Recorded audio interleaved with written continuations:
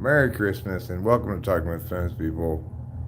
I'm your host Eric, bringing all the Yuletide cheer. And I want to greet you in a seasons fashion. Seasons, not seasons. More like seasons. And as you may or may not know, I have been, as you've already started, and have ongoing this painting project of mine. That's right, a painting project. Hummingbird, how are you? I brought my glasses today, so I'll at least be able to read the chat.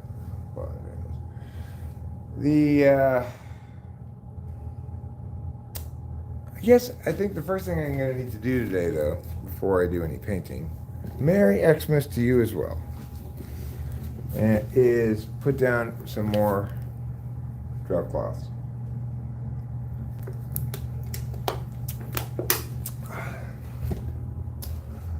Like, I'm more or less done with the living room, except for some little trim bits and stuff. Oh, well, that's fine. I'll put that up till last. I keep forgetting, like, I need to move the internet and its plug and that thing so I can unscrew that plate. That's another thing I could do right now before I even pour any paint. I've got a couple more of these that I need to check out.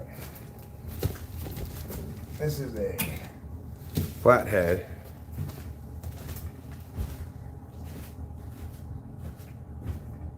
Could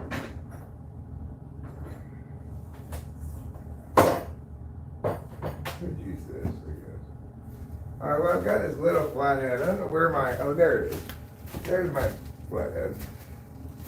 Alright, so let's tilt this down so you can see all the hot unscrewing action.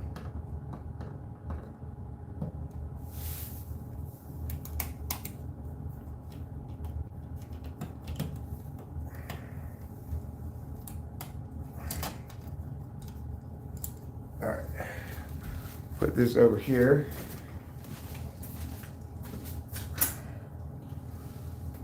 And we're going to bring you over here to share with you some more hot unscrewing action. As you see,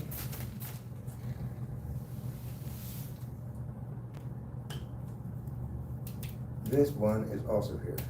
It needs to be removed in the same fashion as the last. Alright, good. So we just put those things up there. Now, it's also the case that I need to do some taping off of some things.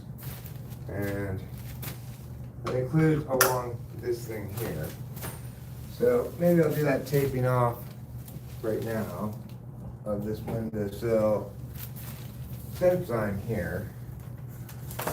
I just need to tape off along here and, you know, where it actually could get paint on it.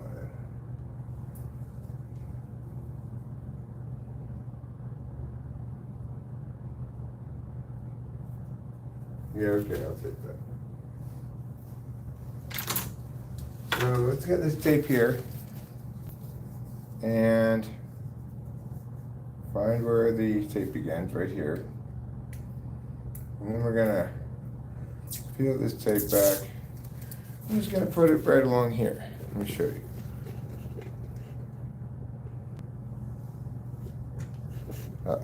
Yes, right along here.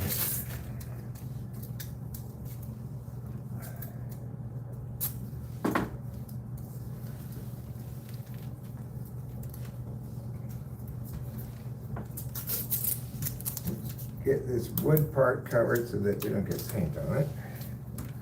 And I also want to get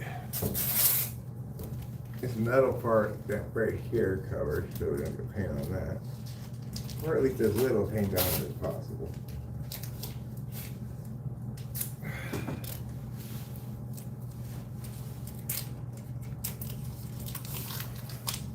We're going to take that off like that. So we can stick a brush down there and paint it with relative impunity, you know. That's what I just did is not good enough because of the way this thing is, but it's a start. Now let's try it like this with another piece of tape. We're gonna push it all the way back in here. Like meow. Yep. Like meow, I said, goddammit. You know what? You filthy, dirty piece of shit. Just stop fighting me on this.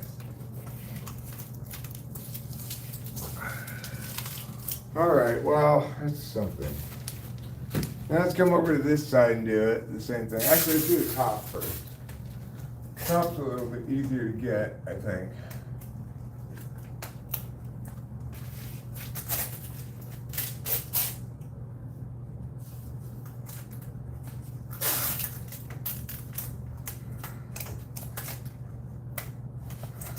Okay.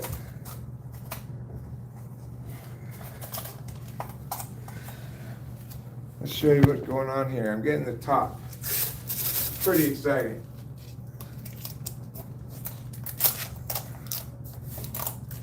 Yeah, there we go. All right. Frustrating. Obviously, I need smaller pieces of tape to do this properly. Like that. There. And like that. A little bit more tape right here.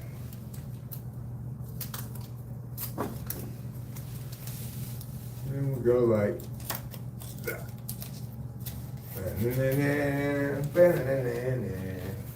Now let's look over here. This side.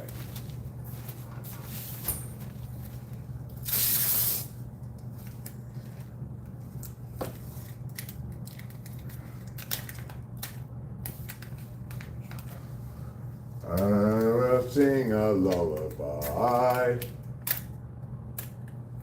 All right, there. That's a good start for that one. Get another smaller piece of tape.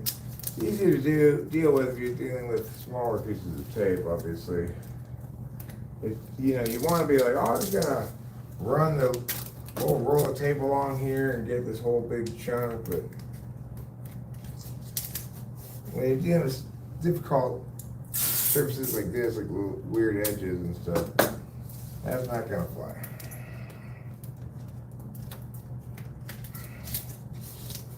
Okay. And down here too. Pia, pia, pia, pia. You like so. Good.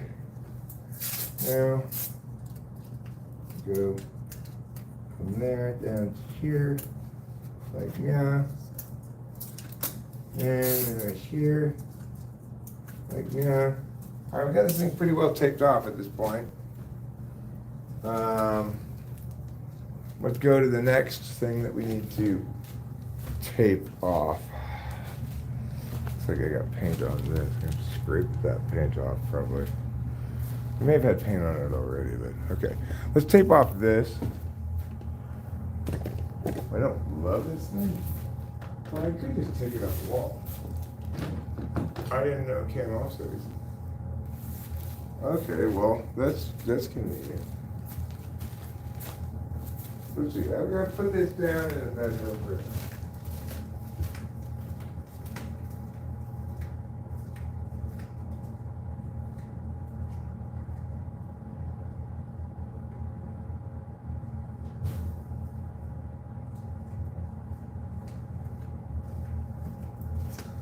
Alright, well now I took that off. Obviously, it was dumb thinking that was like permanently attached to the wall. Now, these screws are just, there's not even any drywall anchors. Alright, well that's fine. Let's take off this. Let's take off this. Let's take off that. This. The ones down there. And put down some tarping, and then we can probably start painting. And that's going to be pretty exciting for all of us. Alright, so get the screwdriver to do that. Okay. I feel like I'm about to I'm more or less, I've been jostling my poop loose. I think it's fair to say that it's getting pretty jostled. That I'm gonna have to poop pretty soon. But let me at least get these things off first. This one has 6 screws in it. Now that's a lot of screws.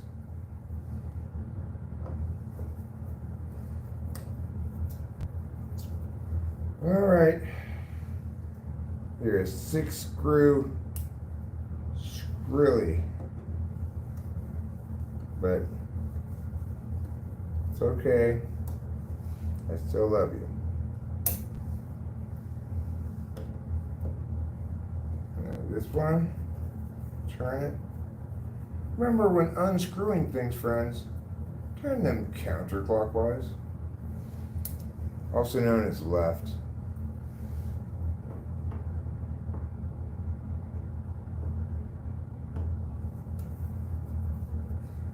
Alright, this seems like maybe unnecessarily robust,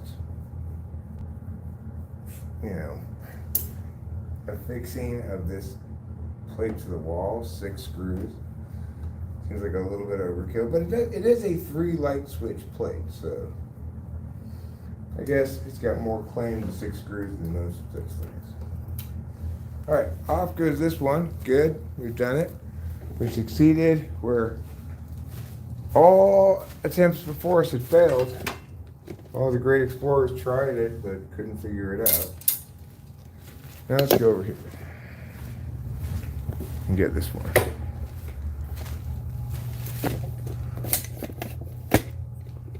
You understandably want backstage VIP access to the unscrewing of things.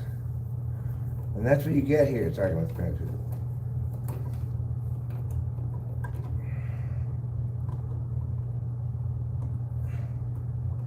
Unscrew my heart. Eric, what did you do, you dumbass?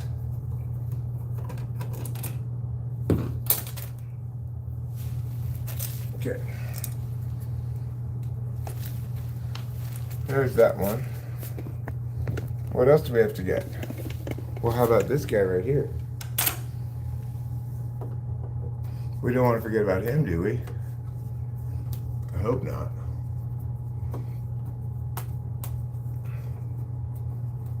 Oh. My poop is getting a little impatient. I may have to go poop before I get that one down there. Maybe I can get that one down there.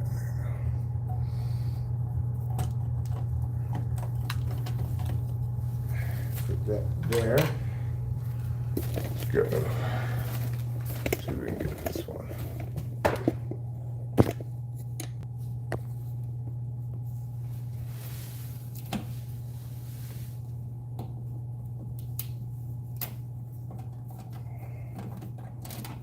All right, good job. Good job, Eric. Good job, live stream people. Good job, everyone. Let's take a gander at the old Chatteroo with our glasses. And then we're going to go make a bit of a poop. Yeah, I jostled them loose. I'm not the Rizzler, but I am the Wizard of Oz. Which is to say, I have the power to give you courage, heart, brains, even a ride home. Have I seen your red and blue sock, perchance? No. I have not seen any sock over here.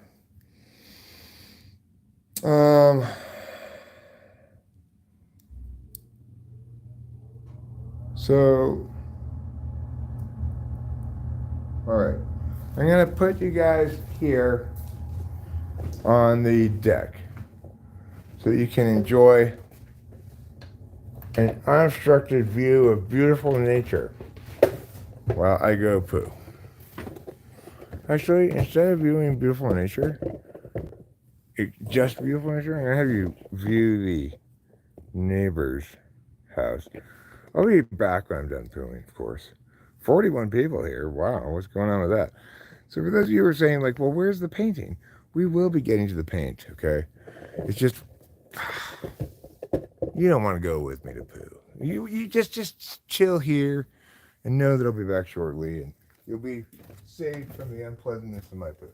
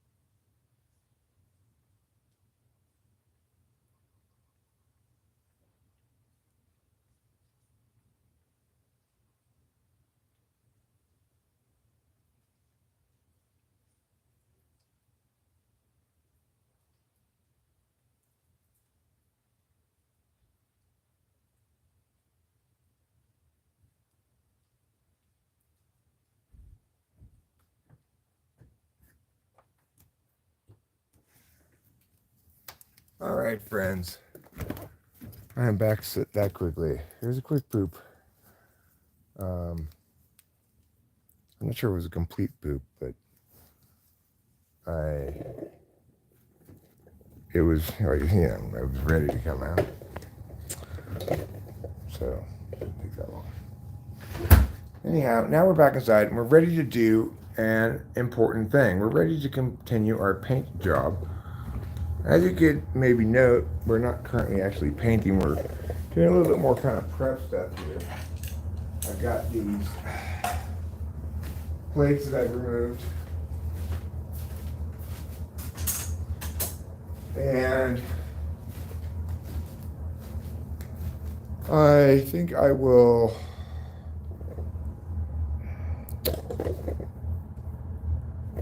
where else do I need to tape here? Like I could tape here.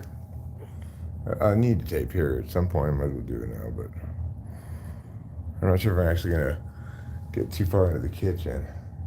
I want to tarp the kitchen. I'm not gonna go tarp the kitchen until I have someplace to put all this furniture. So I need to get that off. Ideally, I'd spackle these little holes, but they're not that big of holes. I'm not sure it's that big of a need. I do have some spackle right here.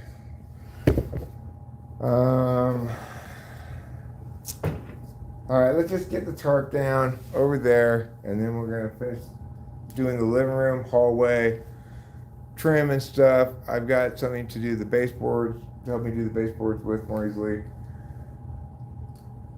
But bottom line is, I don't need to stand around here and assess. I need to get moving, getting paint on the walls.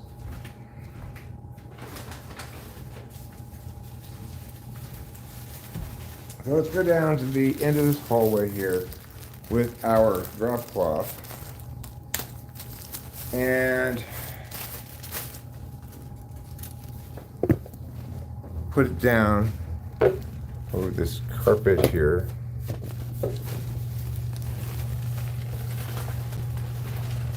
Obviously, this narrow hallway is too narrow for this drop off, which is much wider than. So what I want to do here then is basically narrow it and narrow it.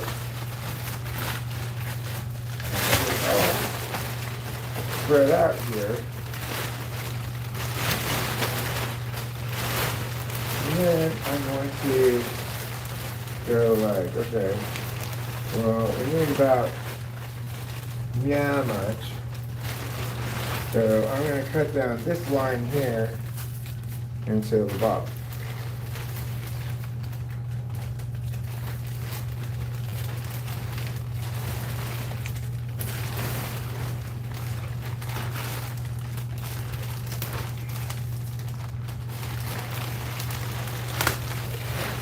So the thing is, I guess it kind of, no, it doesn't go quite along the same, but you can pretend like it does.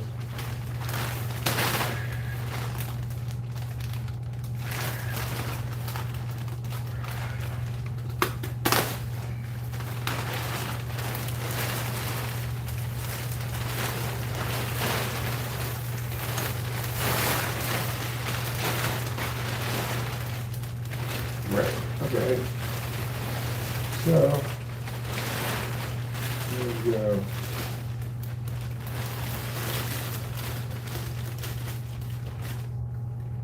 This is not as good a tool as scissors.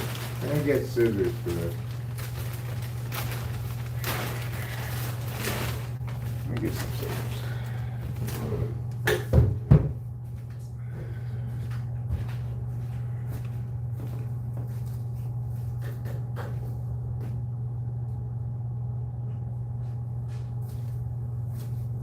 So it's a brisk and cold day with a temperature of minus 400 degrees.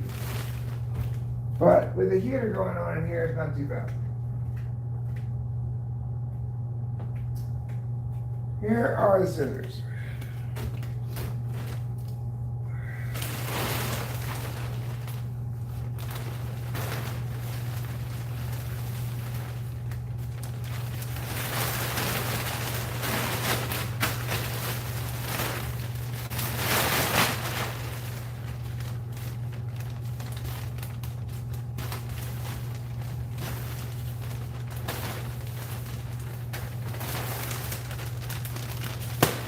All right, good.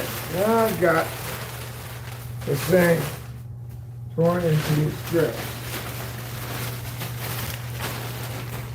With a more suitable width for this hallway. So this goes now. Well, it might be too long, but I can put it into here.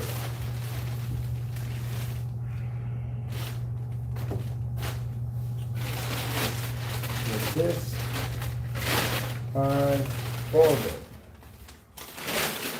Unfolded, you. Okay, now what we're gonna do, let's see what you guys are seeing. I don't even know. I guess I'll have you look from this direction. That'd be fine. Whoa.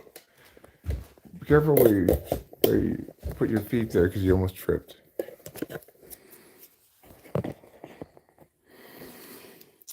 All right. Haha, I likened him to Dexter the other day. Great minds think alike, Acacia. Don't know what that has to do with us, but it felt appropriate to say. It's because you guys have great minds, no Sage. That's what it has to do with you.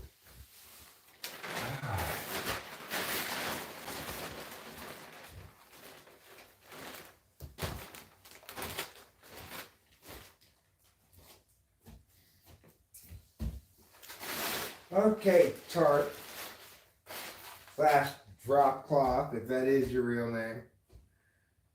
You're still too wide. You're too wide. Hush, hush, wide.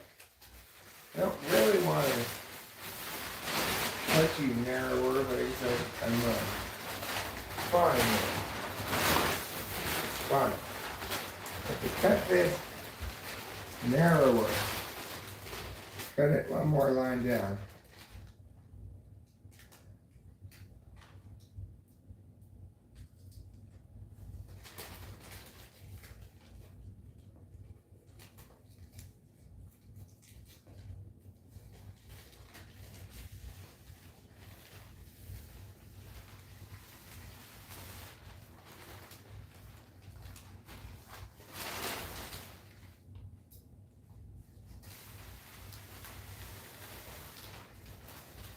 Alright, well this strip is cut off now. Let's see how that works. It's still too wide. We need it to be not that wide. Really.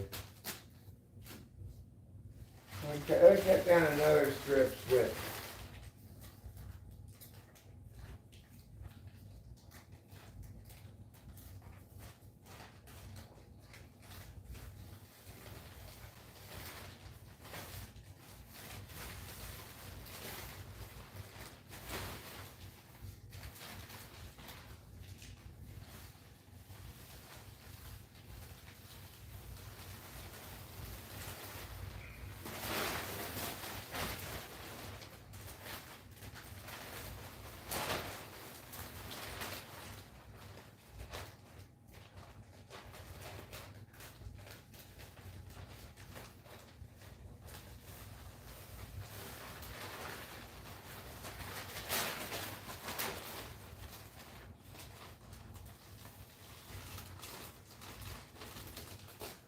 All right, there.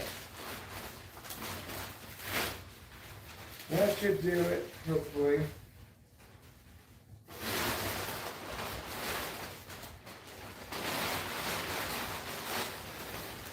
And then we make it a little bit shorter too, but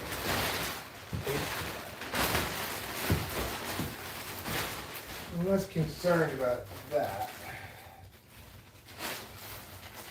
Because we want the tarp to cover, obviously, all the part we want it to cover, but we don't want it to go too high up the baseboards because I have to paint the baseboards anyway, and I want to make sure I get all the way to the bottom of the wall, right?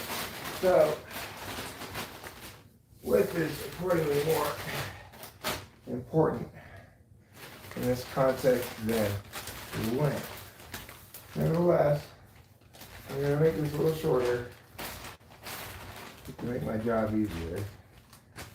And cut it right here.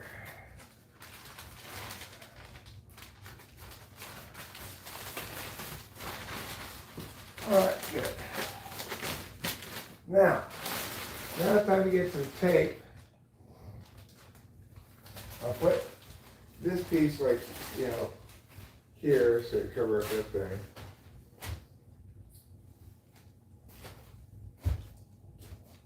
Alright. Tape. Next on our list of things is tape. So start down here at this end by taping this drop cloth to the previous one.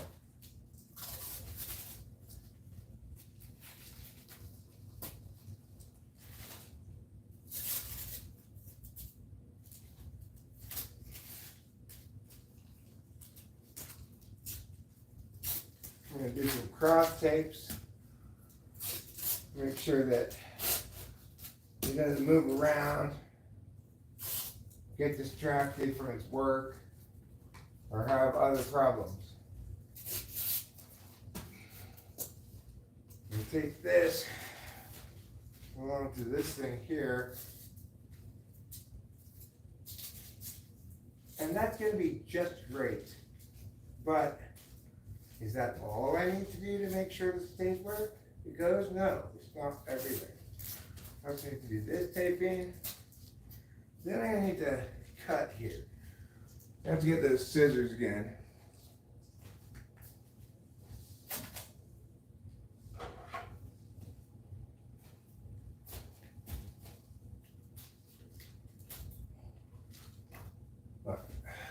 Alright, goes flat there.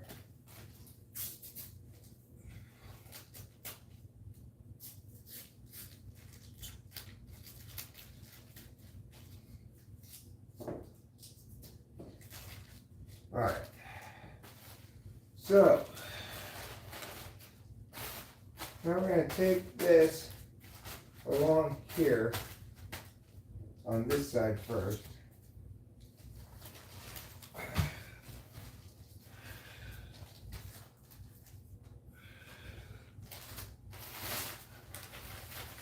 In keeping with basic principles of meowing.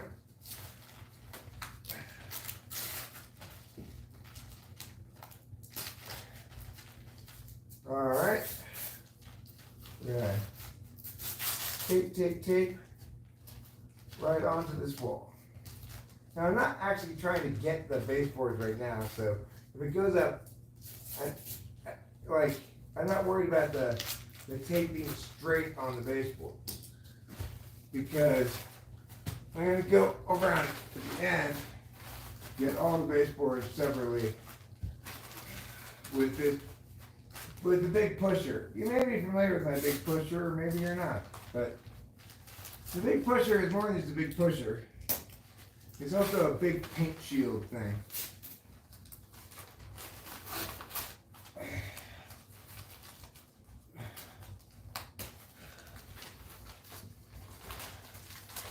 Okay, good. We'll get this side, then we'll come back to the top and do this other side. Make sure stuff doesn't move too much. I want to get some tape cross beams here, like, yeah. And, yeah, with a little bit of placing tape right there. He thought I was going to say meow or something, huh? I always say that. I'm going to mix it up on you. Surprise you, keep you guessing. That's why this is Earth's most prized entertainment. Alright. This guy's really drop off. Let's get you taped.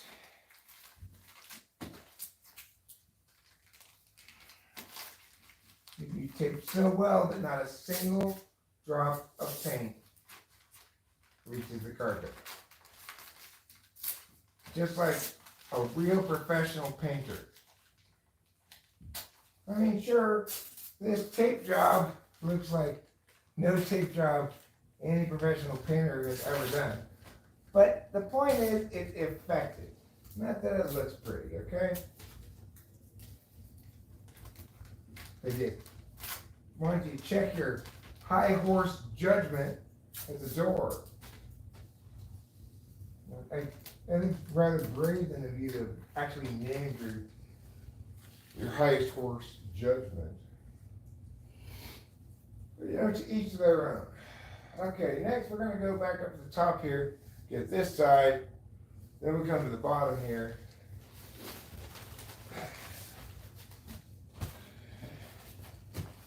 Alright, so it's a little too wide, but not a big deal. I'm just gonna, there's not so much extra shit, so I can just kind of fold it down, or even cut it like so.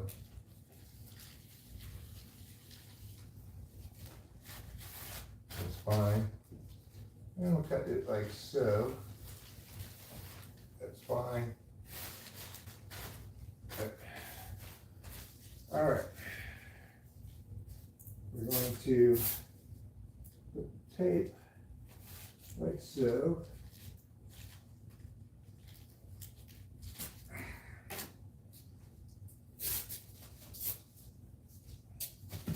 We get next little stretch here, tarp, and we'll tape it. The next stretch, and we'll tape it.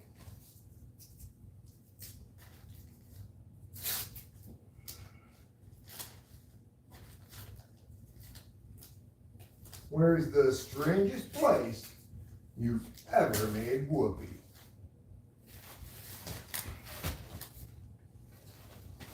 I think right. Eric, have you ever really made whoopee in Burbank? No, I was lying. I've never made whoopie in Burbank. I'm sorry I lied to you. And the truth is, I don't want to make whoopie in Burbank. I'm not the sexually adventurous Lothario I made myself out to be.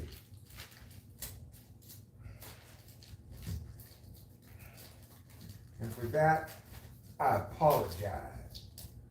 I deeply, deeply, deeply apologize.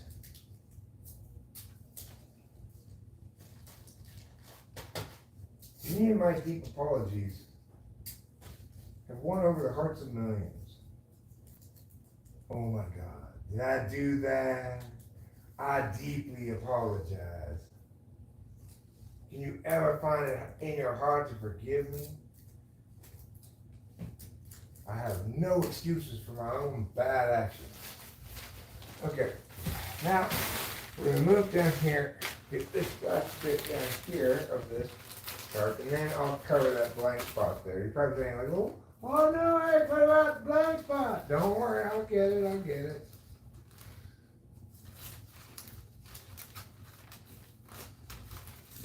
What about the blank spot? Just chill out, I said.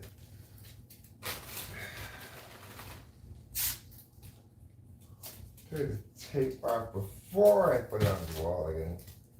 Intelligent person. That helps. There we go. Now we'll get another piece of tape. I'll put it right here with our pudding fingers, like that. Okay, now we'll just fold this over, and we can close this door here, and it'll be fine. All right, put that right there as per now. That's good. And then we're gonna put one in the corner like so. That's fine.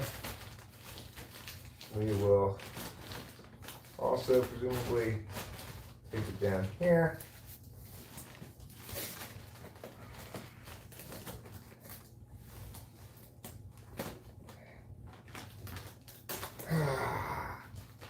You dirty rat.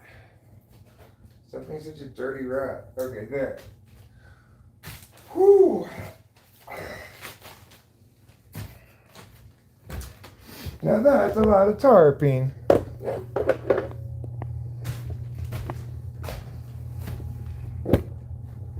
Right, hold on. Guys, can you please stop contortioning yourselves into such a inconvenient shape and such, you know, it's like stop.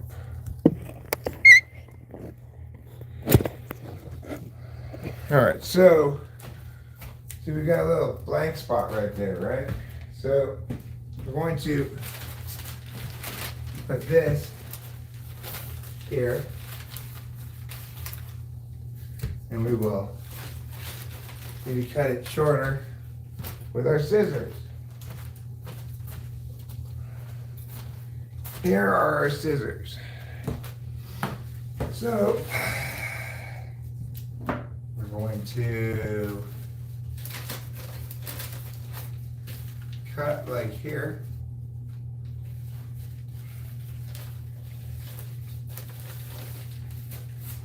And there we have a perfectly sized piece of drop cloth.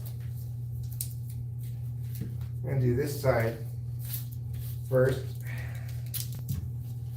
onto the tile of the bathroom floor to adhere this end of the drop cloth. Then I'll do the front end over there.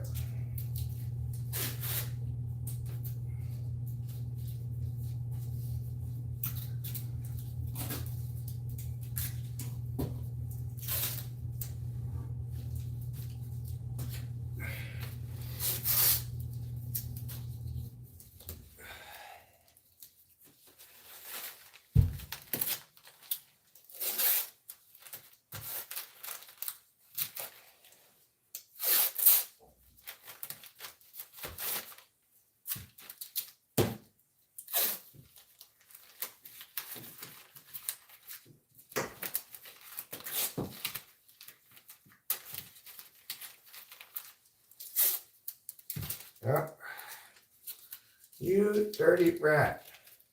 Don't be a son of a bitch.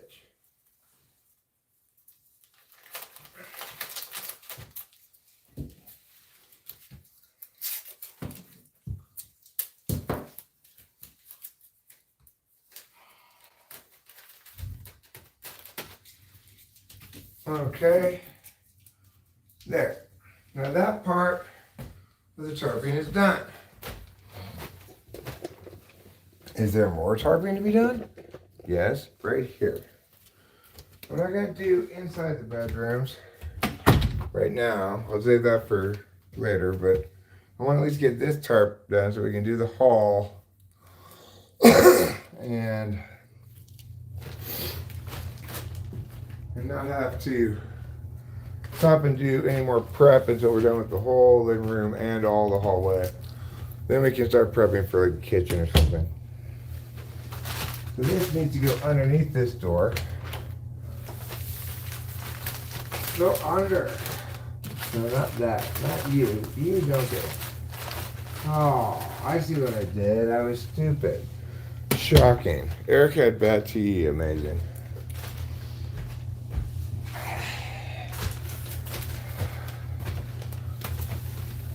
I need a little bit more drop off to go under here like so.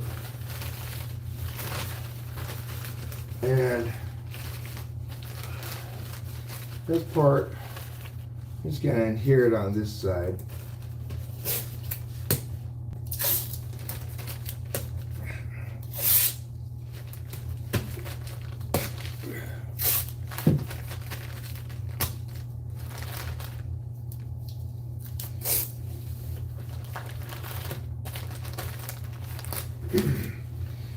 All right.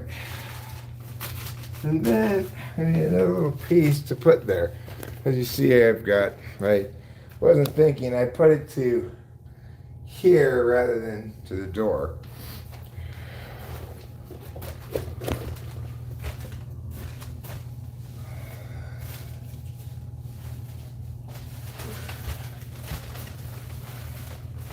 Now, where are my scissors? Right there. Fine. I'm just going to cut a little bit of this off. So we take through this and cut it like here. And we just tuck that up under here.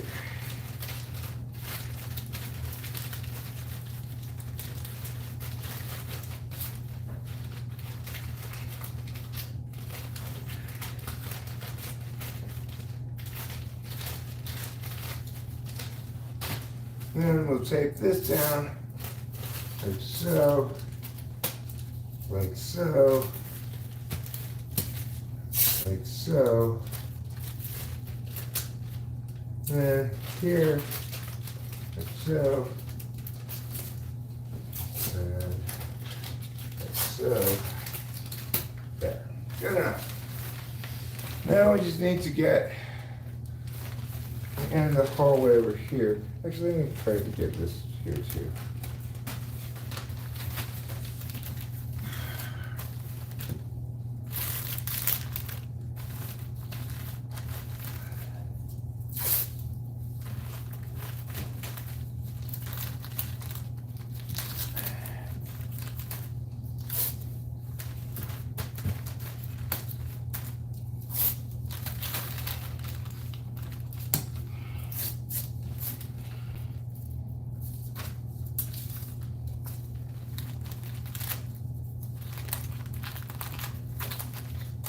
Okay, now that we've gotten that done, it's time to do the last bit over here.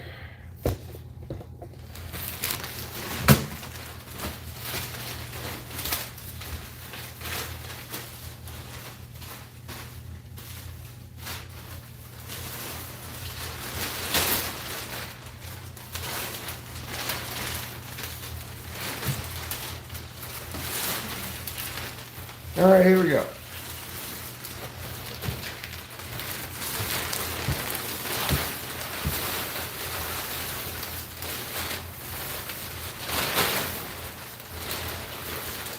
So we're going to start by cutting here across.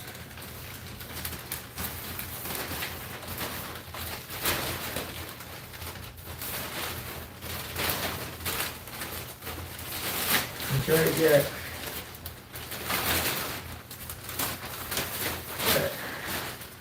a better sized piece for what we're working with here.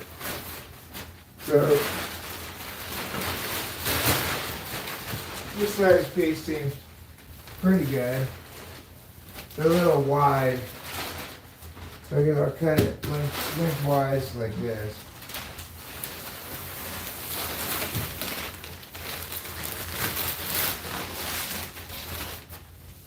And then we'll get another gander with our goose.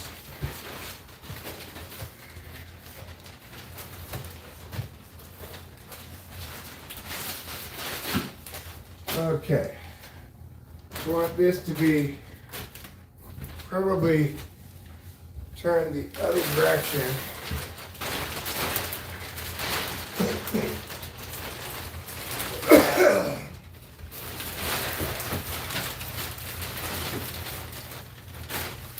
It seems like down here it's a little more narrow, so I think I'll do this.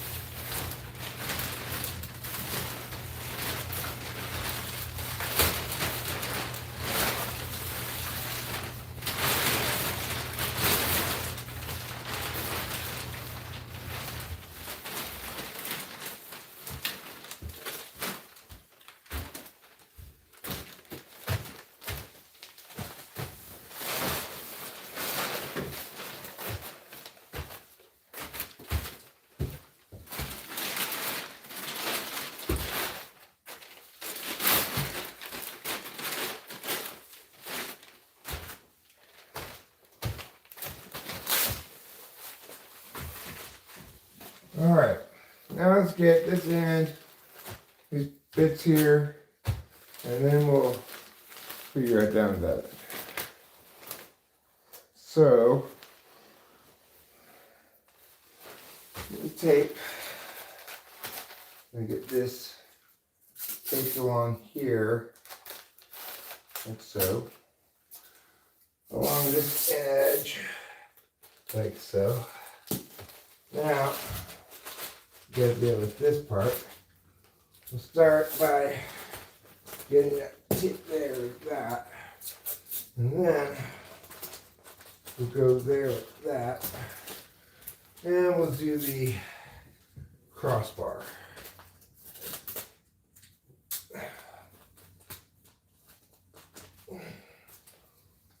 Now, put that in there. This side first. So, fold that over or cut it, I guess. It's better.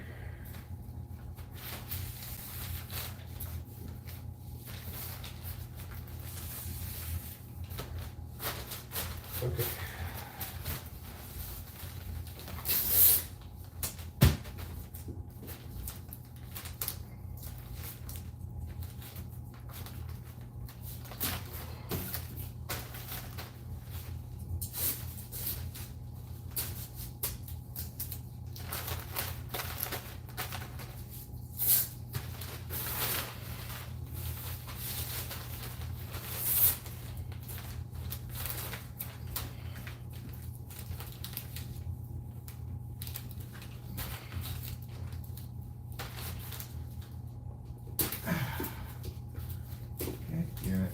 Go.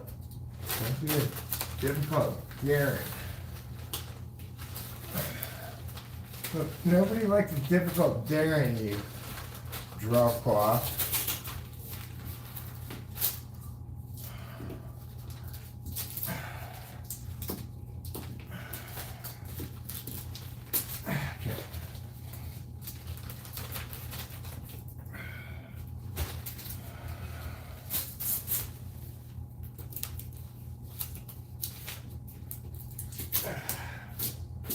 All right.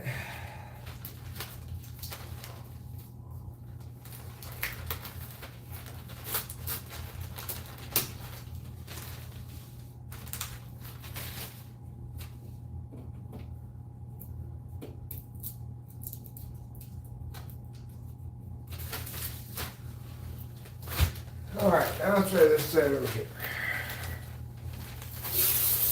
I'm gonna get this part against the wood. Just like, yeah.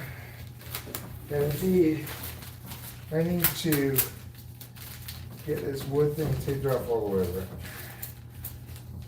Put in more tarping. Up there. That's good. Now we'll get this bit here.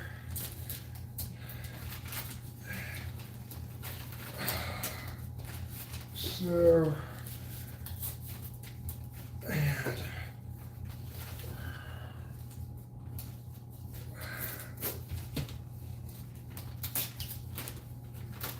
so, okay.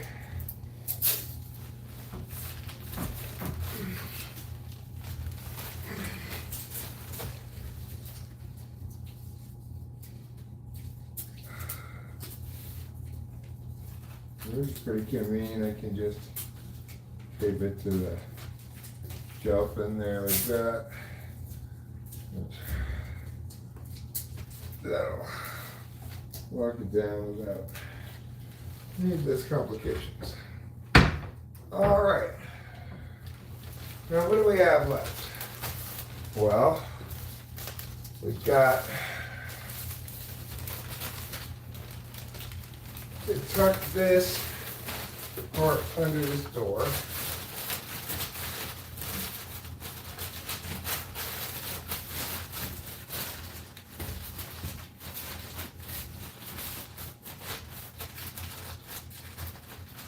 And then let's tape along the bottom here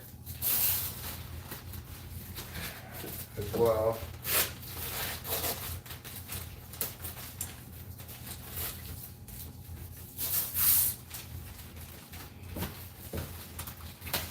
All right, now part of this end is long enough. Part of it's not. We'll have to supplement it a little bit. Let's get the part that is long enough to be the right length. So that means putting here all the way to the end.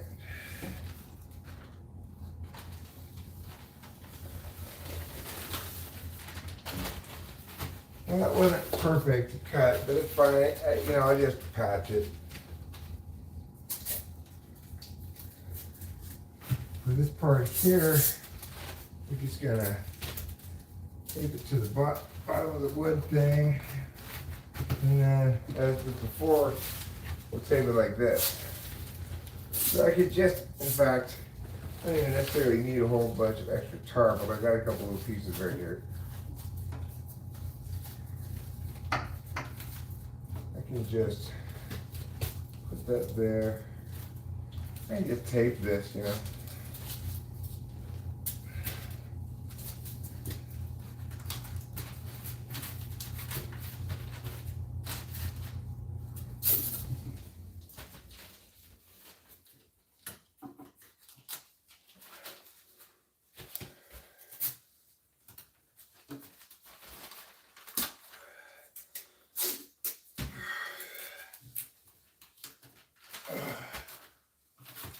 There. Okay. That part's fine. Now we've got this little part over here, which we'll just cut a patch for. That's good. We'll connect it two spots here. Fold this over and tape it like that. And then I'm gonna do the same over here. And we'll run tape against the baseboard. Not like that, like this. Good. Push this down. Tape this here, like so. Good. And then we're going to do a cross beam for structural soundness by putting that there. And there. Lastly, we have this strip over here. It needs to go under the door.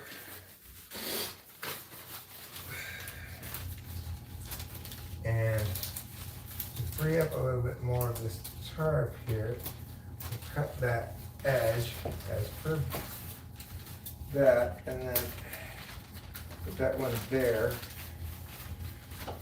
Doing great. We're doing a fine job.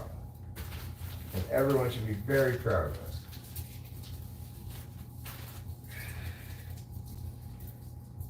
All right. So, get a few little pieces of tape here. And we want to put this the other direction. Yeah, that looks a little bit better. Put that like that. We'll put that like that. And we'll take this down and put that. Go on this edge here. Good. And here. Good. We're going to need one more little piece, which is right here, to go right there.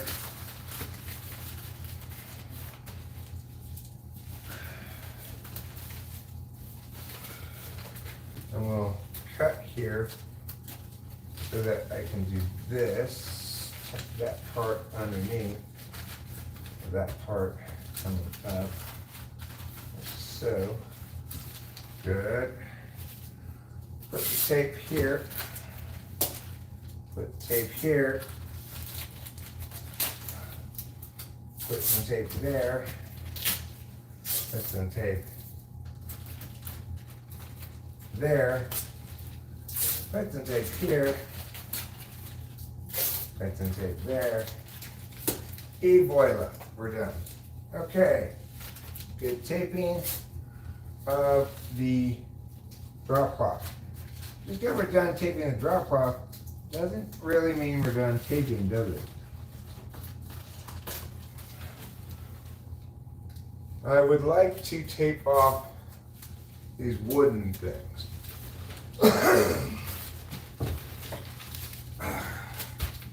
Alright, so to start with this one, I'm going to take some carrying strips of tape off, replacing them one at a time to get this done properly. That's okay. Prep sucks, but once you're done with it, I mean, it's like trying to paint without proper prep sucks even more. Taping that there, good. Taping that there, good. Then we will tape here, that, good. And we get another smallish piece here. And take that like so. Excellent. Now we need to deal with the other side. This is a little easier to deal with because it's not crammed in a corner like that.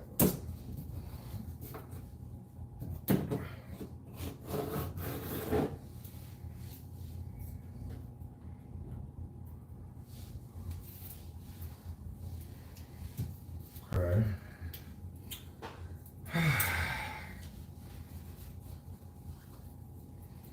Come on, Eric. Tape faster. You're taking too long to do this.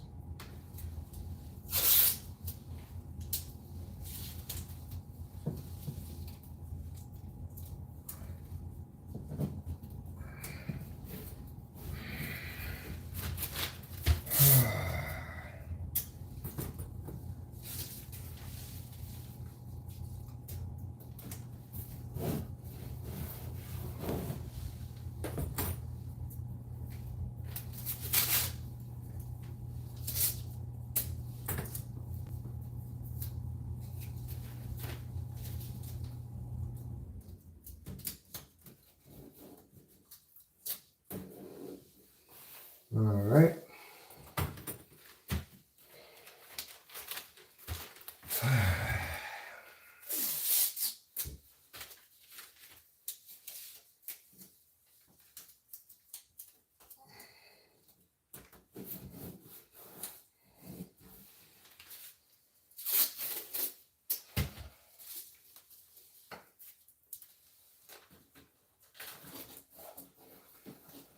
All right, good. That one's taped off. Now I gotta do this one.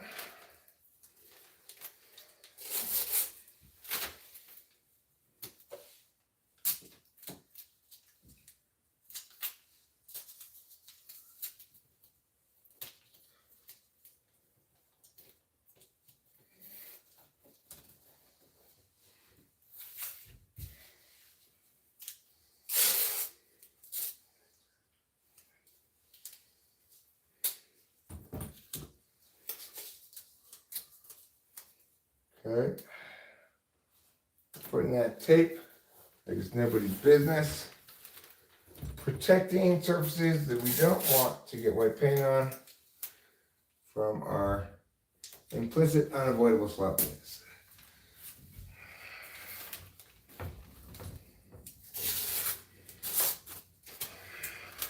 Come on, you.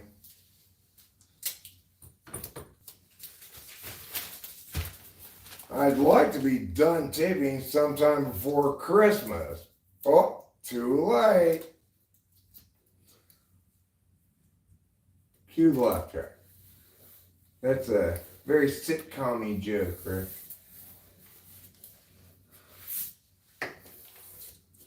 Good. That one's done. Now let's come over here. Get this side.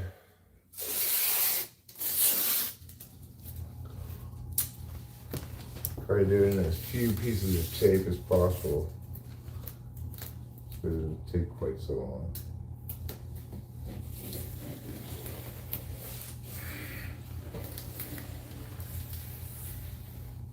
Okay.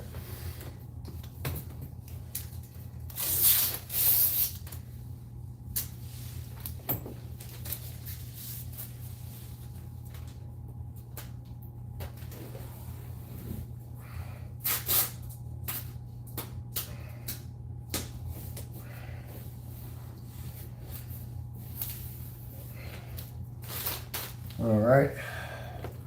I'll go around these doorknobs here.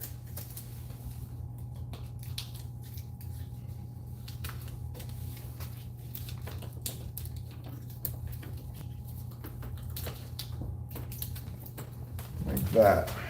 See? Around this part of the doorknob there, so I'm gonna get paint on it. Do it here and here as well.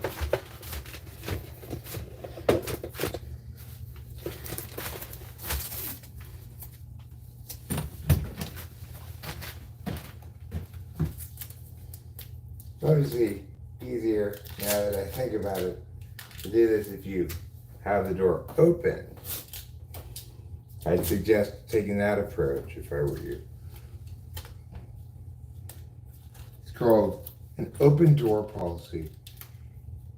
Here at McKenna Frederick, I have an open door policy. If you have a problem, just open my door and tell me you want to get fired. Because I don't need to hear you complaining, bitch. Welcome to McKenna Frederick.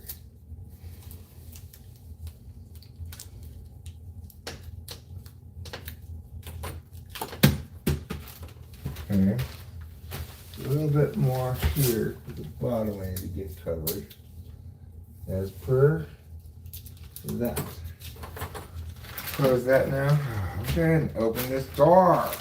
After I've done all this tucking and shit underneath of this stupid Eric. Stupid Dee Dee.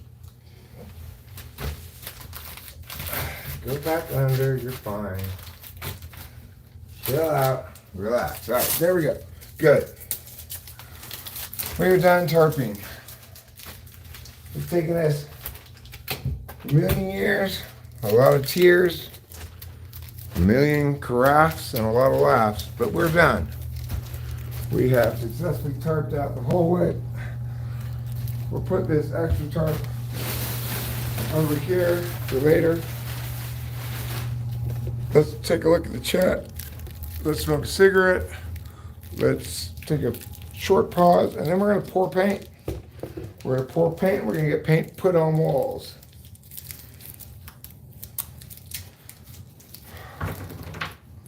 Okay. Cigarette. I also need my beverage.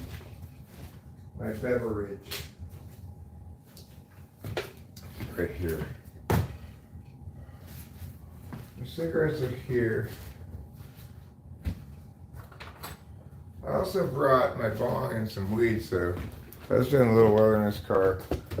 I could go get that at some point. So you see, this is a big pusher I was talking about. This is all used for the baseboards. You know, like you push it up against the wall. The other side demonstrates how it's used, right? And that way, you know, it's like a huge shield. Whew. Tired already, and I haven't even got one drop of paint onto anything. Okay. You were wasting your time writing down what No Sage said when you should have been writing down what I was saying.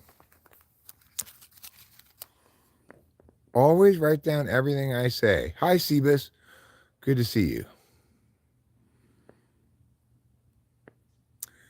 You were stationed.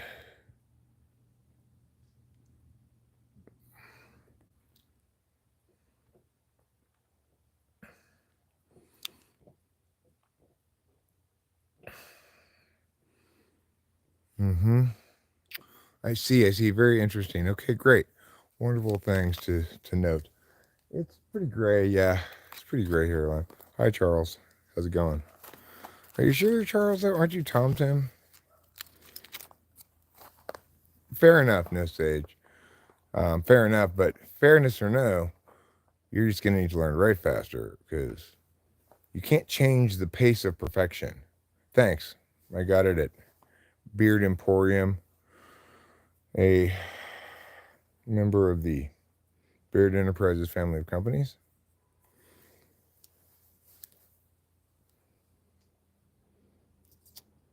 You know, I may not have gotten it at one of those fancy boutique beard shops, but in my mind, it's just as fashionable. It's just as elite. I have an elite level boutique handcrafted beard made out of Guatemalan llama fur.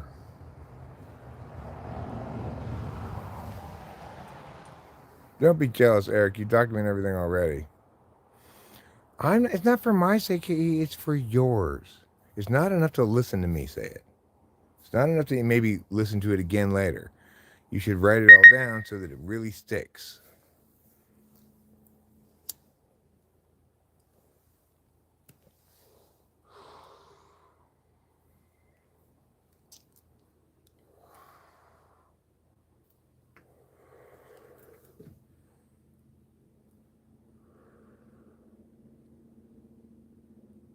It's like when Plato, Newton, Immanuel Kant, and Albert Einstein all came over to my house the other day. And I said, hey, you know what? You guys are pretty smart. I'm going to write down some of the things you said. But because they were so smart, what did they say? They said, Eric, please, we're not here to talk. We're here to learn.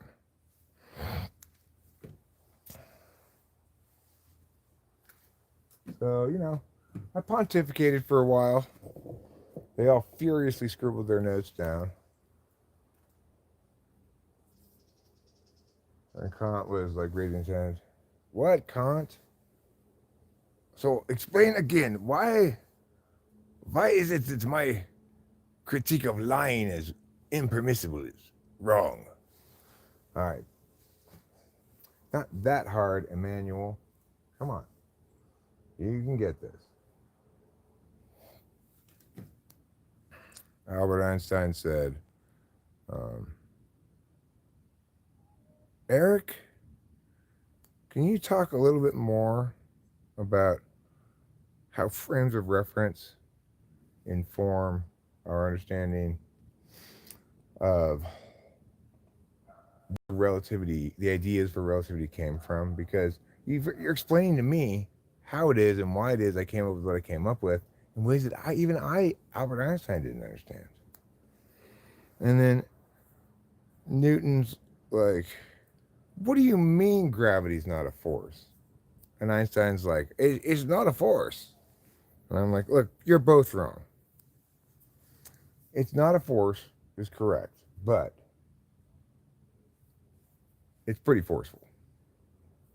But tell that to the man falling off of a building.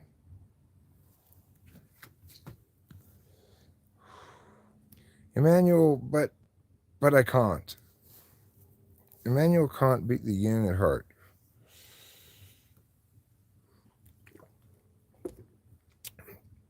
Plato was like, but I was right about my Platonic ideal, wasn't I? And I said, no, you were just like all these other people in history. You were just projecting your own cognitive function bias. You see, Plato, you are an NI user. So you understand identity as a intuitively known conceptual whole. And accordingly, you created philosophy that proclaimed such to be the explanation for something, when it wasn't really an explanation at all. More like an observation. Oh, Albert, you showed up late to the party. What were you, waiting for Godot? Who wrote that one? That was Sartre, right?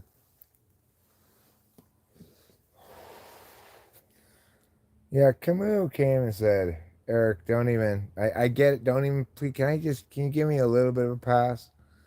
And I said, you know what I'm going to tell you, right? I know. It starts with that, rhymes, the first word rhymes with ucking, the second word rhymes with upid. I know. It was a childish mistake of mine to write books and stuff. I don't know what I was thinking. Now, I've got all of these insipid college freshmen thinking they're deep. Well, at least you know what you did and you own your mistake, Albert Camus. And there's also that one other thing. Yes, go ahead. Continue, Albert. I'm French. Yeah, exactly. Hey, why don't you, after you're done reading your Camus, why don't you go read some, what's that guy's name? Fuck, I forgot his name. That horrible French guy. Uh, Foucault. After you're done reading artificially deep stuff in Camus, you could read artificially intellectual stuff in Foucault and just make a whole salad of bullshit.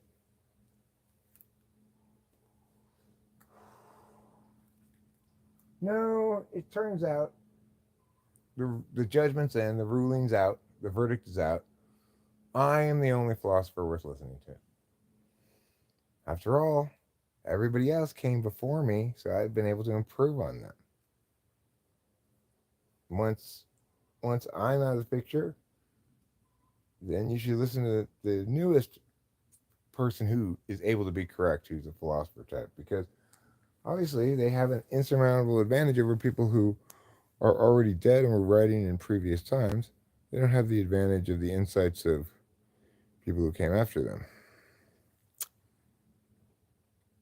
Oh, you're not a fan of Foucault? Okay. All right then. Fine. I'll excuse pretentiousness if as long as you're not a idiotic commie. It's fine. We all get pretentious a little sometimes about some things. For me, I get really pretentious about my poetry. I like to read it. I like to explain what it means. I like to tell you how if you don't absolutely love it, you're just not getting it. It's going over your head. My poems are mostly all about my feelings. Like, I have one poem titled Me. Me, a bundle of nerves, fear, shame, anxiety, anger, rage, joy, peace, tranquility. Me. That's one of my. I mean, obviously, I've got it memorized because it's so genius that you probably already have memorized. It resonates so much with what a poem ought to be and what a poet ought to be, who a poet ought to be, and why a poet ought to be. That it won the Nobel Prize for poetry, not just this year, but every year from now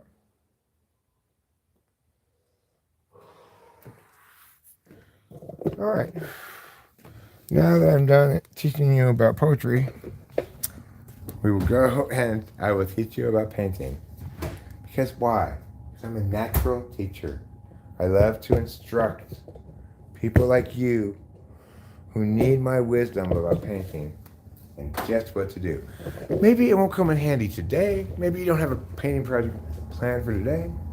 But maybe someday you'll be about to do something like, I don't know, put your hand in the paint and go, wait, no, not my hand, a roller. I remember Eric taught me. So last time I painted, I did not do anything with this old roller because I have 3 new rollers. I figured I'd trash this one and start with a fresh roller. And indeed, that's exactly what I'm going to do. So, let me show you. To get this roller out without getting paint all over my hands, first I'll put it in this grocery bag. Then I'll take it off. Now I have paint-free hands and a thing ready for another roller. Let's turn you this way so you can see all the hot roller putting on action.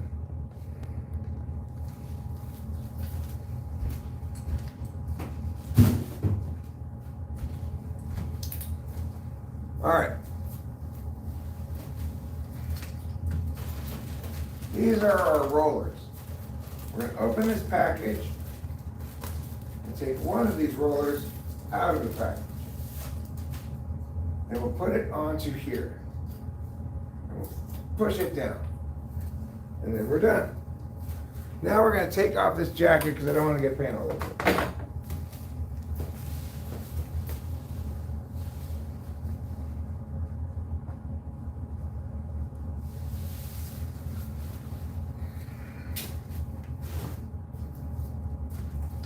These paint cans have little teeny bits of paint up to the bottom, which I'll use for trim and stuff at some point.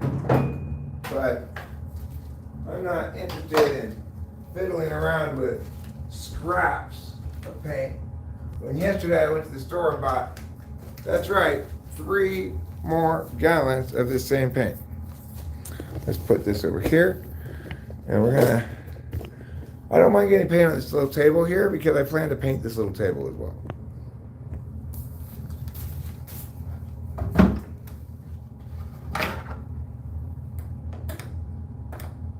So before I open it, I'll just give it a quick reshake.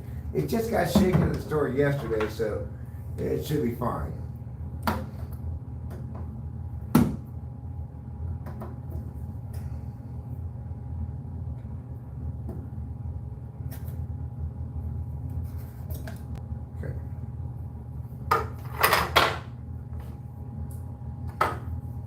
I'm not going to pour the, well, actually I really should pour the whole gallon at once. It's a deep pan, so I can. But most of the reason I should is because it'll make for a less messy paint can, less waste, less opportunity for, spilling and other problems. I'm try to get most of that paint out. And then I will put this lid back on. But first I'm gonna get these drips here, like so. Because You want to keep a clean paint can if possible.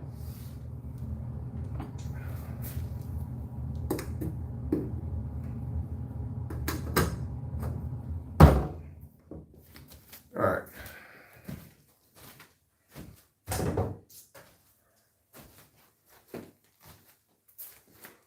Now we're going to start by getting the hall here. I think what I'm going to do is move this lamp over here so I can see a little bit better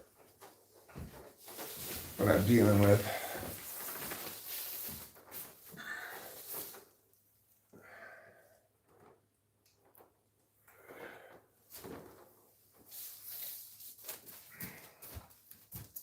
Needless to say, if I get paint on this lampshade, I'm fine with that.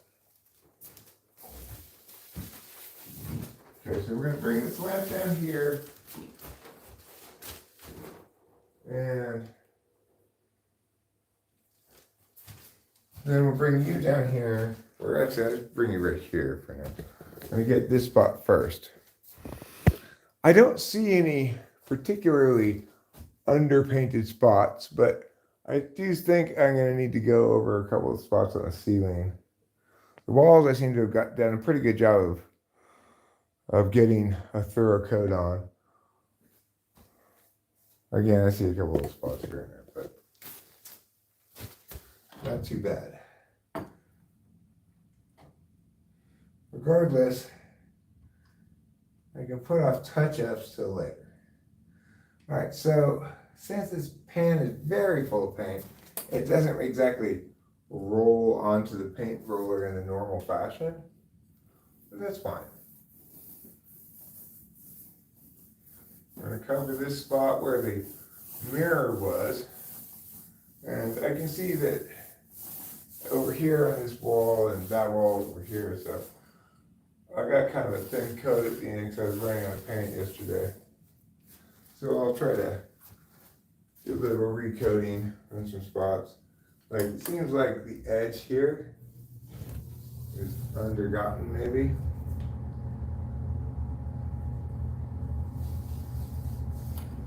Anyway, I'm not going to get caught up, sidetracked in dealing with that stuff prematurely. So let's get some more paint here on this. Good. And we'll just put that right on the wall here. Perfect.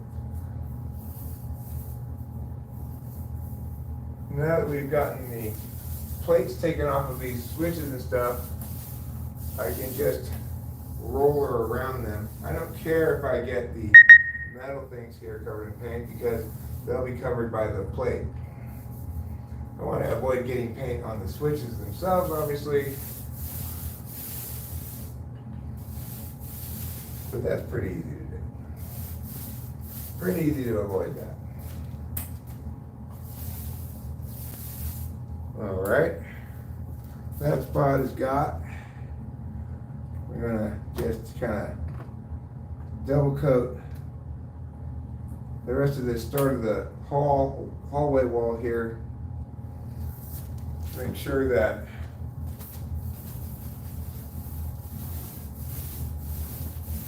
we account for any thinness from lack of paint last time at the end when we were painting over here.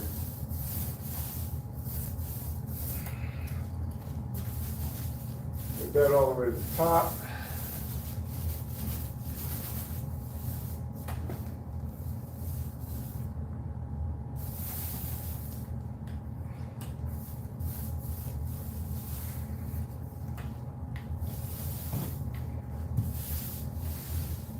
Alright, put some more paint on this and get the rest of this wall here, and then I'll move you down here and we can make our way down the rest of the hallway.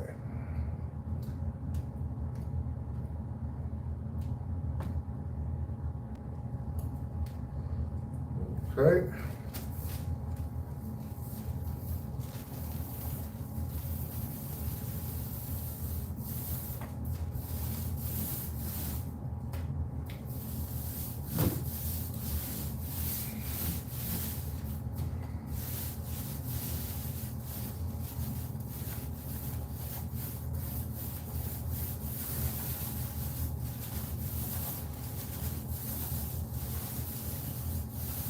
Okay, get more onto the roller, and then relatively soon we'll be down to the spot where we can actually roll against the pan rather than just kind of slopping it on here like this.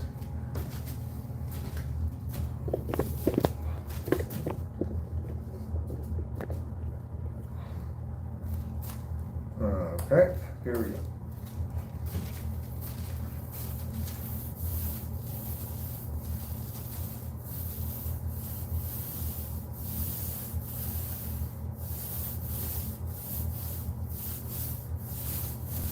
And so I've just about now given this wall right here a second coat down to the edge of the kitchen there. And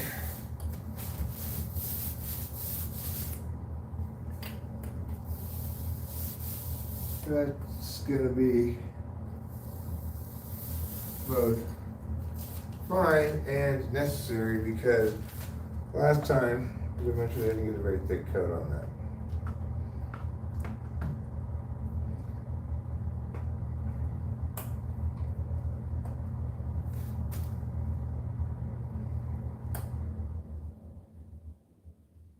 Okay.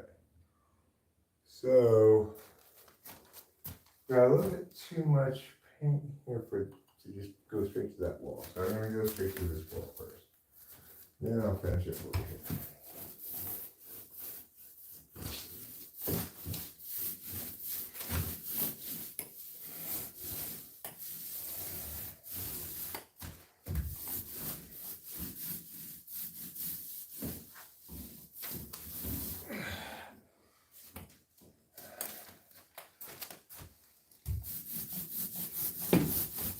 All right. Good. All of that. Good. Now we're going to come down here and do this wall. So let's put you here. And I will. That's fine. Just like that's fine. I guess I could make you a little bit more tilted downwards. Oops. There. All right. In order to prepare for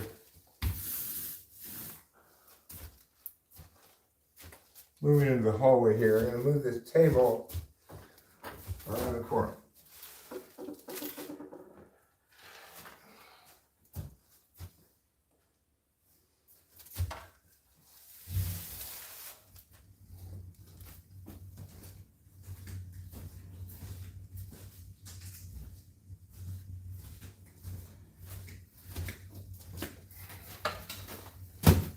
Okay.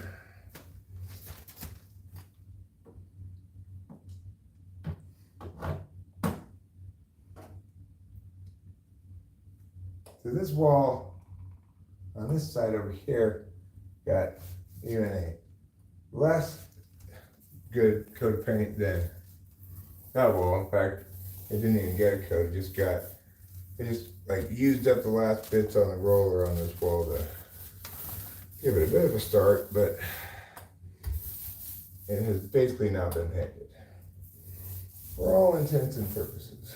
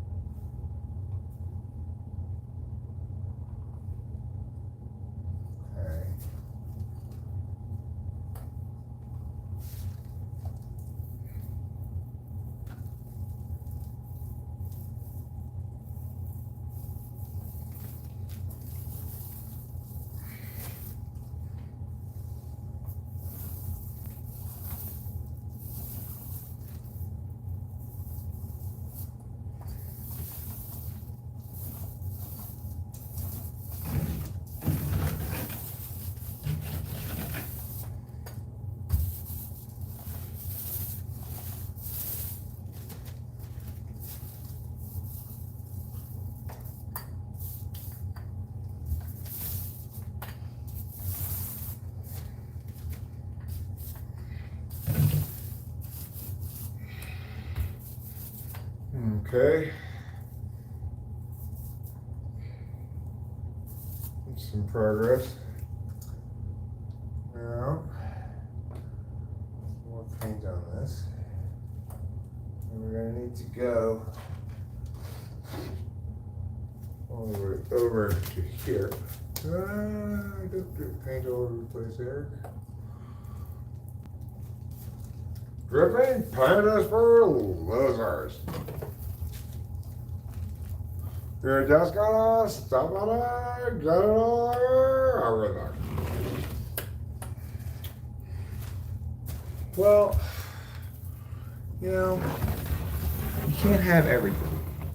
Sometimes you're gonna drip a little paint in mud. You're just gonna have to live with that.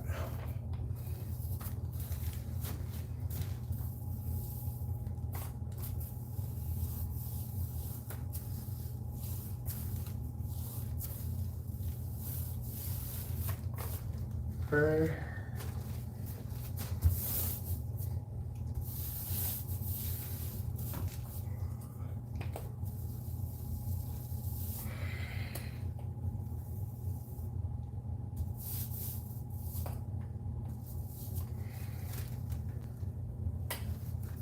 Let's bring this down a little bit more.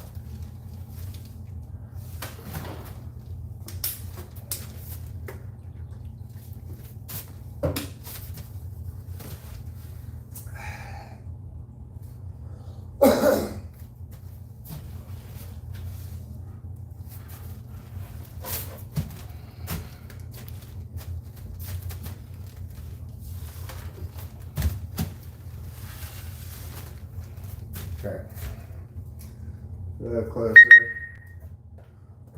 A little closer to tomorrow, but further from yesterday.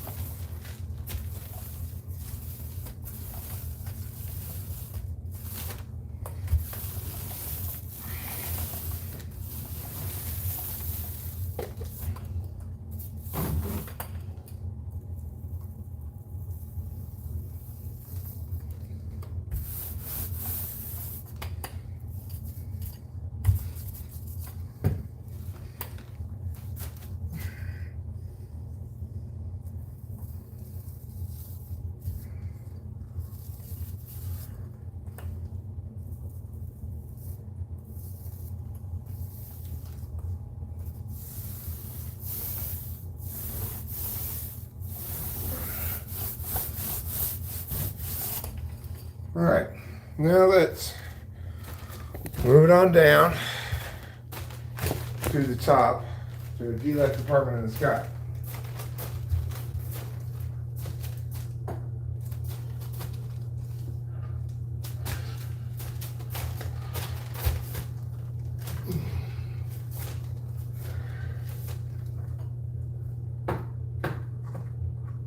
Beans don't burn on the kitchen. Yeah, don't burn on the grill. Okay. Nope, we got this one painted up good. This roller. We got this white circle here. Probably gotta tape that. But I think I'll kind of paint around it for the moment so I don't have to interrupt my flow of action. My action flow.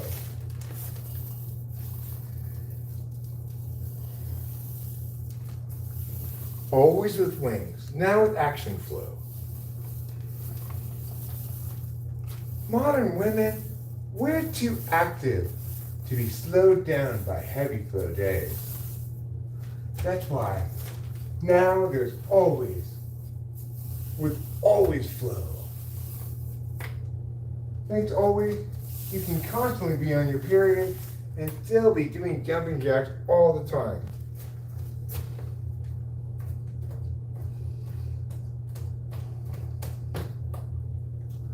All right.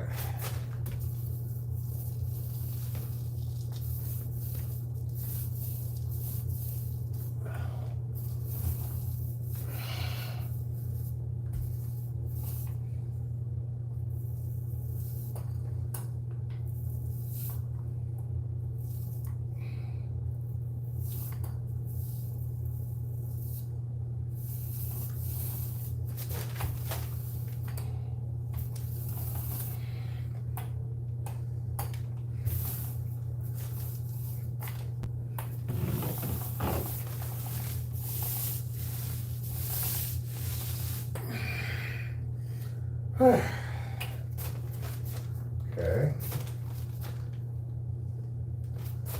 Let me get this part now.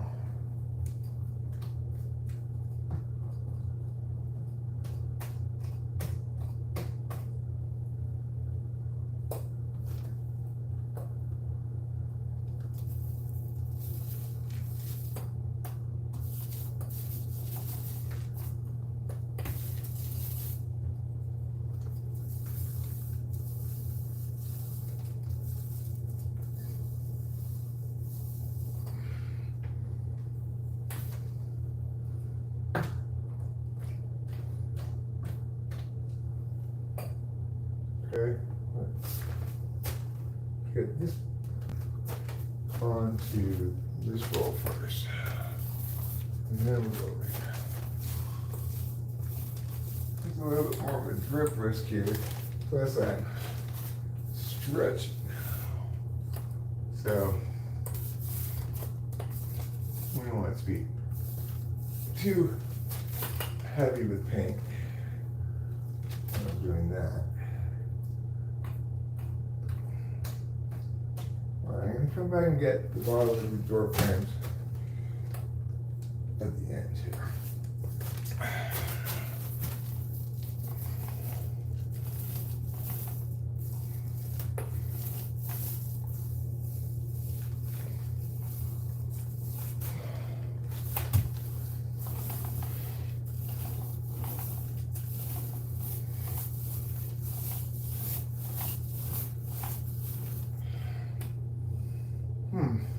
Okay.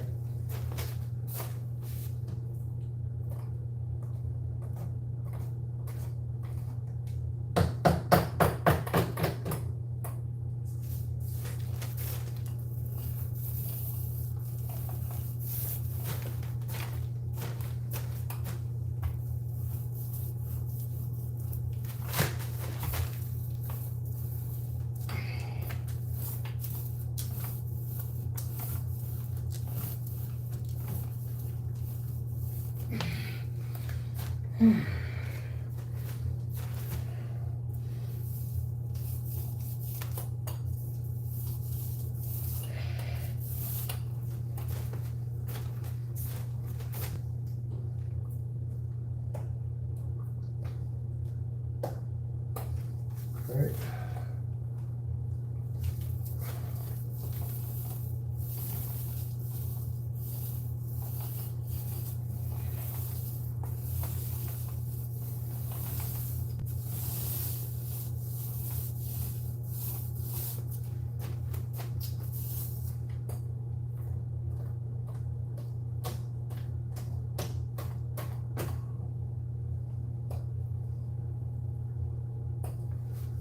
Getting paint on the walls, that's what I do.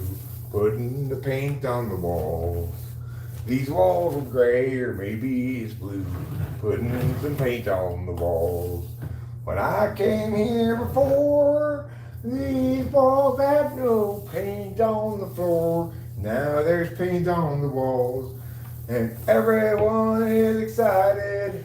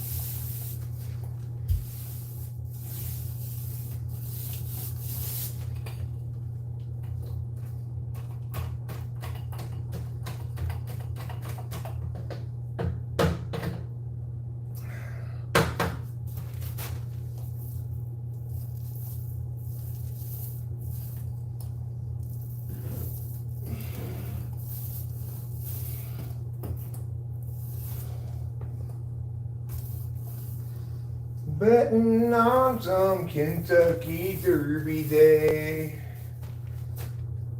I'm out in my room with a needle and a spoon, and another girl to take my pain away.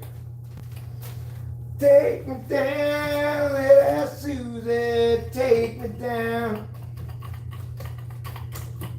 I know that you're the queen of the underground, and you can send me to flowers by the morning. You can send me to flowers by the mail, and you can send me to flowers on my wedding, 'cause I won't forget to put roses on your grave.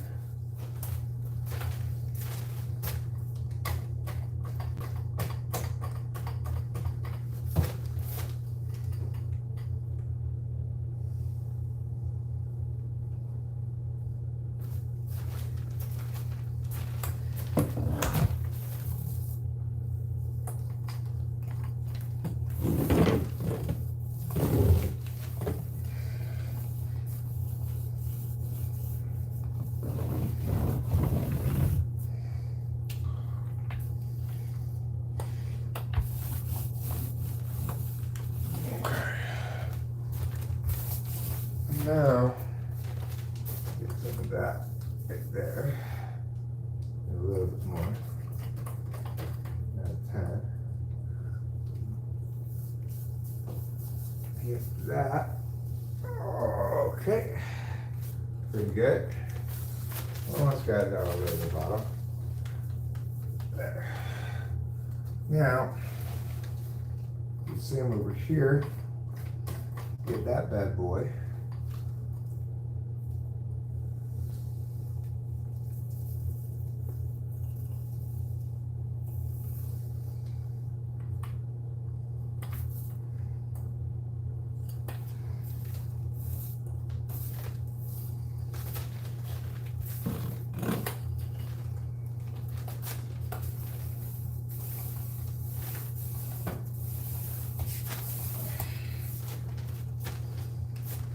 Well, we are making good progress on this hallway, and you should have it hammered out here pretty quick.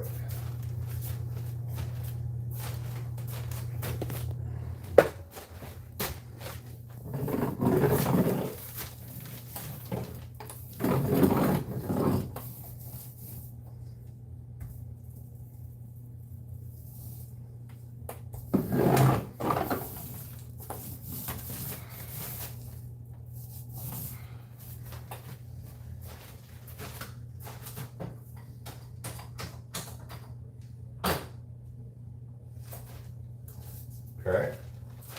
And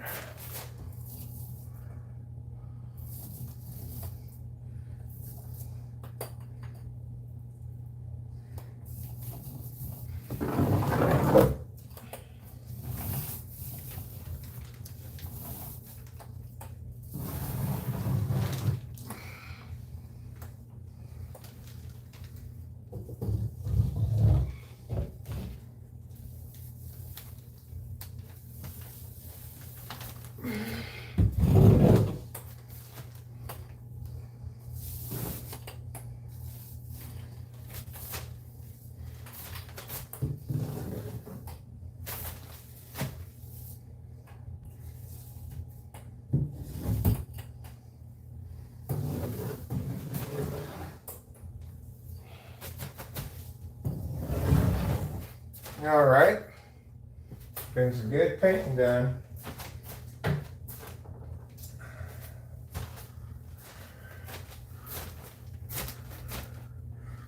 So I've been nominated once again this year for the International Award for Elegance in Painting.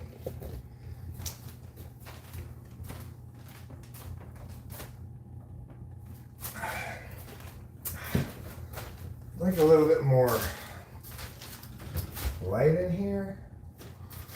I think I'll have to bring. Okay, well, let me move this table first. Actually, let me do it like this. Now move this paint first. It's easier to move the table. Put the paint right here. Make sure not to step on it at any point.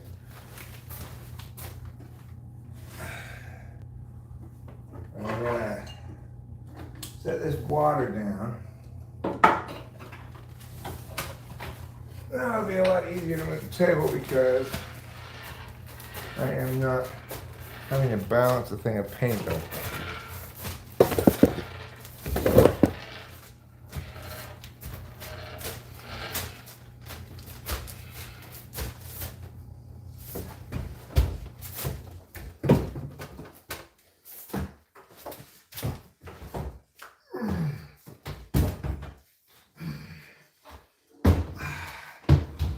Oh.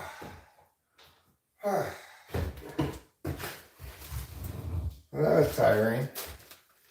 That's super tiring. Okay. Now I'm gonna put this over there. I'm also gonna get a brush in addition to the roller because we're getting to a spot where we need some brush action here.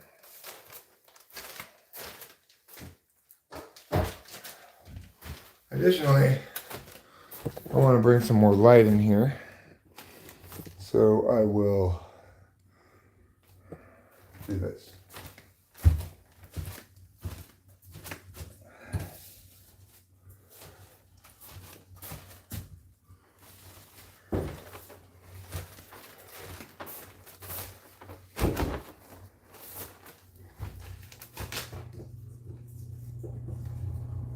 All right, there's a little bit more light for us. Let's go get that brush. Or there's two brushes actually. I bought new brushes yesterday and we'll just end up throwing out this brush that I've been soaking since. I guess it's no reason to really throw it out.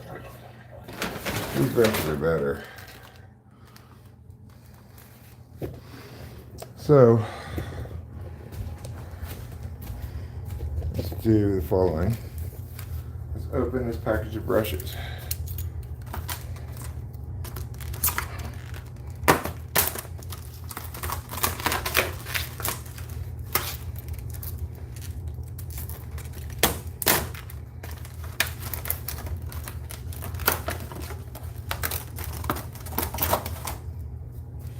All right.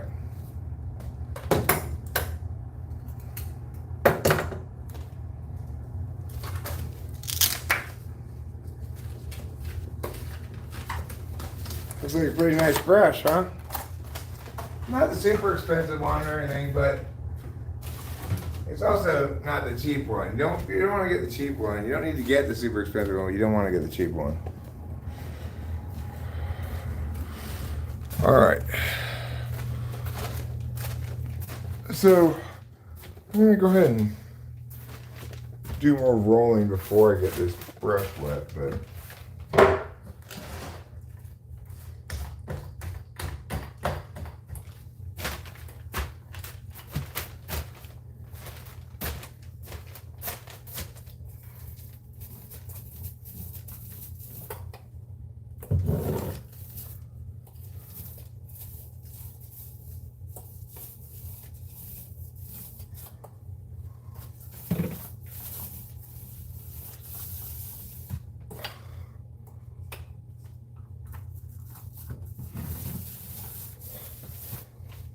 all right.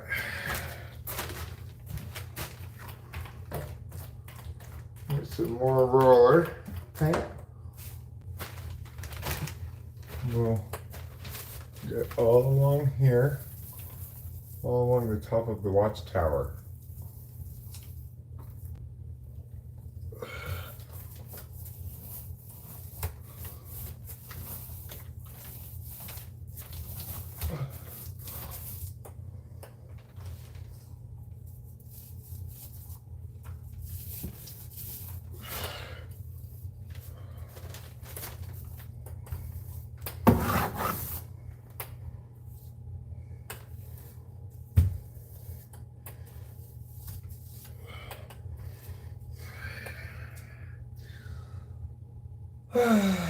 Okay, well, let's get some more paint.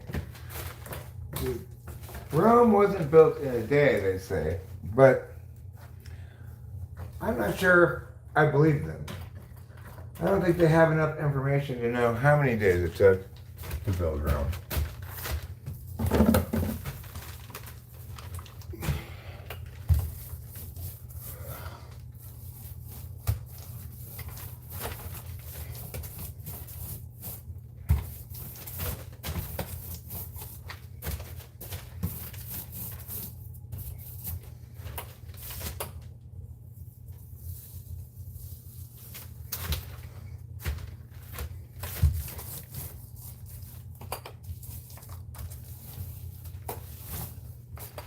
No, no!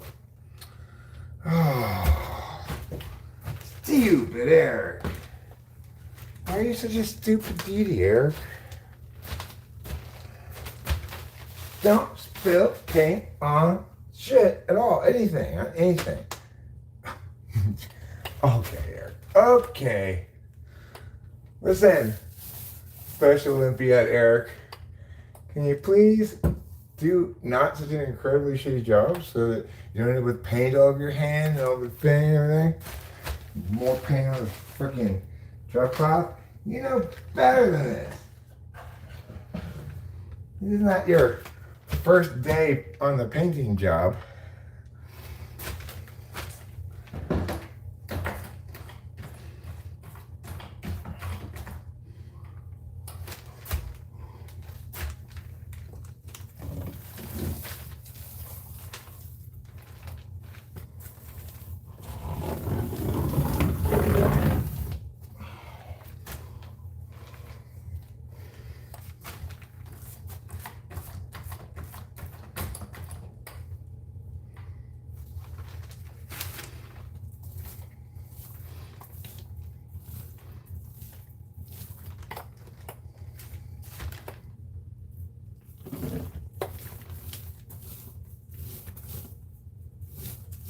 Okay.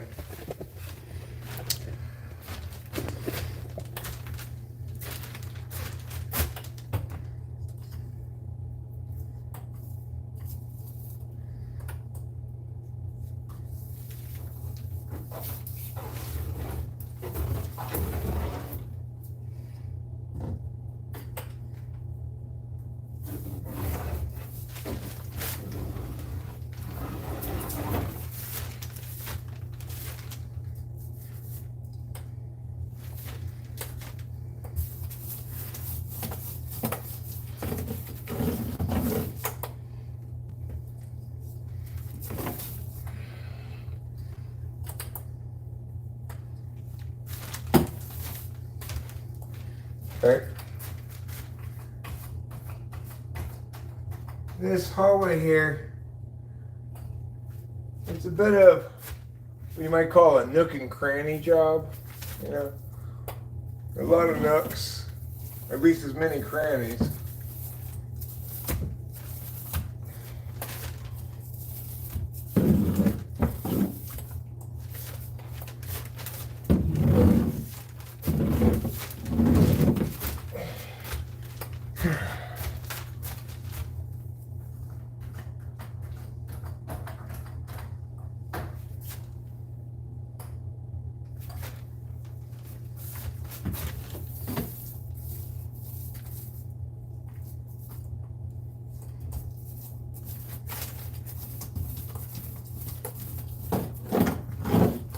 Oh, Eric!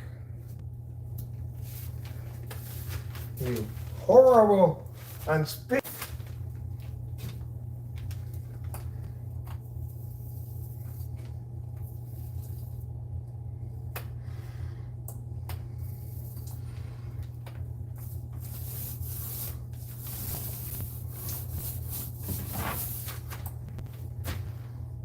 Okay.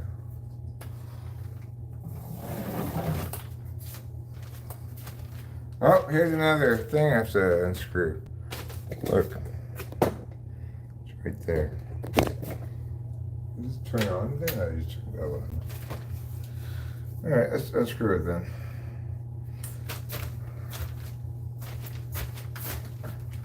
You are here to learn how to speak. When we first met, you will never forget. 'Cause even though you didn't know me yet, we're born together, one and forever. Now I will never let you go. Baby, I can't wait to know. What do you think about things? Believe me, I will always be there, so you can tell me anything and I'll listen. All right, let's put this one away.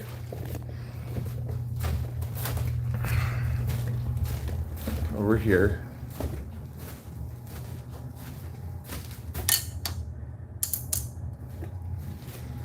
All right, now let's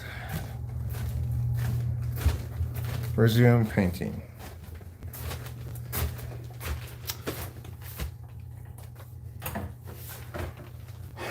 We're almost done with this hall. We'll go over the ceiling again after that, and then we'll take out the brush and get all the nooks and crannies that we can't get with a roller.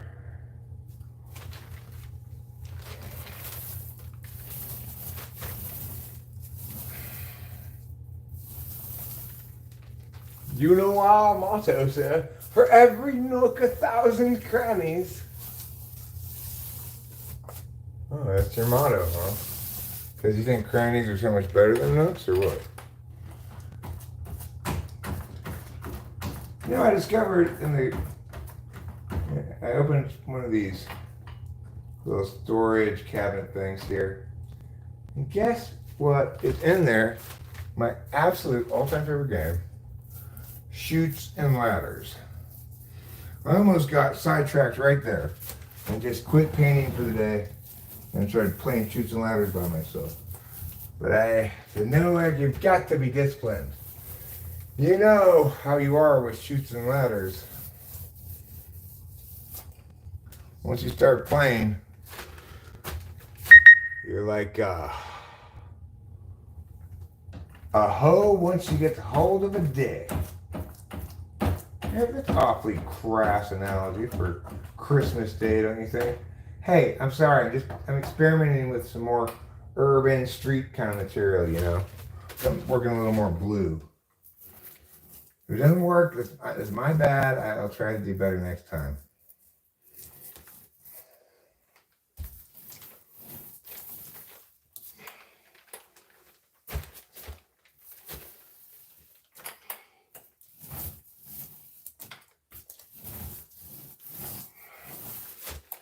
Okay.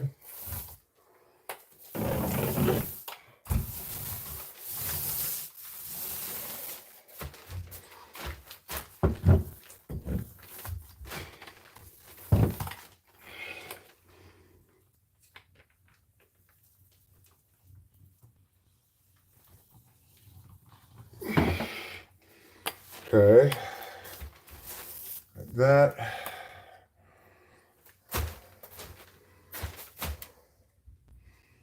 I just need to get the ceiling some more. Move back towards more ceiling over there.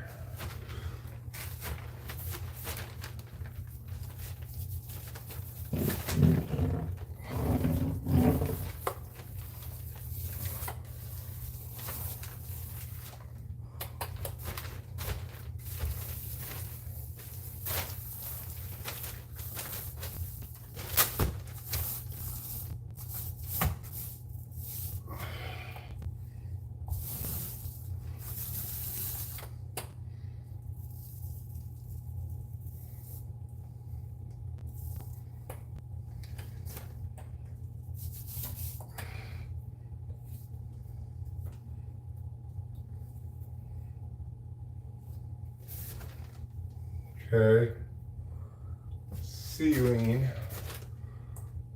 needs a little bit more down here. Let's bring you over here so you can see better. Oops, got paint on my tripod. Oh no.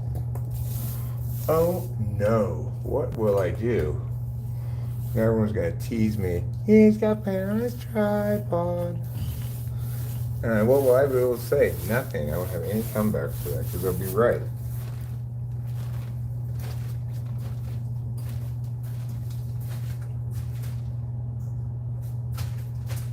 Alright, so this paint tray is getting empty enough that I can do a little bit more. I have a little bit more portability. So I'm just gonna take it with me. I cover all of these half-assed painted spots and get the rest of the ceiling.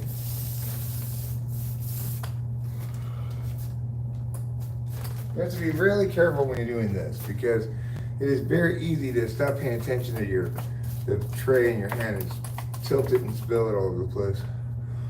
That's not how this is gonna go down.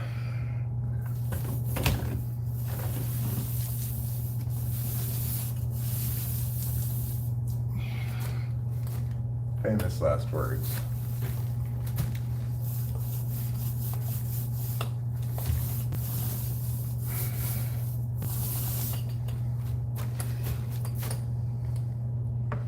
We'll get some ceiling.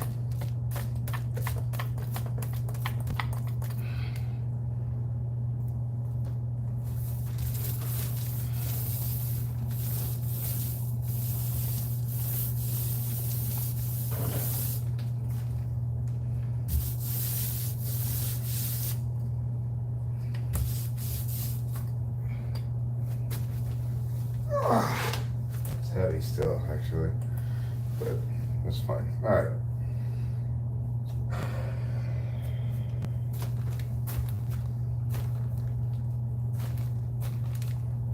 We have to it's kind of like that overcoat on the rest of this wall. I can see it's thin.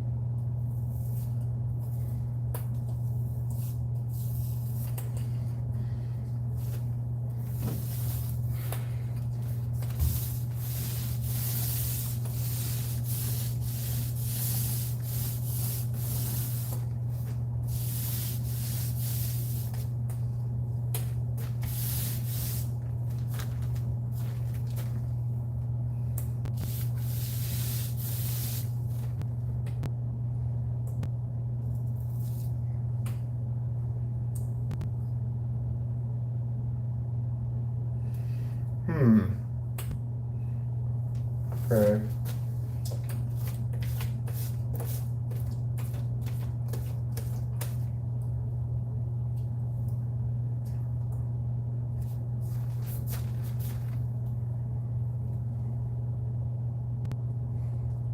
Okay. Well, look at the ceiling. Second overcoat here. Make sure it's thick enough.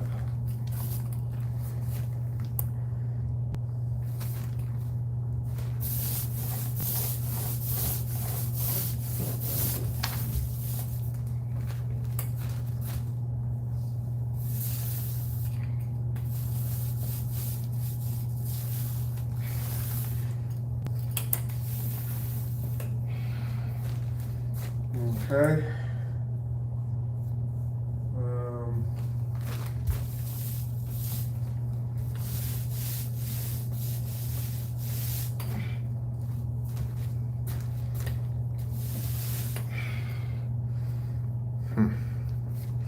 All right.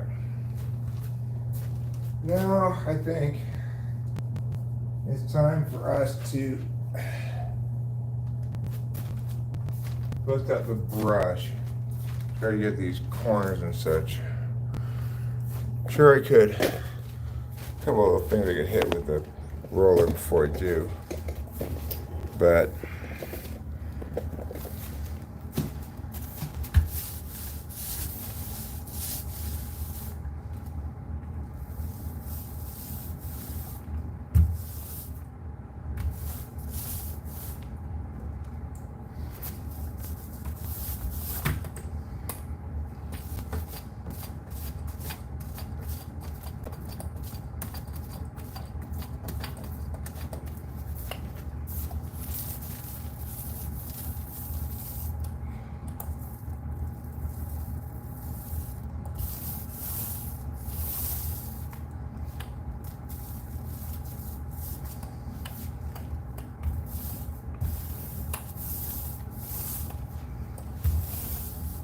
okay.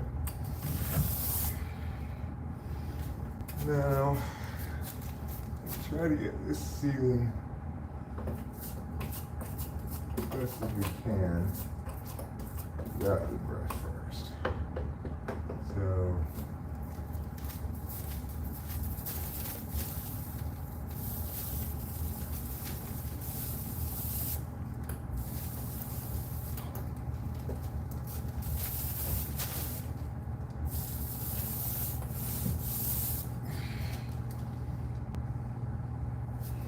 all right, that'll do. Now I need to put this down in this other tray and get the brush.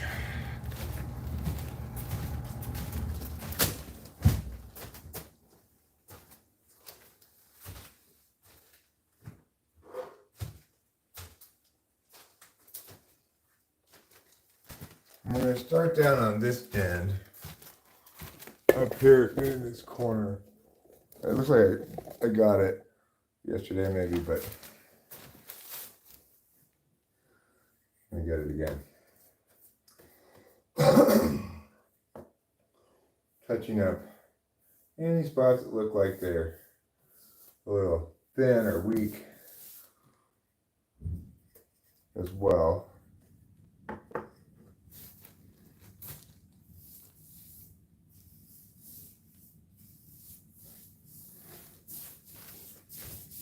Get up there and get that.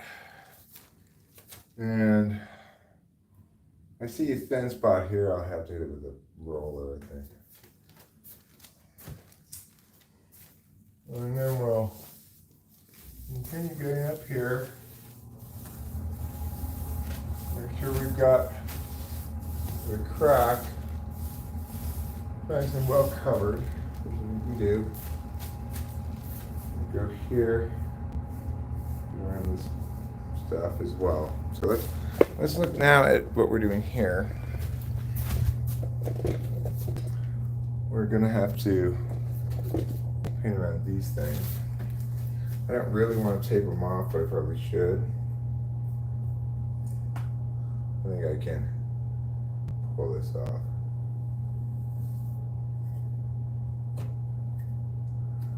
Maybe you've got a little of that too much confidence in yourself, that arc. Oh, God. You think you can pull this off, huh? So far, not so much.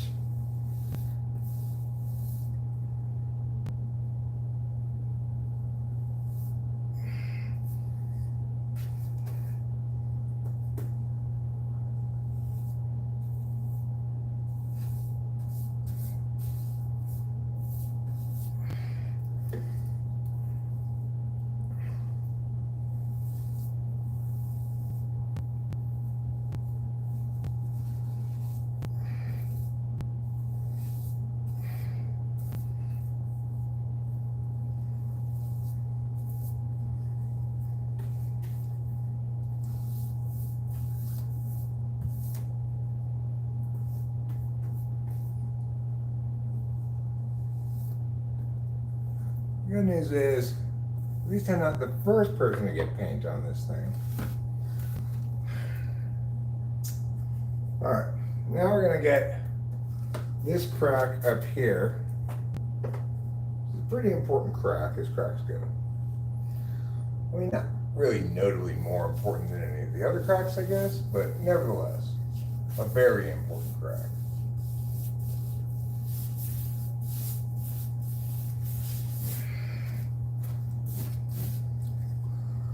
All right. We will also get this crack here and up here, these cracks where you can't get super close to them with the roller.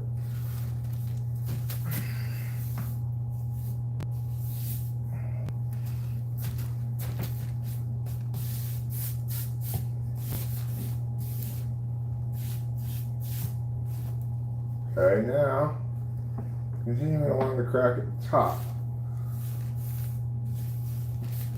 We're gonna paint it with this brush and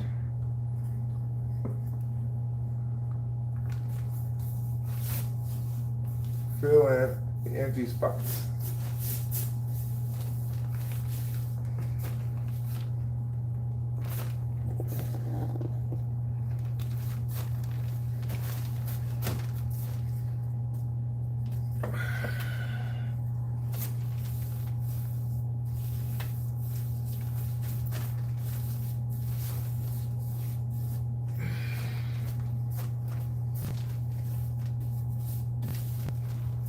Okay, we've done that part. Let's get this crack on the other side of this door here.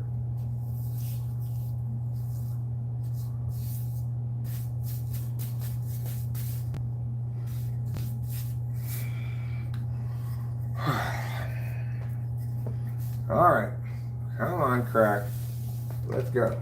Now, see, Eric, now you're just being fucking impatient and sloppy and stupid. And spilling paint all over everything. So don't be a retard. Rule number 1. You can't just be in a huge hurry and not care, or else you make a big mess. So you just have to be patient instead of a retard. And that's what I will do. I will be patient. Thanks to Dr. Margaret Kerokian's Relaxation and Calmness Meditation Protocol. Dr. Kerokian's amazing shit changed my life. She's so wise. She knows about like calming down and like meditating. Everything.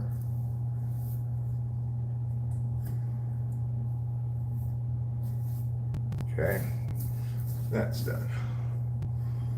All right. What else do we have to get over here? Anything? Ah, yes, the crack up here, of course. That's a pretty important crack too. Some people say that not all cracks are important. I call those people liars.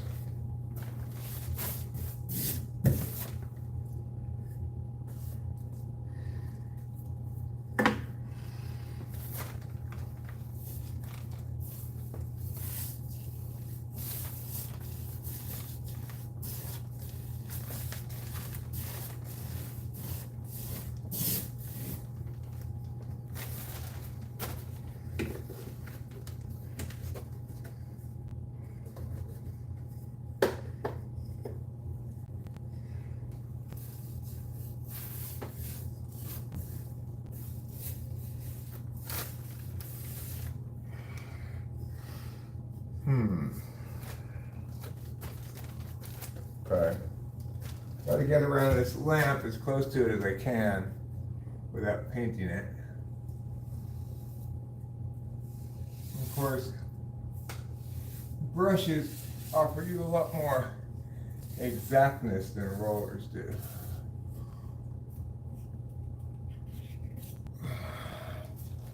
All right. Now let's continue up here. get that crack. And then we're going to get this crack on this side of the door here.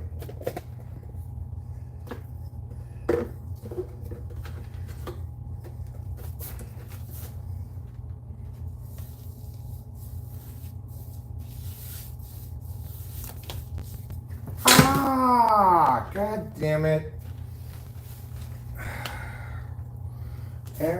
Eric.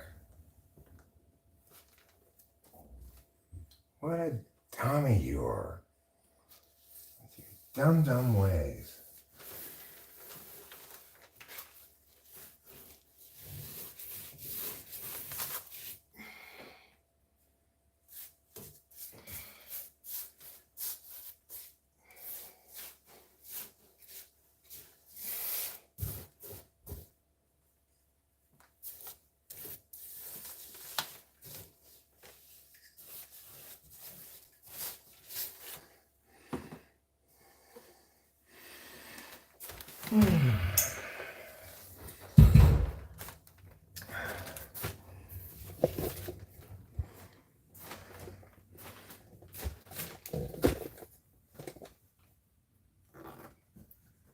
My pants unzipped. I'm sorry about that.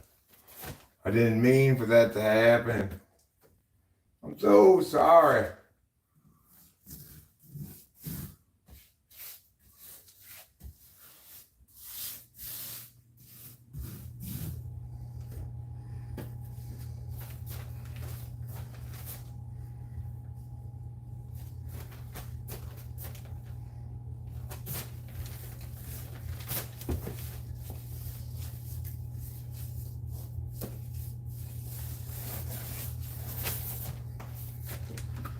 I need to hit this spot with a roller some more, I think. But for the time being, I'll get the crannies. The nooks, crannies, everything in between.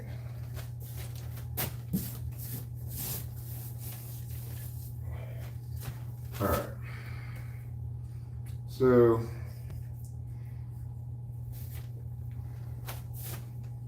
I'm going to want to get this crack here, obviously. That's going to help.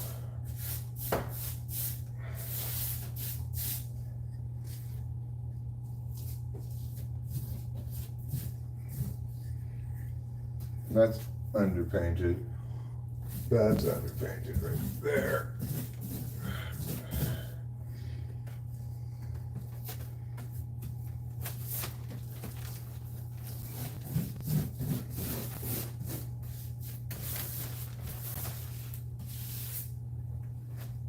Okay, I'm gonna go for this big crack because it's a big crack and it's all mixed up. It's a big crack, big crack.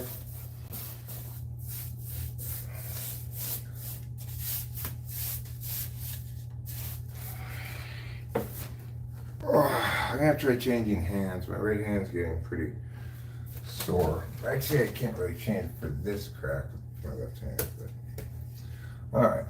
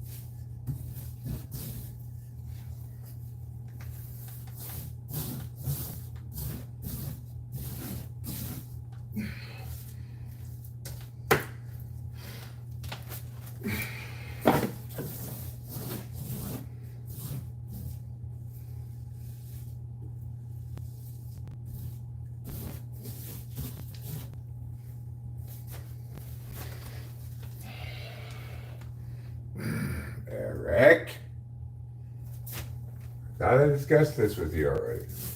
You're not to spell paint.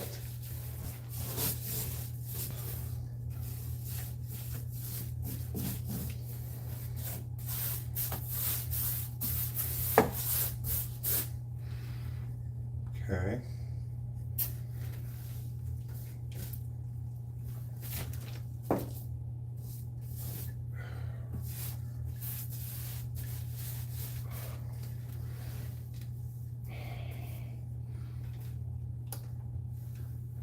Now, we'll get right here. And we'll get the top crack. There's a little bit less overpaint on it on the brush. You don't want to get your brush overly painty, or else you're going to get drips everywhere. As I've demonstrated, the only reason I demonstrated that was for your edification, okay? Normally I would just never do such a horrible thing.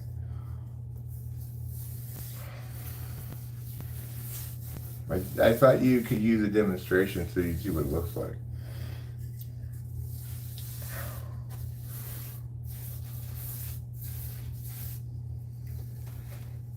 Okay.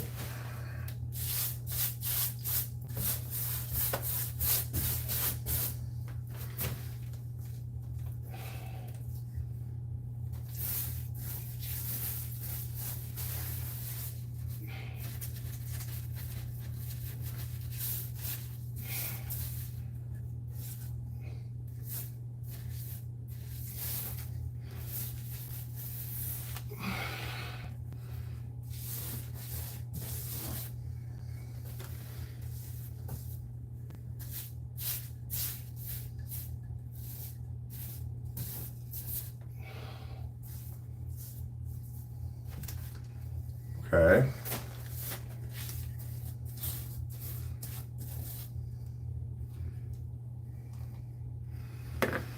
And we'll go here. Get this crack up here.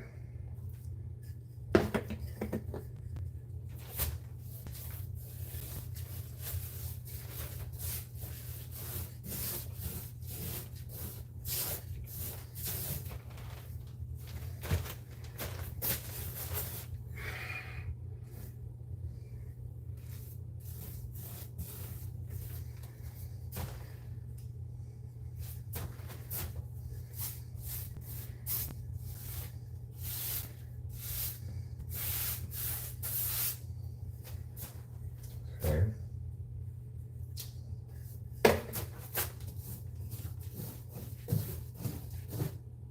Okay. Now, move you back over here and get up here. So I'll get this crack here first.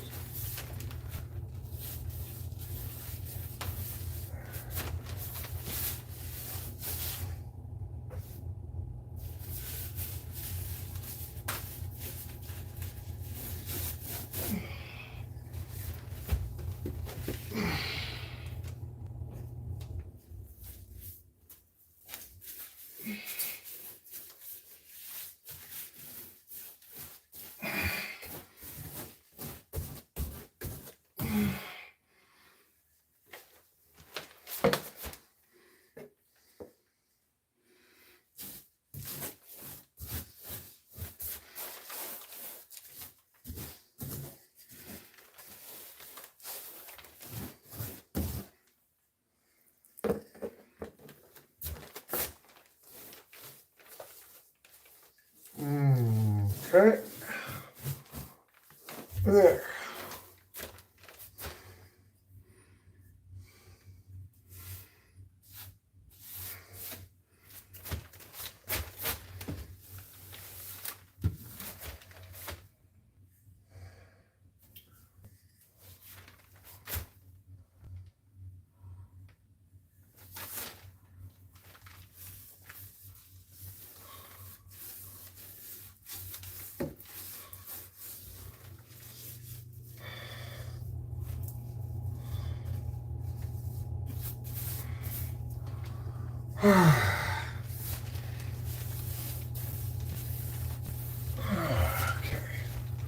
Whew.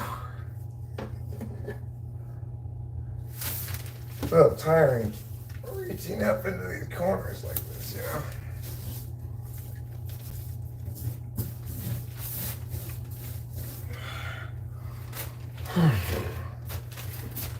All right.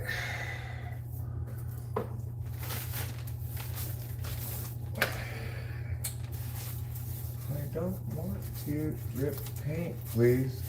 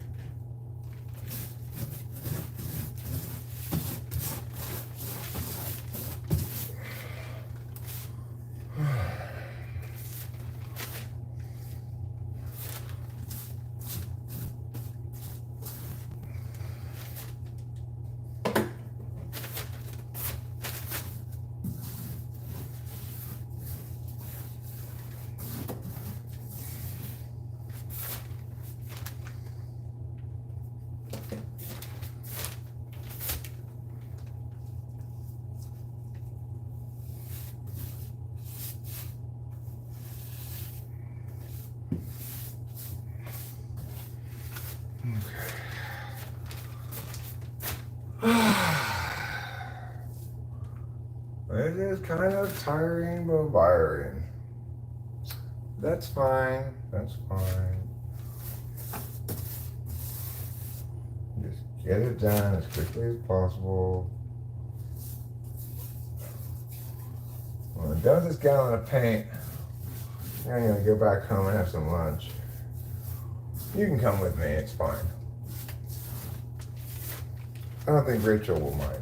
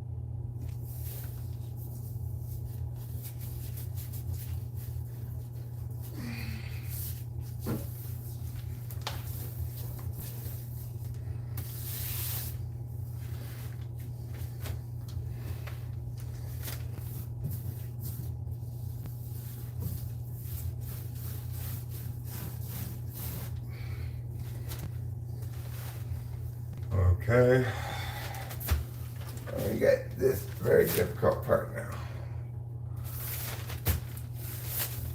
Not very difficult, but you know, I gotta reach up a little more than usual. And obviously, you get a lot more tired when your arms are above your head than when you're working right in front of your torso.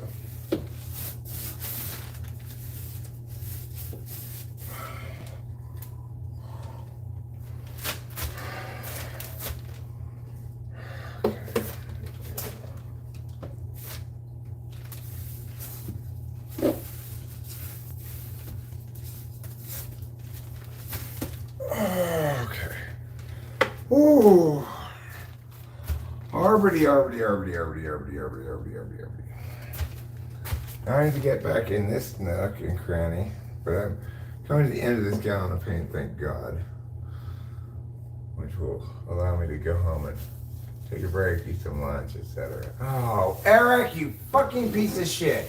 You worthless fucking piece of shit. Why are you such a piece of shit? Oh, fuck me in the ass.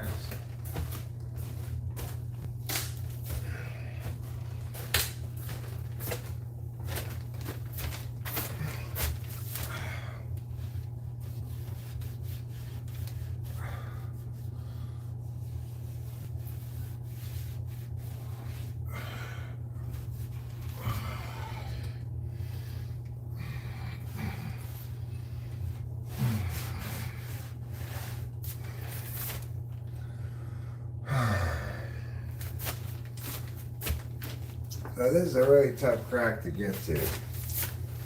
I have to be careful with it instead of rushed.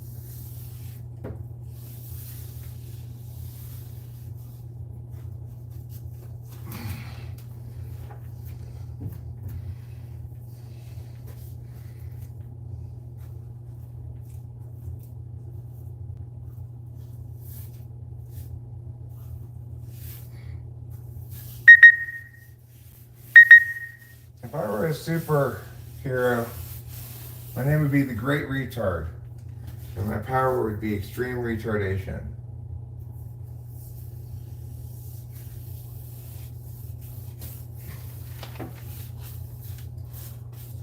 You know, the thing is, people obviously would underestimate me.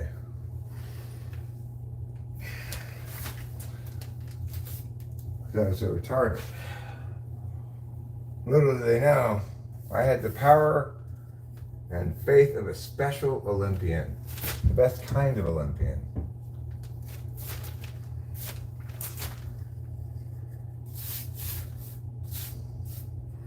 Right, now here's the last crack right here. Let's see if I have enough. I think I do have enough paint here for this last crack.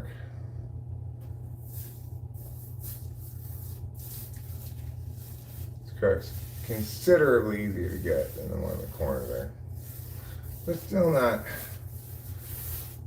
without any possibility of getting paint here on the bottom. It's still possible to mess up.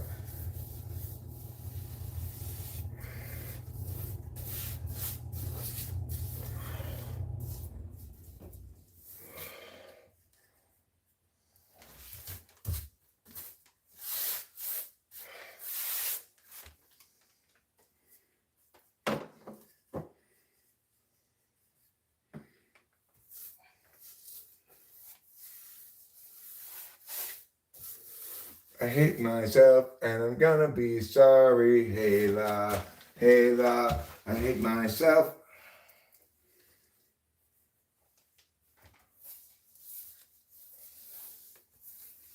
When I think about me, I hate myself. I don't know anybody else. The best is ready to begin. As long as we got each other, we got the world standing right in our hands, baby, rain and shine all the time. Sharing the laughter and love. You call it sharing the love, I call it being a filthy slut.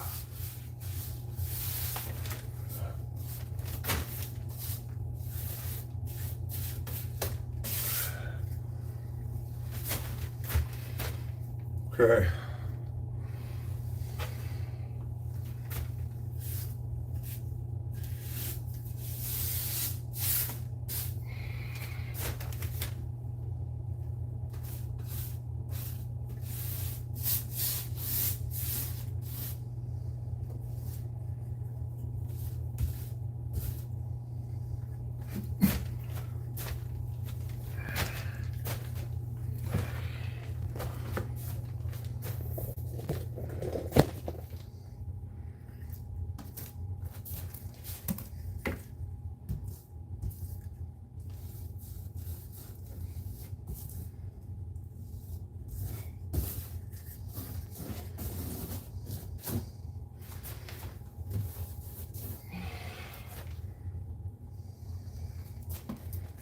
Okay.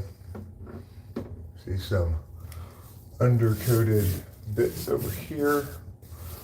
Get that.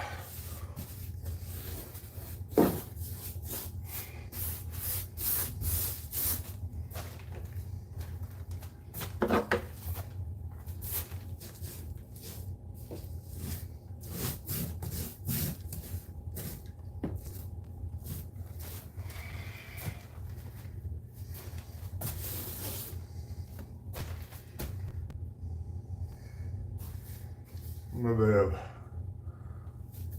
undercoated bits here, maybe. Get that.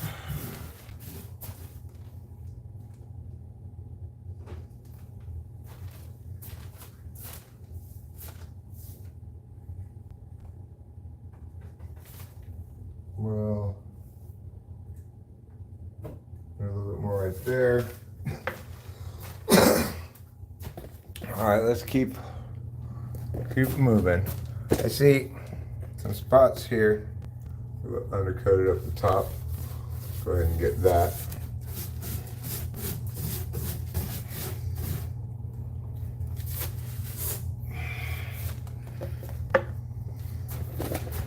All right. What else do we got here? Okay. I see there's a dripping problem here. Get that with the brush to clean up those drips. I've got around this little box up here to get.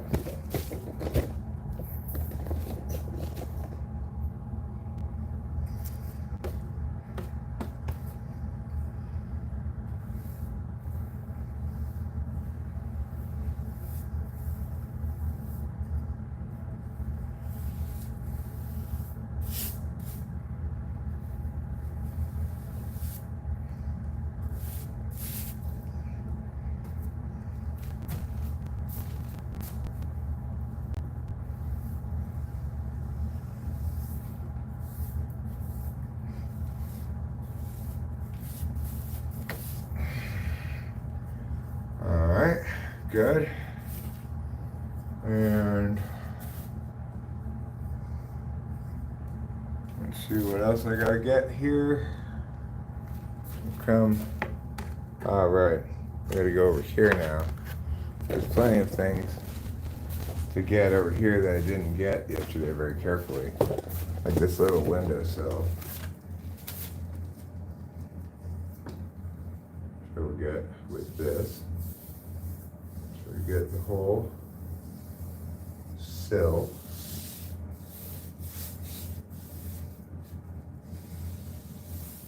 Coated well.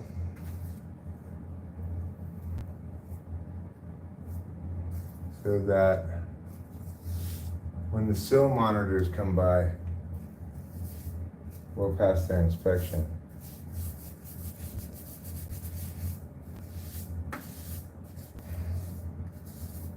Okay. A little bit here to get.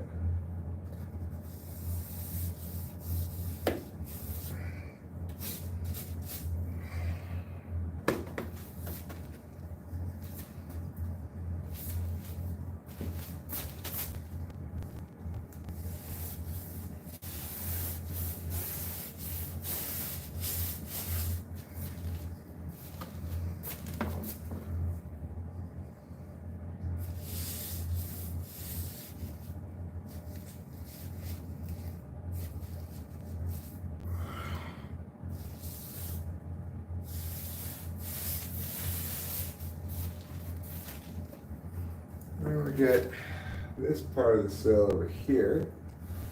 Unfortunately, I got that all taped, so I don't need to worry about it getting on anything as long as I'm not too wild and crazy with it.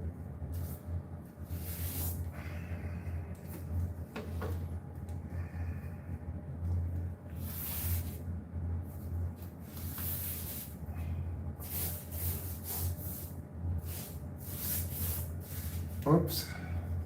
That's fine. I didn't actually get anything on anything. It just looked like I was about to. All right, good. Now around the corner here, good. And down here, fine. Wonderful. Happy news for everybody. The windowsill is done. What other spots ought we to get? Well, it looks like the crack up here I didn't get as well as I should have last night. Yesterday, whenever it was. Let me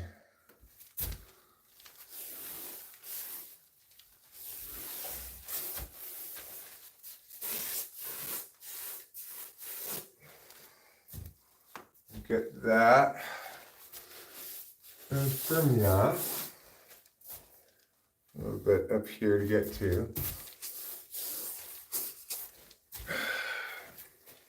And then we're gonna get over there more along the top. But first, let me just grab this last little bit up here. There, pretty good. Okay, now we get along the top here.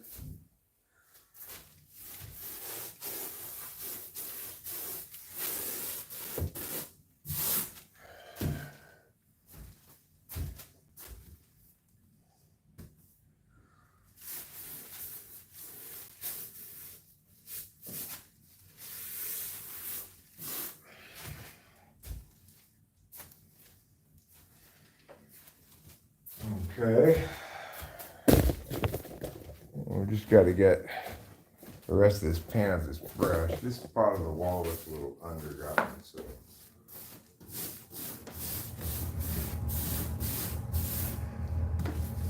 I get all the rest of the pan out of here. Let's put it on this wall right here. Make sure it's coated thickly enough.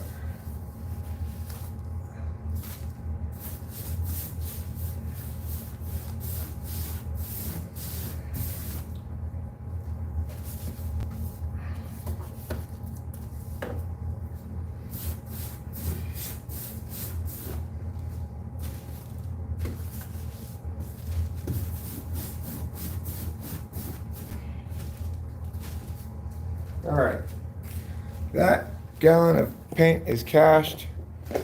This particular portion of the painting mirrors will thereby draw to a close here. I'm gonna put this brush and this roller in the sink with some water on them. I'll probably be back later after I eat to do more painting.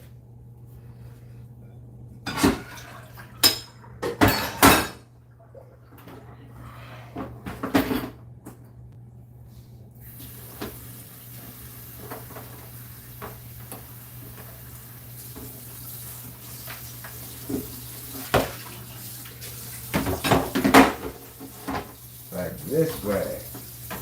That's better.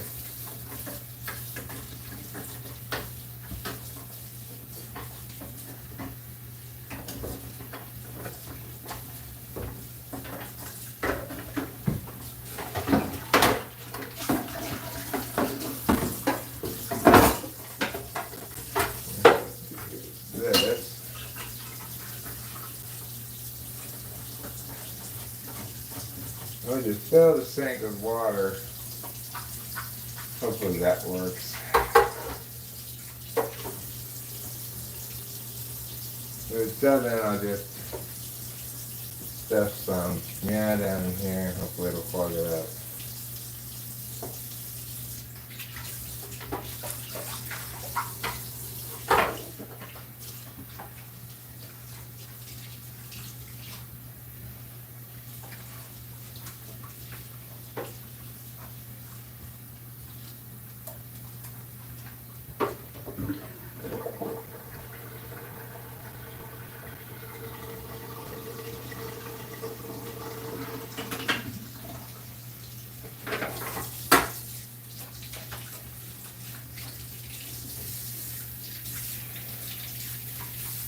Okay. Let that fill up. Turn my water here.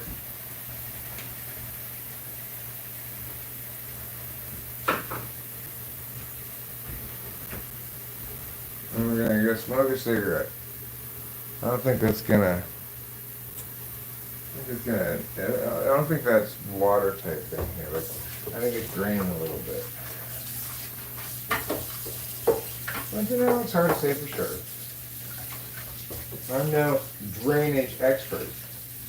I didn't get my medical degree in drainage and drainage technologies, so obviously I don't know anything about it. I can't tell if something's draining or not.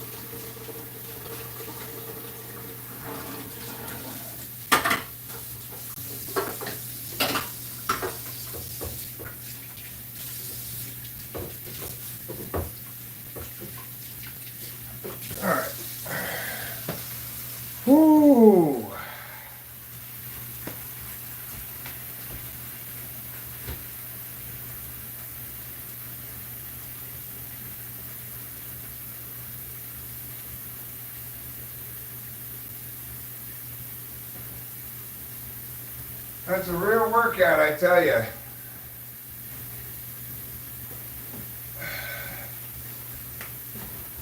Let's step outside. Can you step outside with me for a second? I need to talk to you about something.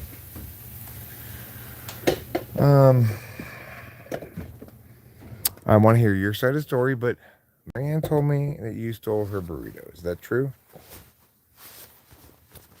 Okay, well, why did you take it? If it's hers, how is it not stealing? Okay, well, so she promised you a burrito 3 weeks ago, and you decided to collect it randomly today, even though she hadn't promised you that burrito.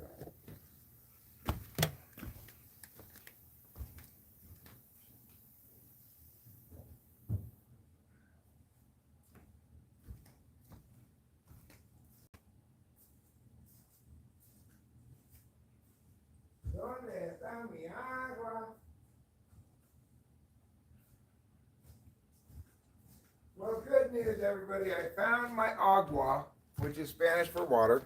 It was in this little bottle right here.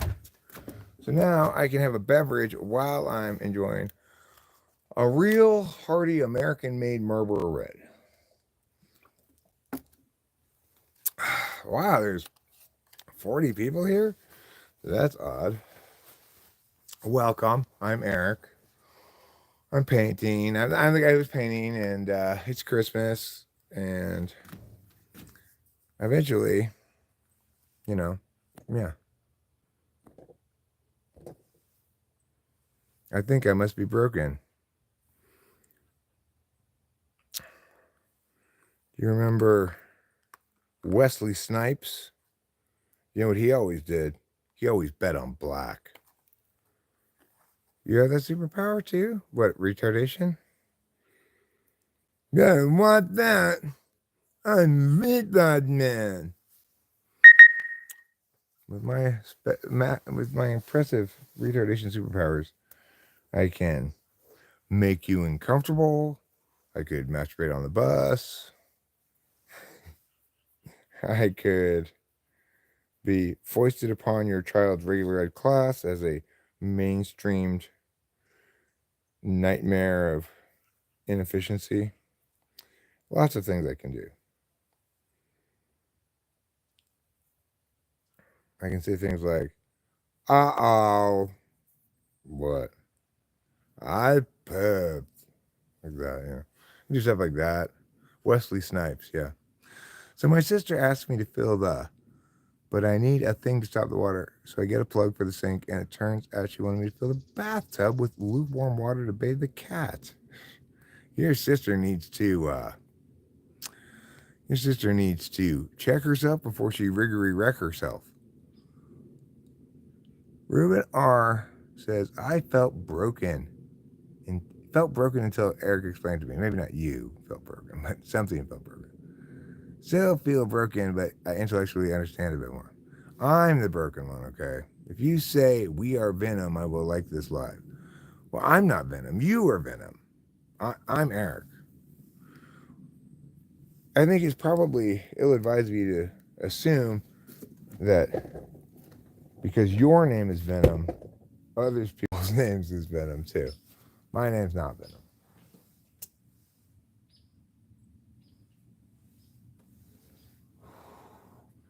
What a lovely morning here in Mariposa. That 1 gallon of paint that I used today, it felt like it went further than the 2 gallons of paint yesterday, but I guess it's just because, the hallway isn't as much square footage of wall as the living room is.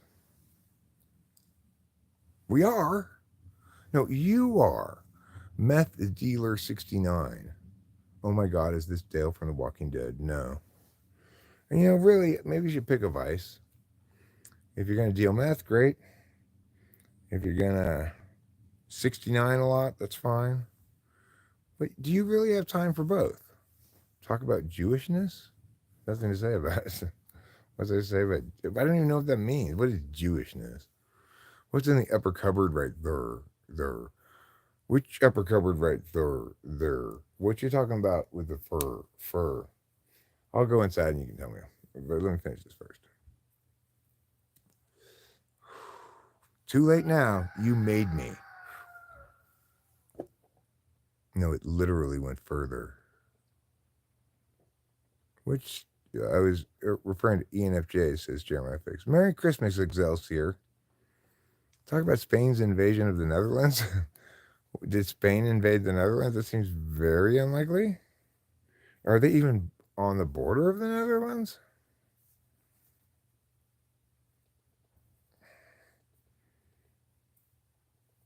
Like, it seems like it's kind of more likely that I would invade the Netherlands than that Spain would.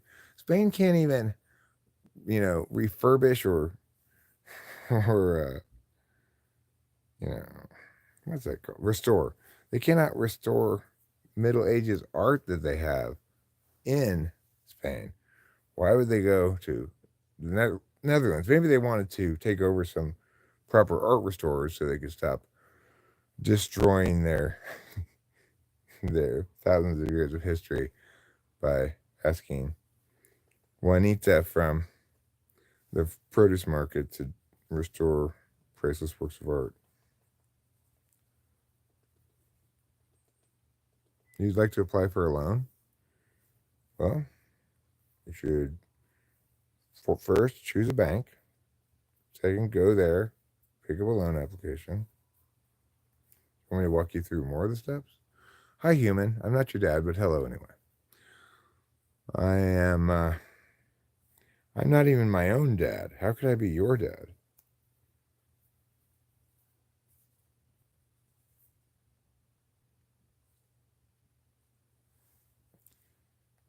So I got 2 more gallons of paint at the ready here.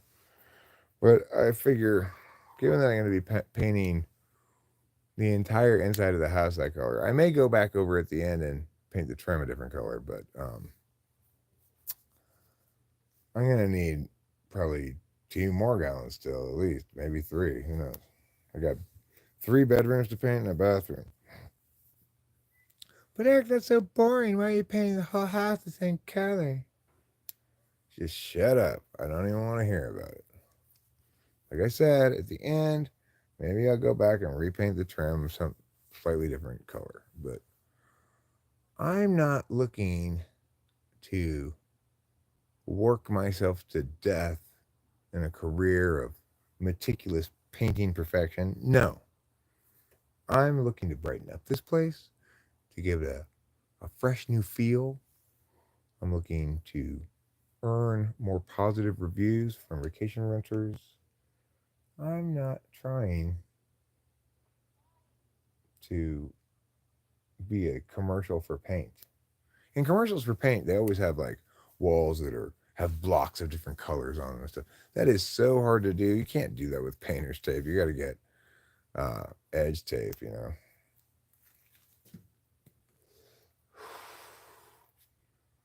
So fuck you, paint commercials, for lying to everybody. Some of us know that's a lie. There's no way those random people painted it like that. But a lot of America maybe doesn't even know that it's a lie. I went out to buy milk and never came back. Well, that's because I was kidnapped by the people of the dairy and then conscripted into the army of ISIS. It was a while ago. Don't you get it, Eric? Shalom? Don't I get what? Oh, you're making an anti-Semitic joke. Great. Thanks so much for that. We, the pain commercials, did not lie. We merely omitted the truth. Really? Well, thing is, this idea of lying by omission, there are some instances where, yes, you were lying by omission. But there are other instances where you're just being smart and making them do their work. Anyway, eventually I took over ISIS and caused it to self-destruct, said, listen, all of you fuckers need to convert to Christianity already. You're getting everything all wrong.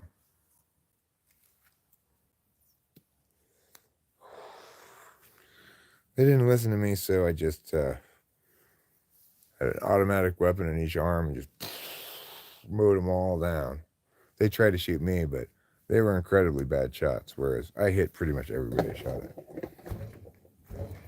Typical villains. Can't shoot for shit.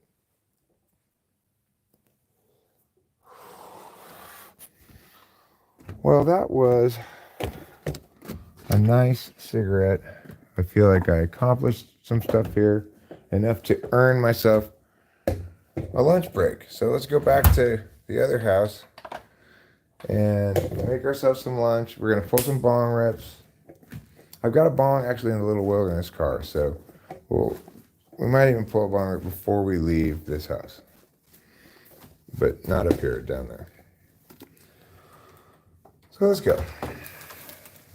Now, does anybody have to go pee? If you need to go to the bathroom, go now. I'm not going to stop once we get on the road for anybody who wasn't listening to this announcement.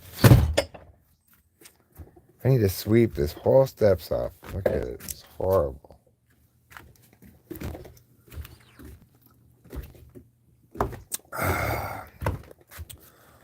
Wait.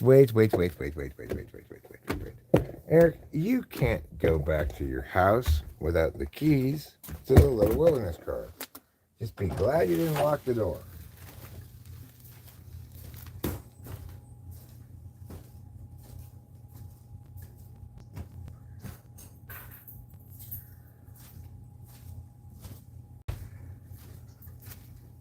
All right. Let's try this again.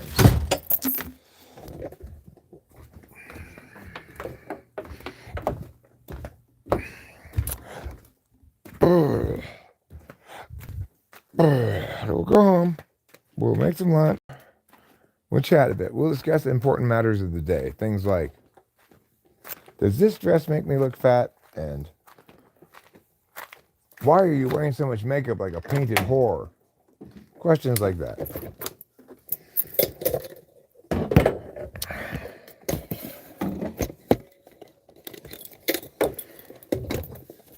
My message to all of the viewing audience, male and female, is as follows. Only whores wear makeup. Don't be such a filthy whore.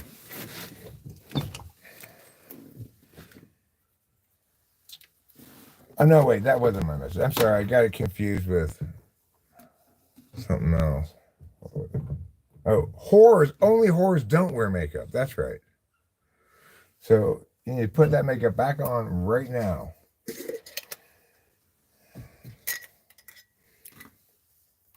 No, I'm sorry, it's not good to be a whore.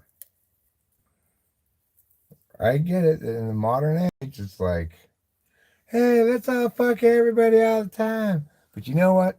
It's disgusting. You're degenerate. Just stop it already.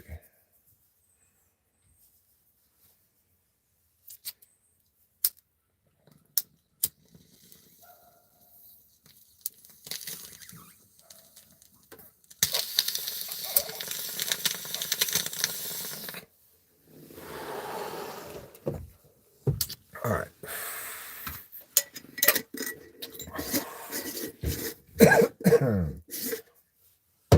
Good for me.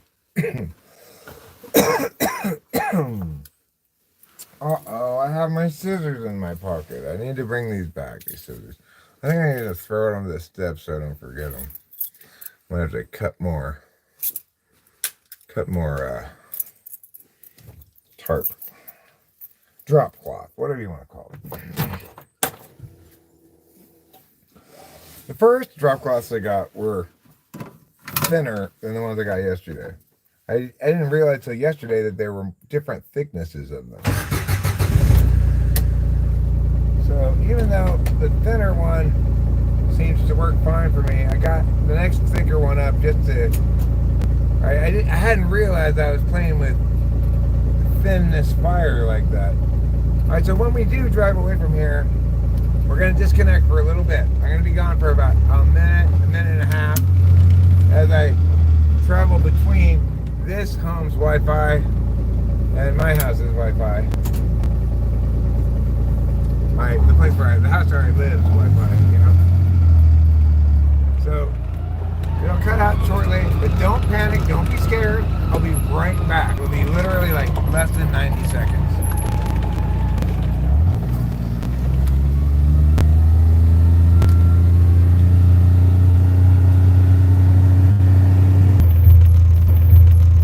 Man, it is so cold today. It is so cold today that if I were a watermelon, I'd freeze and then be featured in a TikTok video about how they're replacing our fruit with fakes.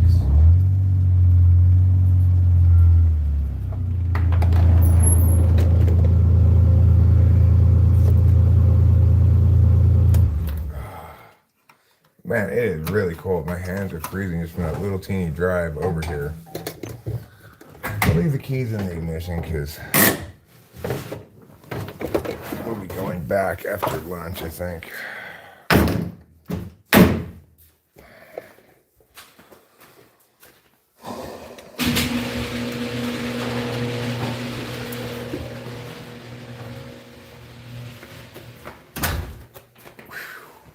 It's warmer in here than it is outside for sure. Oh, wow. That's quite an undertaking to go do all that stuff, and I feel pretty proud of myself. I also feel like generally, oh, this is great. I'm loving having a project that I'm working on that's not too huge in scope. You know, it's like, it's just the kind of project you can see the end of without too much difficulty.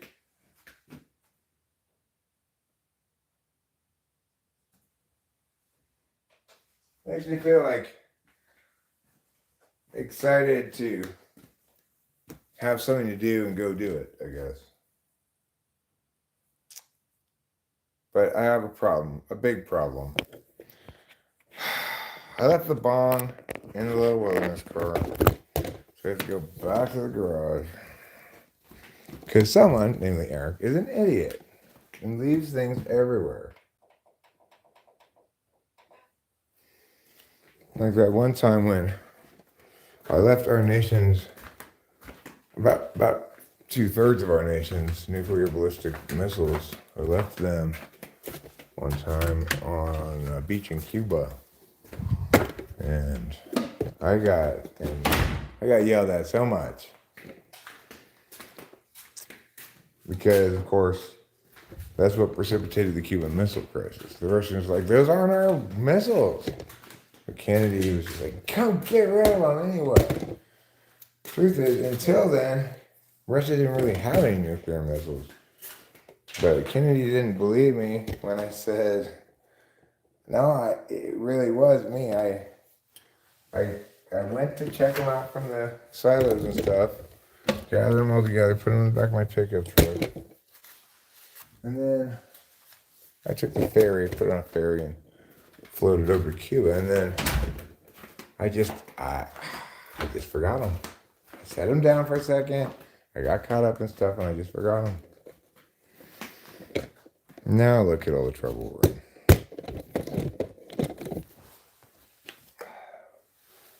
To this day, here we are still in an ongoing, endless Cold War with the Soviet Union. And it's all my fault.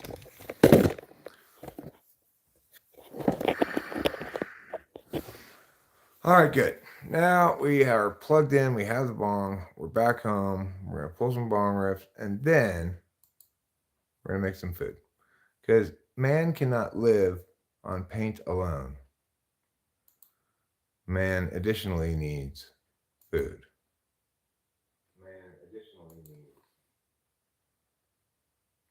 Okay.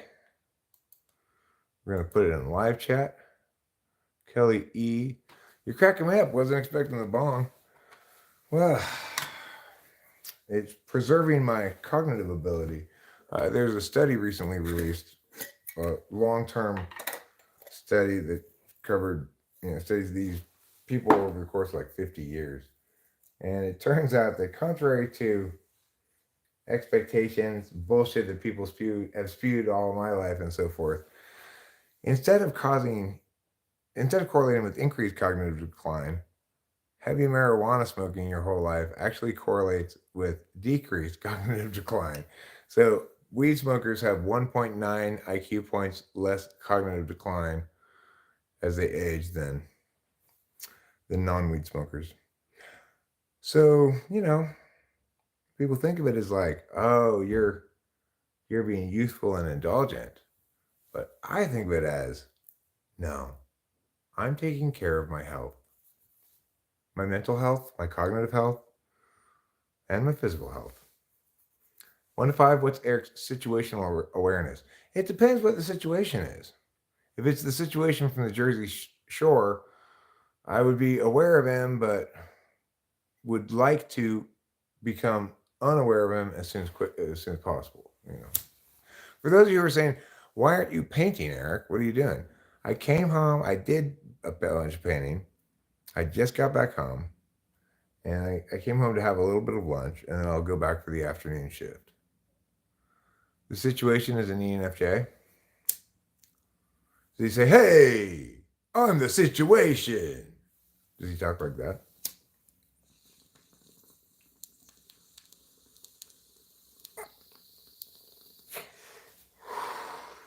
Did the situation and Snooki end up getting married?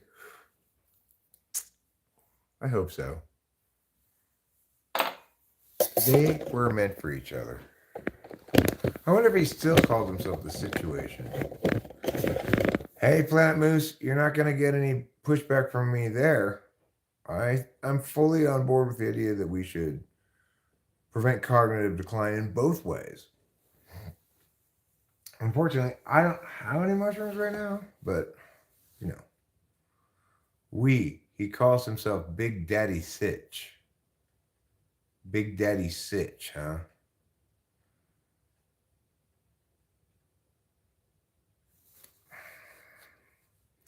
I think a better name for himself would be Nationwide Joke.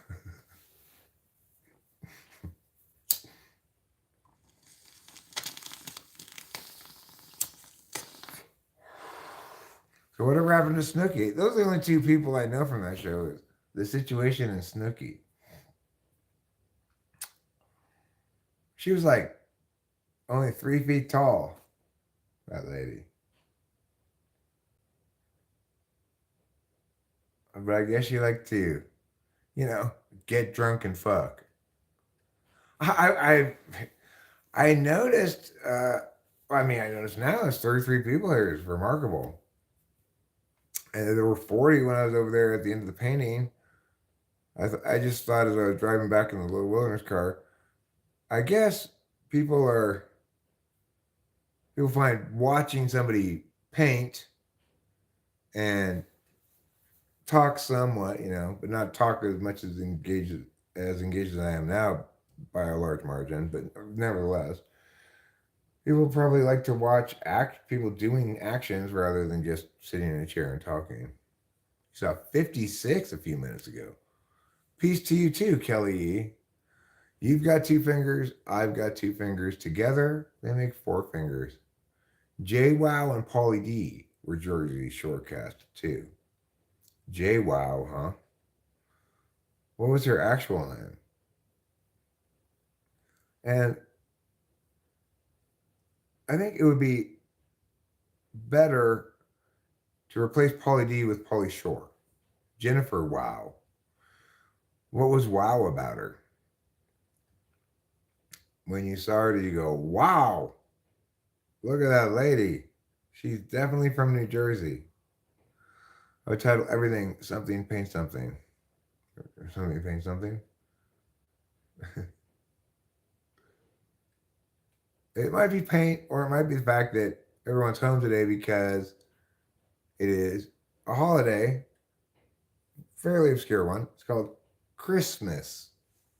It's got a T in there, but it's silent, okay? Anyway, it's a holiday that celebrates the gift giving tradition of midwinter, not really midwinter, it's really the beginning of winter, but it's close to the shortest day of the year. You might say, why should we celebrate such a short day? The answer is the origins of the holiday are lost in the mists of history. Nobody knows how it started, what it's about originally, or anything. Nowadays, we have a bunch of odd, specific rituals like put a sock over your fireplace. No explaining people, I guess. I thought he did plant some mushrooms. I did not plant any mushrooms. Hey, Rachel Strauss, how are you? Did I go wah wah wee wah? Probably, but I don't remember specifically doing so. Um, I don't want to grow mushrooms. It sounds like it's hard to grow, right? You have to have things all sterilized and shit like that. Is that what you do? Well, Unicorn Ninja, you're talking my language when you say you'll never run out of shrooms again. I like that notion. That's a good world, a world in which that occurs. But you're presuming I'm going to succeed in growing mushrooms. I'm not very good at things that easier to grow than marijuana. You got to be kidding. Marijuana has to be the easiest thing to grow in the history of plants.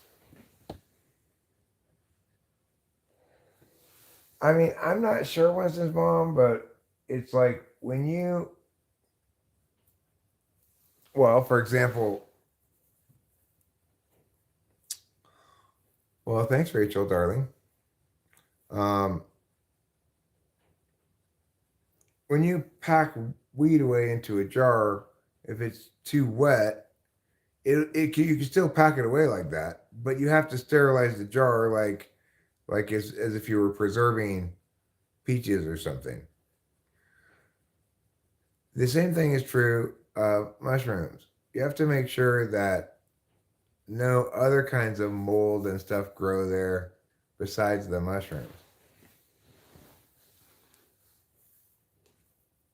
Well, you don't want to have your mushrooms also have like black mold on them and then eat that.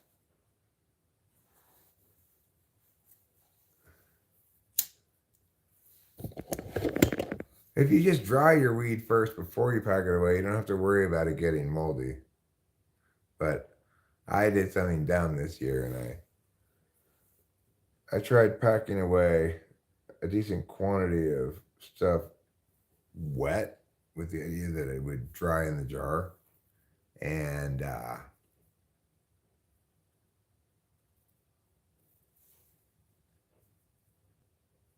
well, it got moldy. I had to throw it away. Fortunately, I didn't like ruin the whole crop of doing that, but I had to throw out probably 4 jars of weed from that. And I said, "Oh, Eric, why did you do that? You dumb, dumb dummy."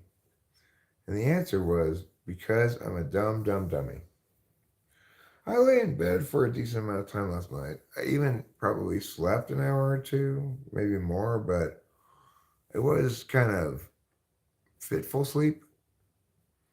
So I don't have a lot of energy today, despite having taken not Viagra, Adderall. Uh, you know,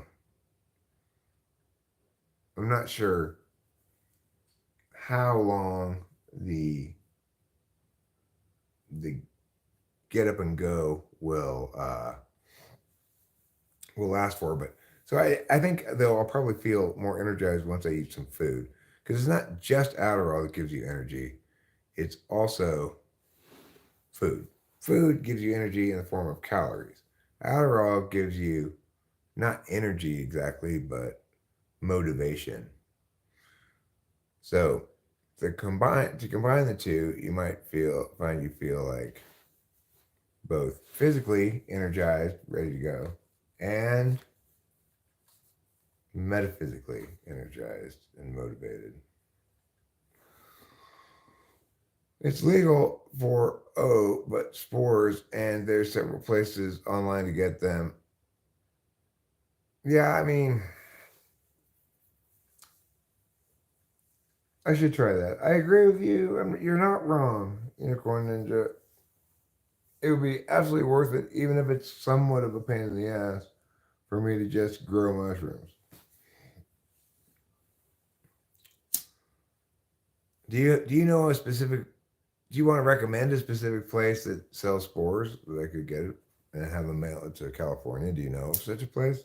Because it may be legal in Oregon. I'm assuming the O is Oregon, but I don't think it's legal here.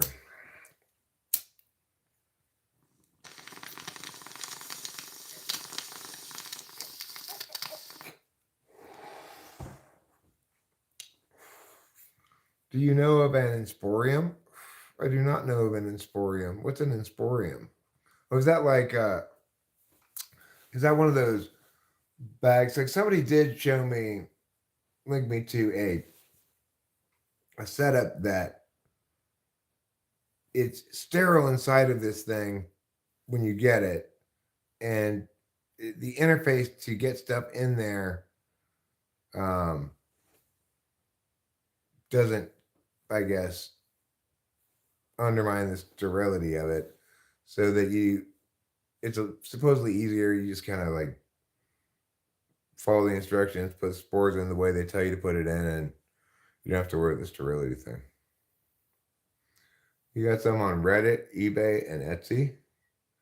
You got mushroom spores on Etsy?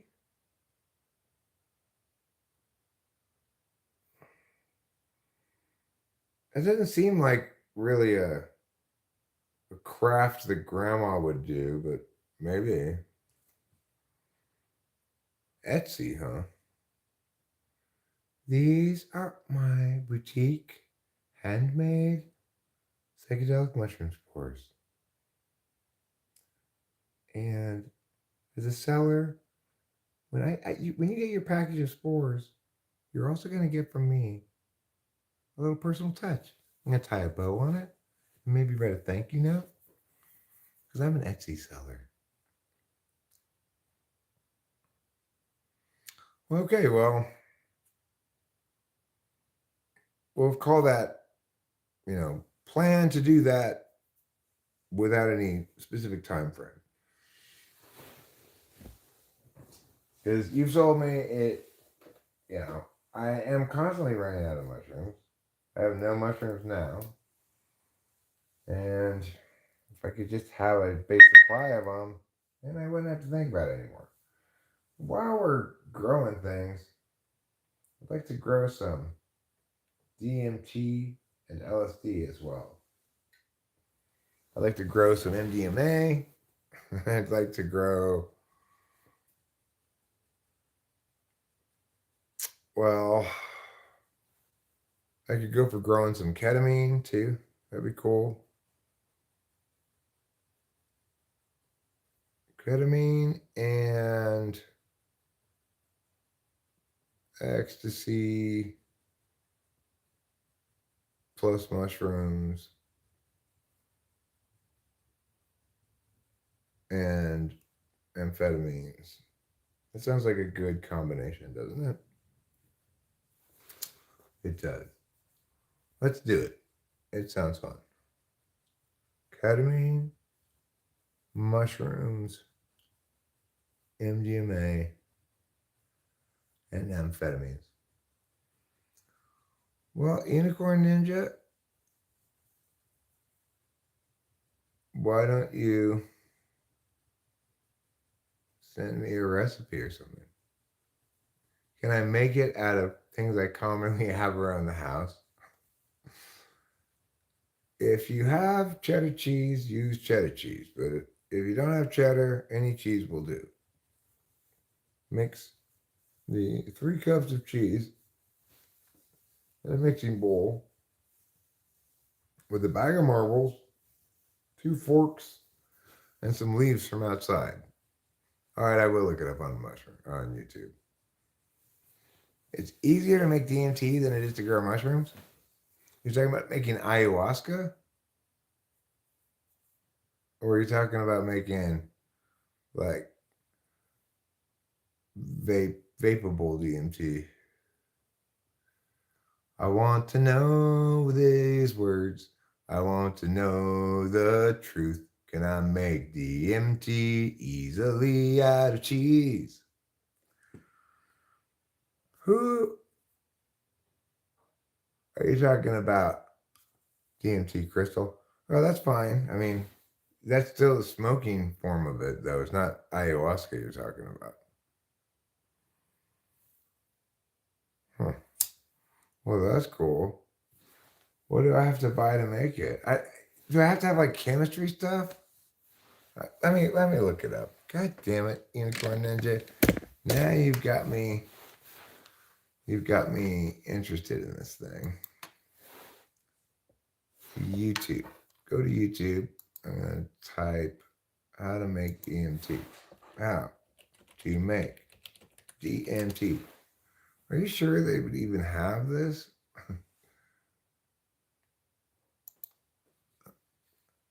Let's see how you do it. To make DMT infused vape juice, which can use in any tank-based vaping device. Okay.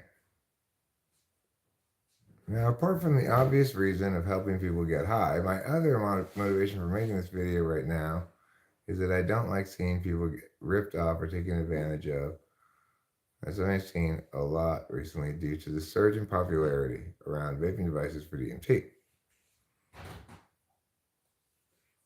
From vendors selling pre-made DMT cartridges for absolutely ridiculous prices to naive customers who think that this is the going rate for the substance. And when I say ridiculous, I mean completely bonkers. Check out this guy selling DMT vape cartridges online for $250. So in this video, I'm going to show you exactly how quick and easy it is to make this DMT vape juice. Okay, well, you have got me interested, Mr. European. Some kind of European guy, I think. He looks European.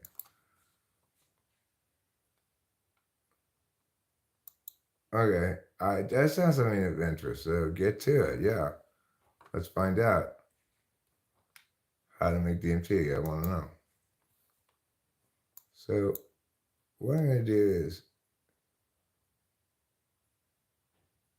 I'm going to split this video into different sections and I'll leave timestamps. How the actual cost of DMT, how to get hold of it. I'm going to make. You already told us what you're going to do. One hit DMT breakthrough. Okay. Secret formula to making this juice or something like that, which justify these high prices. Now that's absolutely not the case. So hopefully this video will demystify. Get to it. It's so much like prefacing. Enough with the prefacing. Rather than, yeah, we get it. Don't pay the money for that. So first, if you're gonna make DMT, how to get hold of the stuff, how you can source DMT,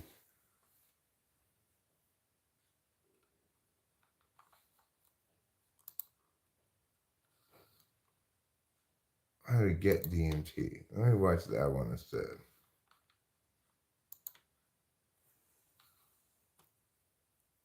Back in Dubai, but I'm feeling fully recharged, hopefully looking slightly less pasty.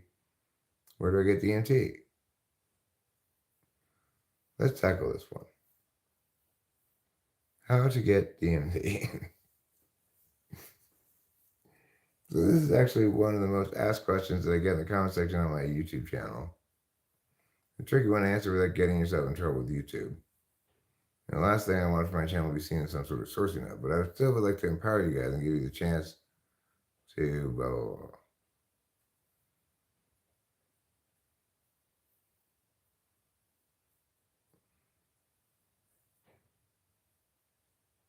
So let's see. I'm not going to name a specific source, but I want to give you the tools so you can find your own sources and sources. So option one is to make it yourself, and this is not as tricky as it sounds. There's plenty of very simple step-by-step instructions and guides online so that even a total beginner can make yourself some products very easily.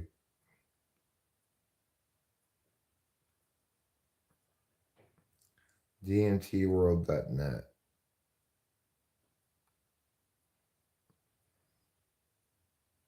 Make connections. Use these kind of social spaces. Okay. Well, I guess I have to go to DN. I can't do this right now. This is not the thing that's going on right now. Okay. But why even do drugs? Well, Hawk and B sounds to me like you're just going to have to try them and find out. I think you'll be very pleasantly surprised.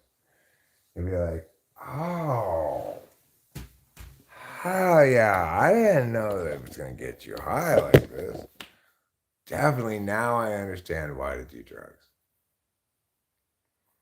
So, good question, Hawk and B, and I hope I've helped you on your path to a better understanding of why you do drugs.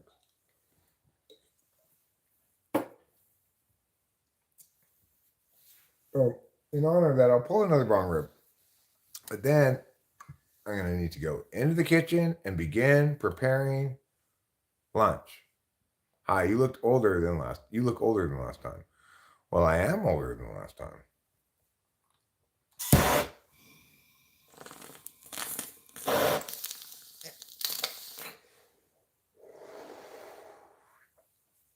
So were you.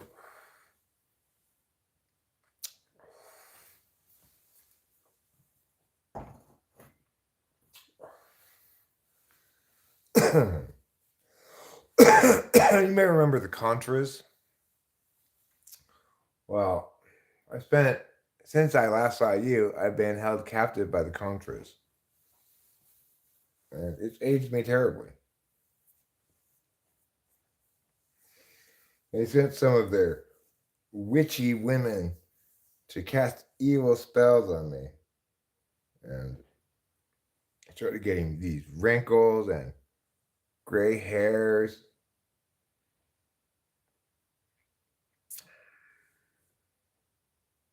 You know, I started having emotions, all kinds of problems. Brad Stover, wonderful Christmas to you as well. And may I also offer you season's greetings. I want to give you the seasoniest of all greetings today. May your Yuletide Yule logs burn with Christmas brightness. May your sleigh rides all be one horse, and may all your Christmases be white.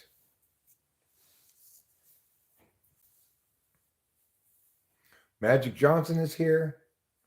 I just want to say to you, fa la la la la la la la la. And I'll add as an addendum, perhaps as a supplementary publication, the following to Hawk and B. O little town of Bethlehem, how still thy deep streets lie. I didn't get my bubble cream, and now I want to die. It's a famous poem, famous Christmas poem. Mr. Canada sucks. There may be some Eric for Trump somewhere. I am not he.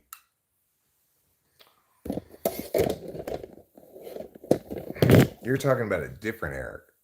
You're talking about Eric Durgerson. He might be in favor of Trump.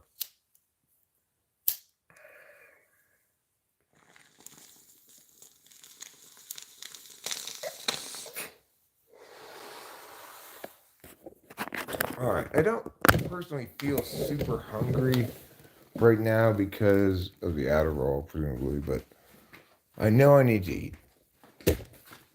That pushes us to the next step, which is asking a question. What should I eat? you look in the fridge. I don't know if I have the wherewithal, the what with who, or any of the other necessary preconditions to eat a real full lunch or actually even make any food. But I could see myself eating 2 yogurts and a guava nectar. That seems like a surmountable challenge for me. 2 yogurts and a guava nectar.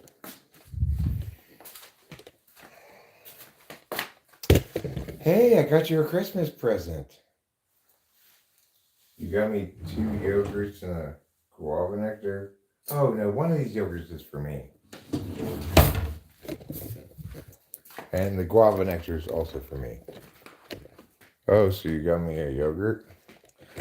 No, actually, I mean, my stopping by and saying hi is a Christmas present for you. Obviously, I'm eating these yogurts and guava nectar myself. Oh. You didn't get me a present, did you? Well, yeah, actually, I did.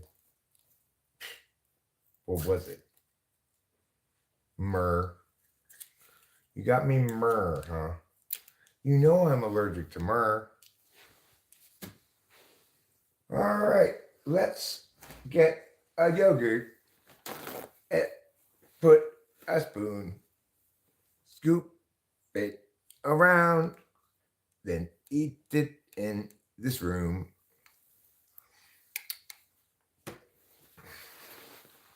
Not bad.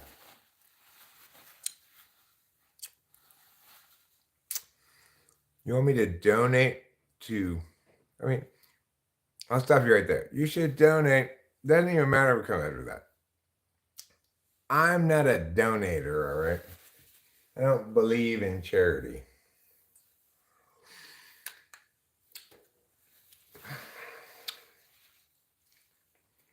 Certainly not for stuff as highly politicized as you're talking about.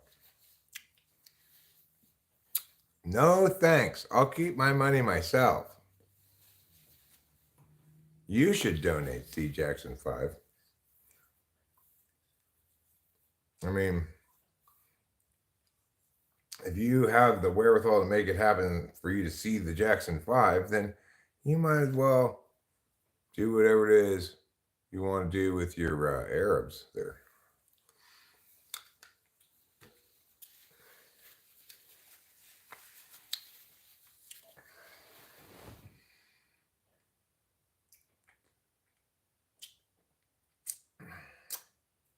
Well, I'll just leave that up to you, C. Jackson 5. Do you want me to tell you how to be compassionate and humane?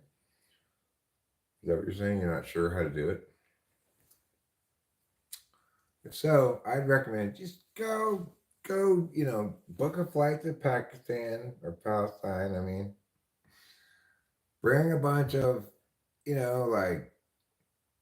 energy drinks because you're going to provide humanitarian aid. And then just be all like, hey guys, I'm here, I'm queer, I don't want any more bears.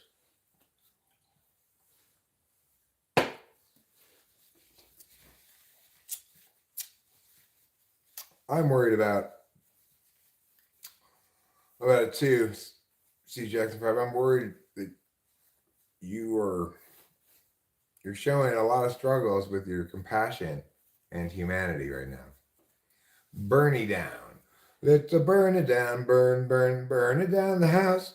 Burn it down the house. Hi, Barrett Cesar.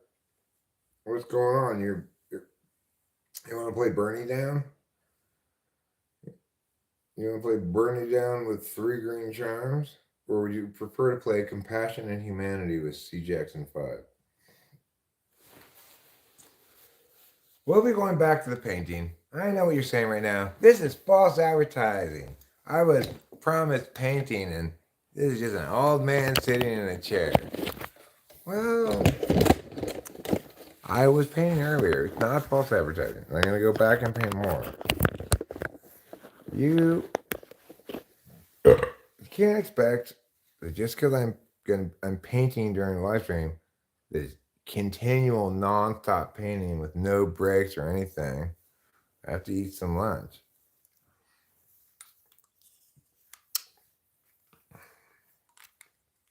You don't celebrate, huh?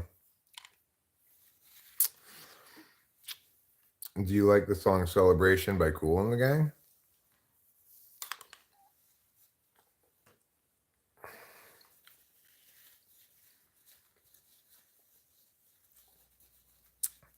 Oh, I don't buy my weed. I grow it myself, obviously. That's why it's in these mason jars rather than some sort of store-bought container. And I don't like your church. I don't even know anything about it. But since it's your church, I don't like it. After all, I don't like the Jackson 5. I think they represent essentially child abuse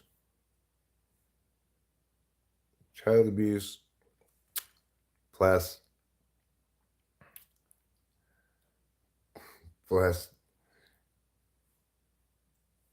issues with, like child abuse plus Michael Jackson syndrome. And to me, that's what the Jackson 5 is all about. The whole ABC thing.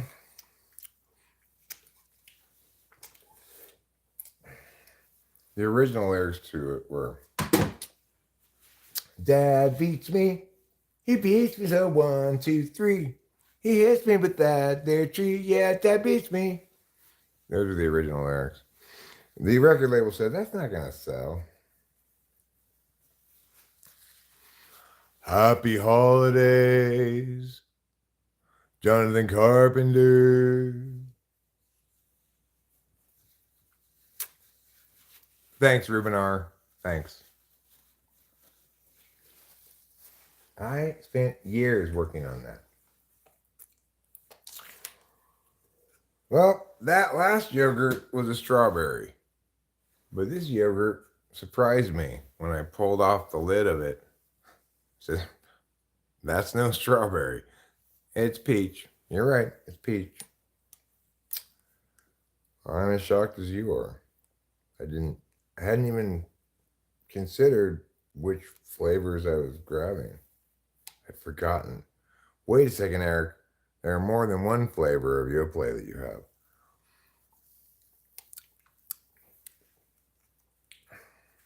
A white man replicating a black song? Oh. See, Jackson 5, songs don't have race.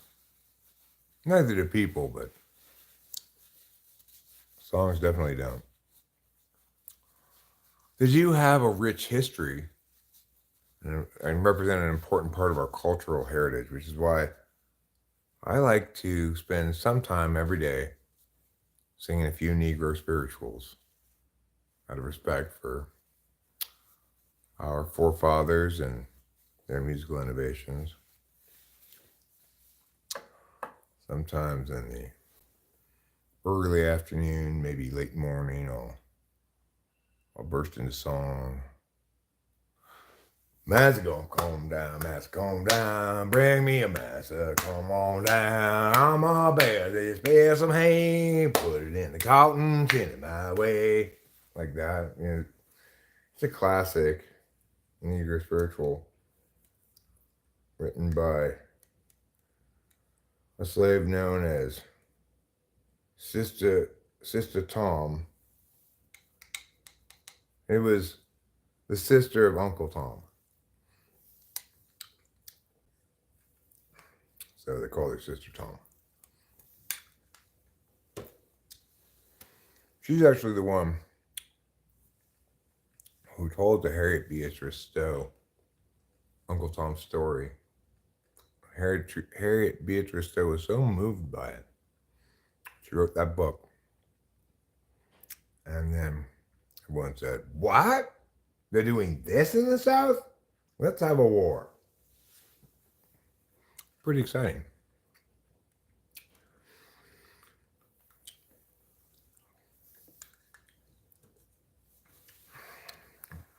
I'll tell you who's racist.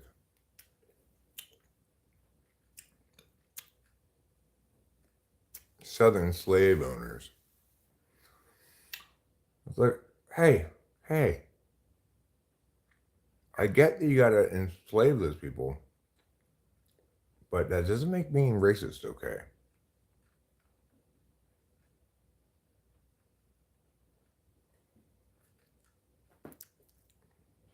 You need to enslave them for another reason.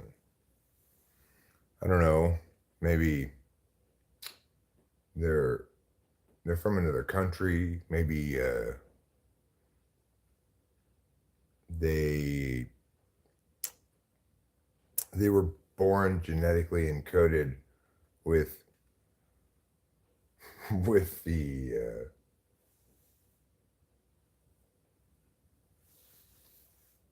with a mutation that just that if you look at their DNA, it spells the word slave.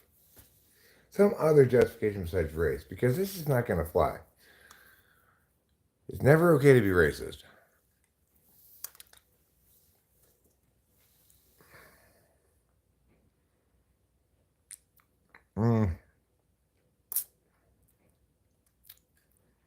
We wouldn't have another civil war. It's just not going to happen. I mean, not any time in the foreseeable future for any reasons stemming from existing status quo divisions extrapolated out. It would have to be something new, unanticipated, unaccounted for. Then maybe, obviously you can never account for a black swan, so to speak, is what they call it, when something new or revolutionary displaces half measures. So you could imagine a black swan coming in and resolving climate change. In status quo, we've got some half measures, some ill-advised agreements, and so forth, and essentially no impact on climate change. However, people are still, trying to do some things, hoping that an assemblage of a bunch of different little things will be good enough. Well, then maybe scientist Jody Watkins invents tomorrow something that makes it very easy, cheap, cost-effective, all the various things you want to do carbon sequestration directly from the atmosphere without, in environmentally friendly ways. Well, then at that point, all of a sudden it becomes viable alternative to mitigate rather than to adapt.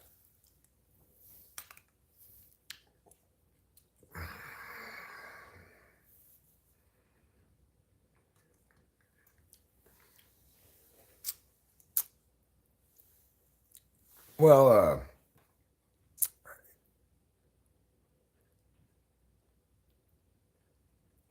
I think it's a perfectly fine question to ask. Like, does that mean every time anybody sings a song that was written by somebody of a different race than their own, that it's racist? Perfectly reasonable question to ask. I don't think that was exemplary of being an idiot. I think it was exemplary of wanting to know if this guy is serious and actually applies that rule all the time. Of course, that guy is not serious. Reverend C. Jackson, if I was just trying to troll. Oatmeal. I don't know. I am myself somebody inclined to call people an idiot over something, but I try to limit my critiques of that nature to things that are actually dumb. How was high school? It was fine. I don't know. It wasn't. I was happy in high school. I had a lot of friends, but I was also kind of dorky in high school. You know, didn't know how to slay any puss or anything like that.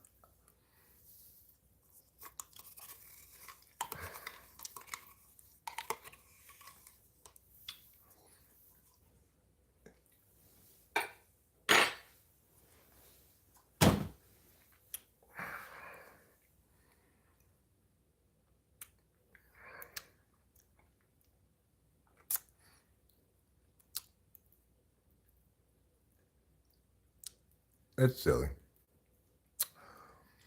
Obviously, I'll sing whatever the fuck I want, make the jokes I want, and if anybody wants to accuse me of being racist, well, they don't understand anything and they're just stupid.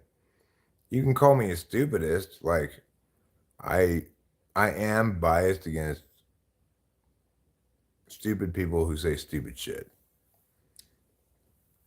I'm actually not biased against dumb people.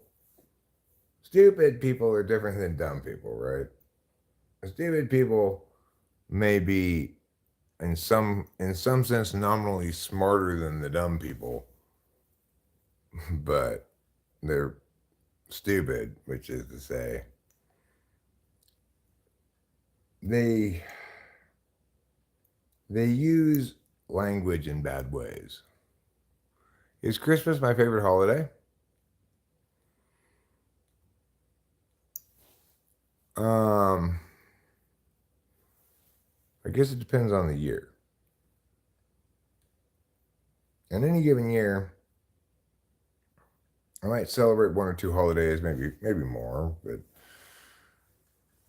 it's unlikely that anything of note will happen on more than a couple of holidays. And so accordingly, maybe this year Christmas isn't my favorite holiday because I, barely even remember that it's Christmas. We didn't do any decorations and stuff this year.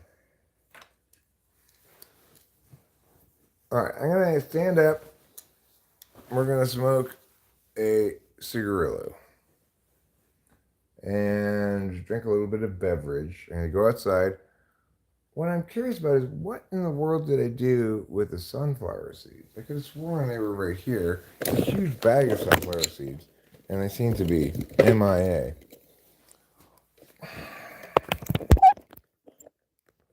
It's fine. I can unplug it for a bit while we go outside because I'll take the charger with me this time when we go back over there.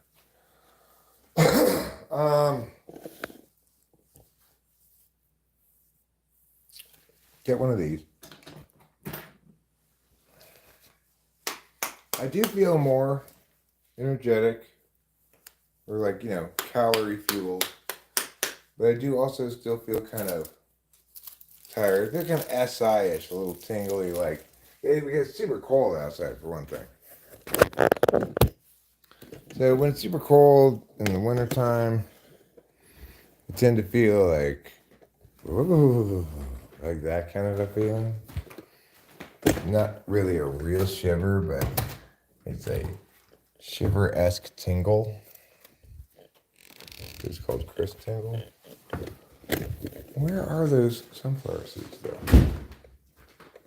Mama loves shortening, shortening, shortening. Mama loves shortening, shortening bread. Here, there. Peas in her pocket, peas in her butt, peas in her bed.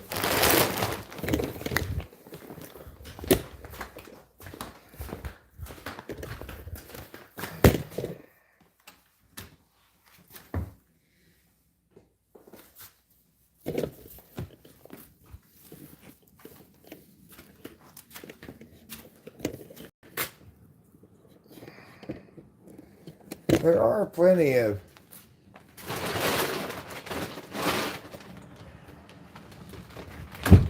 people making insane advocacies, like about the black people songs thing, However,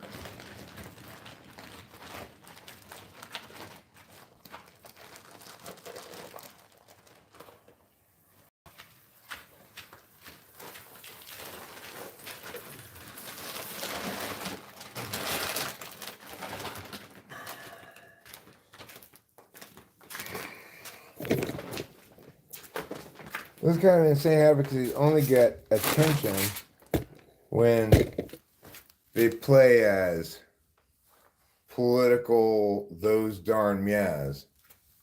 Because that gets a fair amount of... There's an audience for that, unfortunately.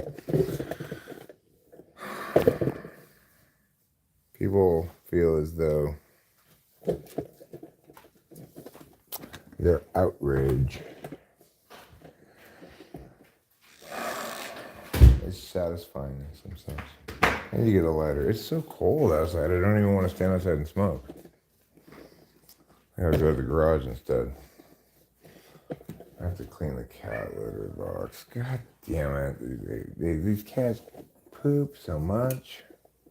You got my Christmas tree and some blow up characters outside the house? And snow, huh?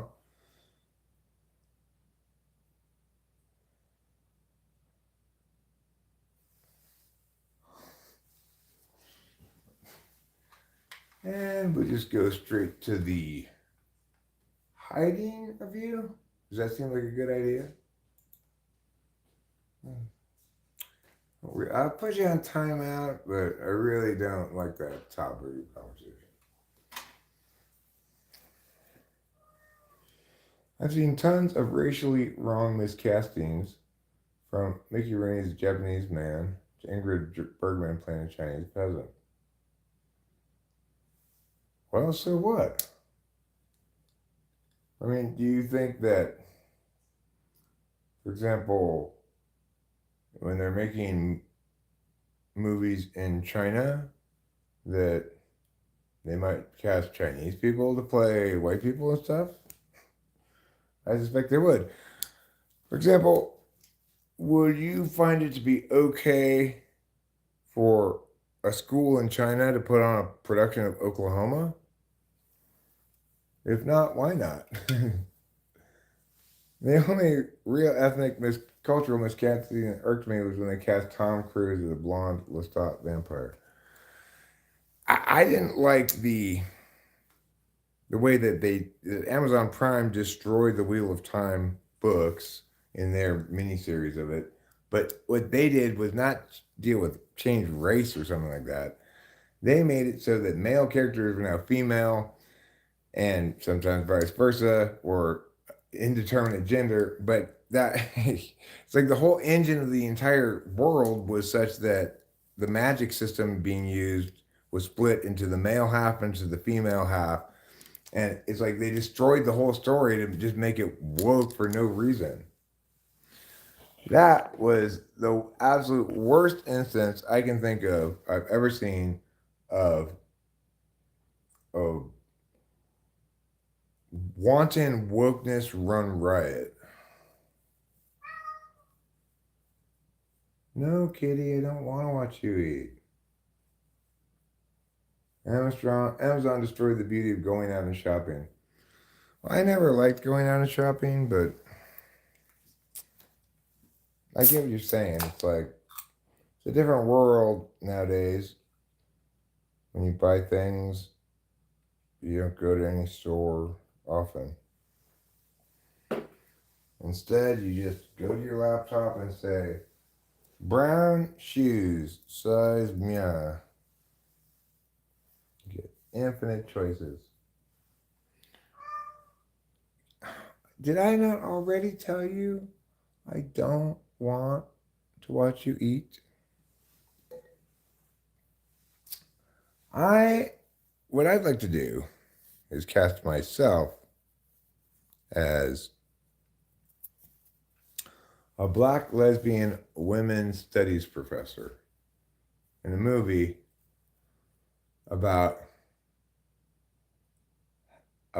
empowering me to attain all of the disenfranchised group credits, even though I'm a straight white male. I go to the university and I insist I am a black woman, a lesbian, and a women's studies professor.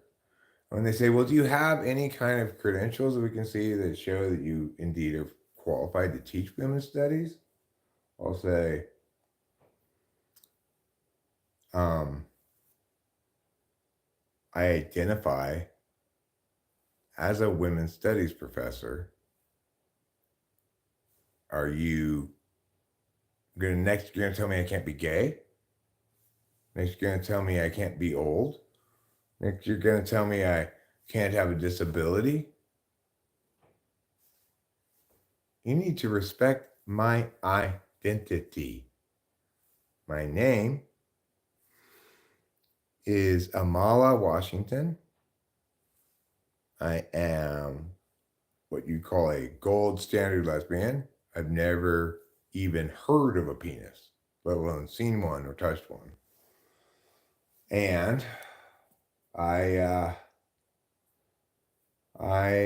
am a passionate advocate for the importance of women's studies as a curriculum at the university.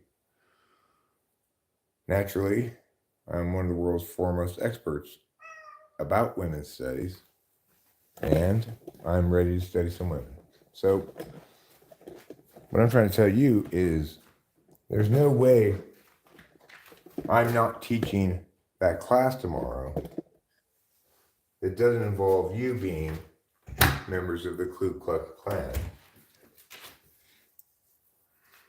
So you tell me, are you KKK racist scumbags? Or am I starting tomorrow?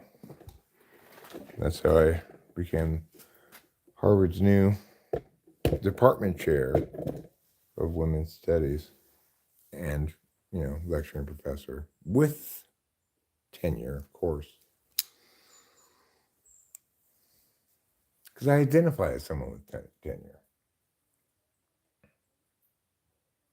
And thank God we no longer live in the barbaric days of yore when people thought it was okay to deny your identity.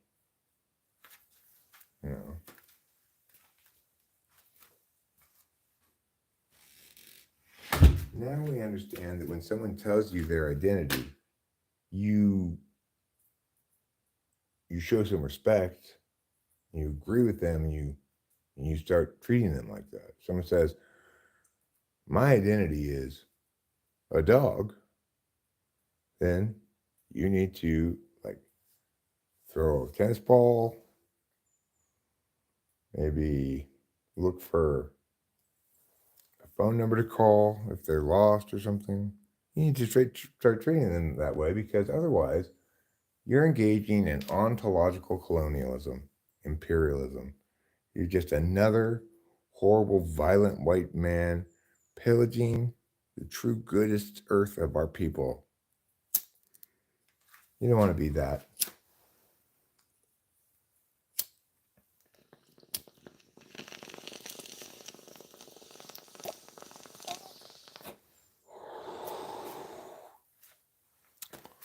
This man speaks a lot of truth. My name's Firecrotch. I'm a Native American of the Firecrotch people, Firecrotch tribe. And we have a long history of saying, hey, listen, you guys need to get out of here. But these Europeans, they didn't say, oh, my bad, I didn't know this was your meadow. They're like, well, is this your meadow? And we're like, nobody owns the meadow. But instead of understanding what we meant, they said, oh, great, then we'll take it. And we all looked at each other and like, what's wrong with these fucking people? But it turns out, now I know, we were wrong. What these people had brought to us was the miracle of ownership. And now I have a whole chain of chicken restaurants. I rarely go in. I delegate. That's what I do. I'm a delegator. Well, thanks, Firecrotch. Thanks for sharing your entrepreneurial story. I know we all look for models to follow, heroes, you might say. life coaches, guides who direct us into being entrepreneurs. I'm going to start a small business selling soap to other small business owners so that they can make soap to sell on Etsy. I'll sell them proto soap. It's like the beginning part of it. It'll save them time. Eventually, I'll move up to selling them all of their handmade soap to them directly. They don't have to make any of it by hand.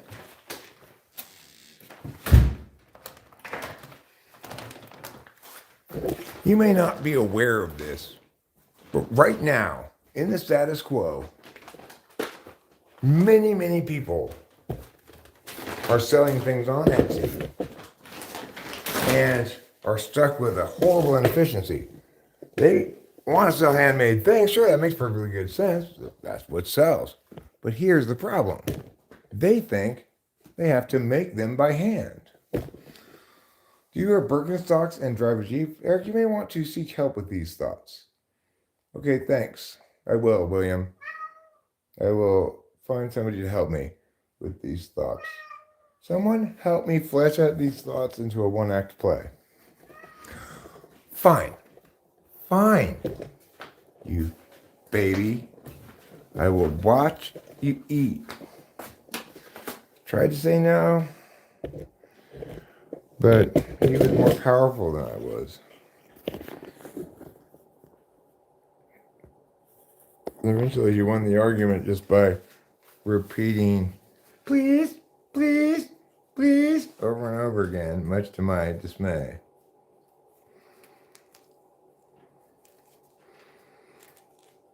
But I'm here. I'm messing with my shoe. I'll give you some cat food. Here you go, your cat food. Then we gotta go back to the other house, you know?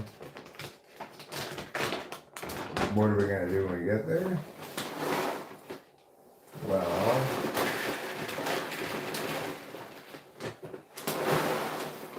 I guess we tarp the kitchen, perhaps.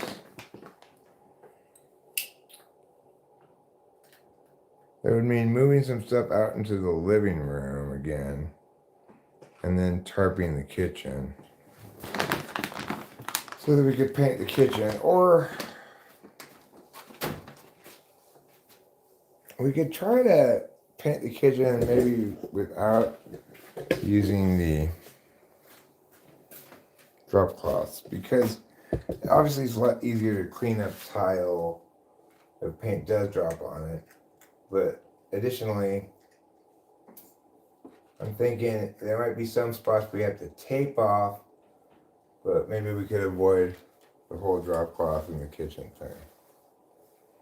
Carpet, obviously, we're not sure what we're going to even do with the carpet there, if we're going to.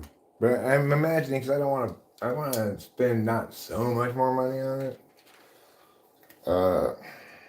So I think we'll probably get like area rugs to cover over the stains that are on the carpet. I'll try to get them out, but I'm pretty sure you can't get those stains out.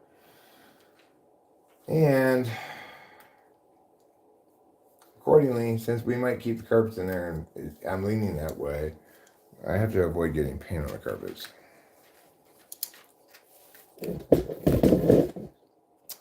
Stop smelling my baby.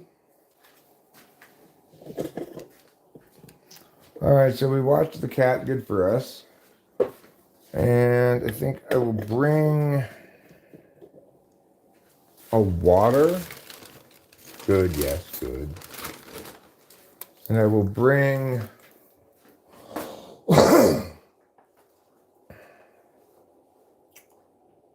what else will I bring? The Spirit of St. Louis. No, that wasn't what I was thinking.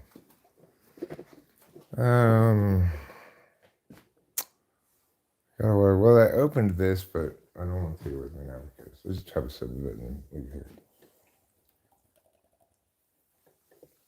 it. I'll drink that when I get back.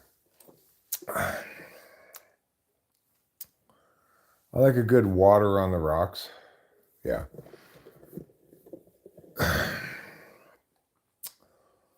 All right, so let's go get some more done this afternoon. We're gonna need to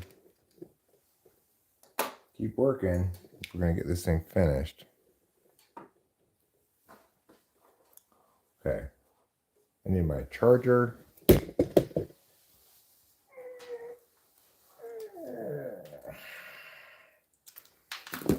And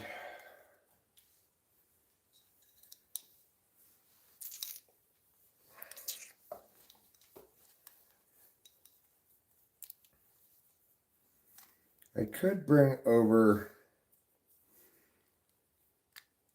like, is that gonna help? Yeah, I could bring over a ladder that has a spot for putting a paint tray on it. I don't really need to climb up on the ladder to paint anything. I'm gonna just reach up and paint it, but I don't love my current solution for how the little table that I'm putting the paint pan on. It's a bit cumbersome. Like this poop stool might come in handy. It's not very much added height, but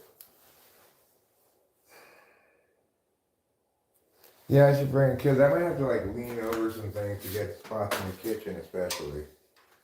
So I'll bring this poop stool with me. It's not made out of poop. No, I don't know why you would conclude that.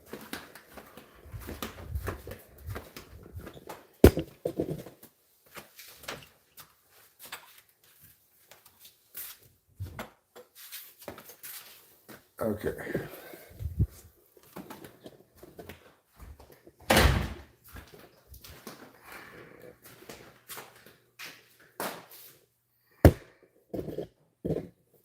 We'll put this here. I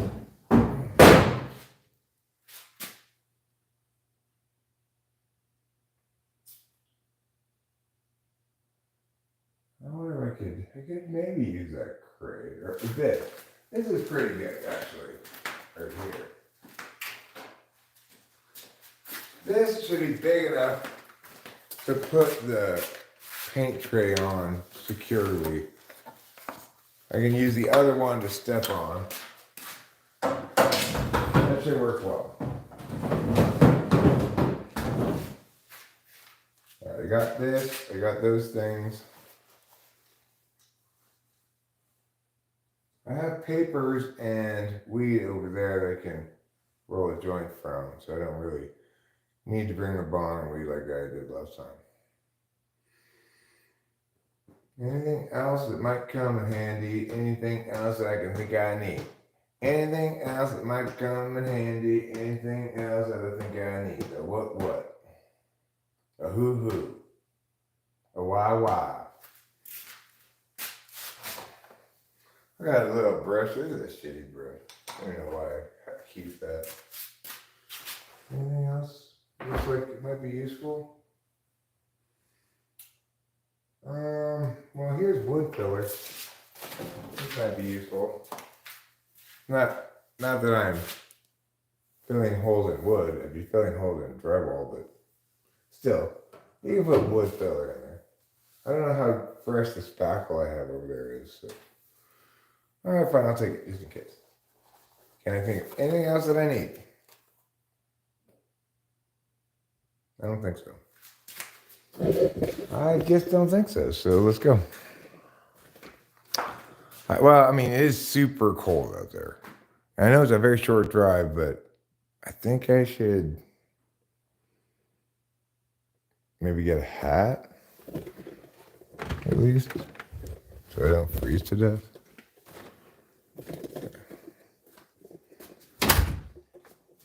So cold outside.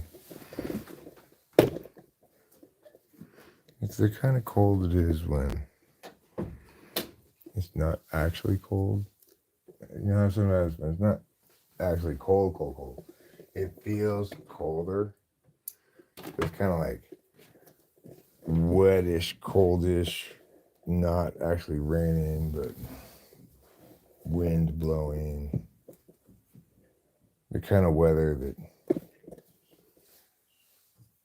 turns a mother against her own son. That's how cold it is. It's the kind of weather that would shoot a man for looking at his own biscuits. That's how cold it is.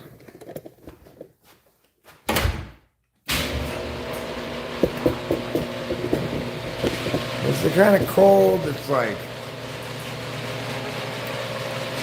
you took a regular cold day, you packed it away in dry ice, and then you put that inside a solid iron container and then put that into deep space. And then take that piece of deep space with the container in it and put it into an absolute zero refrigerator. And then crank it down even further to absolute minus 15. That's how cold it is today. Oh, right. I have to clean the cat litter. You cats need to keep your poop and pee either inside your body or out in the wilderness. I'm tired of this whole cat box shit. Gross.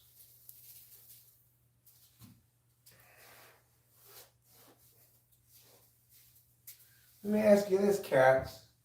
You think you'd like it if you had to go clean up my poop? I don't think so.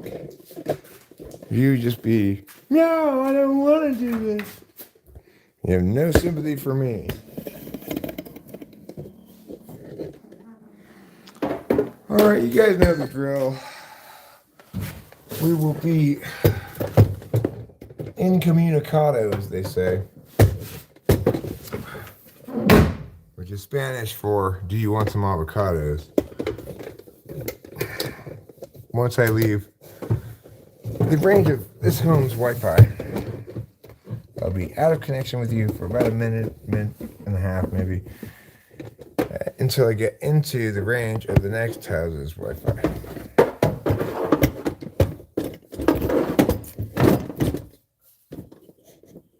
There. It's cold. Wow. I'm not normally accustomed to my feet getting so cold so quickly, my hands getting so cold so quickly. I wonder what the temperature is. That's right, absolute minus 15. Now I remember.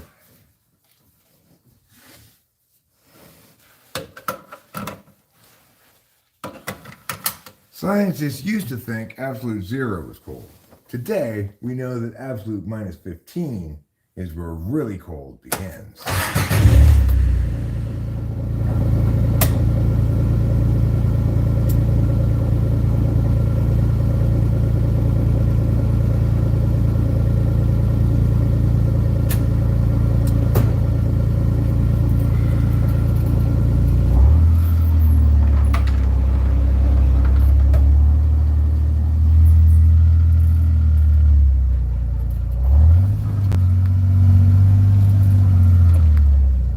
Some people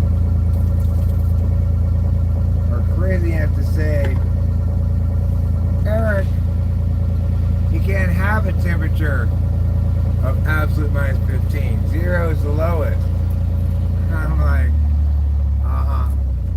if it's the lowest, then try this.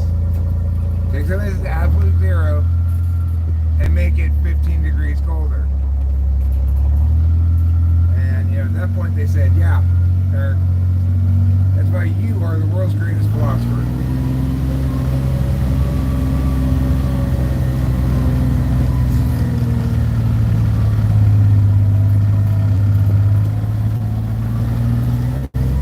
Nobel Prize for correctness.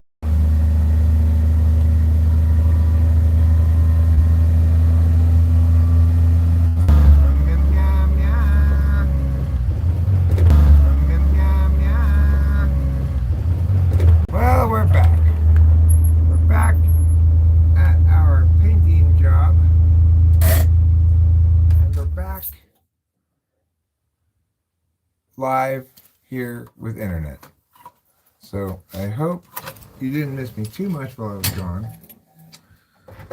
But now I'm back. Let's take some things from the back of the car to the house upstairs. How about I'll grab this ladder and you grab the other ladder? What do you mean you can't grab a ladder? What are you, like, disabled or something? Fine, I'll carry them both. Yeah. Wouldn't kill you to have a little consideration, but that's fine. You don't want to carry anything? Be Captain Lazy Arm. See if I care. Speaking of Captain Lazy Arms, my arms are tired from reaching up and painting and stuff.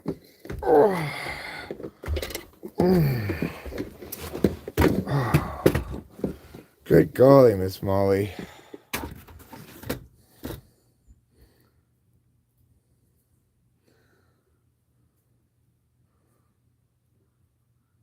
That song was really a slut-shaming song.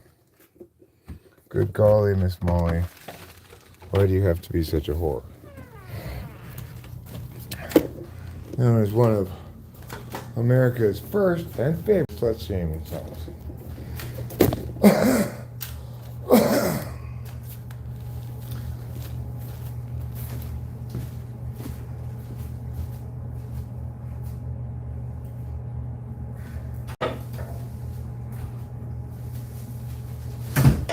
All right, now what, you might ask? Well, now we set this down and we take a look. We take a look around. We see what we see, we think what we think, we decide what we decide. That's what's happening now. This is a charger. I could use it to charge anything, but I'm going to use it to charge my phone. It doesn't necessarily desperately need charging at the moment, but it is a little electricity lean, I might say. And I'm glad I brought these little ladders because, for example, over here, over the top of the fridge, it'll be nice to have a ladder to reach back there, because I have to reach over something. I'll have to deal with in there, I guess. I mean, I could leave in there the same color as it is. I could just leave inside there gray, and we'd have another color besides just white.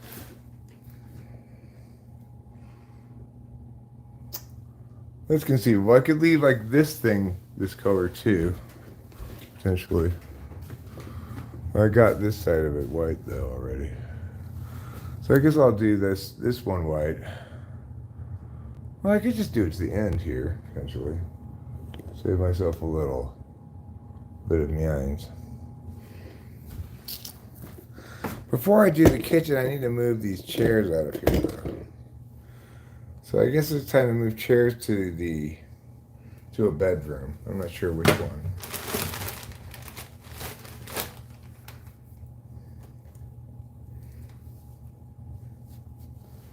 If we're gonna paint in here, obviously I have to move the couch back to the living room. That's fine, I could do that.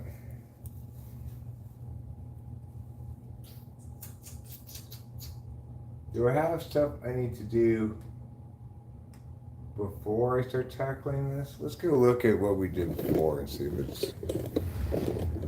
it's all it's sufficiently well coded. I mean, I need to do these doors.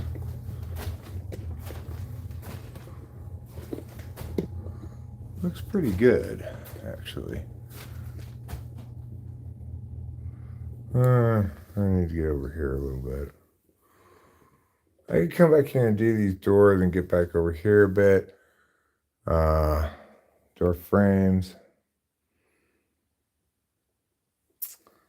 The ceiling. Ceiling looks okay. This one I don't have to do the ceiling on. I could. Well, you know, I'm not pot committed to painting the bedrooms yet. Although I probably will. It doesn't look necessarily bad to have the bedrooms like that. I could do the trim. And I want to do this bathroom too, of course, unfortunately. I actually paid somebody to paint this bathroom and they did something really stupid. I left this sticker on here. They were supposed to obviously take that off before, instead of just painting over it.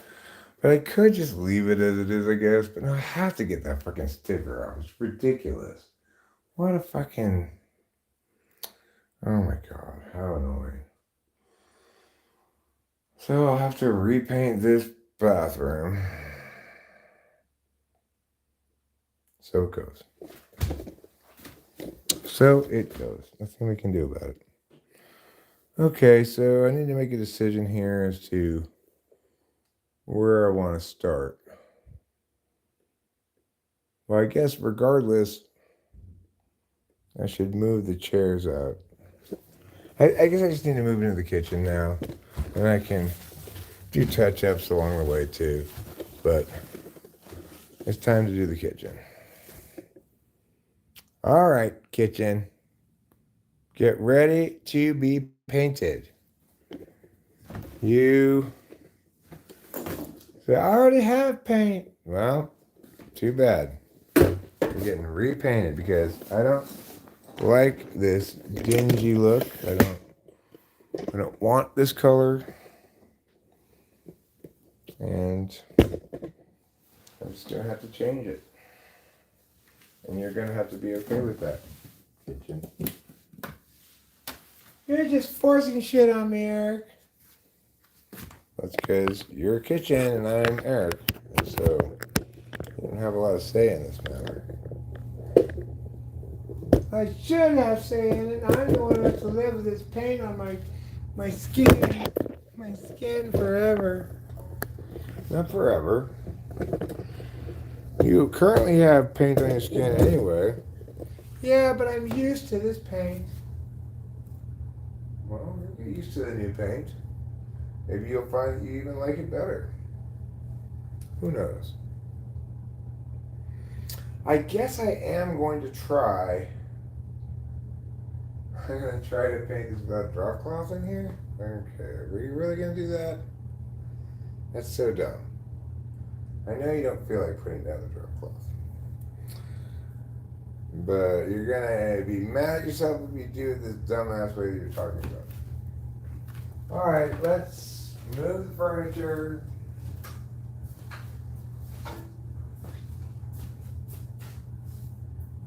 Let's move the furniture, and then after we move the furniture, we will re-examine this question of the drop cloth. Revisit it, I mean. Re-examine is fine, I suppose, but I think revisit is better.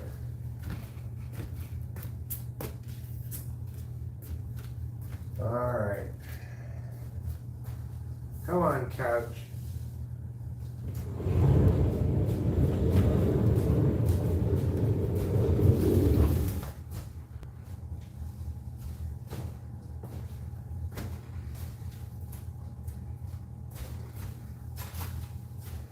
Okay.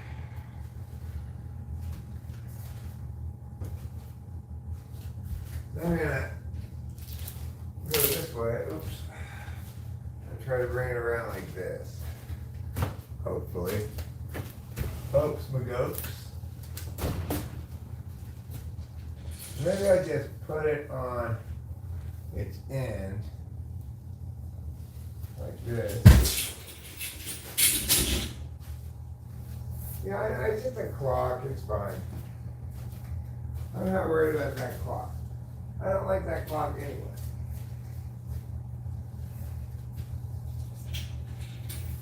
So I just put it right here.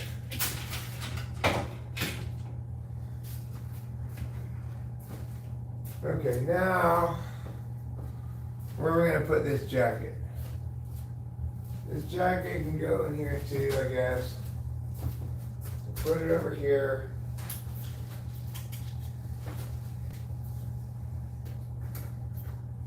For now.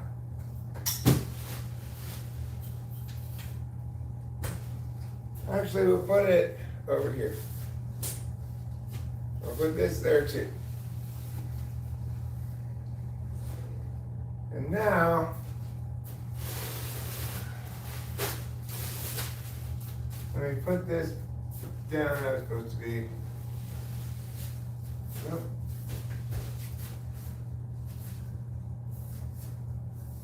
Because the cushions are falling off of it.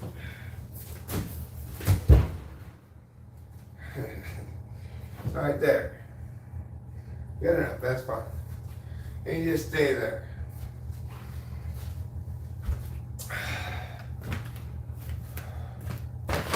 And as far as these chairs go,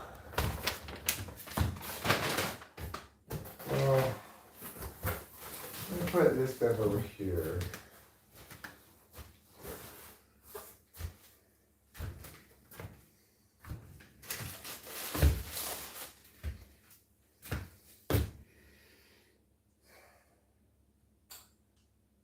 Okay, so since it looks like it's kind of going to be about to rain, maybe, I think what I'm going to do is move these chairs not out onto the deck, which is kind of the most natural place to put them, but rather into this bedroom here. So you can watch me carrying them in here from over here.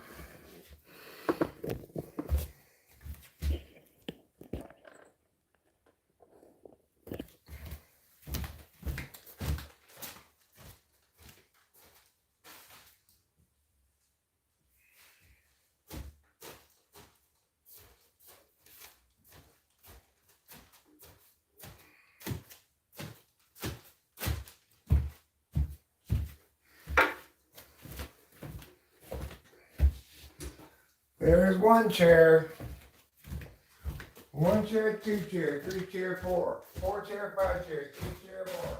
How many chairs do you have in there? That's how many, 1 chair, 4.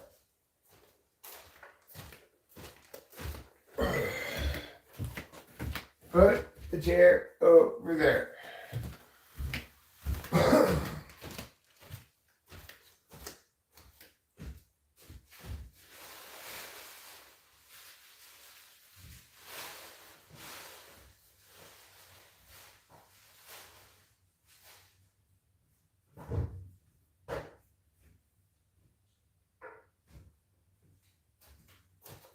Alright, so one decision I've made here for sure is I'm not going to paint inside the washer and dryer area.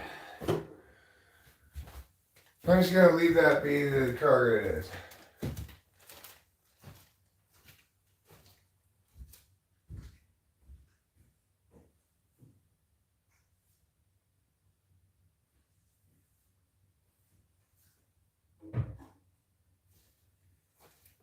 Because I think it will totally look fine being its own color because it gives you a little contrast, and also because I just don't feel like getting up in there and dealing with all that, and it doesn't seem necessary.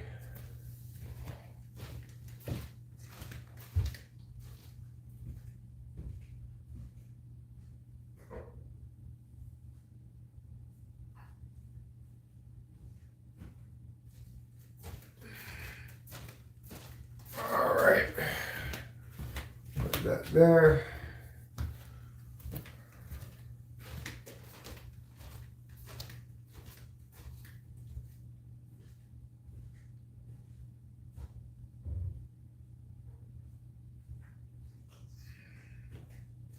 Then we'll go to here. Next, I'm going to carry that. Oh, no, I'm not going to use that after all this time. Okay, so let's go.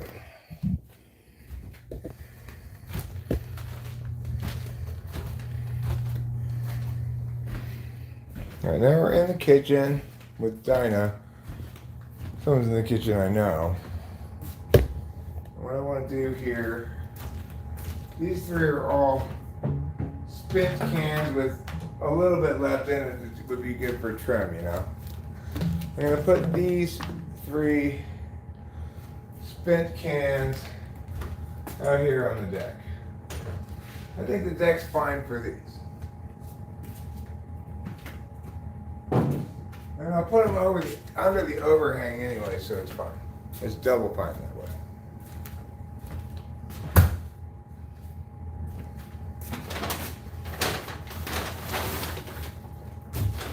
Got paint supplies in this bag, so I'm gonna combine them, all these things into one bag.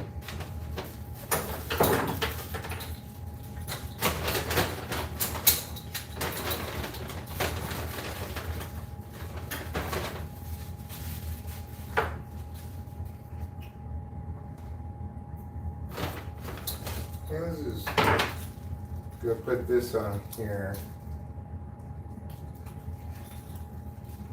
We got a little roller. This works for like edges and stuff. A little bit better than the big roller does. Tape. This will take good. Trash, trash, trash. String. Screws. Just put things like that in my pocket. Brush. Key. Spackle. Another one of these things. Key. I'm not going to put the screwdrivers in there. I'm not going to put this in there. Because these are, you know, a little more not specific to painting.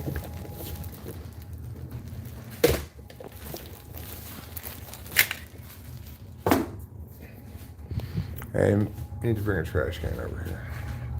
I will put these things over here.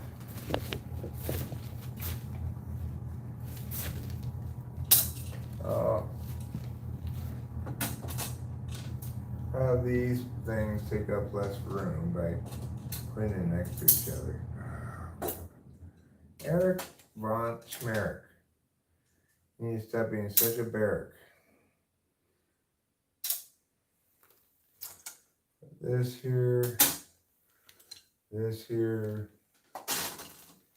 this here. All right, good. Now we have room for this and a screwdriver. This knife can go back in the kitchen. All right.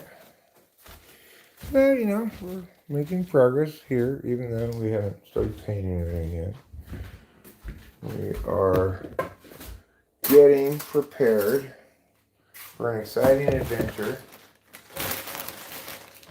that will carry us to distant lands in our imagination.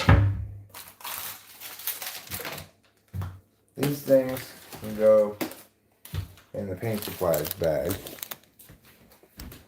which is here. These are drapes, and you know we need to put these on the windows at some point, but not right this second.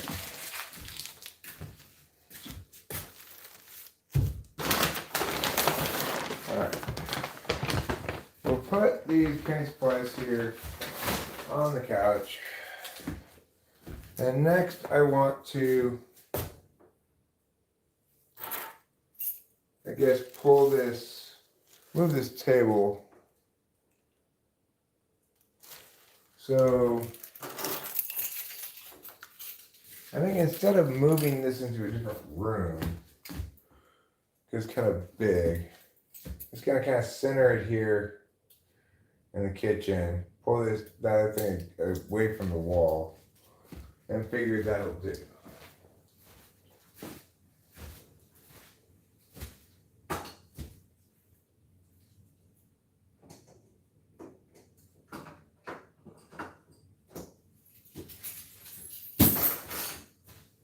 Okay, so this windowsill over here now is the general gathering area for things that aren't paint supplies, like my keys or everything.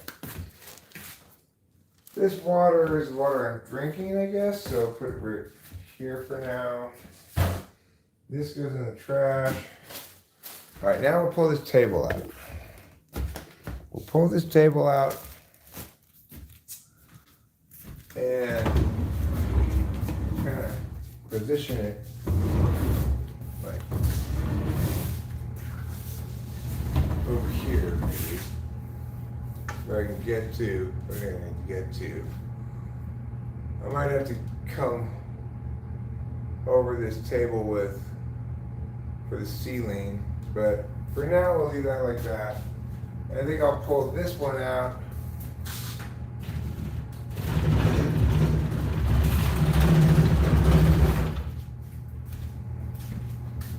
Unplug the microwave.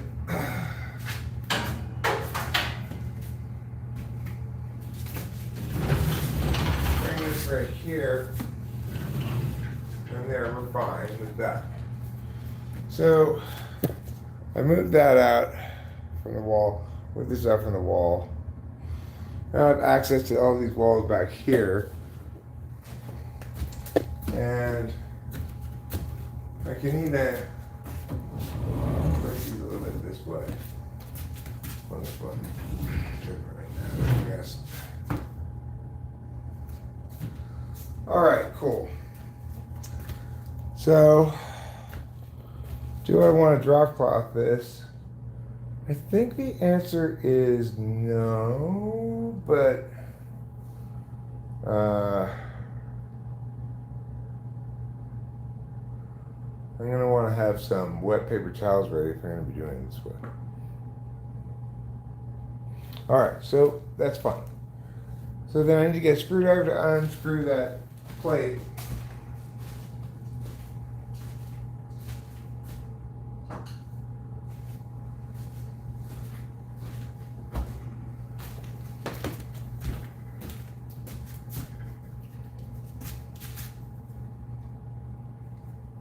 What is this dumb thing anyway?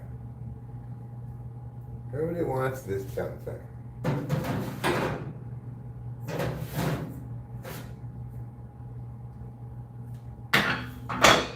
Alright, I'm gonna tape this sill as well. Yeah. Guess I'm gonna need to do that. I may be able to get away with not drop clothing, but I definitely need to tape that. Alright, I'm gonna put kitchen one of these on this thing, I guess. So, come in here, let me plug you in while I'm doing this part.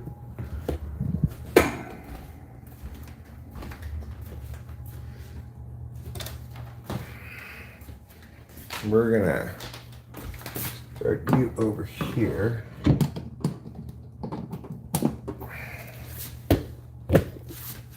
Plug you in like this. There you go.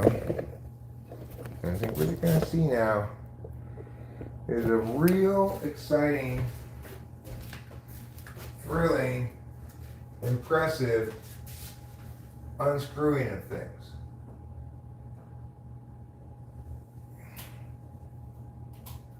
I'm turning these screws counterclockwise or to the left because, as we all know, lefty loosey. Works that way with women too. If you want to make a woman into a loose woman, you need to turn her to the left a little bit.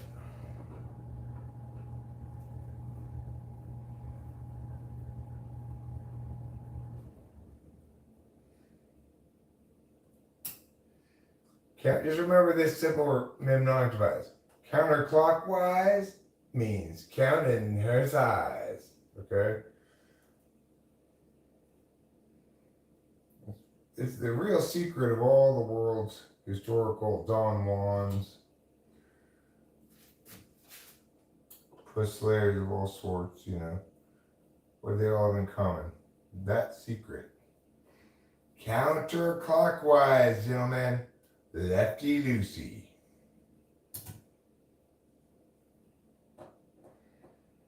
Alright, we got 4 screws here.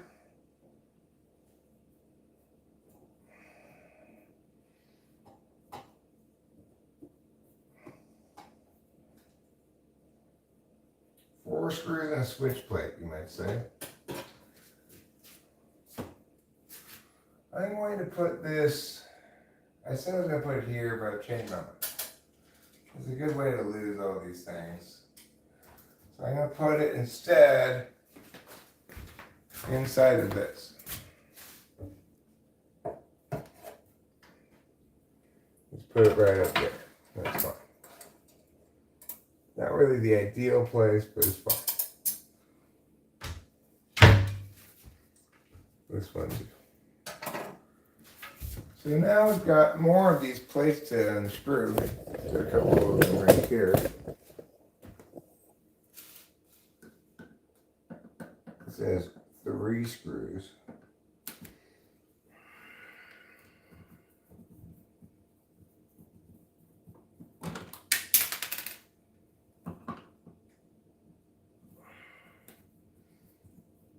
Left, left, left, left, left, left, left, left, left.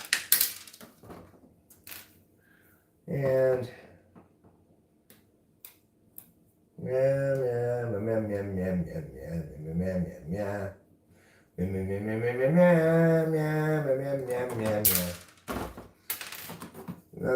another plate comes off. All we are is just another plate on the wall.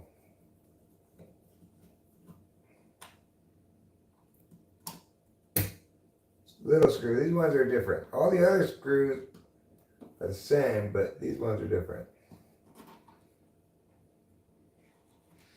Come on. You can do it.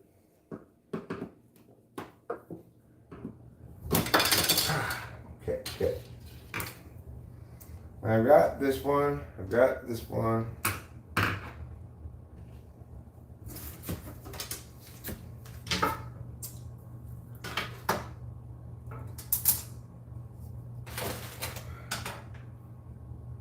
Alright, there. Now there's this one over here. Let me turn the light on maybe.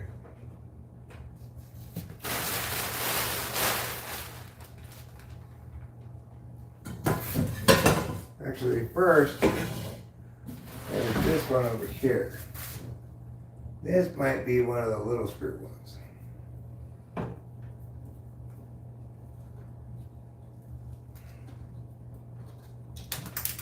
Yeah, it is. Fine. Be a little screw magoo. I don't care.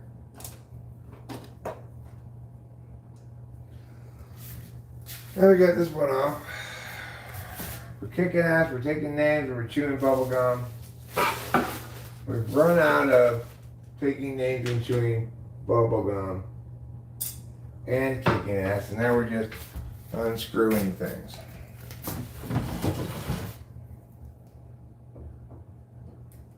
Unscrew, unscrew, unscrew, unscrew, unscrew.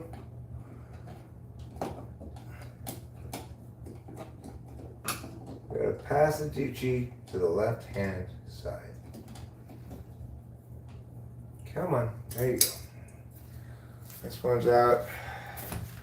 Why are there so many plugs? God. Did you guys try to set a record for most plugs in a single house? And you put all these plug things in? Ridiculous. Nobody needs this many plugs. Okay, fine. If I were living here, I'd want this many plugs. But not if I were paying it, which I am.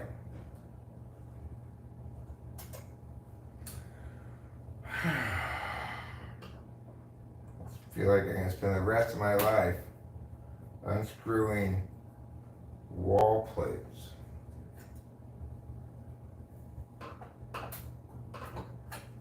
Probably not the case, but that's how it feels to me.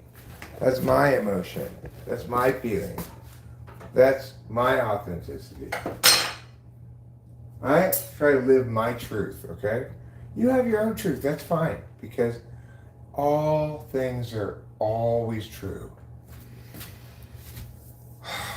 Alright. I'm going to unplug you from here. Plug you into here. Is this as much light as I can get in here? What about this light? Where does that light turn on? Here? Oh, that's better. Now there's more light in here. Good, good. Now we got this one.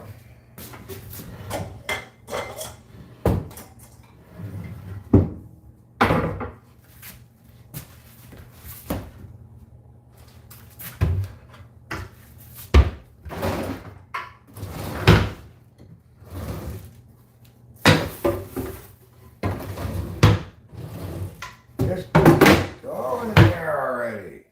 There. Now we'll unscrew this one.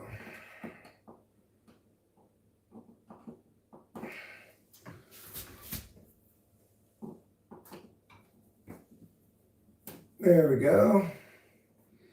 It's a nice screwing, unscrewing action.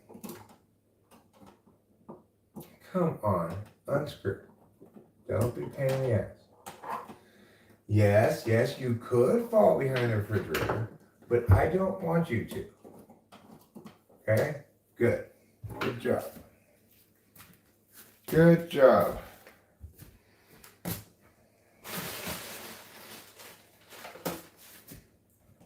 Alright, now that we've unscrewed all of those things, we'll need to do a little bit of taping over here, I think. We'll start by taping over here, this windowsill. But we're going to need to do taping here too. Alright, well, let's just get the taping done, I guess. No, I get it. I don't want to do a bunch of taping either. But sometimes it's really the only way to do it. We're already trying to cut corners by not putting down the drop cloth in here. So let's get some tape.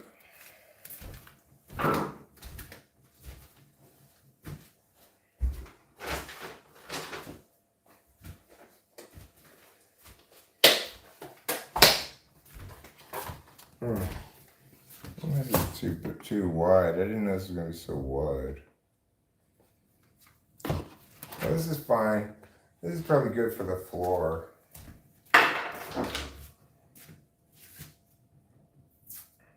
No.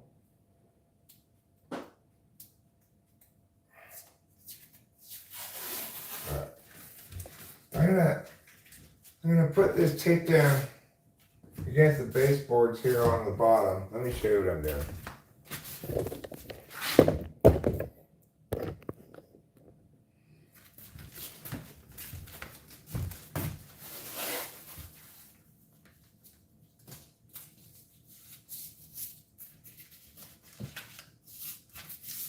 No.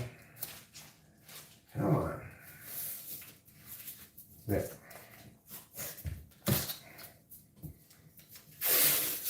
Alright, so the trick to these taping things is don't do what I keep trying to do. Take the full piece tape off of the roll tape, then put it down when you can hold both ends of it. Don't try to do it with just one end of it.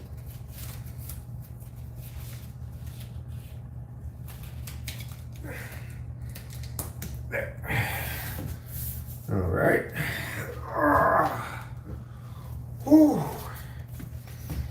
This is a real workout in the gurkout. Let me tell you, it's not for the faint of back.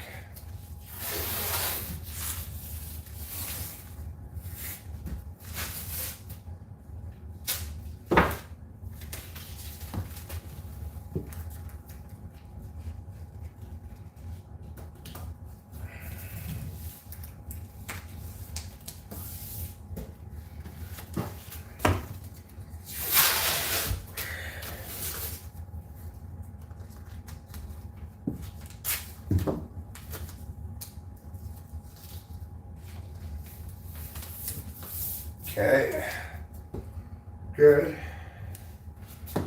We'll get here as well.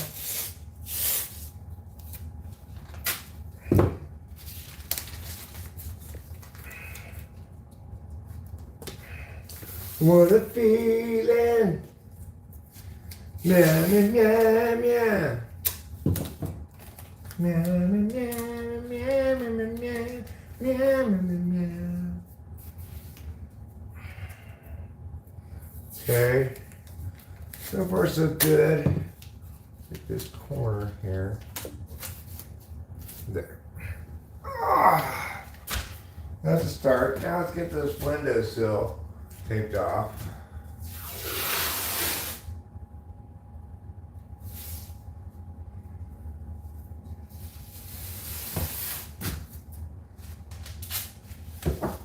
Alright, so here we'll go.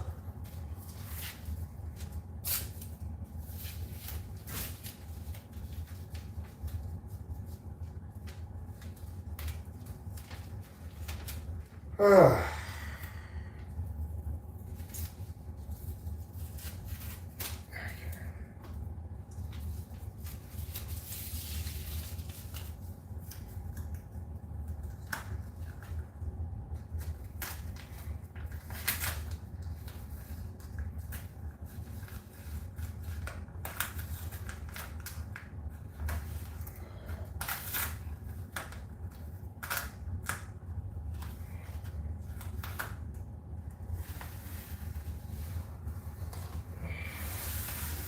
Okay, there.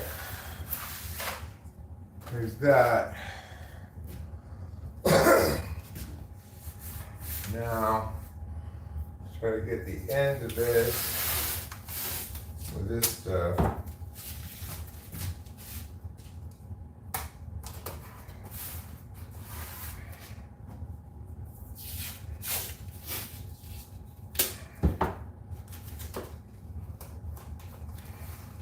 I hate myself.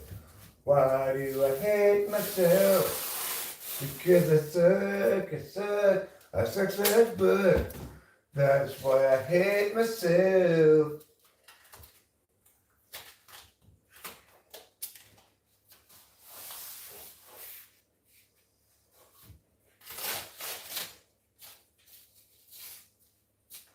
I can't tell. That's fine. That's fine. Okay. It's not fine. It's not even fine for great. Eric, you're being a big nincompoop. Don't be a nincompoop.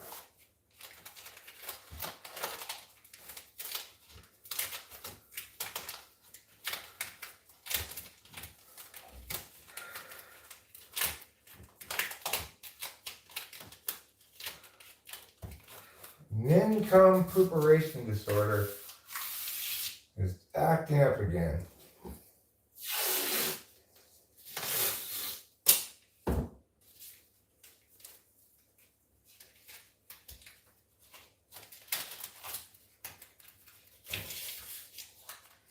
Alright, there's that. That's done.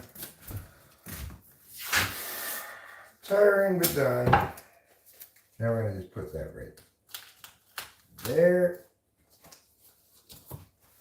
Okay. We'll put right there. Okay. And we'll put it right here. Okay. And right here. Okay. And that windowsill is all taped off now. We're going to need to additionally do a bit of tape in here. So let's start right here.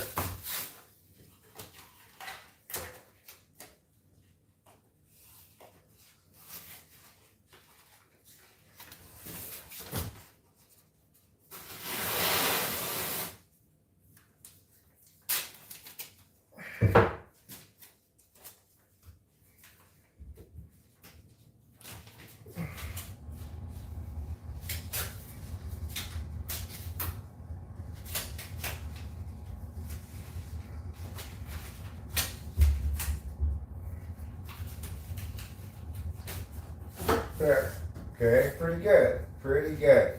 We're making good progress here. Let me show you what's going on. I'm taping up along the brown thing there. But we're going to move you.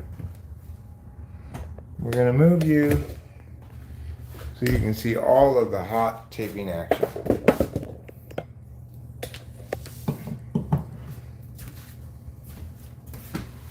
Or at least most of the hot taping.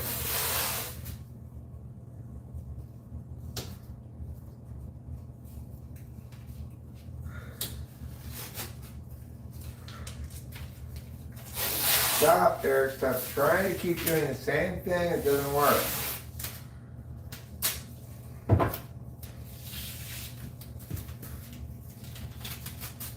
Stop trying to keep doing. It's a strange sentence construction.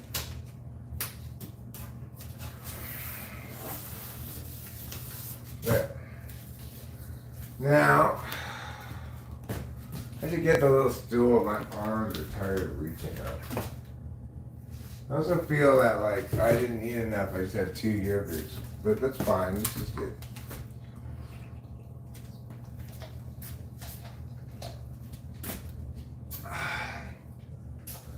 All right, I'm gonna get my stool. Pope stool. It's time for you to diversify into other purpose stool. In this instance, you're going to help me stand taller into the sky.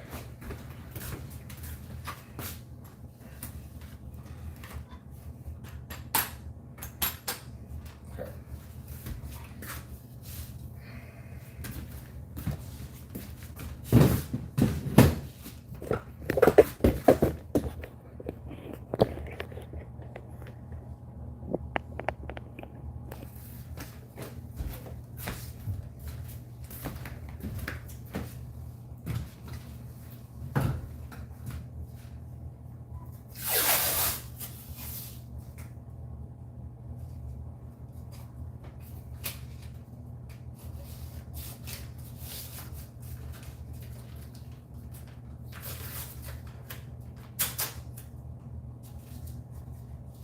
Alright, get another piece of puppy.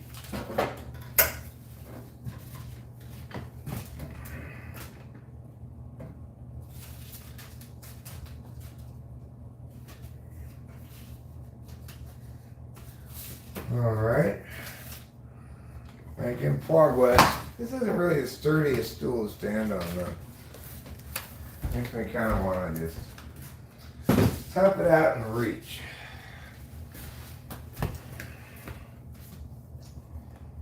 So obviously we need to do along here as well. And put this under here, these under here, this strap under here.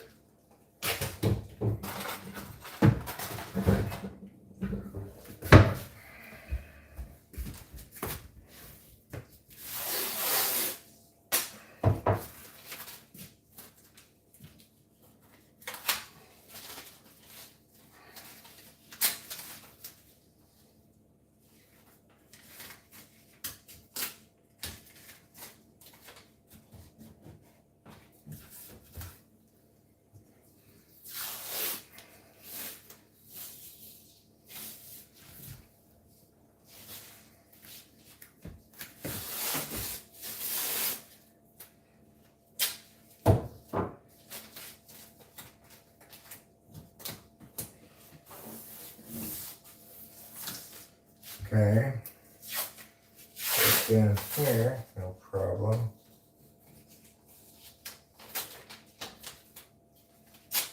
Put that tape there, fold it over.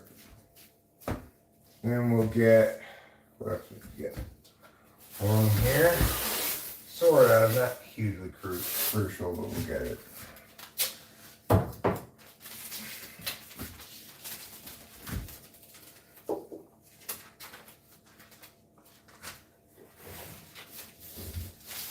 There.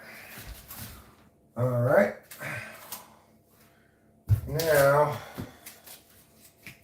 else I need to get here? What else do we need to tape off? We're going to tape off that. So, if you look up here, move this above the fridge.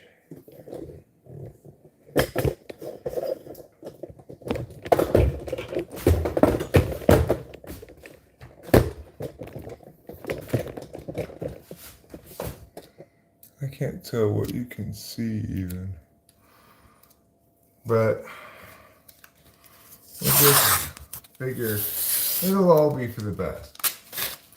And we will put this here. There we go. Now this is where I really need the stool. I'm gonna get the other stool for this.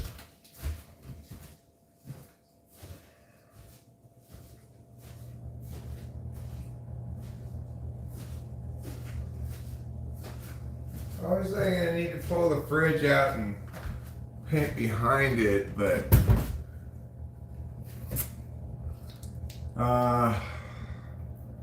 I'll wait until I have to do that.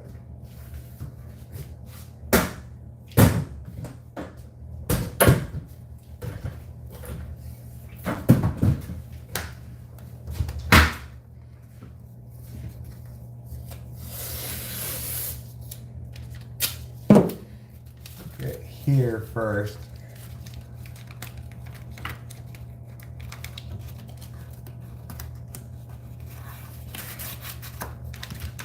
Okay, there.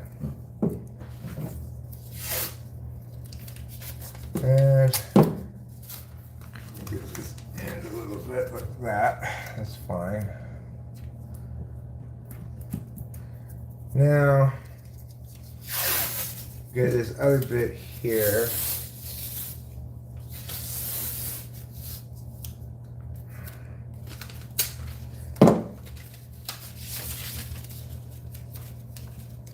Right, like, yeah,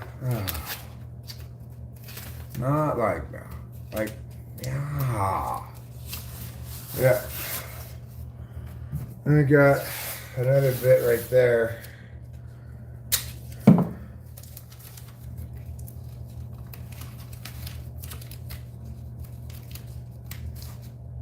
Okay, there. Whew, that's tiring. Now we can come to things that are a little bit easier.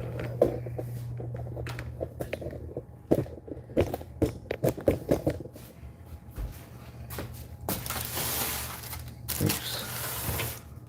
Let me move this out of the way.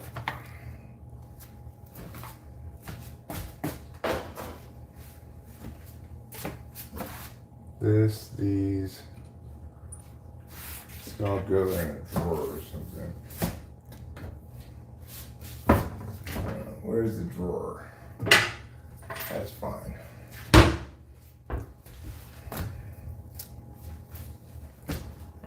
So now we got a tape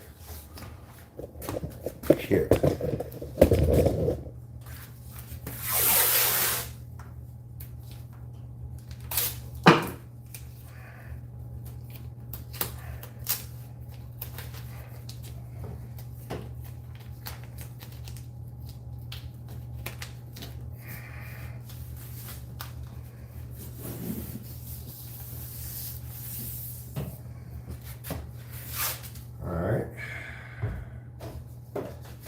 So, what is that?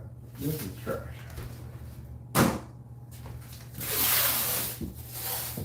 We'll get the old muggity meow right there.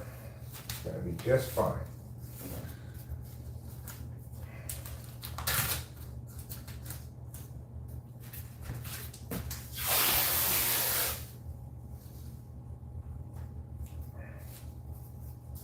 Okay. So, there we go.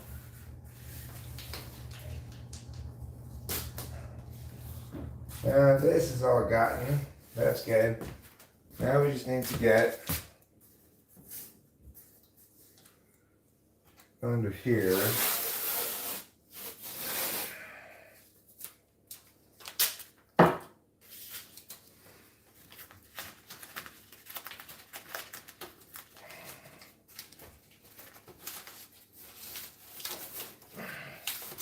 That's good. We'll need to get here.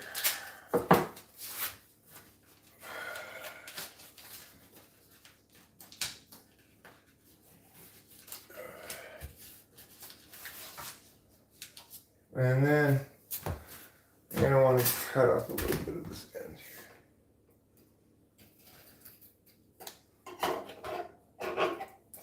There. Get that bit off.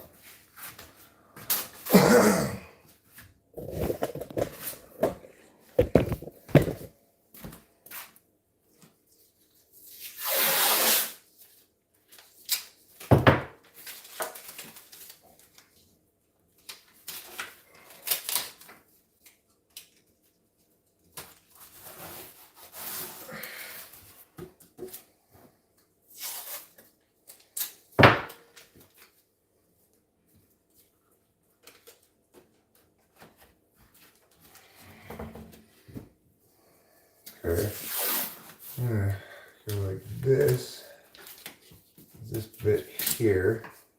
And we're gonna go tear it off here.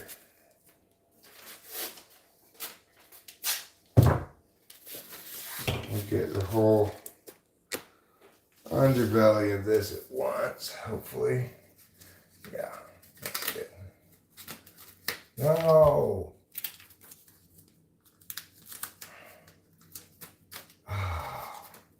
Come on, you scoundrel. There, that's good. I have to probably cut along the edge there, this one.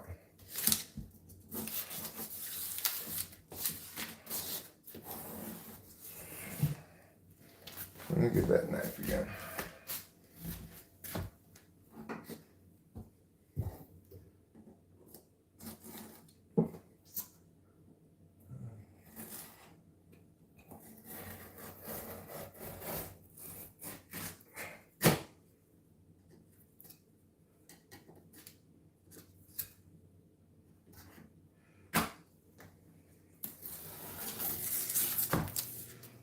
Okay, have to re-get that spot. That's fine, I'll re-get that spot. And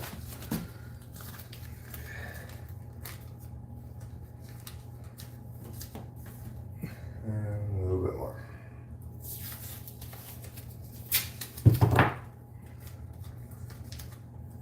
Okay, good. Now, I'm gonna need to get this side here.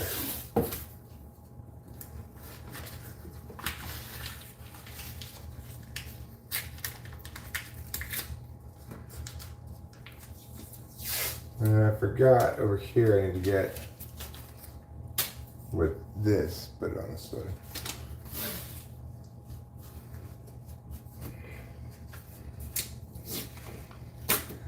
All right, now here.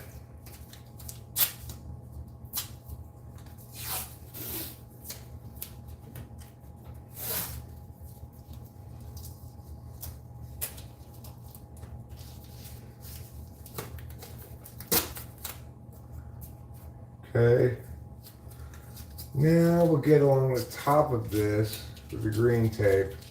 I'll probably use the blue tape for the smaller side.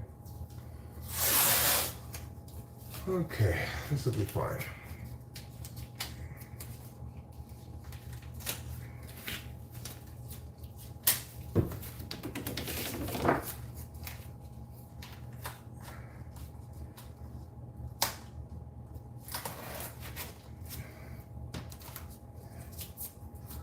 Okay, do another piece here.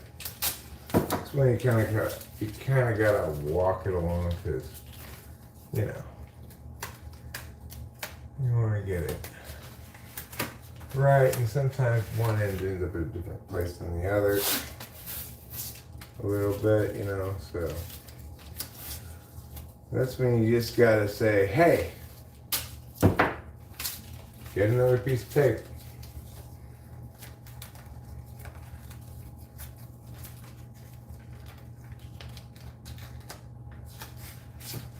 There. Now we'll go down the sides with the blue tape, I guess. Let me get a blue tape.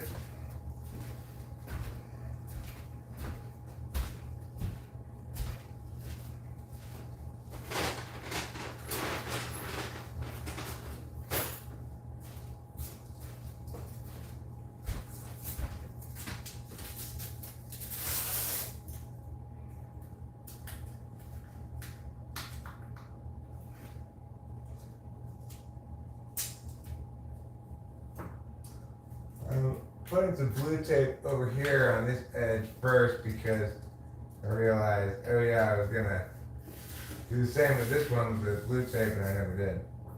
So the blue tape's thinner, and as a consequence, for these little teeny metal edges that I want to tape, blue tape's better.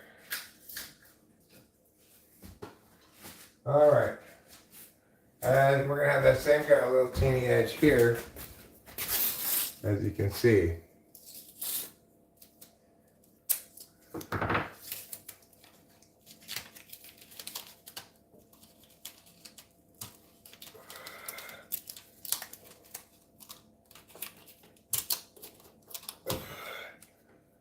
Come on.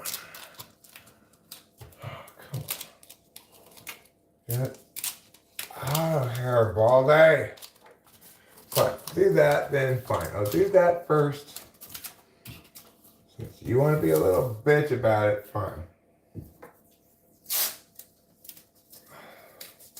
I'll go that way first, then I'll go the other one.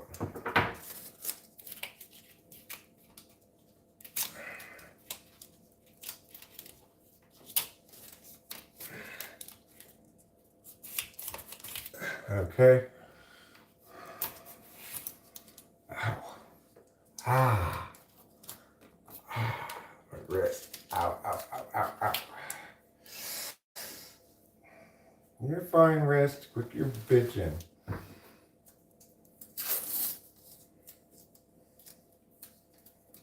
Okay, let's get here as well.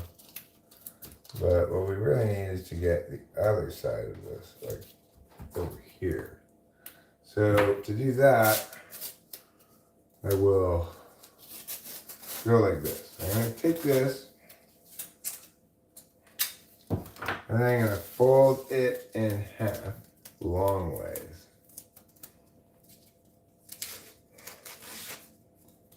Like this.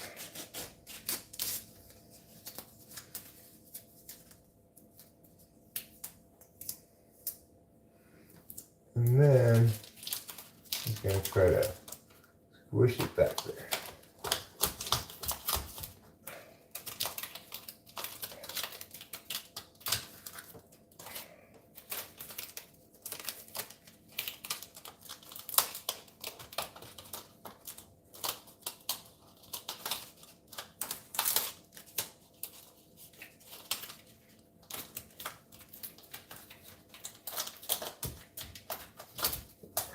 There. Good enough. Alright, now we gotta do here. We'll go with the blue again.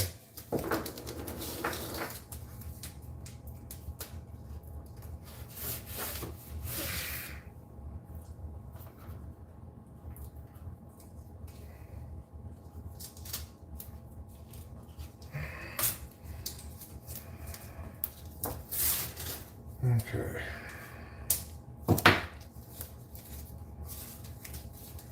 This like so.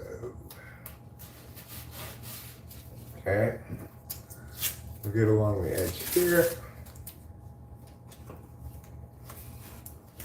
Because that's important too.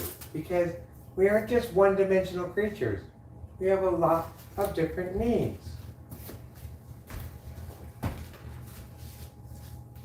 Like, I know sometimes I just need to just sit in a chair and just say, enough for today. I have had a stressful day. Maybe some clients were giving me difficulty. And I just have to say, no more. Susie, you deserve better than this. You need to take it easy. And I do. And that's why I'm so healthy, happy, and free. Because I know when to say, enough.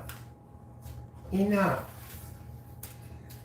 It's a short enough word, but it sure is awful hard for so many of us to say, isn't it? Yeah. Well, I'm here to give you permission to tell yourself, Mr. or Missy, enough. Get this one here. Like here.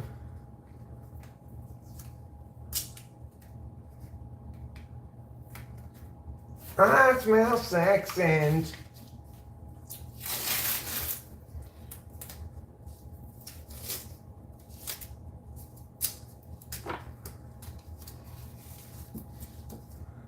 hanging around, down myself, and I knew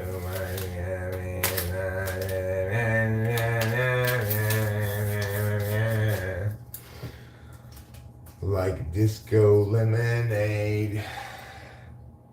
All right, fine. That's good. That's good. We're almost all taped up, and I don't know if you're aware of this, but what comes after taping is rhymes with ainting. That's right, it's painting. So we're getting close to the big exciting part where things get painted and people celebrate a new kind of wonder. I need to finish taping here. Obs magobs.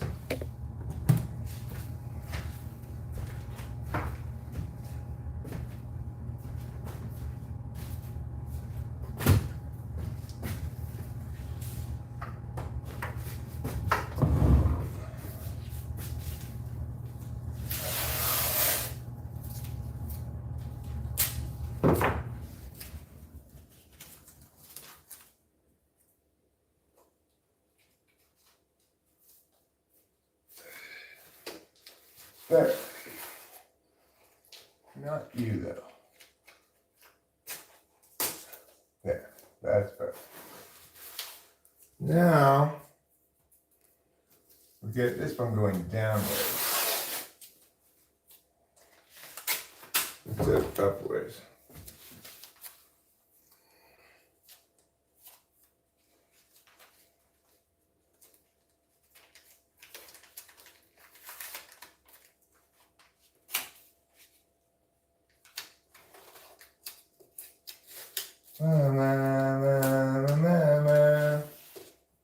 And I'm all ready standing in some pee.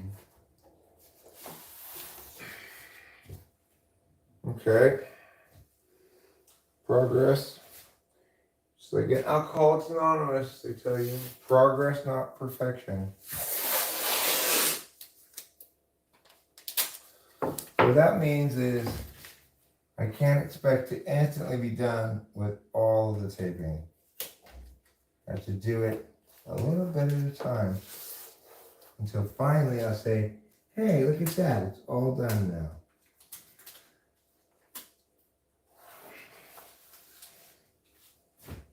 All right, the pants are coming down, the zipper's coming down as always, because I suffer from an extreme case of high hip syndrome.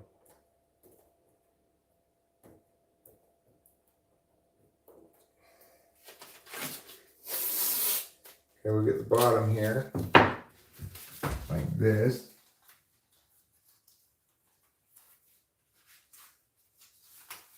Good. Good and smooth. I think we are, oh, I see. I need to get that over here, huh? I need to get the bottom over here because I never did.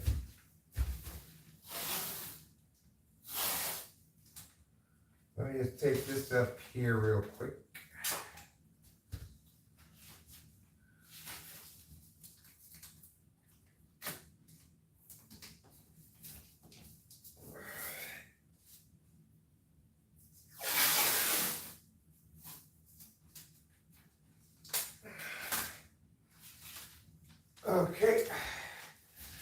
put this tape down here as per, it's up on the underside of the windowsill over here that I just realized I missed. So that's just about done here. Just need to get this like so.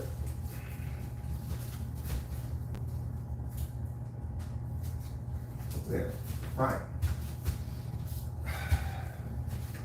All right, everybody, fine.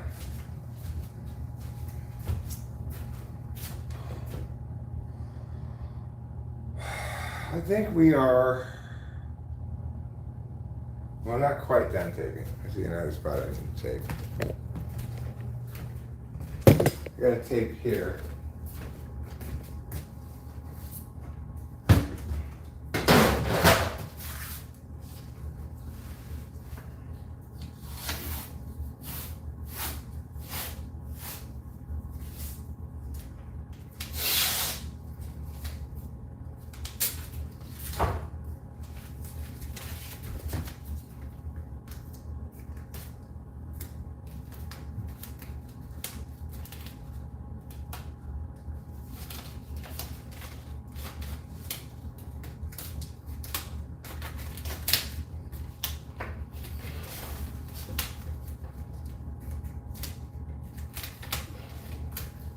Oh, Eric, you're so kind and handsome.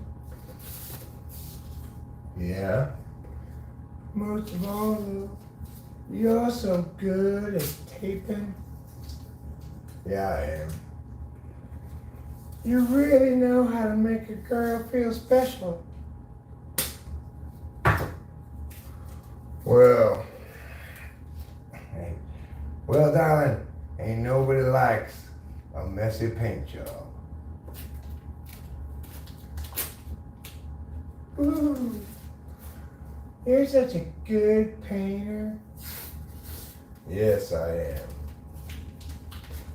Many have called me the world's greatest, but I don't think they were being entirely fair to some of the other great painters out there. No, you're definitely the world's greatest. Well, thanks, lady. What do I call you, sugar plum pumpkin? My name is Dar-da-Dar. Dar-da-Dar, huh? That's a good name. It's because I'm retarded. Oh, that makes sense. Let me find my glasses. We're going to take a break now. We've done all the taping that any person can possibly be expected to do. So, it's time for a cigarette.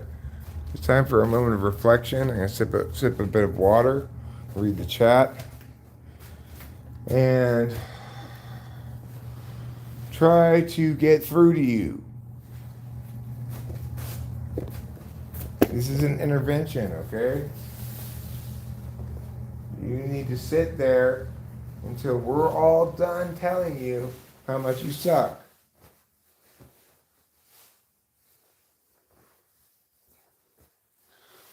I don't like interventions. I don't believe in interventions.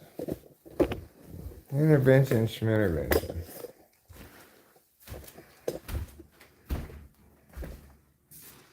How about, instead of intervention, suck my ass? That sounds like a better option to me.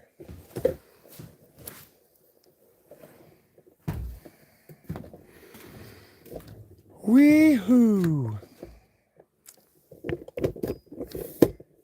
I'm ready to be painted, and I suspect I'm going to get it painted today, which will then, I don't know if I'm going to get, if I open a whole gallon, then I need to use that gallon, and the whole kitchen, including ceiling and behind the refrigerator, is probably not going to use the entire gallon, so I might as well start. Well, we'll have to see what happens. We'll have to see how the amount of paint plays out. I don't have to pour it all into the thing at one time. Whereas snow, This is the United States of America, California. We're up in the mountains, but there's not any snow right now. It's pretty chilly out, but not cold enough to snow yet. So we've had rain quite recently. The deck's all wet. We had snow earlier in the year, but that didn't stick for very long. Normally we get our biggest storms in January and February, not so much in December.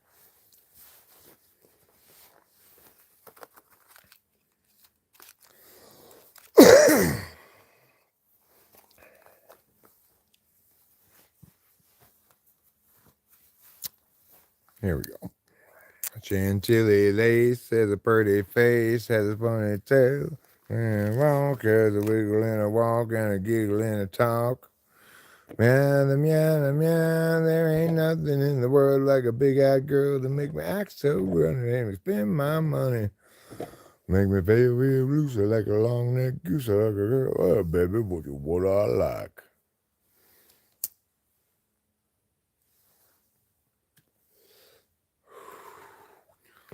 Manticoris, it is the United States of America.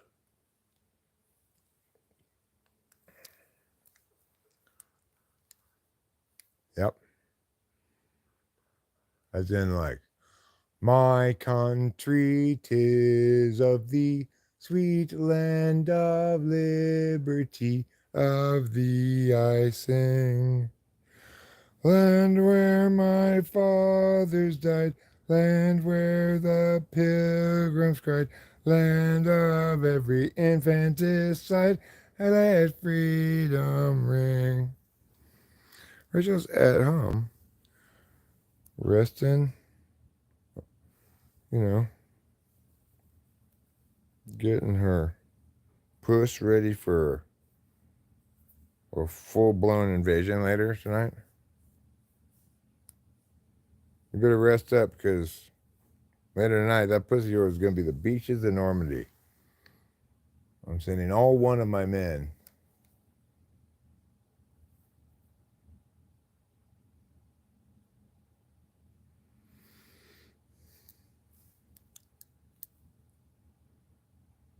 Periodically she escapes being humped for a stretch of time, because she'll be on her vaginal blood blue splash party or some such,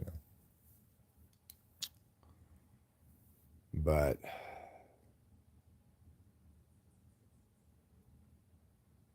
you can't, it's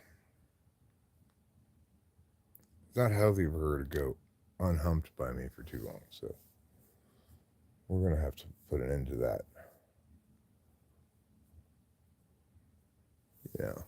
Stretch of. We're going to have to put an end to this stretch of puss-free days and reestablish how things go around here, Rachel tends to forget what it means to be husband and wife. She's always surprised. What are you doing? Oh my goodness. She's a little naive like that,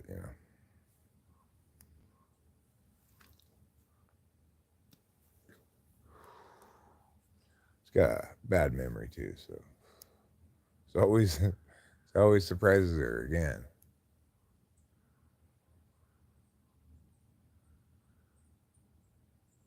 What? What are we doing? Oh, you're taking up your clothes too, huh?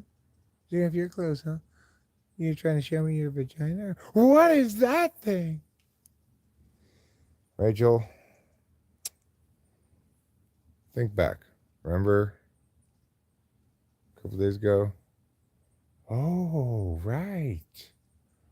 Oh my gosh. That startled me. Yeah. That's his weapon of choice, the startle.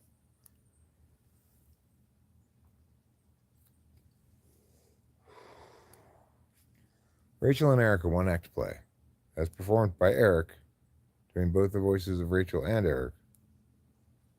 Scene 4. taking off my clothes.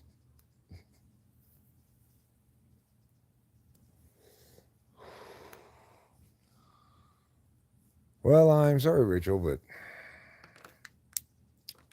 you are overdue for humping, and I don't want to see you get inadequate humping disorder.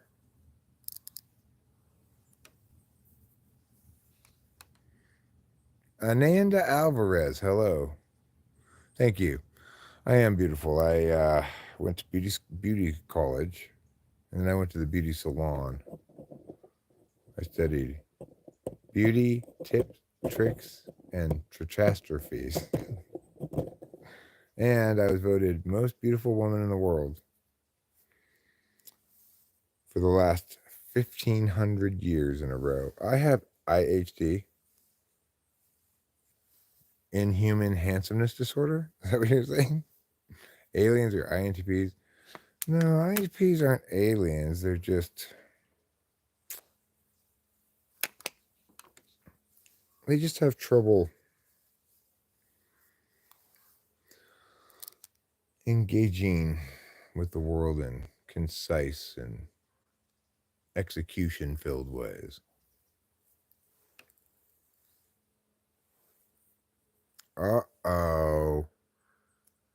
Oh, inadequate humping disorder. Oh. It's much more dangerous for Rachel than for you or me or a normal person. Rachel is, after all, a big-titted wife, so all of her systems are critically dependent upon humping. Being humped, you know. Okay, well, I got you. I hear you loud and clear, Rachel. I get that you're having to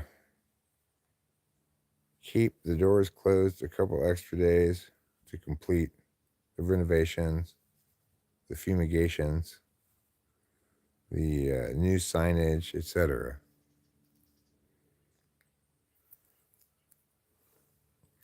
That's understandable, you know. I'll just have to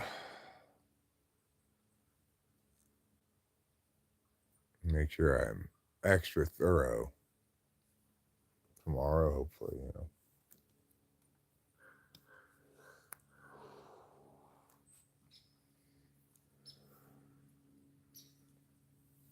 And that's fine. It's fine, Rachel. Don't worry about it. Don't stress.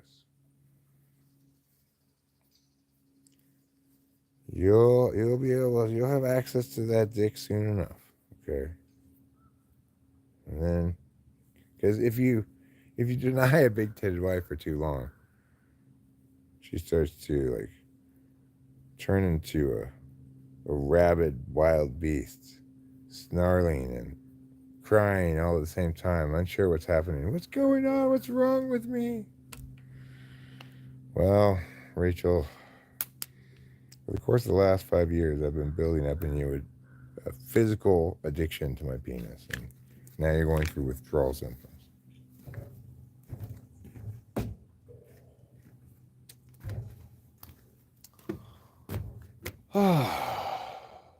All right. Really, we got hopefully one stage left here today, because I feel like I'm running out of gas a bit, and I've already gotten quite a bit done today. Did a lot of taping, a lot of tarping, a lot of painting. I'm gonna do one more run on the painting, and then give ourselves a big high five. Oh, that's right. I was gonna smoke a joint before I do anything else. Let's smoke a joint first. A joint is just like a cigarette, except it's filled with marijuana instead of tobacco. For those of you who don't know. Because, you know, you guys are a bunch of squares. You aren't hip to the new things like I am. Have you heard about this new drug they got? It's called marijuana. I hear it'll blow your mind. Is that really what you hear? I wouldn't lie to you, brother.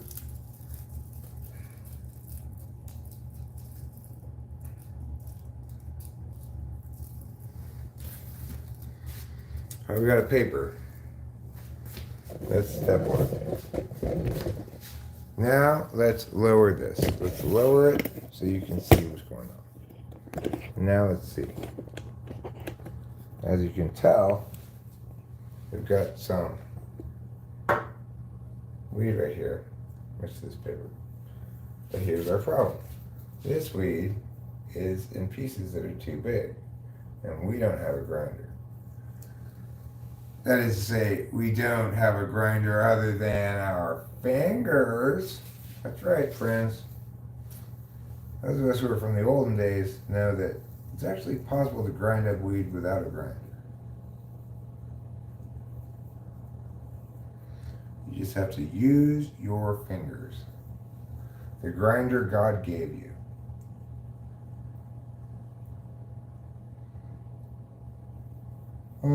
Eric, this is God. Oh, hi God. Thanks for the grinders you gave us. Actually, that's what I'm here about. I did not intend your fingers to be grinders. No, God, you didn't intend them to go on grinder. Oh, did I use it wrong? Yeah. God's not really fully caught up with all the new text and stuff. But frankly, God, I think that's kind of homophobic of you. Yeah, well, you know, what do those people say down the South? God hates. God, just don't even say it. Just leave it alone. Dad! Oh, hi, Jesus. I told you to get your homophobic ass back to the nursing home. But God has for hearts. I am so sorry. I cannot apologize. Jesus, it's fine. You know what? You are so cool about forgiving me. You didn't even have to worry about it. I totally forgive you. It's not your fault. How would I forgive you anyways? If anybody's culpable for anything, it's, you know, old man Yahweh. Oh, Eric. Can we hang out later after I'm done dealing with Dad here? Sure, what do you want to do? Well, would you like to go wash some feet with me? I'm gonna pass on that, Jesus. Okay, that's kind of like, I get it, you're being super Christ-like, you know, but those people need to learn how to wash their own feet. I'm sorry. I forgive them and everything, but they need to learn how to wash their own feet. Oh, Eric, you're so wise. Jesus, when did you start sounding like a girl? You sound like that other girl that was talking earlier.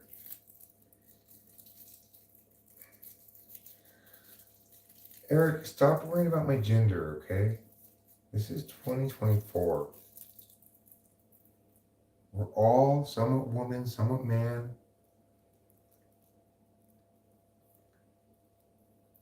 Somewhat angel, somewhat demon, somewhat wild animal, somewhat calm animal.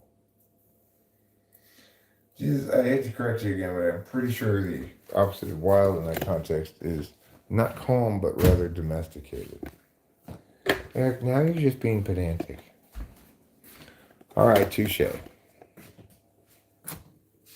So where are we going to smoke this joint? Should we smoke it outside? Yeah, smoke it outside. There's not any chair to sit on. Kind of like, dear God, will somebody give me a chair? But that's fine. I guess I can live without a chair for another 4 minutes or something. Maybe 20 minutes. Who knows? Just go outside and just be okay without having a chair. I could smoke the joint inside, but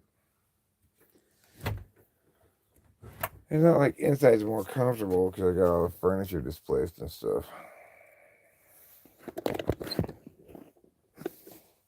It's fine to smoke a joint inside, but it's not fine to smoke cigarettes inside.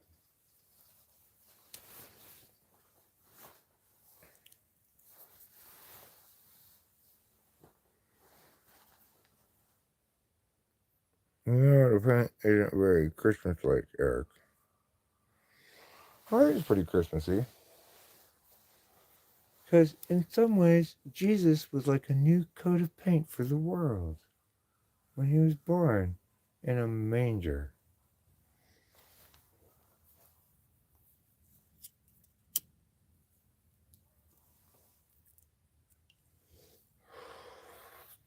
Plus, I'm smoking some myrrh. That's Christmassy. It's myrrh with a little frankincense mixed in. I couldn't afford the gold.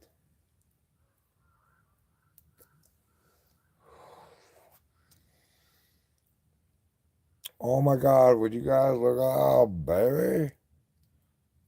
That's a pretty cool baby. It's not just a cool baby. I think that baby is God. Really?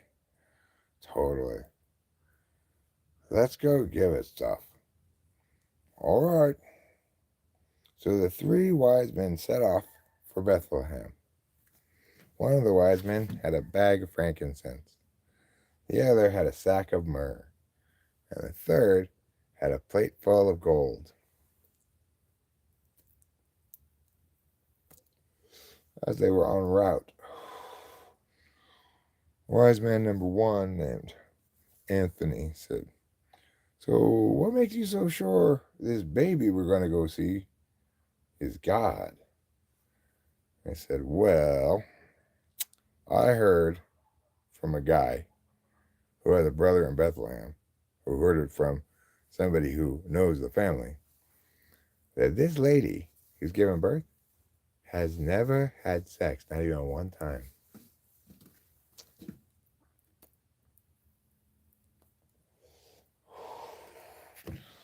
All right, well, I'm skeptical, but even if that's true, how come that makes the baby God? Because just think about it. If she's pregnant and no person made her pregnant, who else could it have been? It had to have been God, right? Well, I mean, it could have been an animal. Listen, this lady is not giving birth to a centaur, okay? I'm assuming it's a human baby. You don't make an all human baby out of half animals. Well, said wise man number three, Kurt. He said, you also don't make an all human baby out of half God.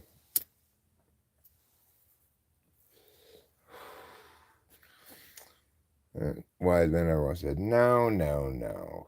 You don't get it. God looks just like us. Well, I guess dudes, keep in mind, not chicks, obviously. But, so we wouldn't even be able to tell the difference. Yeah, granted, like, if your baby's half God, then it's going to have all kinds of magical powers and shit, but it's not going to be immediately visible. Nothing is going to stand out and say, there, that's God. That's why you have to determine. Any of these bitches pregnant without having sex? If you find one, then you know, her baby, that's the one that's God.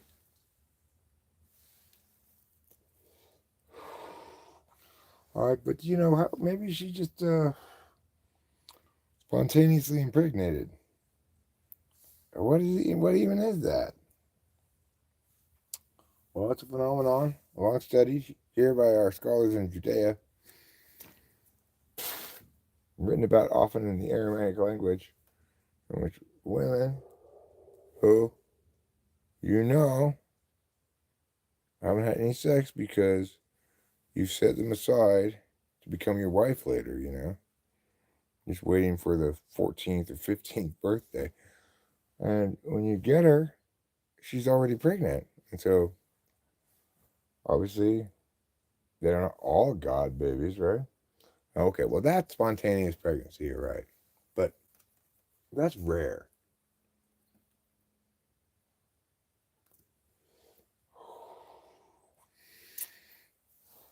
Okay, so what other way do we know this God, half God, or whatever? It's not half God, it's all God. It's a human who's all God. All God all the time. He's all God all the time in all of the ways. Well, then why did God even just put it in a lady anyway? Well, because he wanted to fuck her, obviously. I thought you said she had never had sex with a person. I was like, if a regular guy can de-virginize her with sex, then surely God would just blow her out, you know? No, God's a very gentle lover. How do you know? Okay, guys. It's me, Billy, the second wise man. I think we can all agree that God's a very gentle lover. And Mary, I'm sure, has nothing but good things to say about the experience. But I want to point out she's married to another guy. God. God would do that to him? Yeah, Joseph. This guy's name is Joseph. And obviously he's totally devastated. He's completely devastated. He's like, I know it's God, but that still doesn't make it okay. I thought you loved me. We had some nasty fights. Well, I thought you loved me, but you wouldn't touch me. So we're very sure that it's God who impregnated her, is what I'm getting at. All right, cool. So, where are we going to visit him? Well, we're going to visit him in a manger. A manger? Why a manger? It could be a symbolic thing, like, hey, even though I'm God, I could still just sleep in with next to the cow. Yeah. Well, it's a baby though. Yeah, but still God. Can it talk even though it's a baby? Well, it's not born yet, technically. We're on our way there still.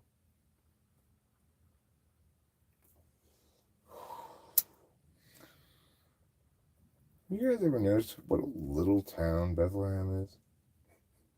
Now you mention it, it is rather small and quaint little burg, isn't it?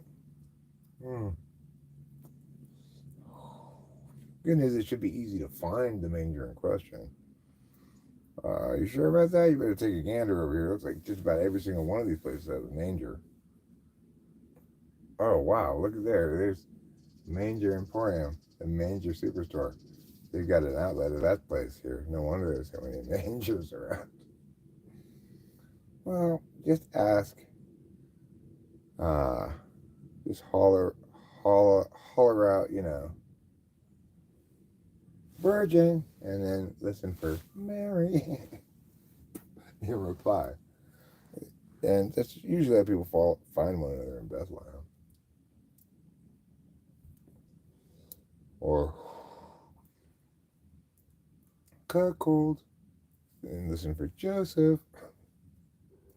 No, he didn't get that title, guys. Be nice.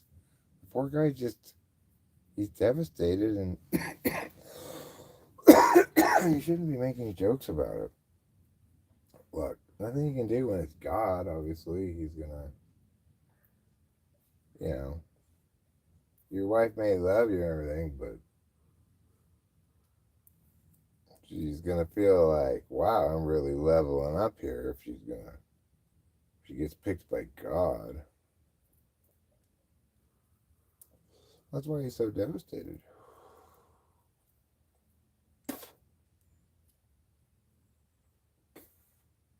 Do you think God will come take his kid off to go camping on the weekends and stuff, or I'm guessing he's gonna be a very deadbeat dad kind of absentee sperm donor kind of thing. And Joseph's already indicated that he wants to be a father. He just wants to be a father to his own child. A lot of cutting, hurtful remarks going back and forth between the two of them. What special powers does the baby Jesus have? He can talk. He can use a shovel, even though he's just a newborn. He can turn fish into smaller fish. it'll eventually develop into something more useful than that, but at the moment he's just a newborn. What else can he do? Well, let's say you're a leper and you rub your leprotic body part onto him. He will heal you. So your leprosy goes away for up to 2 or 3 days. He hasn't mastered the completely healing it part, but he'll get the symptoms to reduce in severity and frequency. Can he throw lightning bolts? You don't throw lightning bolts. That's not how lightning bolts come about, okay? And there's nothing to hold on to with a lightning bolt. It's not like you just grab it and it stays there like a stick. My mistake. I'm a wise man too. Just because I think of things a little bit more metaphorically doesn't mean it's not wise. We're all wise men, guys. Just calm down. Now let's get us some burros at this next town because I am tired of walking. We keep going towards that star, and sometimes it seems like we're getting closer, but at this point I'm thinking we are never going to reach that star. No, dumbass, we're not going to the star. We're going towards the star. Why? Because that's how you get to Bethlehem. I mean, it can't be how you get to Bethlehem from anywhere. Will you stop questioning things? We live that direction of Bethlehem, okay? But we don't even live in the same place. But we live vaguely in that direction, okay? Just let it go. Leave a few narrative story holes, it's fine. You don't need things to be all perfect.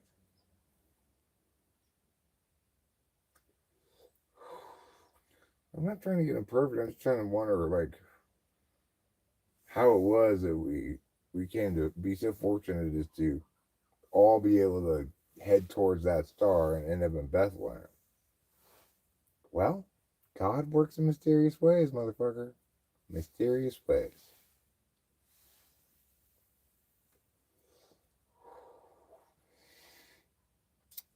When they arrive, they get up their recently purchased burros and they walk up to the house, and there's Joseph weeping on the front porch. And Billy, the second husband, says, "Hey, congratulations, you're having the Son of God." And Joseph looks up fiercely, and tears fling from his eyes, and his long curly hair flops about, and he says, "Why don't you congratulate God then?" Ah! And he runs off, start crying like that. And Toby, the first wise man, whose name didn't used to be Toby, but now it is, he's all, "Oh, I really feel for that guy." And the third wise man says, "Whatever, dude. It's fine." It's like, maybe God will do him a solid later on, like, "Hey, remember how you fucked my wife? Could you get me that hot new chariot that I've had my eye on?" The roll along 6,000. And God will just be like, "Consider it done, Joseph." After all, Joseph will presumably have raised the God's son, and then God should at least pay them child support, you think. Yeah, I'm not sure how anybody's going to enforce that, though, right? What do you mean you can't enforce child support payments against God? Well, you could have a judgment ruling in the favor of Joseph and Mary, and ruling they're entitled to such things. But I'm just saying, if God doesn't obey, who's gonna make him? Joseph? Wise man. Joseph is not going to be able to threaten God successfully. How many plagues does Joseph have at his disposal? I don't think Joseph can even do locusts. And that's like the mildest of the plagues. There, a little more light. Well, I feel some small nails in this wall here. I want to take those out. And then we will get the paint and get down to business. Just like it's Christmas. Alright, I'm going to put down a little bit more tape right there as I see while we paint over this spot. That doesn't require a lot of tape, but a little bit though. A pound of prevention is worth an ounce of cure. They say, because fuck you, you shouldn't prevent things. Like with medical care, you should fix things. Alright, I think we're ready to pour paint. Let's do it.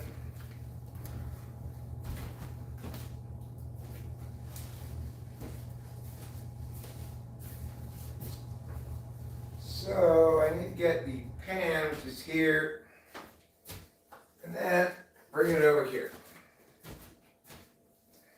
I'm gonna do this on this counter right here, actually, even though that's a bit of a iffy proposition in general to try to deal with painty stuff inside.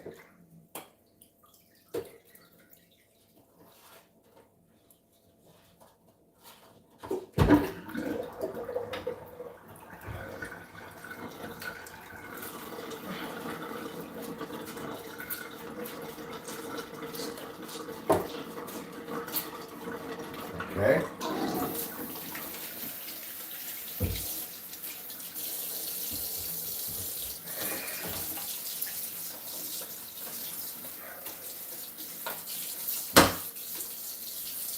All right.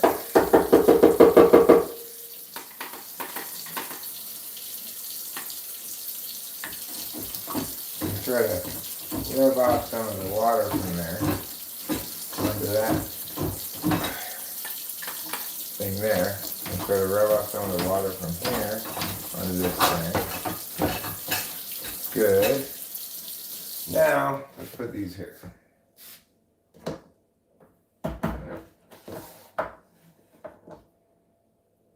So I'll leave that there for now. I'll just pour the paint right in here. Take a look. Let's take a gander. Let's take a view.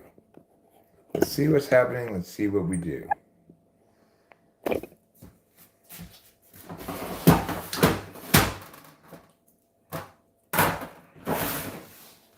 Take this. Well, this stuff under here. Pout, pout, and put it under here. Pout. Good.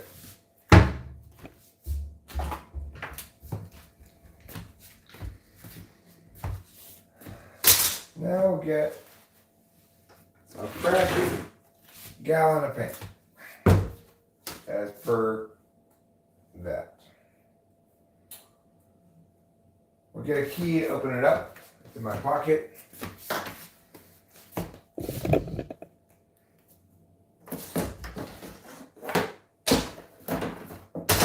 I'm not going to pour this whole gallon at once because I don't want to do more than the kitchen. There's a small chance, a smallish chance, I'd say, that I'd have a little bit left after the kitchen. At least the initial code. Probably not, but one never knows. So let's play it cautious and not be committed to the whole gallon right now, just in case. Maybe I get so tired, I'm so tired of painting or something like that. Who knows? That was unfortunate. You don't want a messy paint can lid. Try to get the drips to not go anywhere. Just stay where they're supposed to be. Okay. Now, I'm going to set that down there. Set that down there. And then I'm going to tilt that up that way.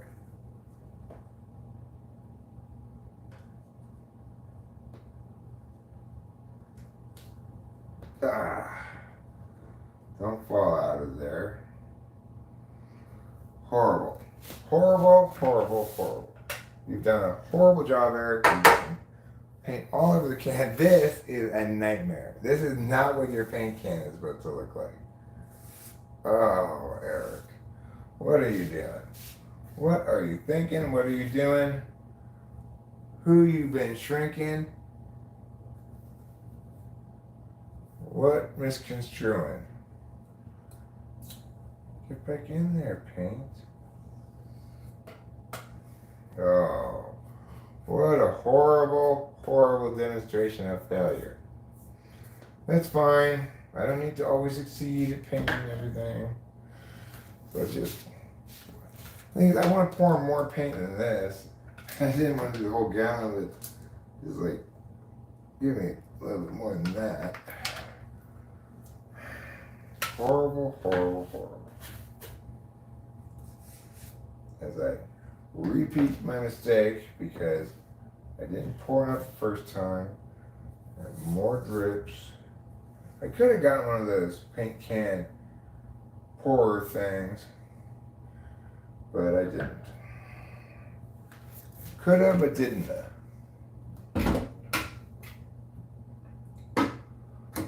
All right. We've got this here, which is great, but I need to have another thing so I can put wet stuff places. Let me get this paint off of this brush, just kind of as an initial pass-by thing. There we go. That's good paint.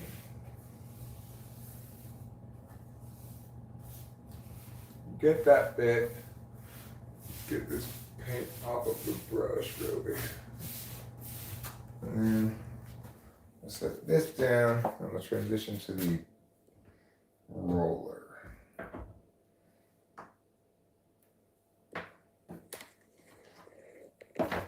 All right, let's give it a shot.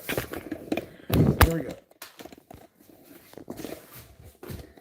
So I'm going to start. Well, actually, let me bring a light over here as well.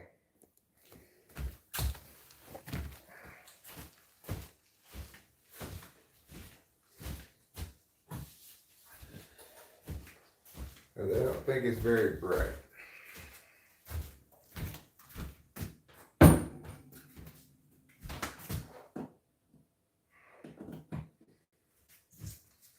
All right. Here we go.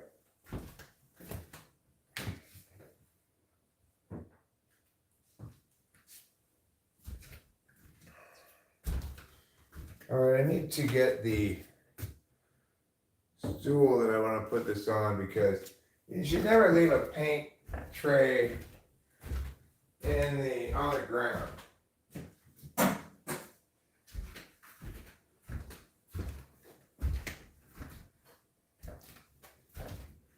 We're going to set this whole thing also down over the tarp rather than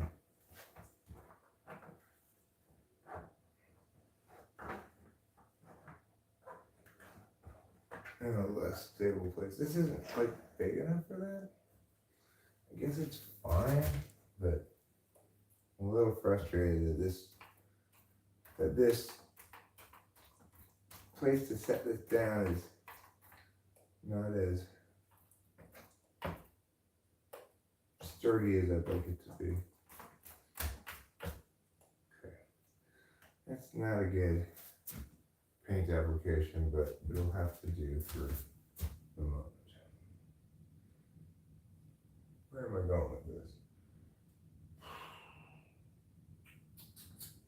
seems so sketch without a drop cloth. Alright, let's put it on the floor. I know I just told you never put it on the floor, but I don't want to get that other table, and this isn't a good surface, and etc. Alright, there we go. Getting paint on the wall again. We're off to a actual start of the work part that we're supposed to be doing rather than just, you know, like pre-work.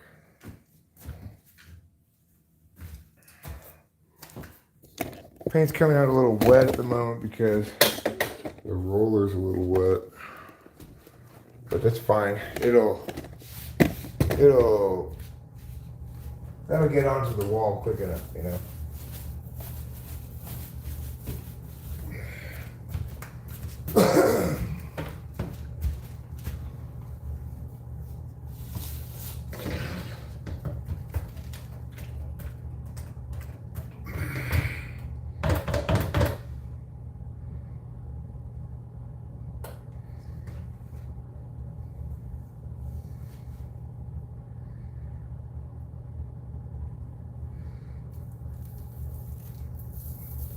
I didn't do the under part of that. I didn't tape the under of this. Stupid Eric. Why didn't you do that? Okay. I'm gonna have to tape the under of this. So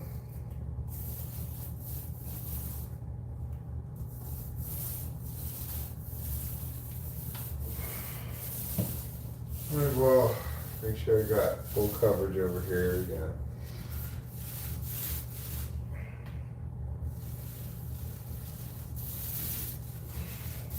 Okay, I already see we're getting some sparkles of paint on the tile here. Should be easy enough to clean up at the end, actually. But let me see. I got a wet paper towel. Or a dry paper towel.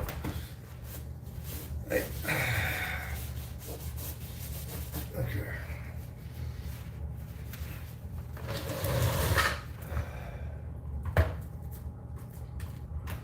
Painting without a drop cloth is dumb and one of those things that you think you're saving yourself time, but you're not. You're just increasing heartache.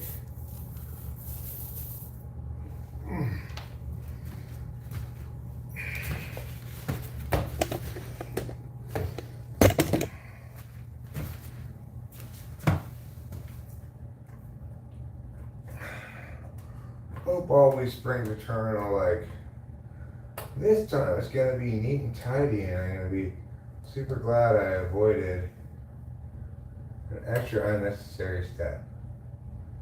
And once again, you're like, oh god, I should have just put down the drop cloth.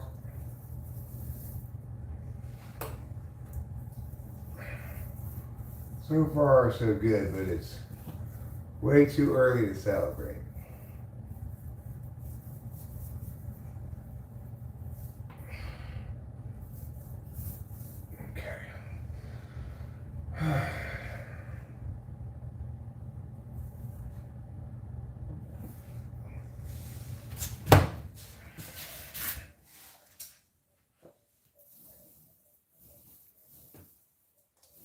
So we'll paint this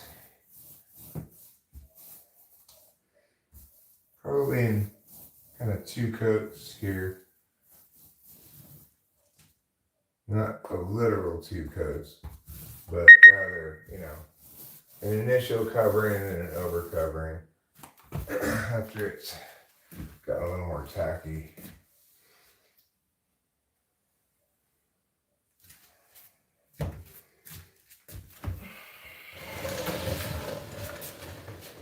Alright. Key thing is let's just get things covered with an initial run over Not super attentive to every last speck of wall, but it allows us to move forward a little more quickly. And then we'll go back over it and get all the missed spots.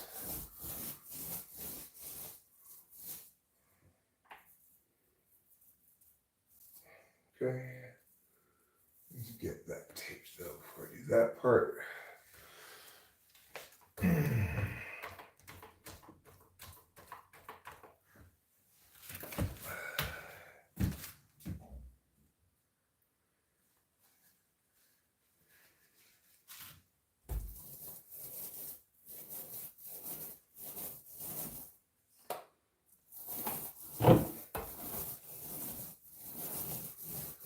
Okay, you see, we are successfully getting paint on the wall.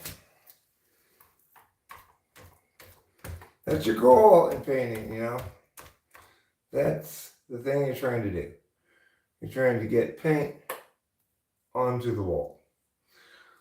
Out of the pan and onto the wall.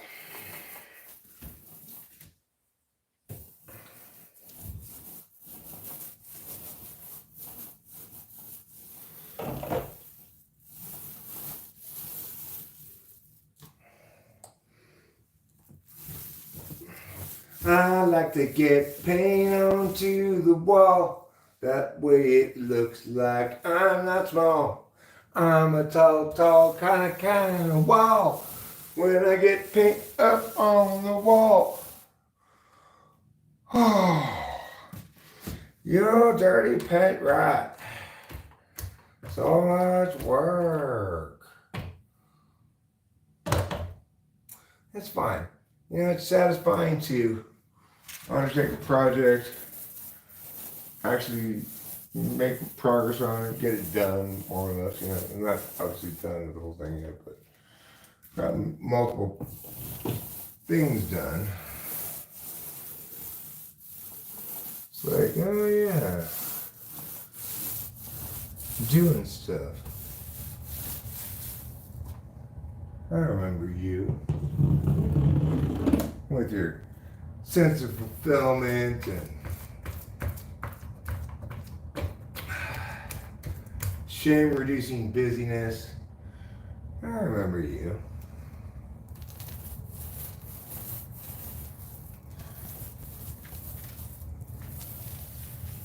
Okay. Look at this paint go up onto this wall. Isn't it amazing? It's like rain on a cloudy day. I mean, on a sunny day. It's a free ride when you already paid. It's good advice you just didn't take. And wouldn't you say it figures? I would. I'm Andy Rooney.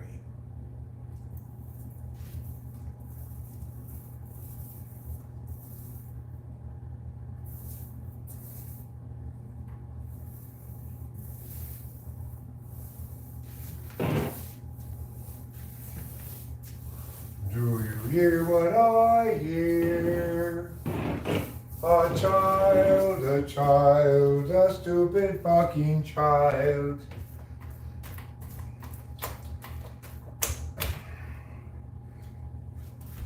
Auntie, yum, yum, yum, yum, yum, yum.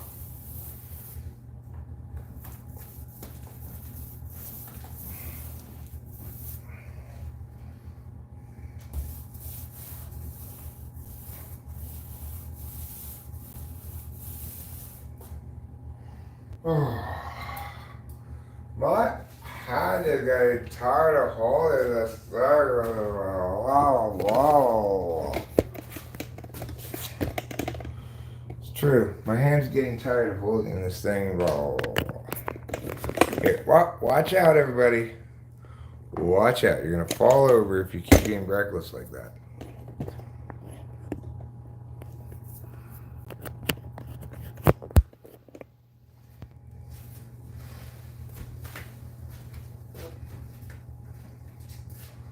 Okay. I'm gonna continue to paint the wall, paint the ceiling, paint the wall, paint the ceiling, paint your mom, paint the wall, paint the ceiling, paint your mom. This is the order of operations, you know. Stir, rinse, repeat, stir, repeat, rinse. Take out, remove foil, stir, put back in for another minute and a half.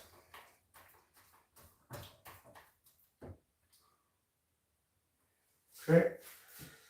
Now we're gonna get over here.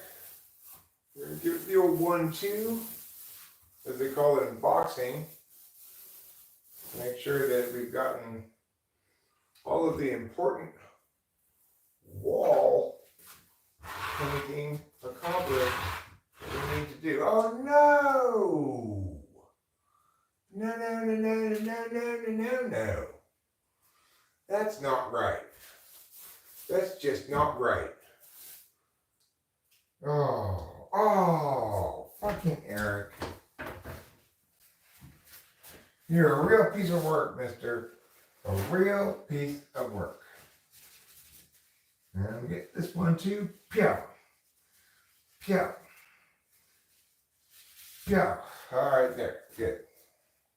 I need a brush for part of this because there's some drips and stuff I need to get that I can't really get with a roller that well.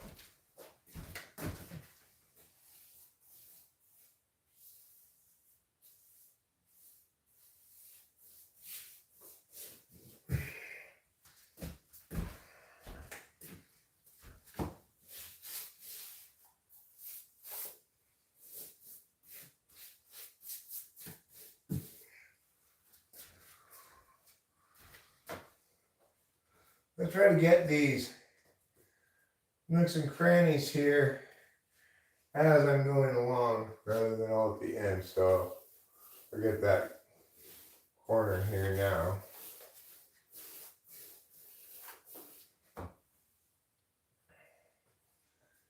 $10 million strong and growing.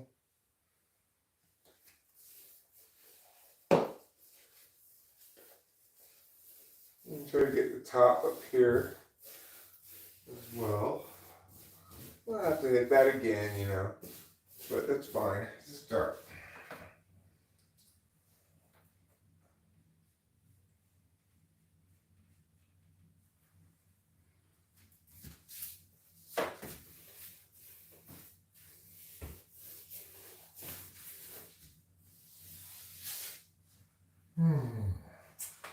No.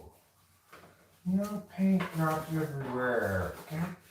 No. Oh. Stop dripping. Eric, you fucking tard. Oh my god, just. I don't even know what's going on. I do not even know what's going on. That's how little I know what's going on.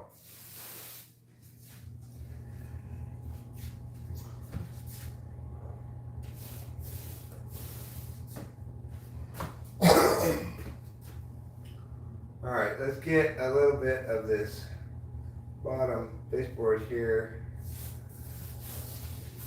Make it all smoothed out. Like Sade.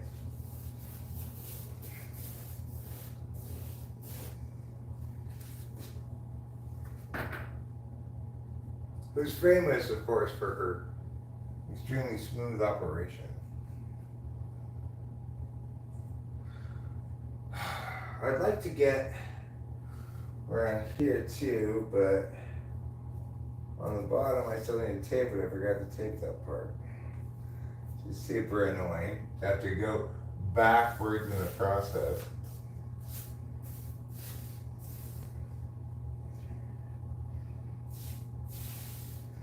Alright, let's see if I can get this windowsill handled with the brush here.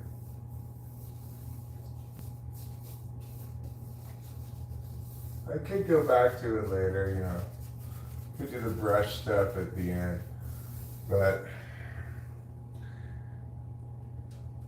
just thinking, let's see if we can get this done now.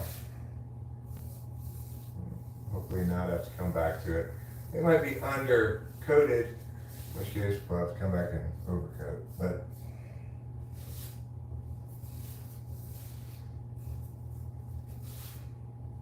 I want it to be, you know, done,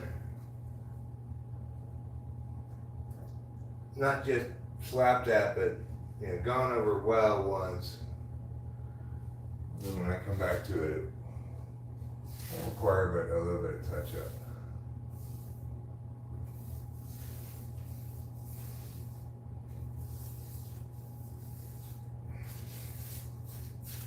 Okay.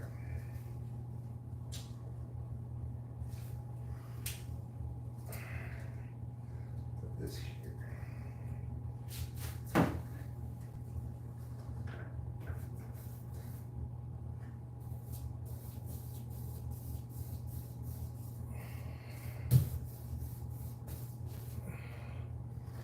All right.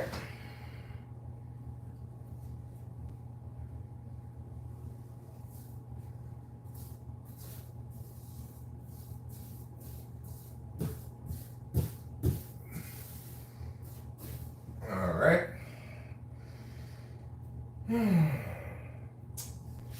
Finished here up top. Keep dropping that, please.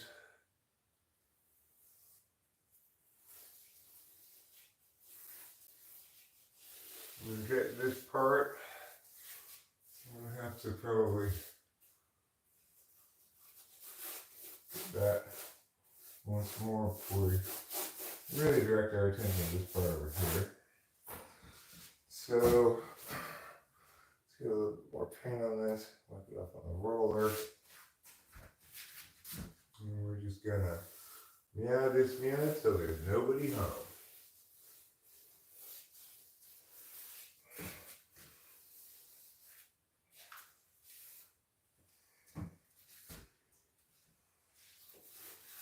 Woo-hee!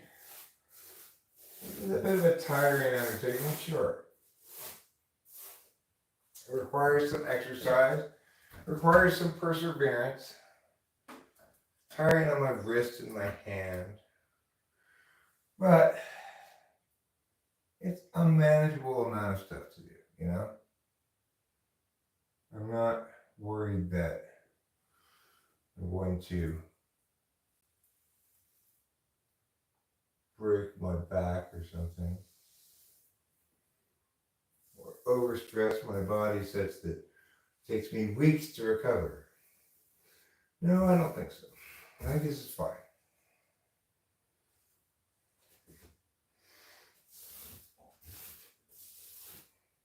That extra paint over there.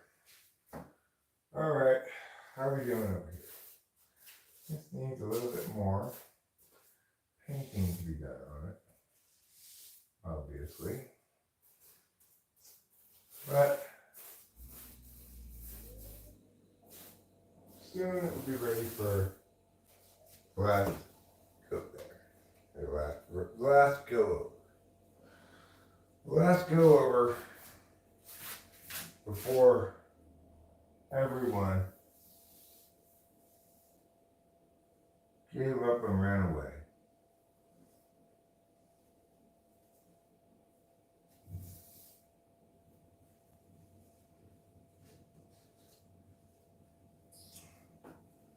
Oh, you scoundrelly paint. Get off. Oh. No. Come on, Eric. Come on, you dumbass. There. Okay. Well, we're going to go back here with this and try to get this whole thing done. We got it nicely taped off so we don't have to be very meticulously paying attention to the edges and stuff. There. Now, let's consider up here. Get that.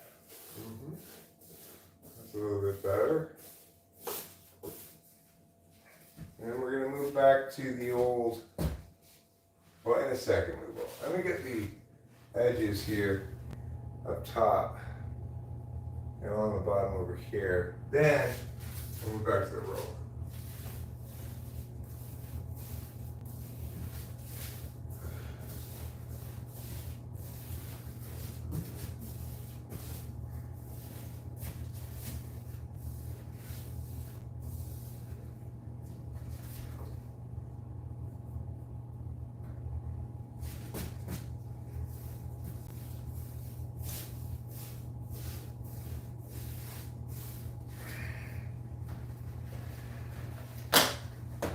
Okay, enough.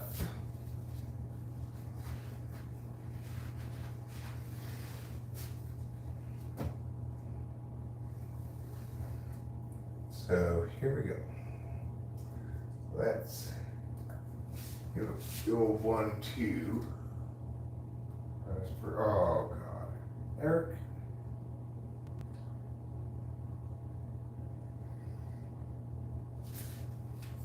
You're gonna get your painter's license revoked. What do you mean you don't have a painter's license? How dare you attempt to paint?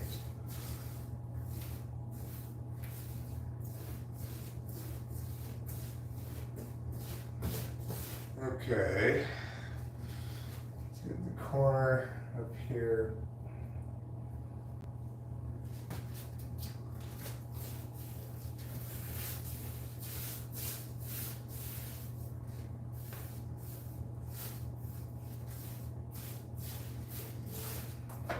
Okay. It's time to return to the roller. A roller of gratin, as they call it.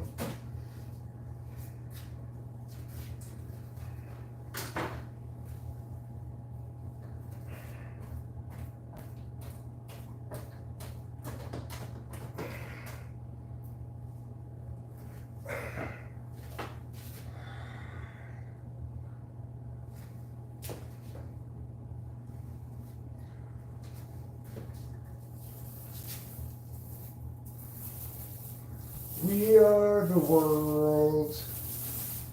We are the children.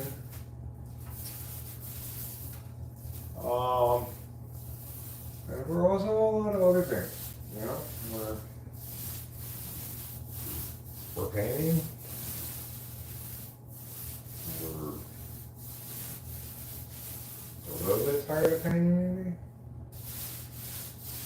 Not that bad because it's going to take off. But as we start dealing with this undropped cloth floors, they're going like, oh. Then you think, some painting schmaining. Even though you know you don't mean it. I'm sorry, painting, I didn't mean it. I was just... It's too late, Eric. You've hurt painting's feelings, and now there's no winning it back.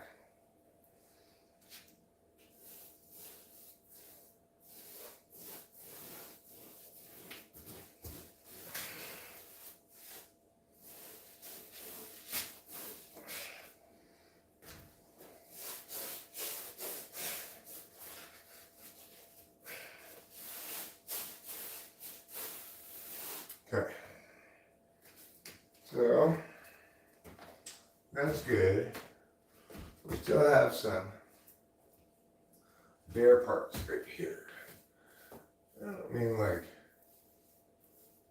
the head or fur of a bear. I mean barren, free from paint, free of paint, needing new paint.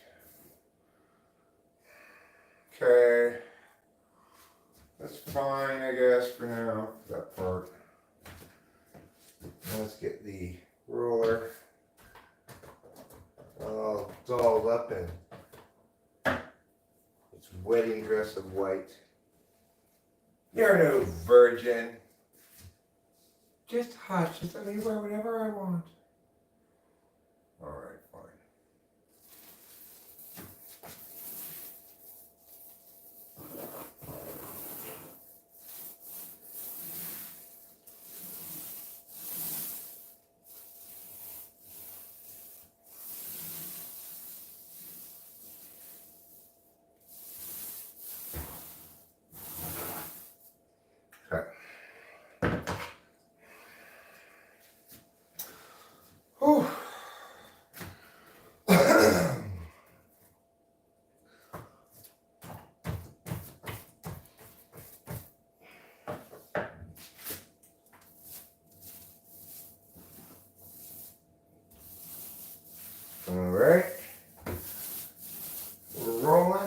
strolling, we're way out of controlling.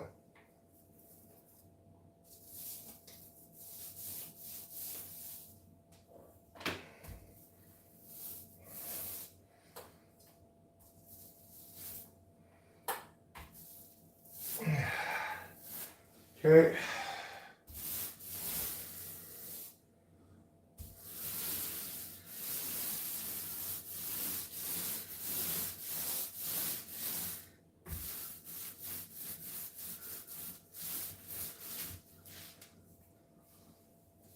Okay.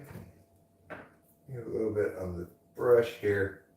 This way we'll just get this edge nice and solid to begin with. One more time to celebrate.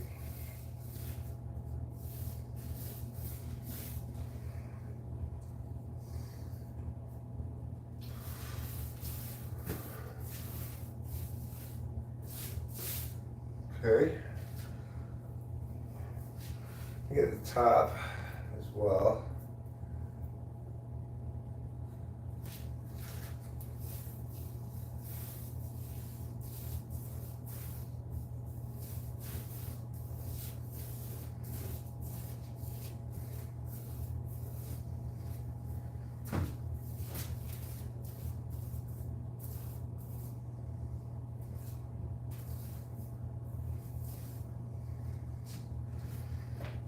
Okay. Oh. Looks like at the corner there's the wood of the brush first.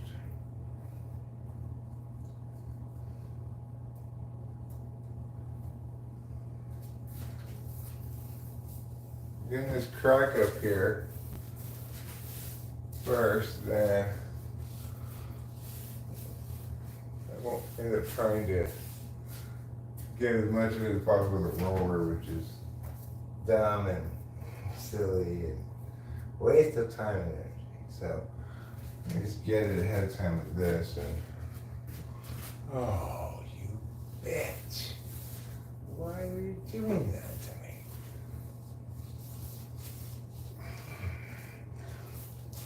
Oh. Okay, good.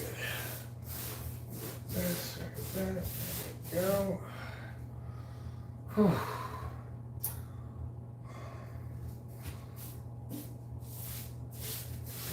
This is tiring as an ESFP on a long bus ride.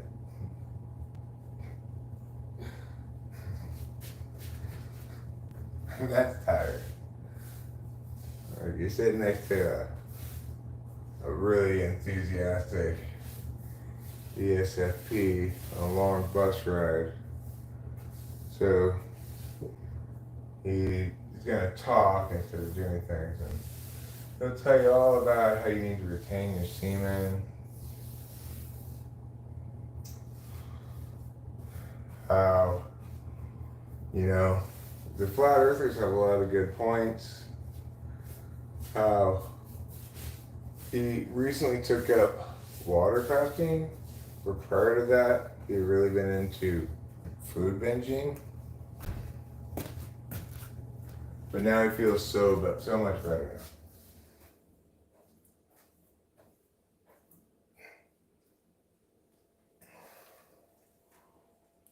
Oh no, no, no, no, no, no, no, no, no. You need to behave.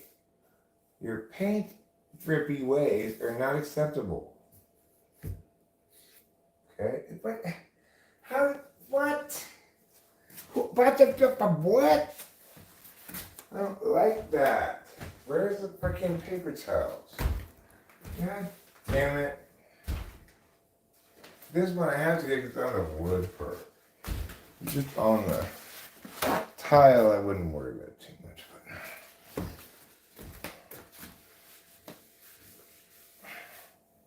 one more time. Oh, it's that Celebrate song. I like that song.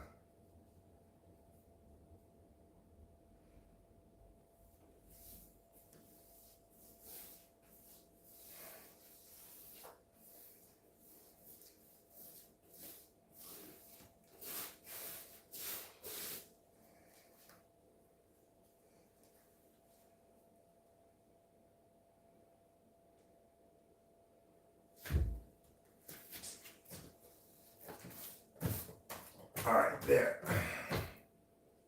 And let's get the second overrun on this. See if we can get a little bit more coverage in some of these thin spots.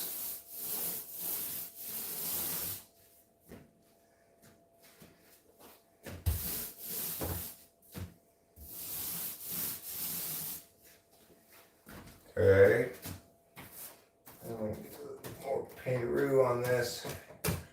We'll go up and over the door.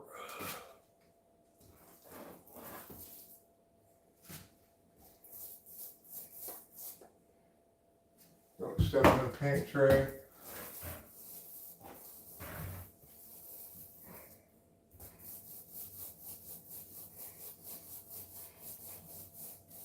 All right.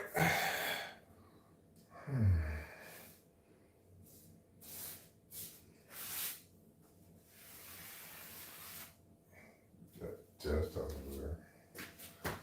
All right. Well, more paint here. Now let's give it the old yiggity meow.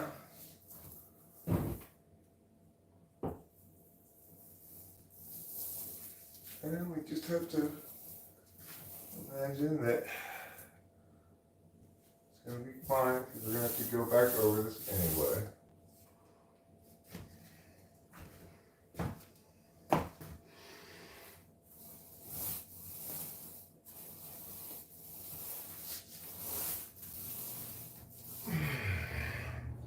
Woo!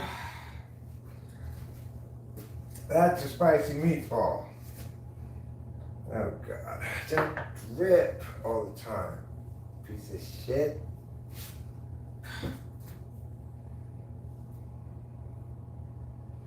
All right, well, let's see. Let me move this over here and see what I can accomplish. Right in here.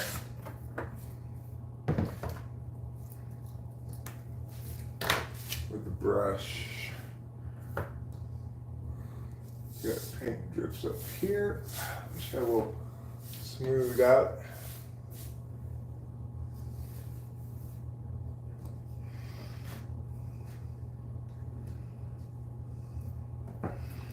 Got a fair amount of paint on this brush, but you know, the brushes tend to be a little bit more drippy than the rollers, so I want to just make sure I get that paint onto the wall as quickly as possible. Flinging it around in my hand on the brush, you know. Okay. Now,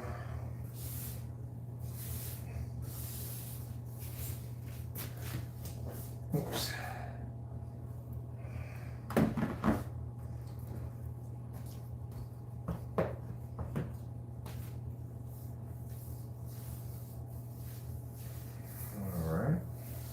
Looking good, working good, moving along like it should.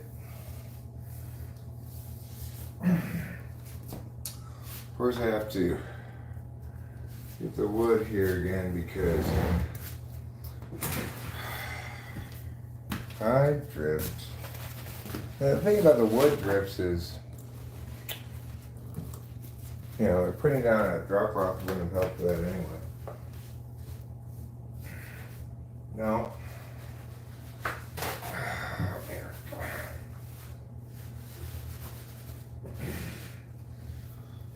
All right, good. Fine. Now, let's continue.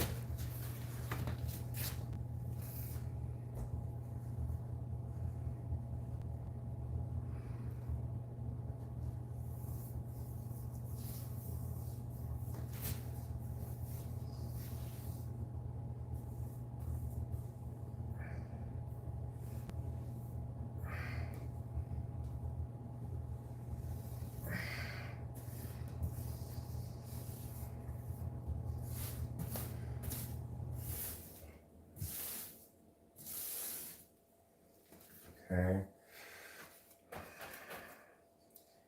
This is coming along fine. It's just I gotta get down here at the bottom and then just kind of go up the side here a bit. Okay, Mr. Stupid Boy. Stop. Stop being clumsy.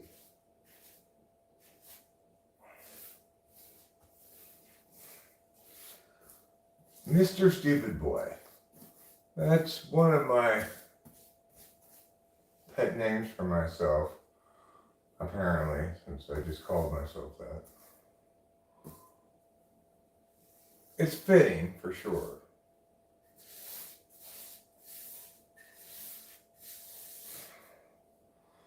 But it's not a name I normally call myself. I'm not sure if I've ever called myself that before. Variations of it, sure, all kinds of variations of it. I'm always saying how stupid I am. Telling myself that I'm the most idiotic, wordless, retarded man in the world. Why am I saying that to myself all the time? Because someone has to say it.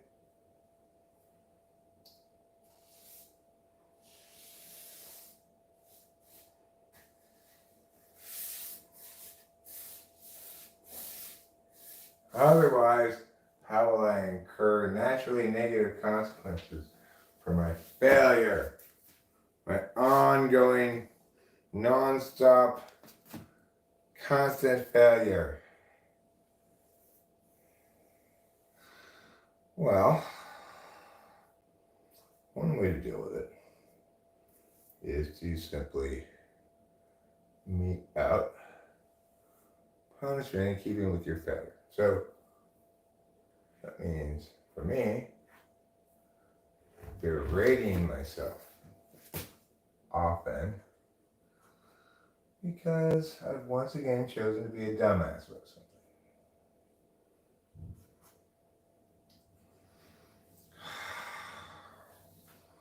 Boy, I'm getting tired. I need to eat. When I went to get lunch, I just had 2 yogurts instead of actual lunch. I'm not going to pour any more paint after this paint pour. Even though I'm only partially way through that gallon. I have to go home and eat. Oof. Oof. I feel like I'm about to pass out.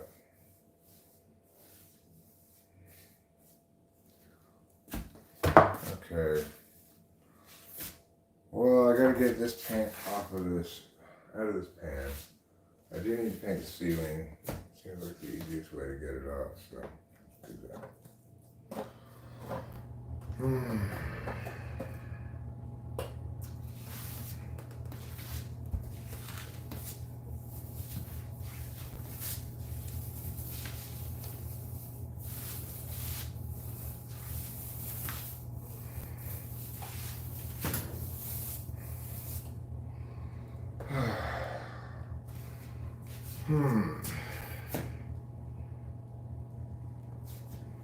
Alright, well, I guess let's do this first here. At this point, I just want to get this paint out of this pan and be done with this for right now. And I hit a wall, as they say. You might point out that I've been doing nothing but hitting walls with my paint roller, but I mean a metaphorical wall. A wall called tiredness. A wall called spent.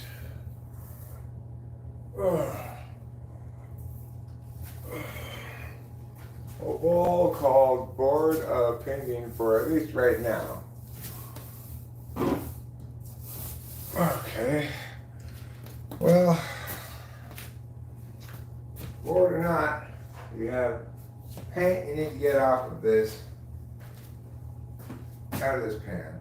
You got this wall here which has just shitty coverage across the board, you can see. Might as well just hit this wall. Let's go. Yeah.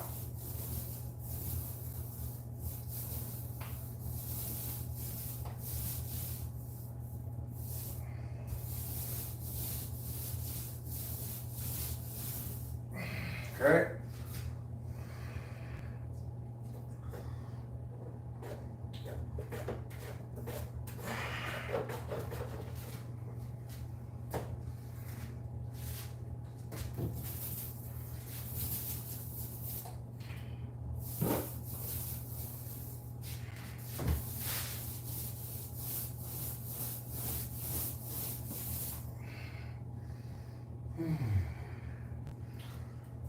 Okay.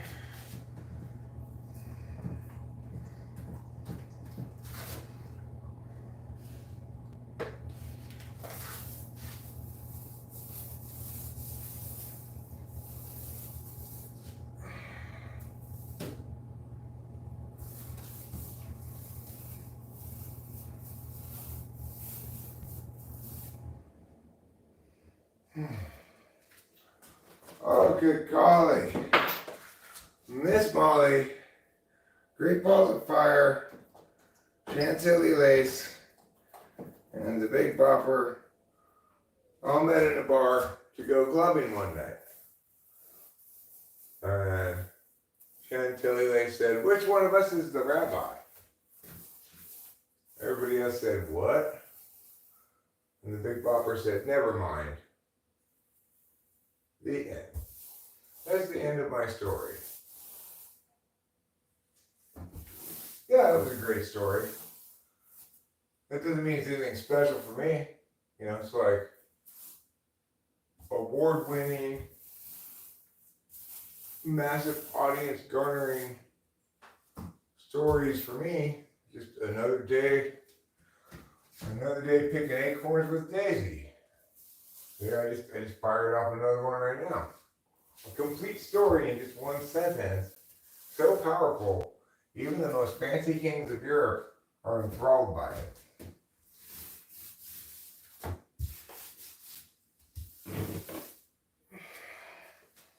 All right, making progress. Making progress.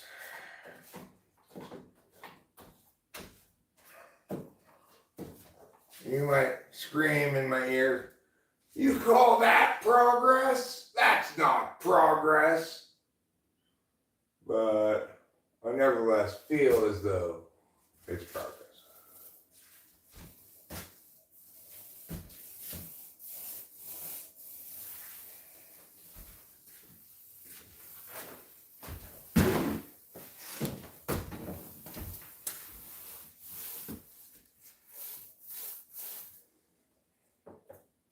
Okay, I'm gonna get a little bit of this paint on here.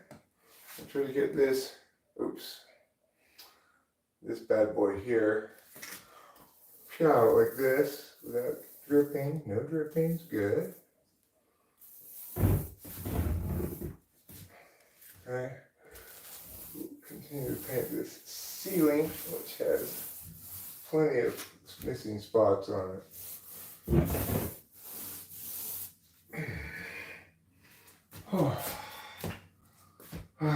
Jesus. What a pain in the ass. I mean, it's not, yes, it's a pain in the ass, but I mean, what I really should say is, I'm so ready to be done with this.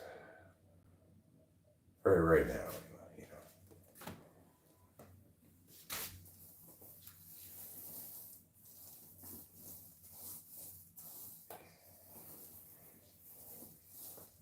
know. Okay. Whew. Woohoo.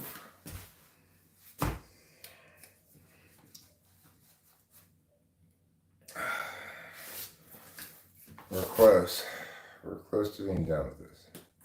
Not much paint left on the bottom. So that's good. And we just need to Get some pan onto the wall.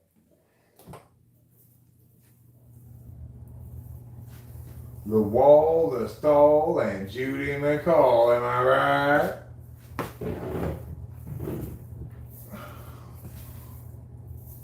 I'm sorry, what? There. Alright. Getting almost done with this paint. Just a little bit more paint to go. And then we're done. Let's get this here up on the wall.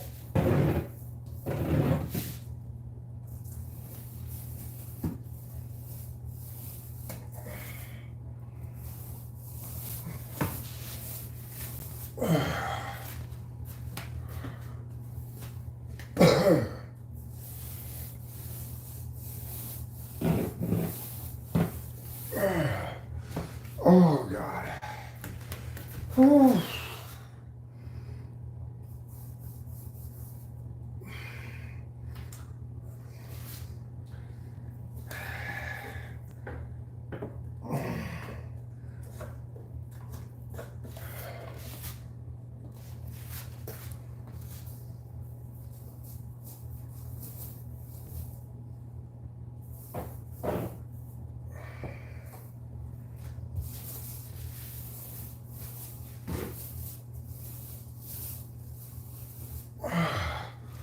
Whew.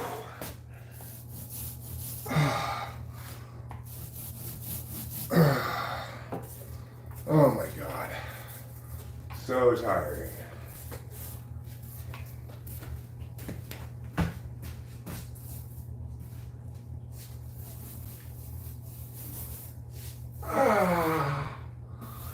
Oh, heavens to Betsy. Okay. Jesus fucking Christ.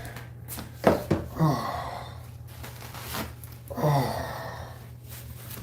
Alright. Let's get this last little bit of paint out of here with the brush. And get it all in here.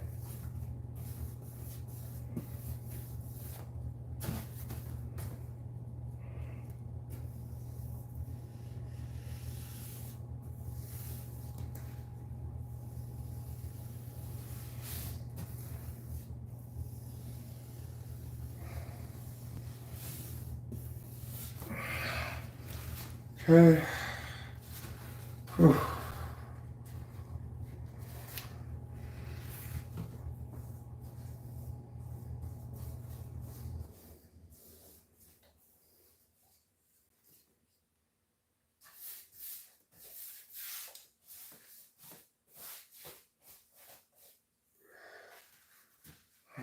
Okay. Whew. Get this stuff here. And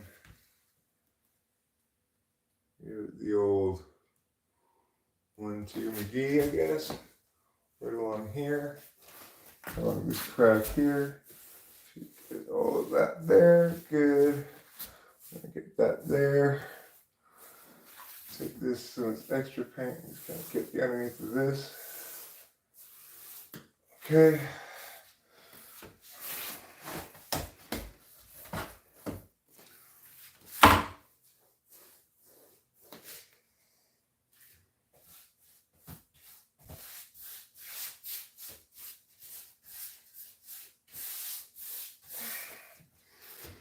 All right.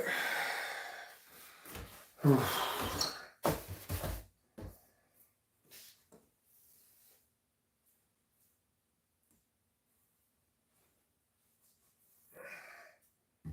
Oh God, Eric. Why? Yeah, that's better. All right, now let me get this roller empty to paint as best I can. By just kind of rolling it around the ceiling.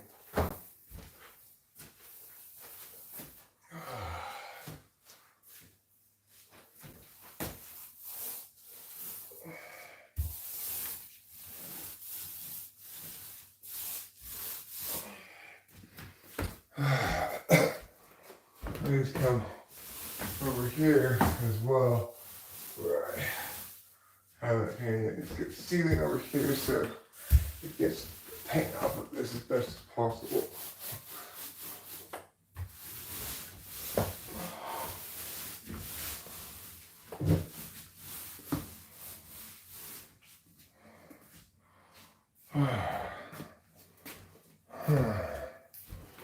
I am exhaustivo magnifico.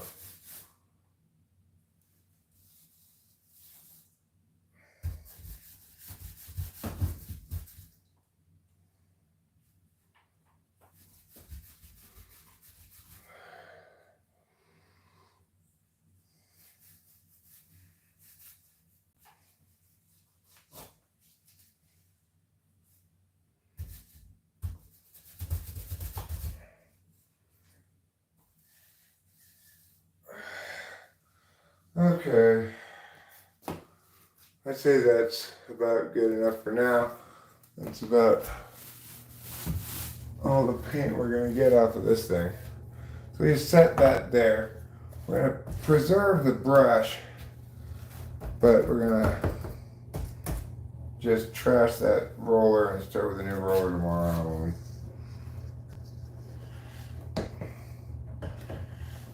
So for the brush, I'm going to put this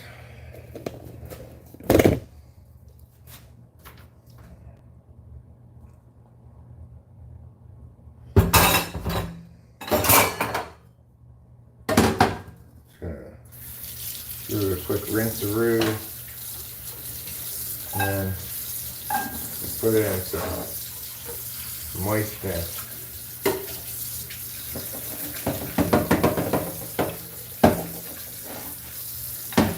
Moisture, I was only joking when I said I'd moistly lead it in your head. Alright. I guess I'll just set that like that. That's fine. And this one too. This will stay right like it is, right there. I'm not gonna worry about that. This one, same thing. This comes with me. Now, obviously before we go anywhere to anything, we're gonna take a little bit of a break and go outside. We're going to look at the chat.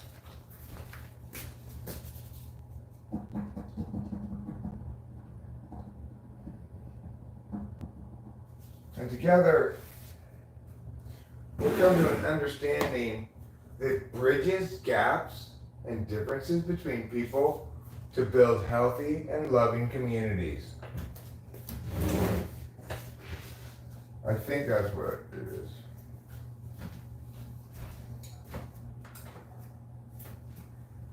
All right, I've got my glasses now, and I just need to get my jacket with cigarettes, my drink right there.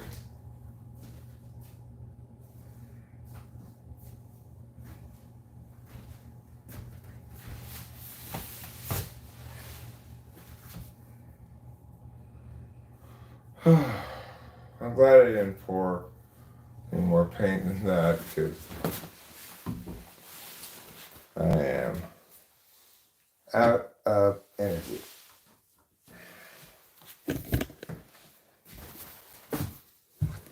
But where are my cigarettes though? Where are they? What did you do with them? Did you steal them from me? Hi everybody. Wow, there's 50 people here. That's kind of unusual. Well, okay, let's be honest. It's very unusual. When your parents, when you were a kid, told you to do chores, you were so happy.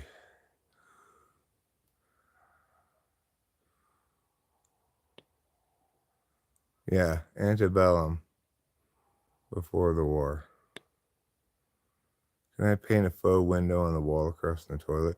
You could, in theory. That'd be kind of fun. I don't know, can you do it well? I'm not really rushing through the task, right? I just wanted to, hi man. I just wanted to,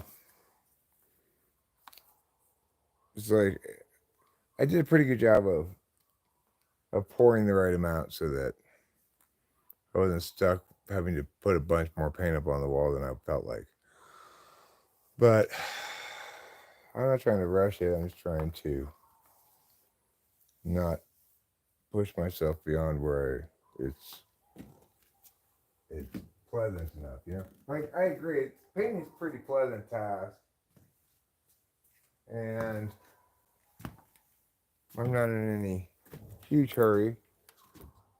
The reason I keep coming here and painting more is primarily because I'm enjoying the feeling of having a project and getting it done and moving forward on stuff and so forth. As I've been rather dormant for a while now.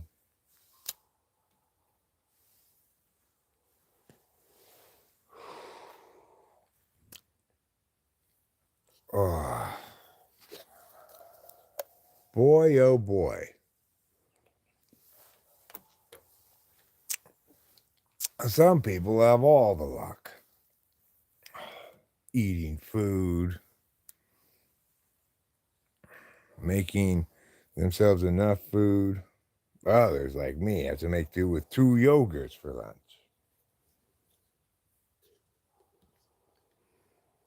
Myobriosis of the antebellum. What cigarettes am I smoking? Marlboro Reds. Marlboro Red Short. Marlboro Red Box. Whatever you want to call it. It's the finest cigarette in the world. You can only get them in America. You can get Marlboro Reds in other countries, right? But they're not the same thing. They're not. They're Marlboro is produced for another country. Only in America can you get the pure, true chemical bite of an American Marlboro Red.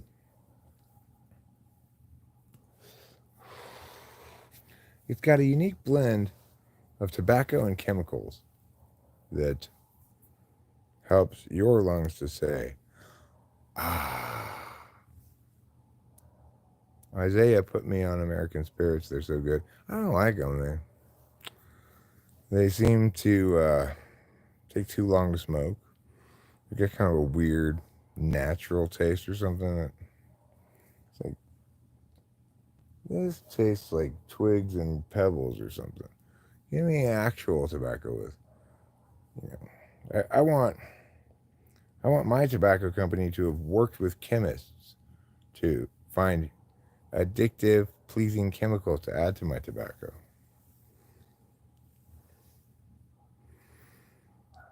Blues or yellows? American Spirit blue or yellows? Neither, thank you. What day is it? Wednesday? Tuesday? It's Christmas, Eric. It's all you need to know. You're right. You're right, spirit of Christmas. I'll keep that in mind from now on. Only a Scrooge cares about what day of the week Christmas is on. I had an old boss that smoked the special blends. Then she explained the special blend was just collected leftover spillage mixtures of previous brands. Yeah, that's a special blend, all right. It's like when I worked at the deli, we had this dish called pizza rustica, which wasn't pizza. It was like a kind of an Italian chicken pot pie. But basically what they did is they just took all the leftover ends and bits of shit and put it all in that thing. So if people said to me like, ooh, pizza rustica, how's that? You don't want to get that.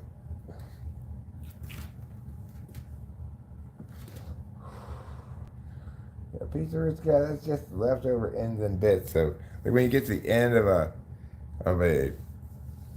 deli meat thing that you're slicing, and it's just a little nub at the end. You give that to you put that in the thing for the pizza rustica. So don't get the pizza rustica. Oh, sure, it's rustic. I'm not going to deny that. If you're looking for rustic, you're going to get some rusticness. But by rustic, they mean gross leftover bits all mushed together randomly.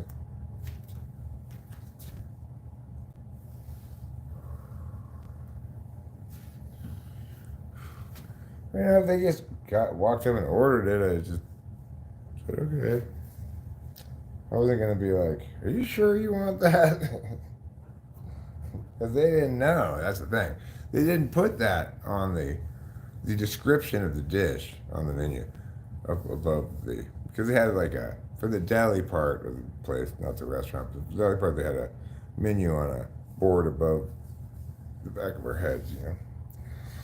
And they didn't put it on the menu. They just had a description of each of the dishes underneath it, but they didn't put the real truth about that. They kept that part to themselves. Ooh, I love vodka sauce. Acacia, it's called a martini that you love. In the conspiracy theory world, kosher means no human meat included.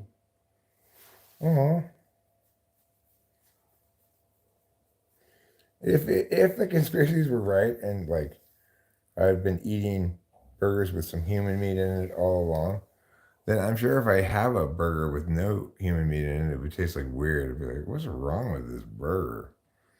Where is that delicious long pork flavor that I'm accustomed to?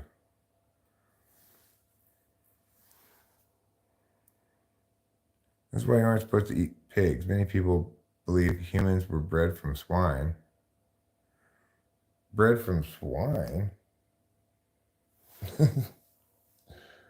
I hate to tell this to them, but the only kind of things that swine give birth to are more swine. You anti-Semite Islamophobe. Well, I'm sure, bitten my dead skin on my fingers. Some of that's gotten in me for sure. I've eaten some of my own meat accordingly,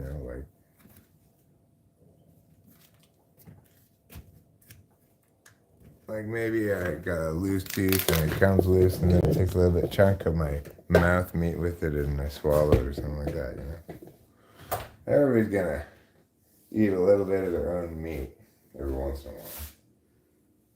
Can't avoid that. Might as well try avoiding breathing. All right, well, it's time to shut things down over here. Get back over to home.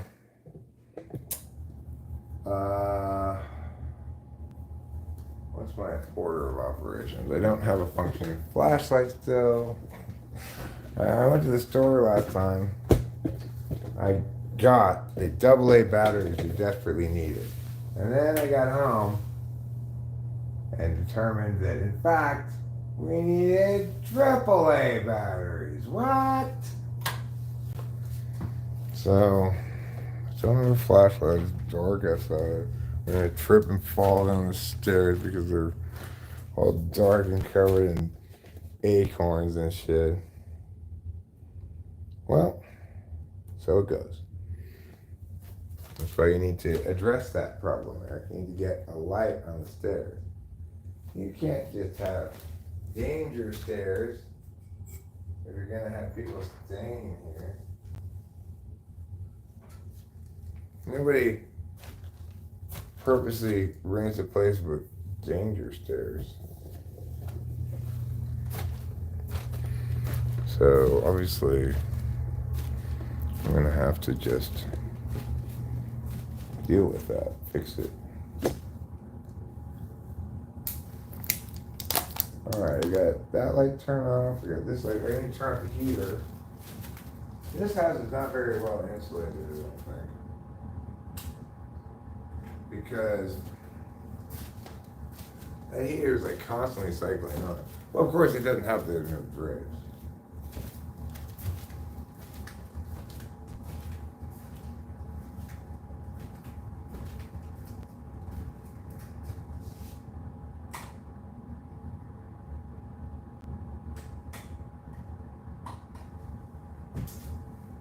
turn off wherever you are. There you go. I guess. Okay, well, first I need to get my stuff before I turn off all the lights. So let's get my stuff. What do I need to take home with me? My keys, my other keys, Mindy, Tiffany, you can come with me. I need to put my hat on. I need to find my hat and put that on. Because it was freezing when it was daytime when I came over here. Now it's after dark. It's going to be even freezinger. So I need to find my hat. I also need to go pee, really. Where did I put my hat, though, is the question.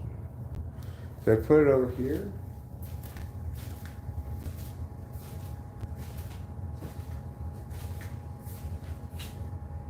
Something tells me I've gone and lost my hat. I have to go pee.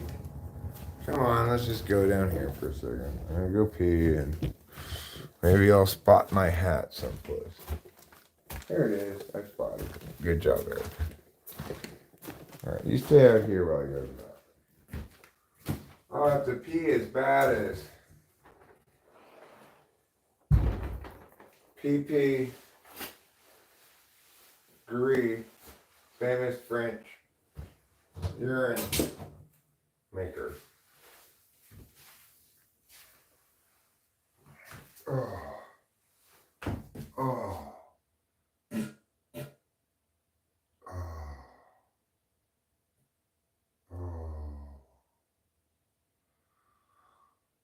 Ah.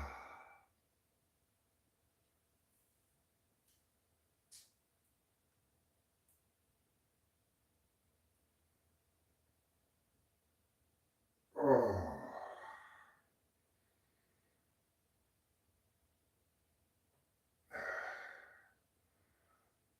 Ah.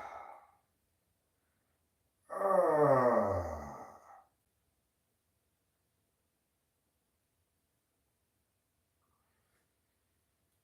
Well, if you've never gone pee before, you should try it. It's a real release of retained liquids.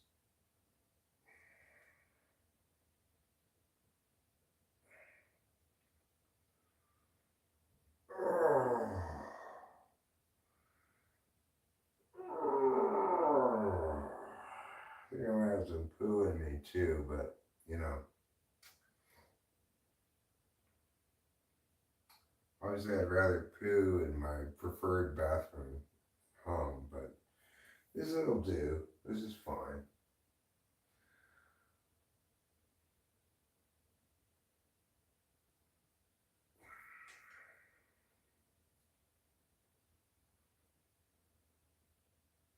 Including this one, Rachel and I have 4 toilets. But one of them is clearly the best.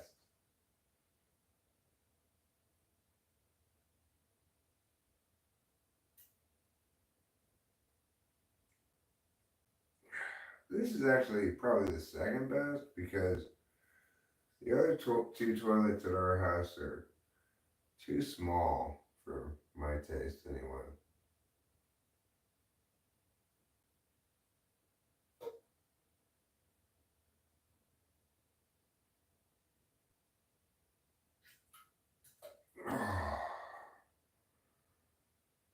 Oh.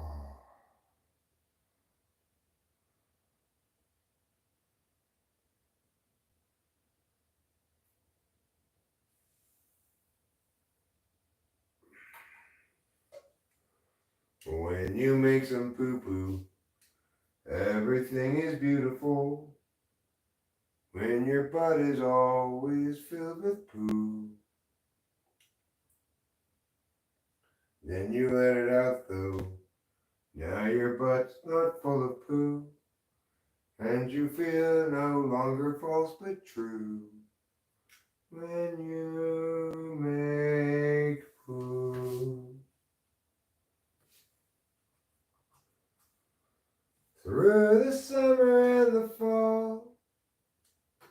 Made some poo, and that was all. Popping in the toilet, it fell from down below.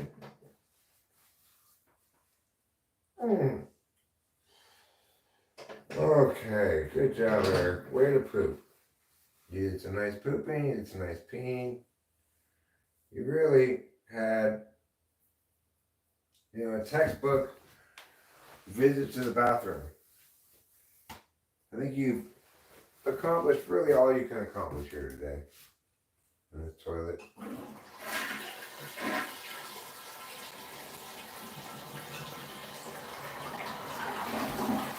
Any further such business you need to undertake, to go ahead and handle that at home.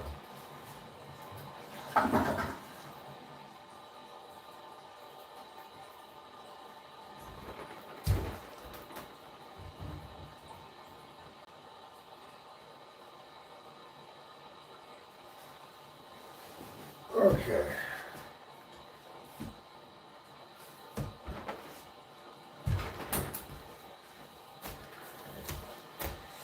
Here we are. Are you ready? I'm going to head on back and I'm going to put on not just this jacket, but my other jacket, because I'm sure it's going to be minus 16 absolute zero, which is 16 degrees below absolute zero. It's pretty cold.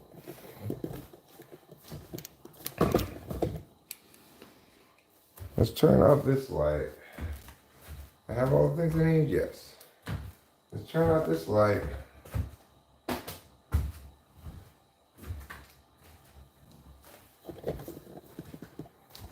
I guess I'll turn off this light too. I'll just leave the light on in that bathroom there with that little lamp.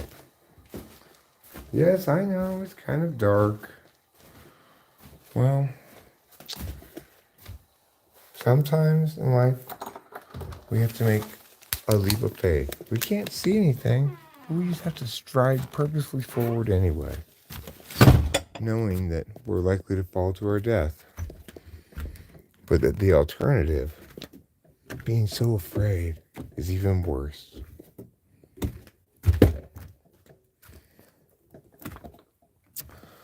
If you've been here before to this house with me on this painting expedition, then you may well know what's coming next. If you've not, then I'll explain it to you. So we're leaving this house to go to a different house, and there's no internet between the houses. However, it's not like, oh, you have to drive to another house. Wow, it's going to take forever. No, it's literally like just down the block. So it's going to take like 1 minute and a half of not having access to me. It would be like, what's going on? It's disconnected. Why is it frozen? What happened? Well, then you'll recall this conversation right here, and you'll realize, oh, wait, I know what happened. Eric is between Wi-Fi's and will return to me shortly.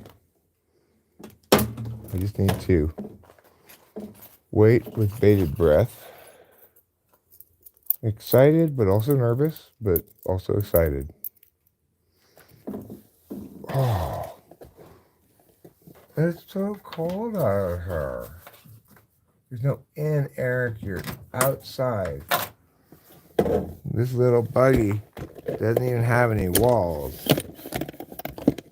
So you might as well just be driving a motorcycle. I used to ride a motorcycle. I had 2 different periods of my life where I rode a motorcycle. 2 different motorcycles. And, oh my God. What is a motorcycle? Ultimately, it's a vehicle that's usually uncomfortable to ride because it's either too hot or too cold. Too cold is way worse. If you end up like out in the city or whatever, far from your house, and it gets late and it gets dark and all of a sudden it gets colder than you expected. And you have to ride all the way home with no gloves on or something. Oh my God, what torture. This torture is not nearly so bad as that torture. But it is going to be a chilly drive home. And once we disconnect from here, we will reconnect within 90 seconds or so. Till then, once we disconnect, I'll leave it there to you. And I'll be right back.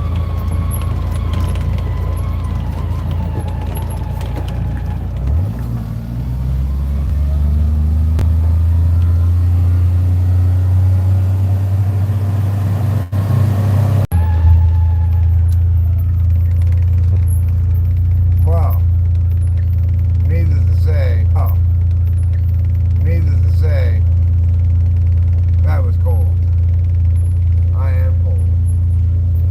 And tonight is cold. Do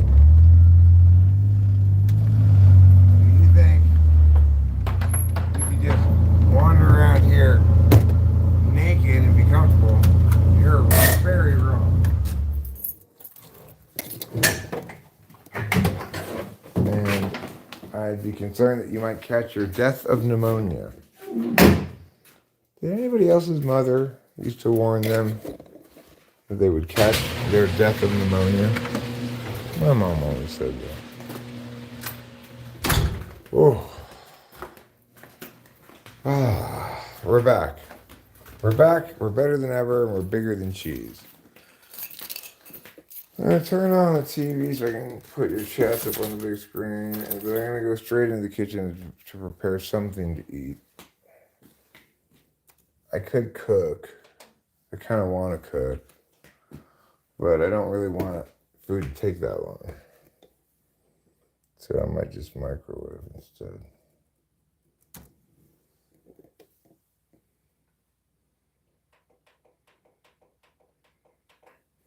No.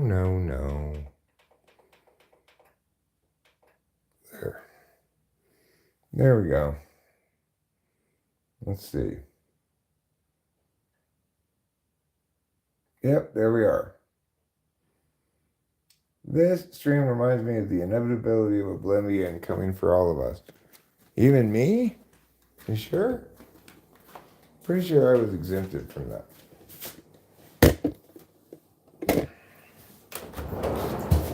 Alright, so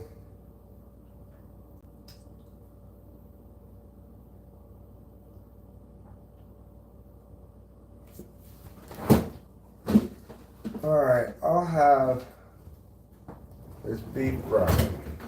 I'll start with this, but I'm still hungry after this on my stomach. In the microwave, 4 minutes. Stir, put back in. I don't like food animals that require you to stir and put back in, but these Marie Callender's things were on sale and they're pretty good, so I just said, you know what, Marie Callender's fine. I will be victimized by your tyranny, just like you want. Because it's, in my opinion, it's tyranny to force us to put it back into, take it out and put it back into the microwave, you know. Things should be one step. If it takes 5.5 minutes, which this does, then fine, but don't make me take it out and stir it. That's fair. That's reasonable. Eric cannot be pigeonholed to one particular genre. Genre of what? If it weren't for the audio, this would seem like a horror stream. Oh, right. Well, I'd say my genre is mostly live stream.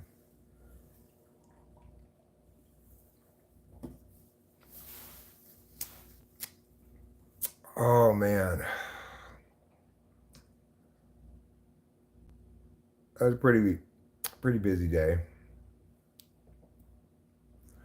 Basically, like a full regular work day, right? I don't know if I got over there as early as 9, but Here it is, 5:40. Approximately, we're looking at approximately an 8-hour workday, which is normal for people, but I'm not accustomed to doing that much physical labor, so I'm pretty beat. Oh, oh. Anyhow, let's pull some bar reps. There is my bar. It's there, it's there. I found it, now it's there. For a second, I thought I didn't know where it was. Hi, Cindy Prim. Merry Christmas to you, too. I'm going to offer you a Merry Christmas, a Happy Holidays, a season's greetings, and a premature Happy New Year. I'm throwing the whole bag at you, Cindy Prim. The whole bag of greetings.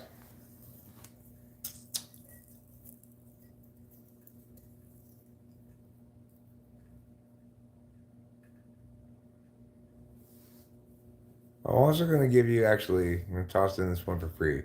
I want you to also have a December to remember. I'm taking that one from Lexus and I'm giving it to you.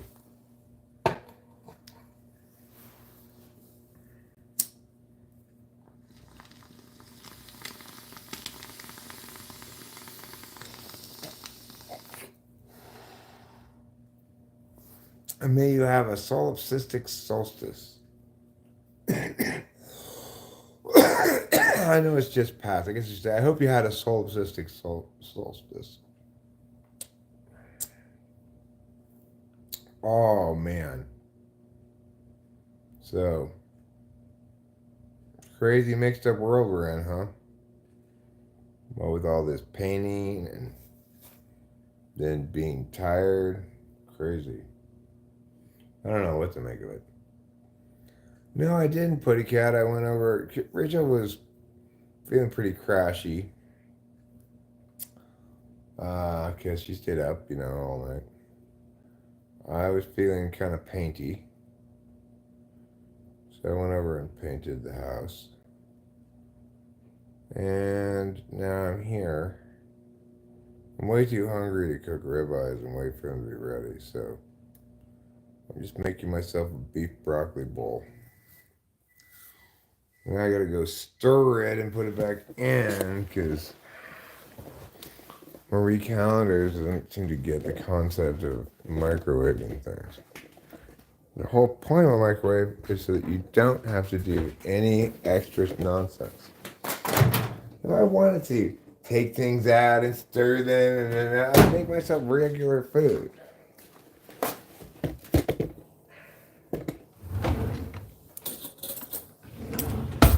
Nobody wants to take out their microwave dinner partway through cooking, stir it, and put it back in. Nobody wants to do that. So just figure it out, microwave companies, microwave dinner companies. Stop with your tyranny. I'm tired of being oppressed by remove, stir, replace, No, I'm not going to remove, stir, replace. You make it properly so you don't have to do that. Obviously.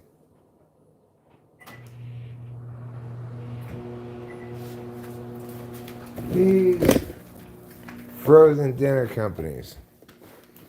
So arrogant in there. Fancy corporate offices. Totally unacceptable. Oh.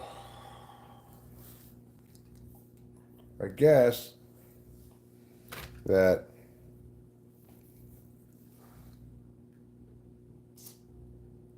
I'm gonna need to get a drink. No, well, I have it that one. Oh, that's fine. I shouldn't even sit down because it's gonna ding right away. It's like, didn't I just get up and get you? Oh, that's right. I had to do extra step nonsense. Remove, stir, replace. Yeah, I'm having a good day. It's like mostly what I'm having is a day where I feel satisfied to be applying myself towards a project that needs to be done. And pleased that I've gotten quite a bit of progress on it. Figure it'd be a multi-day task, obviously. But thank you, Putty Cat. Finally, a voice of sanity here. Remove, stir, replace the worst 3 words since stop and frisk.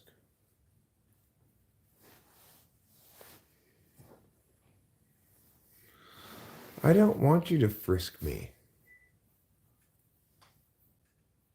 Aren't you concerned you might make me frisky?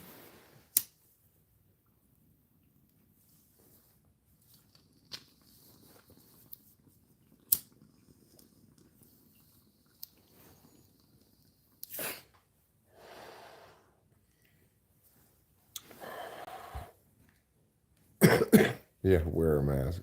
That's a good example of horrible 3 words for sure.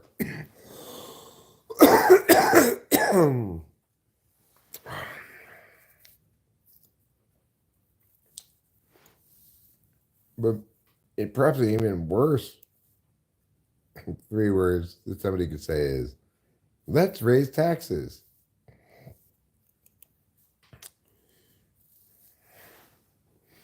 Ooh, yeah, you're gonna have trouble competing against that one, right? Let's raise taxes. It doesn't get much worse than that.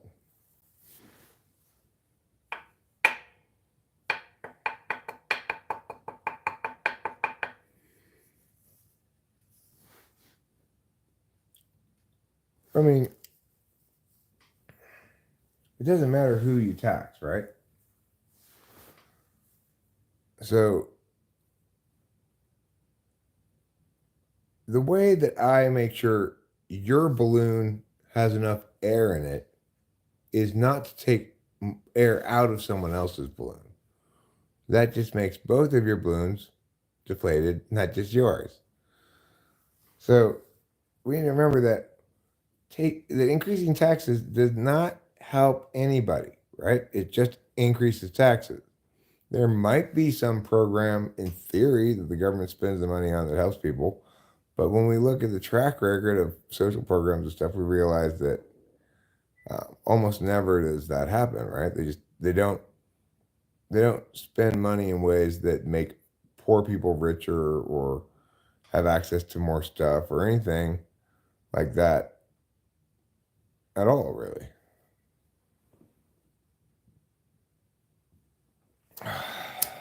How about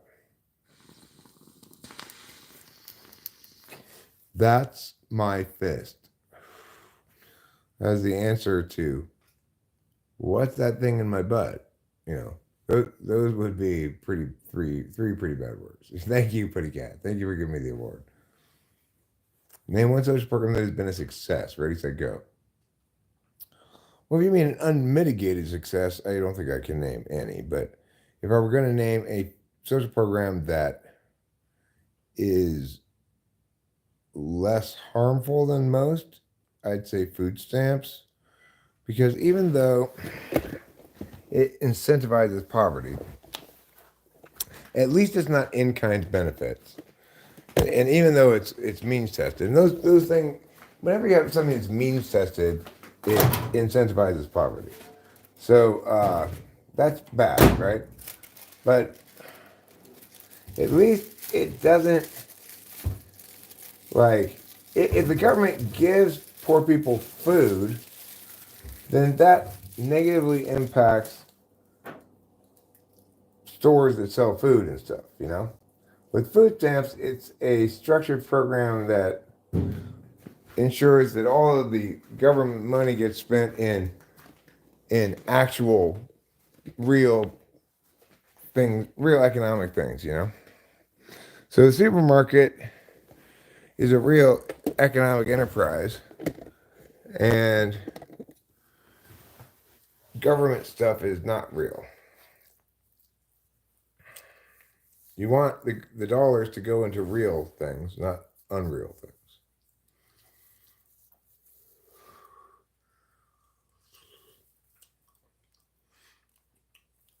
Oh no. I'm just saying that food stamps are better than giving people food and not as good as giving people money, but better than giving people money with a means tested program. So if you want to give the citizenry money in equal amounts to each citizen, at least maybe like you could narrow it to certain age groups, cut everybody's equal check, and have it not be means tested, which is to say, rich people get the same check as poor people. They also fund both, right?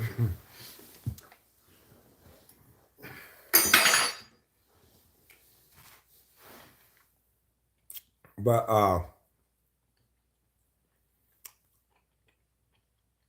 the thing about that is,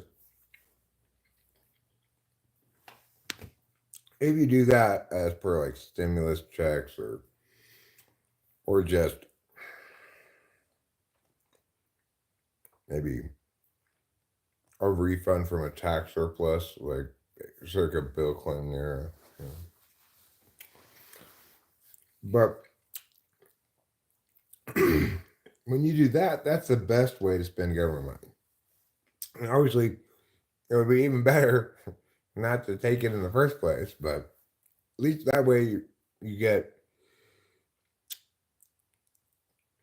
the maximal amount of optimized spending. Spending is optimized when it's done by individuals who know in full their own interests, wants, needs, abilities, etc.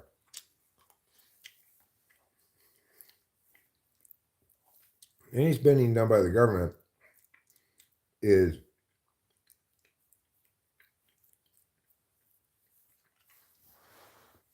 paying a premium, you know?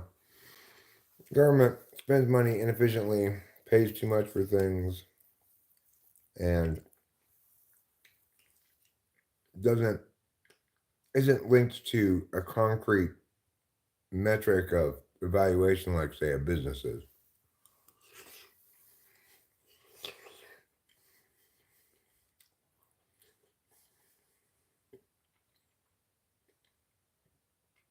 How about we don't pay taxes and live better? Well, obviously, everyone benefits when taxes are cut. It's also the case that you can't really cut taxes anymore on the poor. They're not paying really any federal income tax and stuff.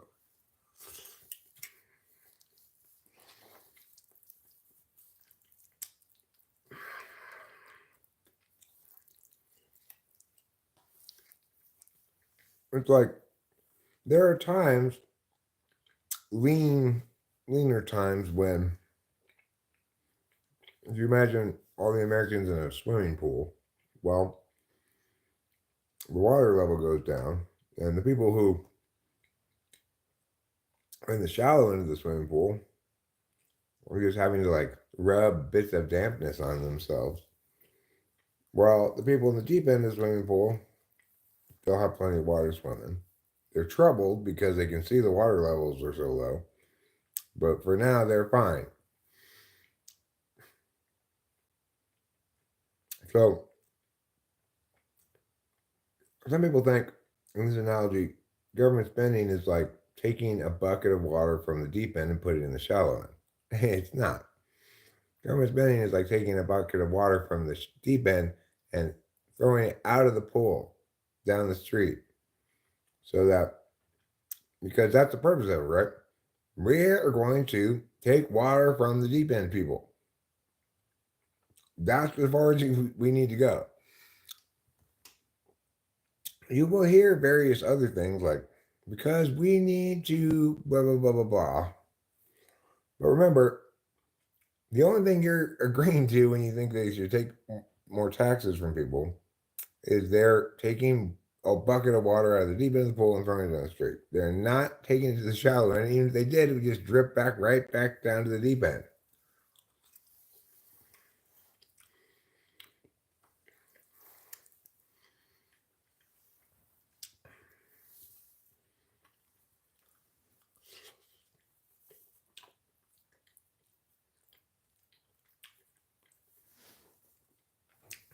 My wish for Christmas is Colt Gray.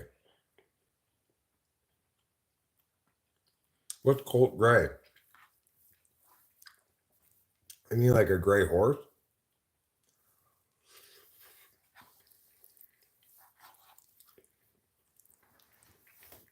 Well, I bet my money on the bobtail nag. Somebody bet on the bag. Hi, Jonathan Carpenter. He's a Typology veteran plus saved in entire school from bullies.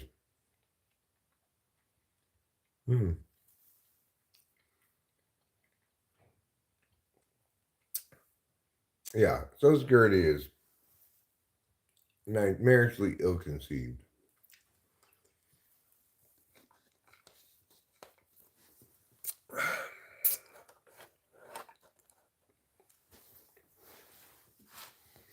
You know, hope springs eternal in some sense.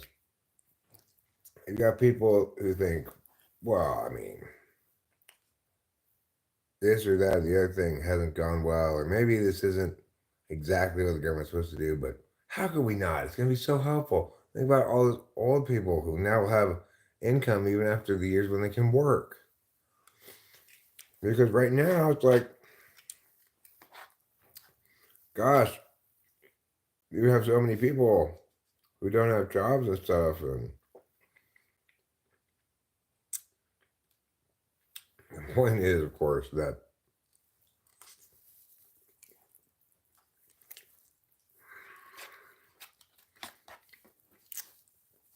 it's wildly unconstitutional. There's no reason to think that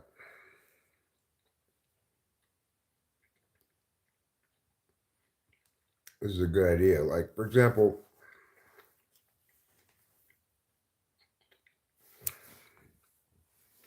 if it was optional, nobody would sign up for it. If it had to compete against other retirement plans, nobody would sign up for it.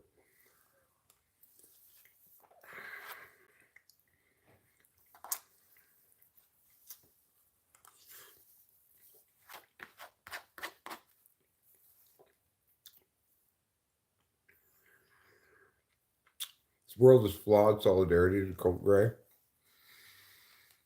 Well,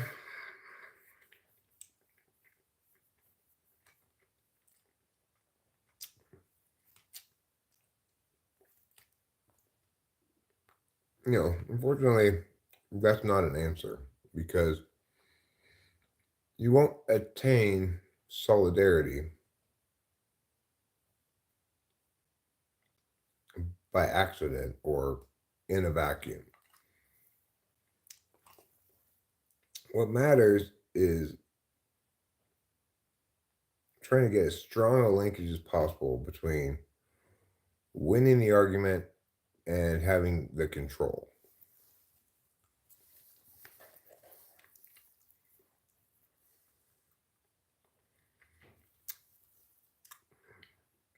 To have as close a linkage as possible between something withstanding scrutiny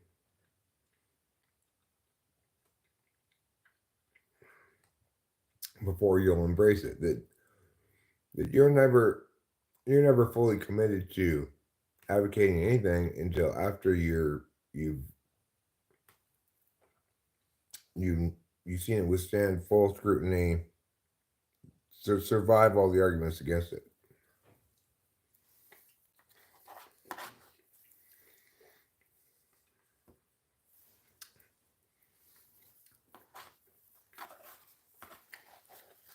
So I do not trust people in general to come together in solidarity and be right.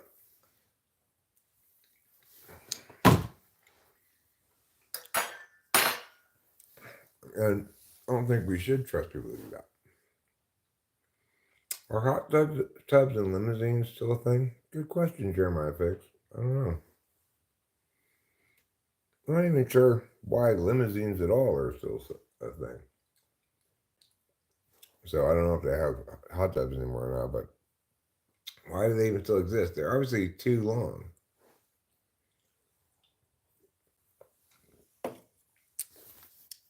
Difficult to park, inconvenient to drive, and I'm guessing more likely to result in car sickness than driving yourself. So I'm going to say Ixnay on the limousine Zay.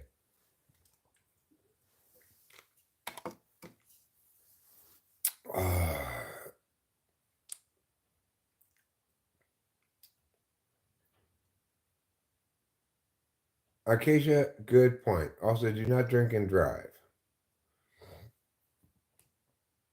Yeah. You might spill your beer, or you might get pulled over.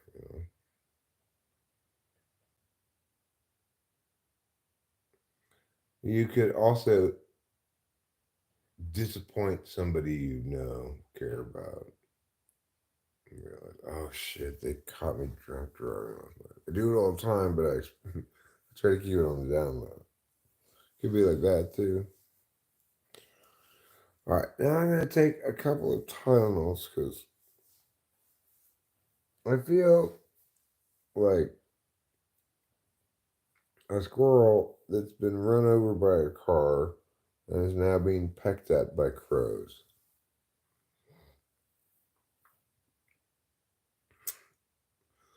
Which is to say, not particularly great. I feel super tired, but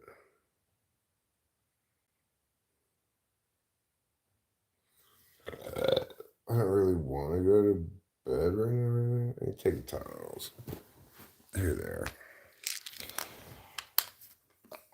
Oh, shoot me in the head, 'cause I am hating myself.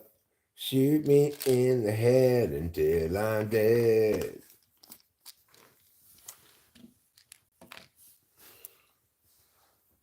I'm teaching a class on how to hate yourself.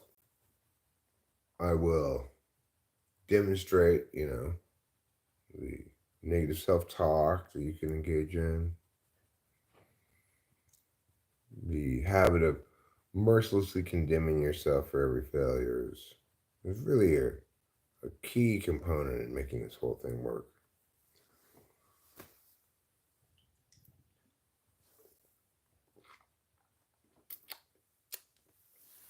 Notice that you've got an excellent point, but there are more possible concerns a person needs to consider when getting into a hot tub than simply sanitariness. I would recommend stay out of the hot tub that has been heated to 212 degrees Fahrenheit because it's going to be too hot for you. You're going to say, yowza, that's some hot water. And then you go like this. I've seen it happen many times before.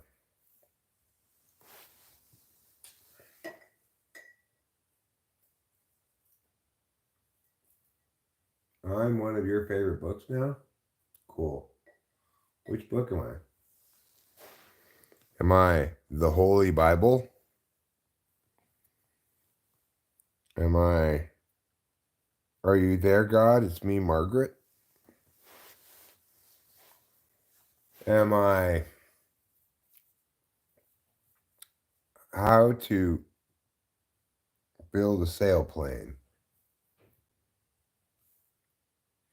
Is it a good idea to go skinny dipping in a hot tub? One imagines, one supposes that it depends on the hot tub and your level of comfort with the,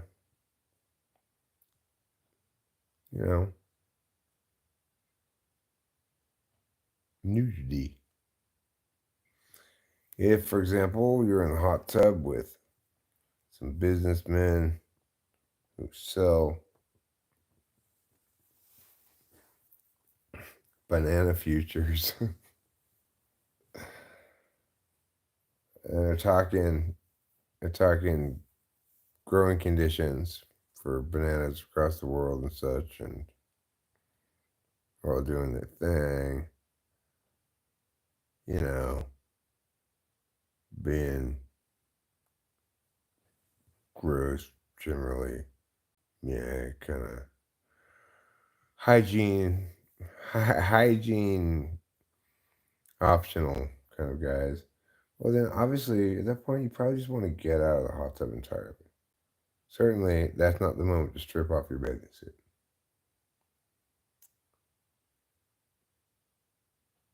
Oh, I'm a feast for crows. Cool. I am. I'm glad to be a feast rather than just a shitty airplane snack for crows.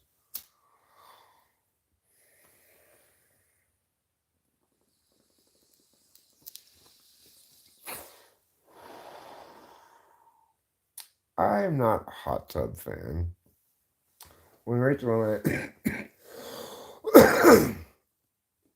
I were at my parents' house, they had a really big bathtub that was really great and comfortable. And I completely stopped taking showers because the bathtub was so great. But that's your own bathtub, right? That's not. Hot tub is a much more public affair. One imagines that, like, if we had a hot tub and we had visitors, that there'd be potentially talk of, "Jay, do you want to go in the hot tub?" Whereas in no universe would there ever be talk of, "Would you like to get into the bathtub with me?" So bathtubs are a little bit more like your own toilet, you know. Toilets may be gross, but the least gross manifestation is your own toilet. Merry Christmas, Lori G, and to all a good night. I don't know where Rachel is. I think she's sleeping, but I didn't actually look for her when I got home. If a man sits in a sauna with other men, is that considered a gay situation? Depends where you are. There are certain places, say Scandinavia, where I'd say no, it's just super fucking cold outside, and so everyone's like, fuck it, let's go sit in the sauna. But if you're in like San Diego, at San Diego saunas and Saucy Semper Fi's, it's a it's it's a sauna that caters to both people who are at the Marine base down there and to San Diego's normal residents. It promises a saucy time. What it means by that is that there's plenty of what they call uh, rock sauce, which is just the water they put on the rocks. But a lot of the homosexual men assumed it meant something different, went there, and now it's just nonstop gay sex there. I've yet to try a sauna. Says Darker Crude. I used to stay at a condominium in Mammoth with my parents when I was younger, and they call it Viewpoint, and they had a sauna. In the winter, if it was cold, I'd go sit in there sometimes. It was nice. I liked it. You know, they had this very hot rock, and you poured water on it, made steam. Hello, Los Angeles. G needs to be a whole lot less gross. I mean, I get it, G. Sometimes I say gross things too, but when I say it, it's cute. When you say it, it's gross. Saunas are great after getting drunk. You can sweat out the booze. I see.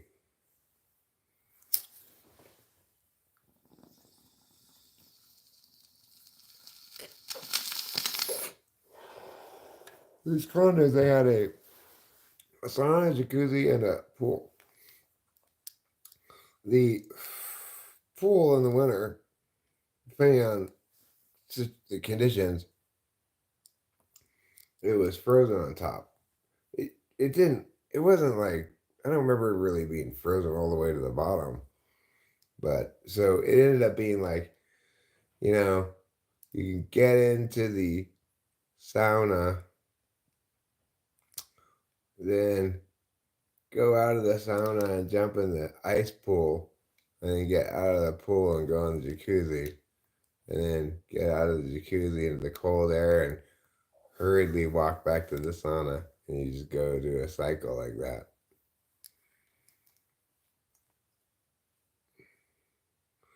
Saunas make me really overestimate how much heat I think I could survive. Remember, in a sauna, you're just sitting there, not doing anything. If it was that hot and you had to, like, haul loads of bricks up and down stairs, that'd be a different matter. You'd say, boy, this is tiring and hot, and I don't like this. Instead of, I'm tough for sitting in a hot sauna. Big difference. There's a sauna horror movie. It's called Sau Na. I'm trying to think of something. It's horror thing. It has one of those sounds in it.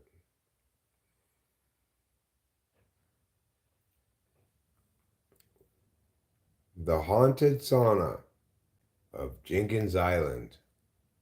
It's like a good title for something. My last job, I was emptying trailers of boxes in 120-degree heat. I seriously think I was tiptoeing close to death sometimes. That's very hot. I don't think people should be working outside when it's that hot. I mean, it gets close to that sometimes in LA. If you're in a part of a big city during a heat wave and you're on the ground with nothing but like asphalt and shit around, the actual temperature on the ground is going to be hotter than what the weather says. Here you go, Phoenix Dollar Tree. I've got this crate full of pencils for you.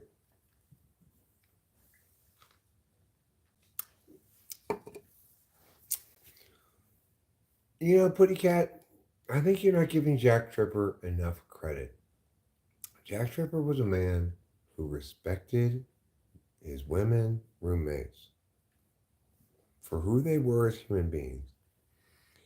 He was not interested in being creepy or having sexual feelings towards them or wanting to hump them or something. All he wanted to do was be a great chef and find the right girl for him and settle down and marry her so that he could stop pretending to be gay. I'd be in those trailers for like 6 hours. Pretty good money, but not enough for that, I don't think. Yeah, that's miserable. I think that usually it's best to stay inside, where you can kind of keep the temperature between meow and meow mostly. Occasionally the power goes out and you got some problems with that, but by and large, it's probably best to just stay inside. You think Jack Trevor wanted to meow their meows? No, no, Sage. No, he did not.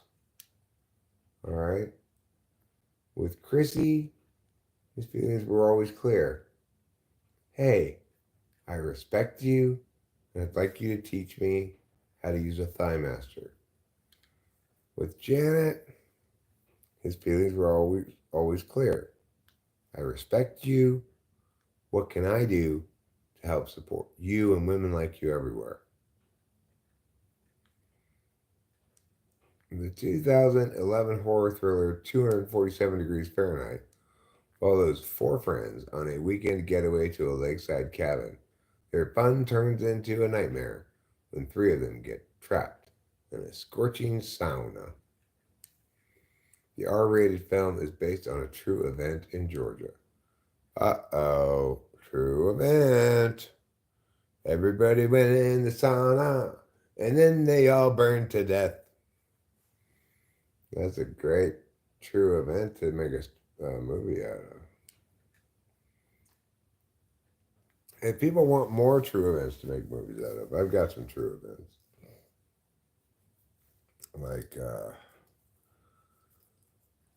earlier, I pooped at the other house. Pretty unusual for me. Mostly just poop here. It's a true story you could easily base a movie off of. One man, two toilets.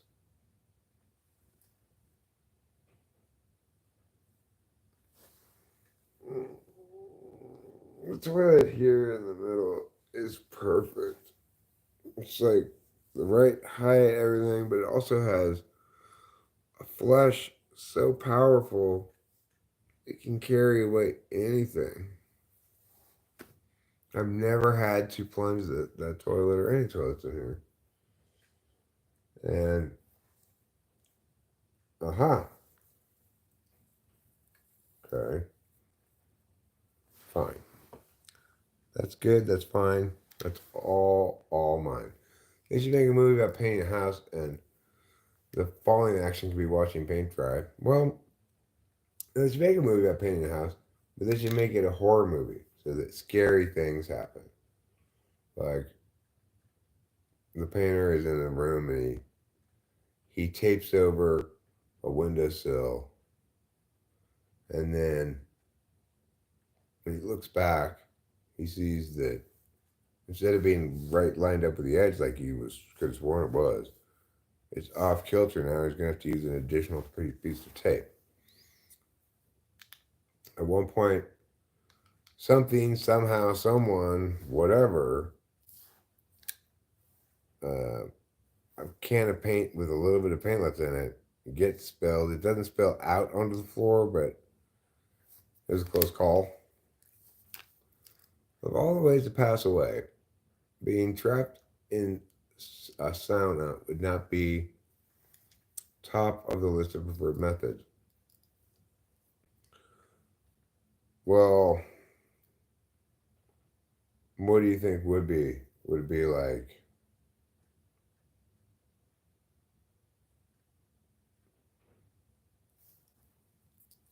I don't know,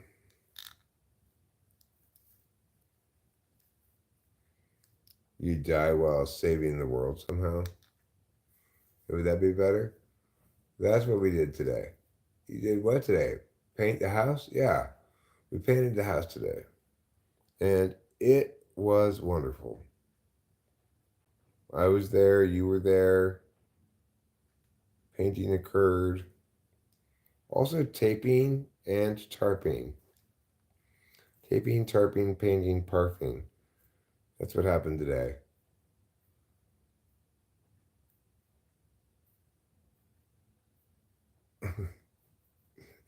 Indian Graveyard. Indian Graveyard is a good name for a paint color.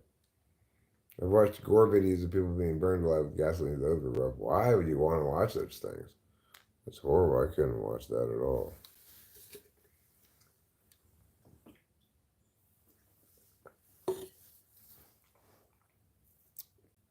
Aneurysm. Fall over and gone. Fast and painless. Oh yeah, you saw the Tiffany egg drop video?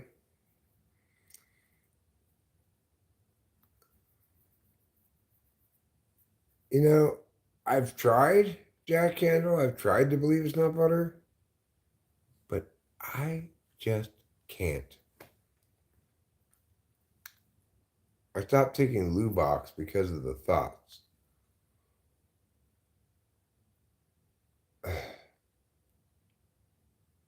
You want to do more Tiffany egg drops? I couldn't get it to stop spinning around, you know? It was frustrating. I needed to figure out a different way to deal with that. Probably, I'm not sure how you prevent it from spinning around. Luvox in 2007. Egg drop sweet corn soup good. I don't want any soup. What I want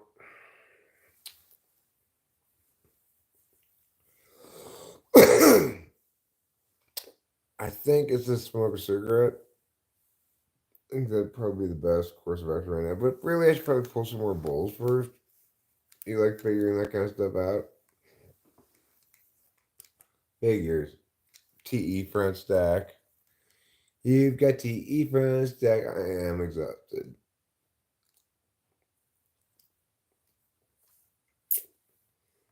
But, you know what else I look? Fine. Perfectly fine. I look that way because I am that way at all times, even when I'm not. 93. 93 sounds good. Is that you're giving me a grade? I got a low A. I'll take it. I'll take the low A. All right, everybody. Let's not get our horses' panties in a bunch. Instead, let's hold them.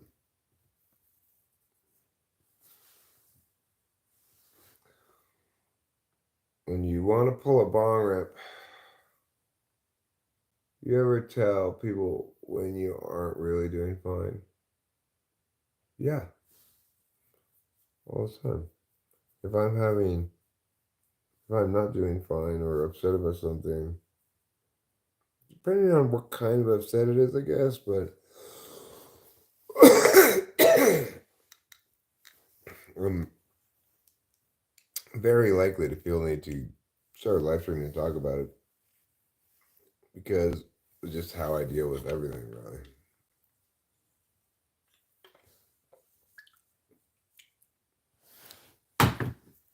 How to make a parachute from a plastic bag.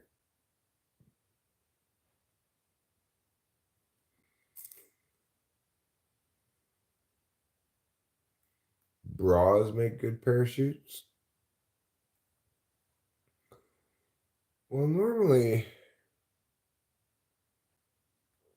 you don't have two a two scoop thing. It's just a one scoop thing.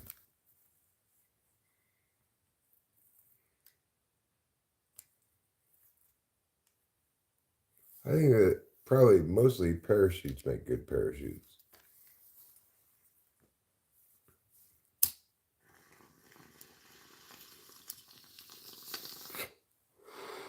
Parachutes and angel feathers. I went base jumping with one yesterday, smooth as silk. Well, I guess Boba Fett's right. Acacia. He's got the proof right there. 93 is about 10 meow. 93 exclamation point is about 10 meow 144. For comparison, there are about 10 meow 80 electrons in the universe.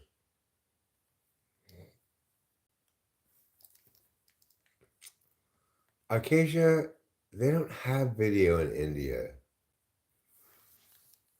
They still draw pictures of what's going on and publish that as movies.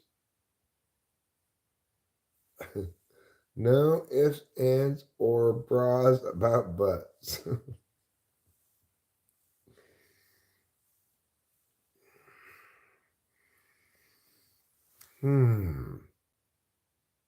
The thing that makes the best kind of parachute thing is a glide flap.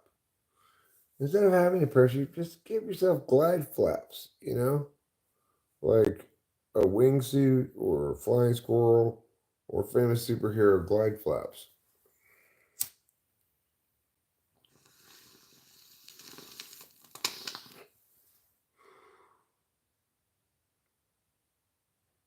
That's horrible.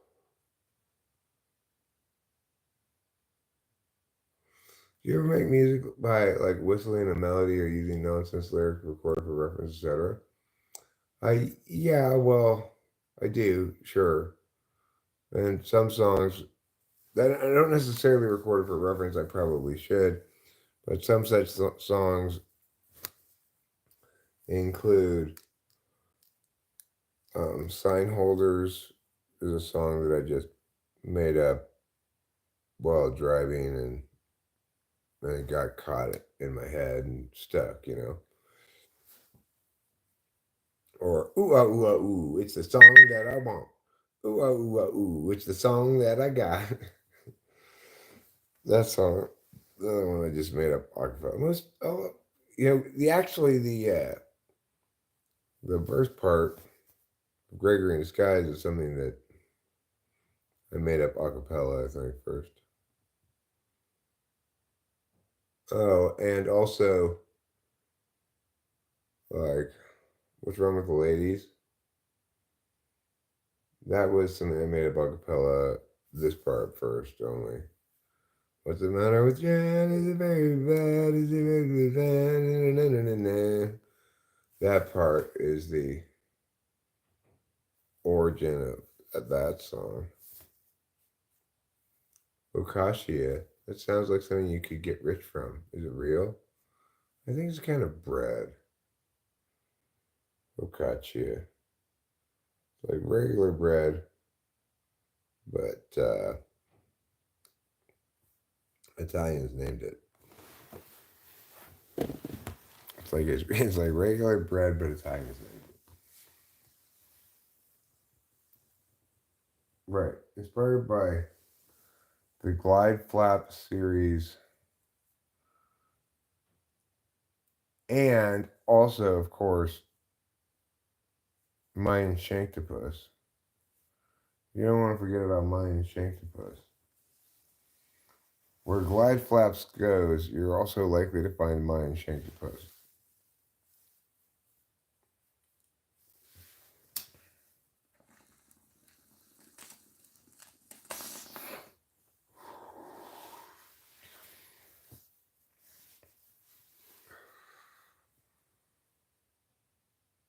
Oh, you were inspired by Glide Flaps to get flap implants.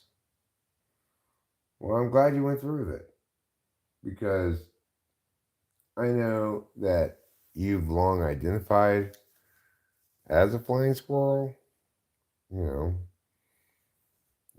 in terms of your gender, I mean. Because, of course, you're under the impression incorrectly that flying squirrels are all of the same gender. Even though the opposite's true.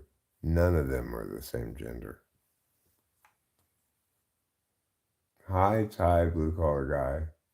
Glide, G-Lide, G-Lide. Are you going to let her libel you this way, G? Ain't no fibber, just a little old stinker. G has had a lot of experiences, okay, that give him some of the most amazing stories ever. And sometimes we find him a little hard to believe because he's done that much shit, you know, he's done that much cool shit. Like he explained to me how one time he stood with some slick bottom shoes on the top of the Eiffel Tower and slid all the way down one of those poles to the ground without falling off. I was skeptical, but then he told me again, no, it's true. And I said, wow.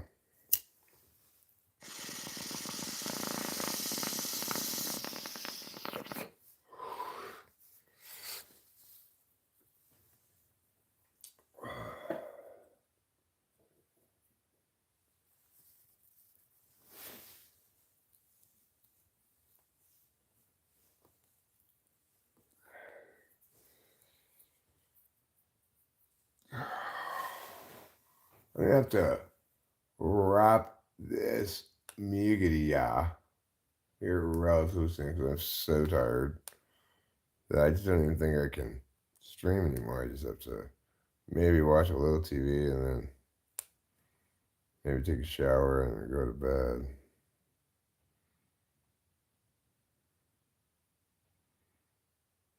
I think we need to take Rachel to the doctor. Well, you know, the regular doctor. Because she seems to be unwell, not feeling good and having an infection. So obviously we gotta take her to a regular doctor. It's not ideal, but what are we gonna do?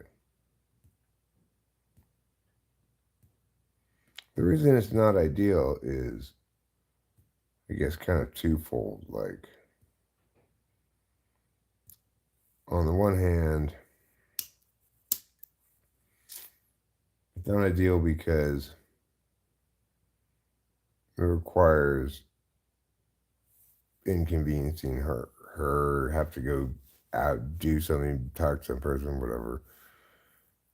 Which is, if it would just get better on its own, it would be preferable, obviously. But the second reason is she has to deal with doctors again. We have to deal with doctors again. You just left urgent care?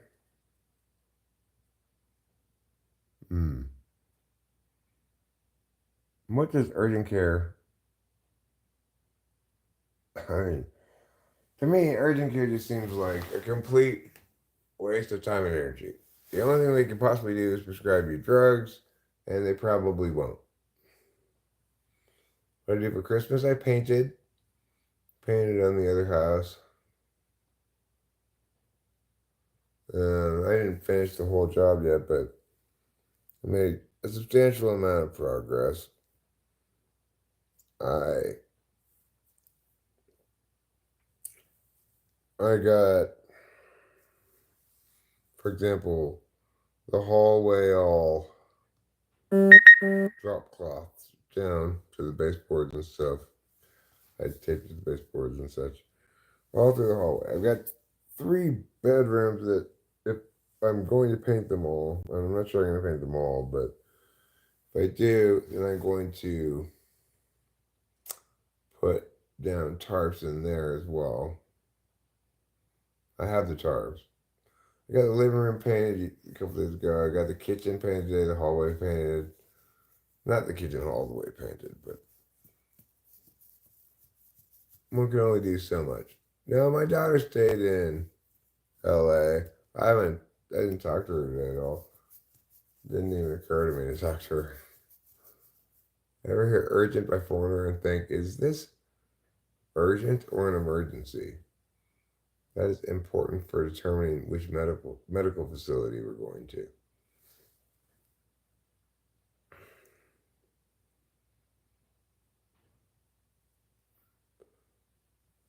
Well, I would say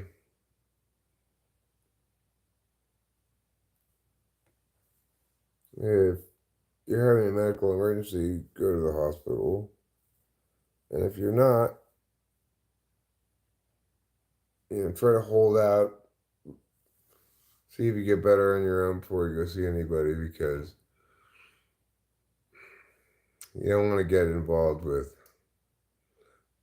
doctors if you can possibly avoid it. Going to the doctor because you're sick is kind of like going to a loan shark to get to get money when you're broke. It's it may sometimes be necessary, but it's always a bad idea.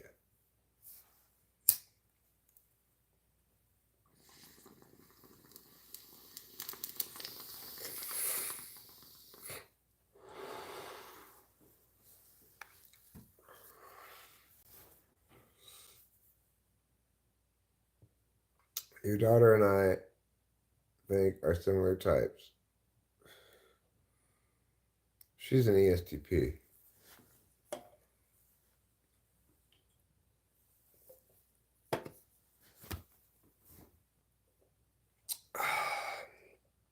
All right, let's get smoke a cigarette now. You've done a good job of pulling bowling rips. I'm proud of you. And let's move along now to the next thing to smoke. Oh, I have the tiredness of 1,000 people, all of whom are very tired, combined into just me.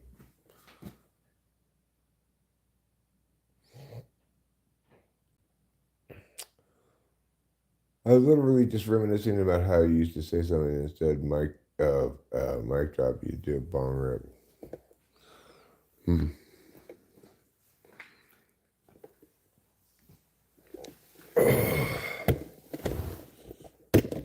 My daughter and you are very similar types um, if my typing of you is correct, which probably it is. She's ESTP, and my typing of you was ESFP. They have some similarities, you know. They're both SC DOMs.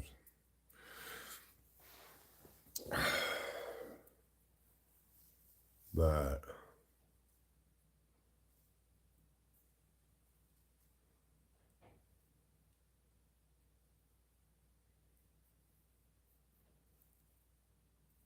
you know,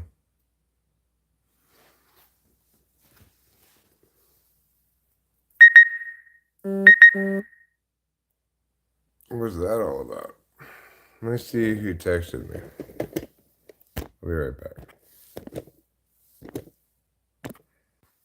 I don't know who that was.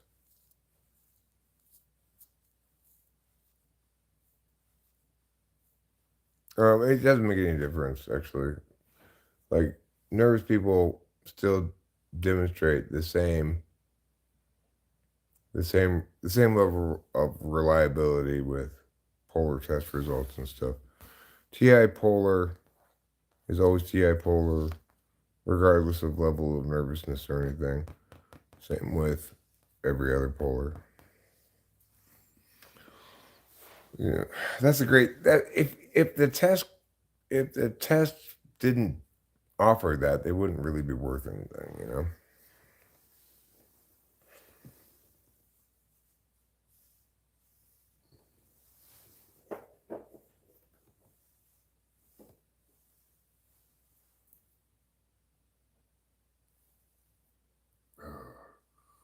We still haven't gone to smoke cigarettes, so we're pulling another bowl all of a sudden. How did that happen?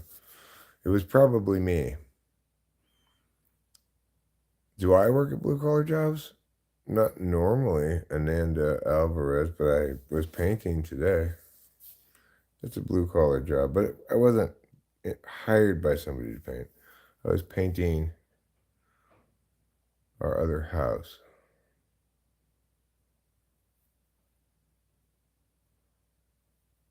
Okay, well, I mean, and that's certainly your prerogative to reject the kind of metrics that are, you know, external objective metrics. If you don't want your personality type to be something that can be proved or disproved or established or not, you know, then you can have that relationship with personality type. So you just think that personality type is something that only you can know about yourself because it's it's how you perceive yourself, basically, not anything else.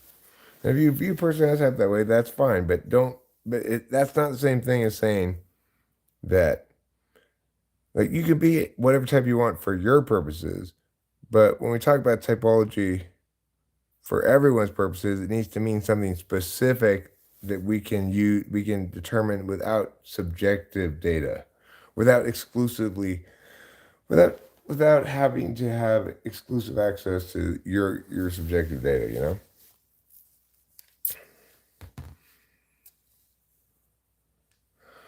Reject the patriarchy.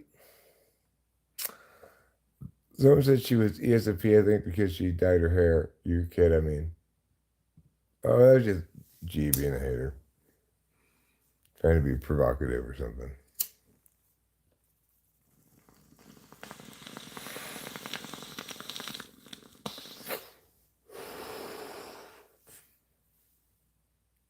You can be what you want, but it's not the same as psychometrics. Look, the point is, defensible typology means things you can say about typology that can be defended, in other words, that ought to be perceived as true, not just for you, but for other people as well. That's defensible typology.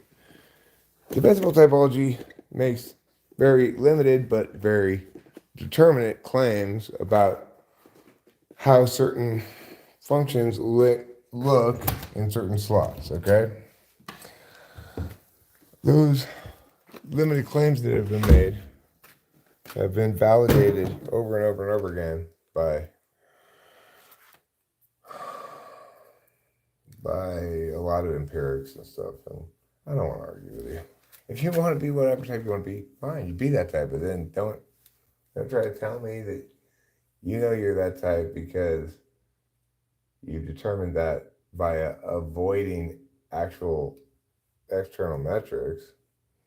That doesn't make you that type. That makes you not interested in knowing what type you are.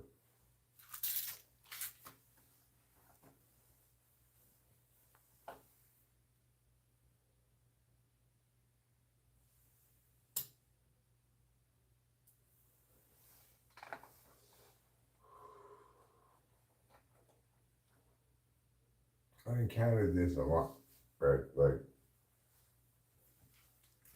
somebody coming in, like Cone Man coming in and saying he knows he's an INFJ, but I never typed him, but I offered to type him, but he didn't want to be typed. But the thing is, what was very clear is that he wanted the position that he was stating that he was an INFJ to be accepted generally as the truth. But it wasn't going to be possible for really anybody to accept that very easily because he just behaved so unlike that, right? And then it would nevertheless be possible to convince people, but you'd have to undergo the testing and have it compared against actual data. Like, so if Conan thinks he's very good at, say, let's say Conan thinks he's pretty good at TI, but the data shows that he's actually polar TI in terms of actually the test questions, then people are going to say, yeah, we were right, you're not INFJ. But if on the other hand, his TI is definitely not polar and a bunch of other things, then people will go, well, you know what, maybe chat's deceiving, maybe it could be INFJ, depending on how it ended up being typed. But of course, if you were INFJ, you wouldn't be avoiding having it confirmed one way or the other. You wouldn't be trying to pull back to data only he has. He'd be favoring finding out from an external source, because INFJs are consistently at a loss regarding who they themselves are in their subjective data because they're so distant from it. They have neither subjective epistemic in their conscious stack. It's very different from an ESFP, whose tool function is a subjective deciding function. So subjectively, you've decided that you're whatever type, and you decided that you know that because you've reflected on it or something, even though an INFJ would not feel confident about about knowing anything like that because without it coming from kind of an external evaluator, because they just don't they have such a weak relationship with their subjective knowledge and stuff. They can't remember stuff and whatever. When they don't know what they want exactly very clearly. The SFPs know what they want, right? And they think that, well, it's not that they think that, it's they have their tool functions as I have mine. They can't do anything but engage the issue in terms of what they want to be rather than what they actually are. Their self-reporting is very unreliable with FI the tool function.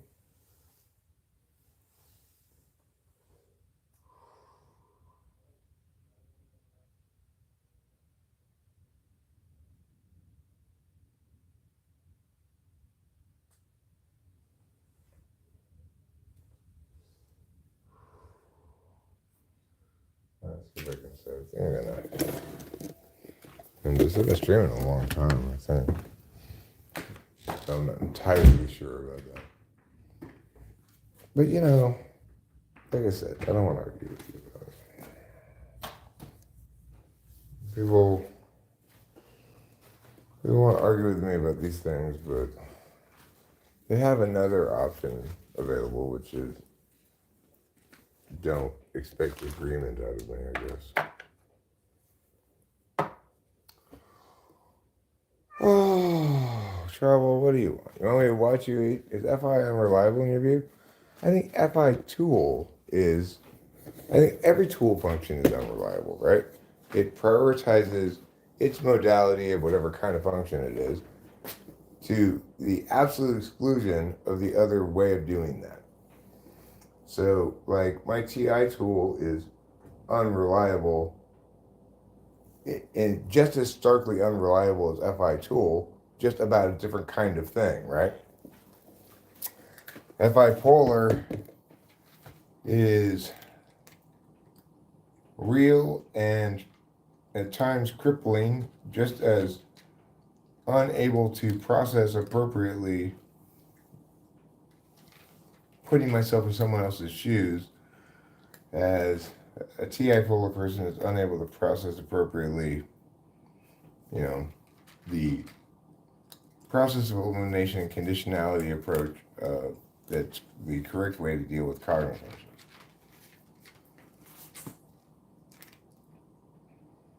That's what makes cognitive functions so both not only correct but so great is that nobody gets to have an advantage over anybody else, really. There's an equivalency for every polar. It's just around here we're talking about something that is appropriately parsed only through introverted thinking, or is just like a spirit animal kind of arbitrary thing, doesn't mean anything, you know? So around here, when we're talking about TI kind of things, as we invariably are, because it's my tool function, means I don't really know how to do FI, right? FI is frequently an inappropriate deliberation function for the matter at hand. But that's not representative of life in general. I don't think it's the case that most people live lives as fixated on cut and dry, correct, incorrect, explanation-y life as I do, you know? I've got a kitty, he's eating his kitty food right now. You're a good cat. You're a pain in the ass, but you're a good cat anyway. Why? Because I like you, that's why. Now there's FI tool. It's an acknowledgement that the only reason he's a good cat is because I like him. What if my perception was already accurate? Eric, would you say once you observe something, it no longer becomes the same in your perception of it? Well, I mean, it doesn't exist before you observe it in your perception, you know? So it's not like it's existing as what it is, and then you perceive it and alter what it is in your perception or something. It doesn't work like that at all, because the paying attention of it is not observation. It's, say, knowledge. Like, I observed, I'm driving down the street, what appear to me, some group of people huddled over there. And then as I get closer, because it's dark, but I have my headlights on. As I get closer, I realize, oh, that's just a set of trash cans. That's not people. So I knew initially that there were some people there. Then I knew thereafter that they're actually trash cans. The observation part is not observation is a term that says, like, there's no actual intentional engagement. But in reality, to intentionally engage something is to either know about it or make meaning about it, do something to it, uh, for it to, say, be part of your own body and know it by a physical sensation, etc.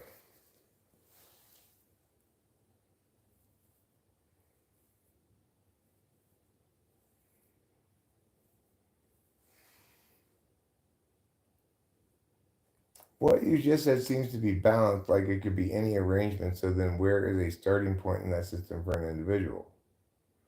I mean, the the starting point is whatever stack you are. Like for me, the starting point is extroverted intuition, and you call like 1-5 being, 2-6 doing, 3-7 scorekeeping, and 4-8 struggling, deficit, delegation, insecurity, stuff like that.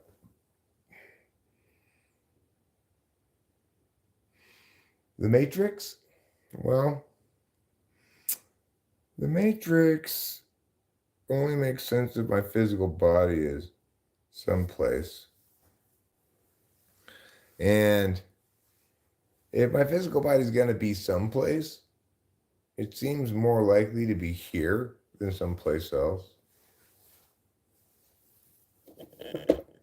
It requires a lot of complicated finagling to place my body someplace else while concurrently simulating my body here in this non-real space that we know is non-real because it's distinct from the real space where my real body is. A glass is only half empty if I started full or above half full. Well, I think the point is that half empty and half full mean the same thing.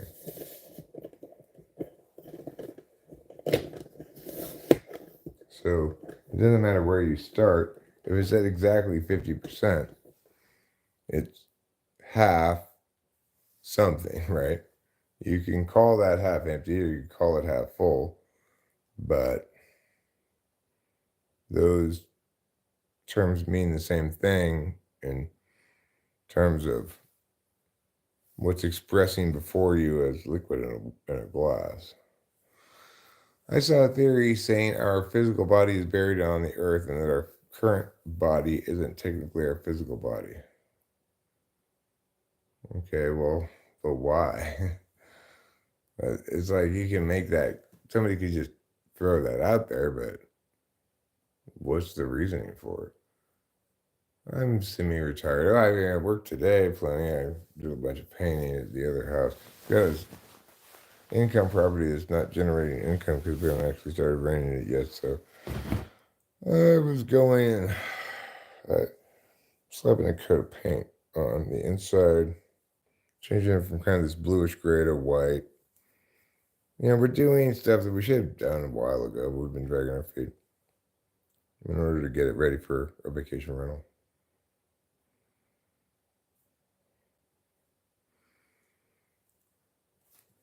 My Puerto Rican ex would call things I said white people saying 6 one, half dozen the other, etc. They both mean the same thing.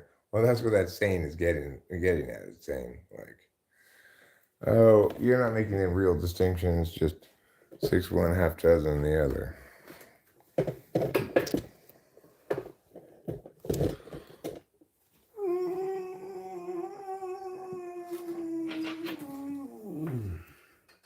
More importantly, let's talk about half a baker's dozen. 6.5. Merry Christmas, David. She had never heard of them. I'd say that if I would put MBTI, let's see. I'd say that FI would put MBTI together by putting themselves in the shoes of various types and discovering where the chafing is.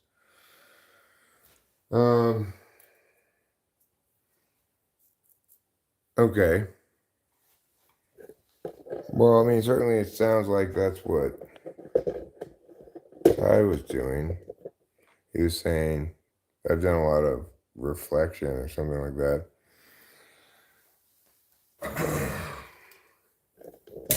Maybe that's what that's referring to.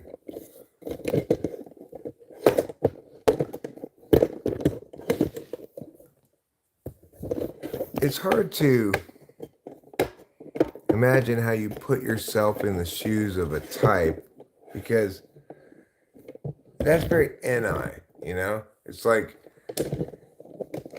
you can't really put yourselves in the shoes of anything other than another person.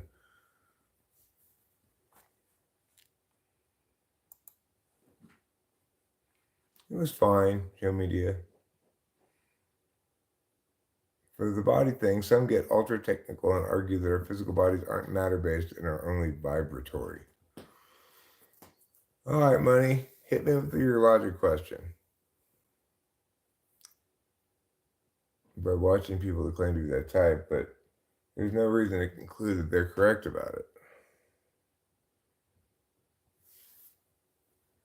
Unless they've used a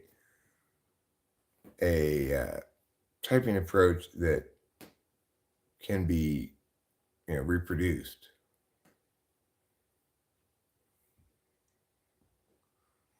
Oh, right. Right. I like this. I just want to get a Q-tip from upstairs, but I'm not going to walk all the way upstairs for a Q-tip. I don't know about that. If I have a set of utterances A, B, which entails C, if I then have utterance D, which contradicts C, how is this resolved? I mean, it's just, it's given a status of invalid. To be valid, it has to be true in all instances, but if in fact the things are set up as you said, then you have contradictory premises. Contradictory premises is a fallacy because if you allow contradictory premises, then you can prove anything and have it be valid, provided you ignore the contradictory premises.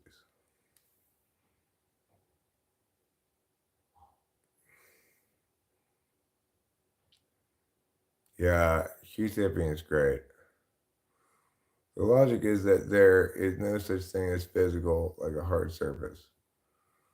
Well, I mean, we can certainly draw distinctions between things that are fluid, like water, things that are gaseous, like air, things that are solid, like this table. And just because it isn't as still as we perceive it to be doesn't mean it's not solid. I don't know. I think I'm an ISFP. I had to try on a series of types to figure out why they didn't fit. What's the term when it can be all three states? I don't know. I've not heard that term before. I didn't know that phenomenon could be the case. She's saying something could be both ice, water, and steam all at the same time. Doesn't seem to make a lot of sense.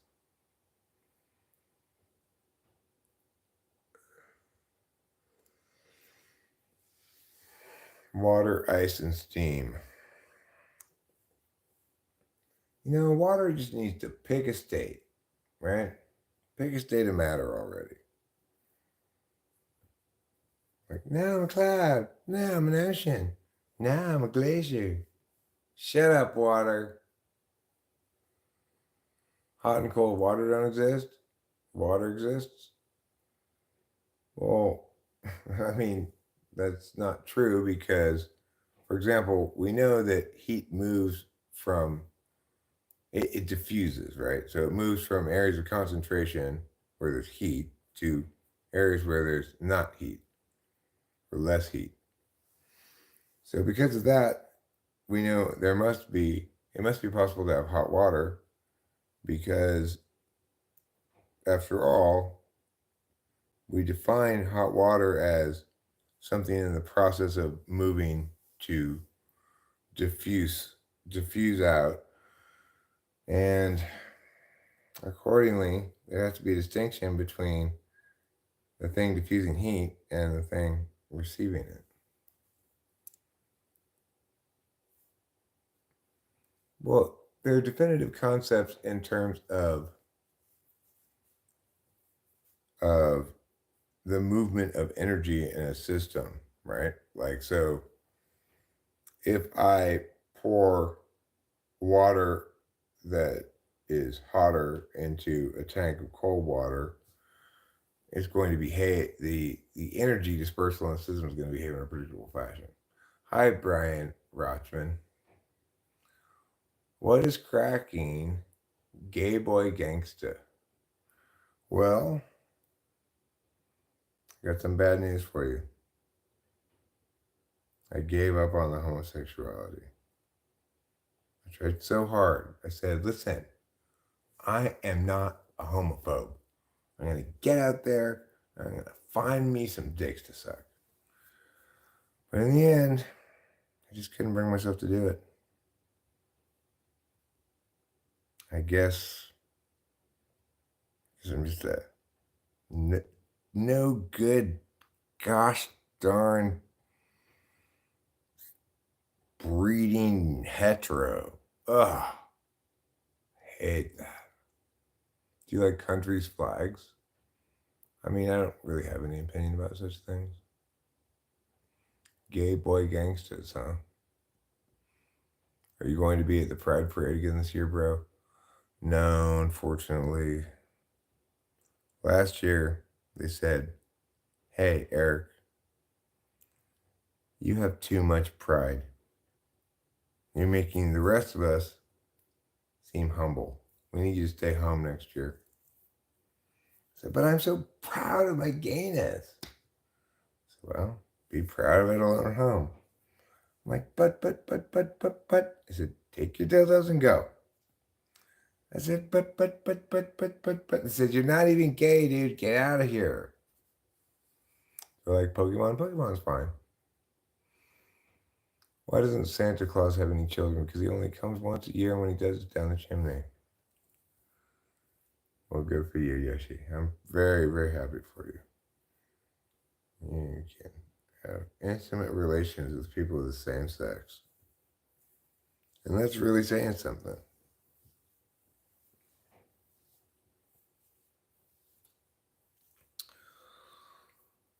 I am actually not being honest with you all. The truth is, I'm not now, nor have I ever been gay. I'm my third woman wife, And she's great. I like to hump her. I like to put my man penis in her woman vagina.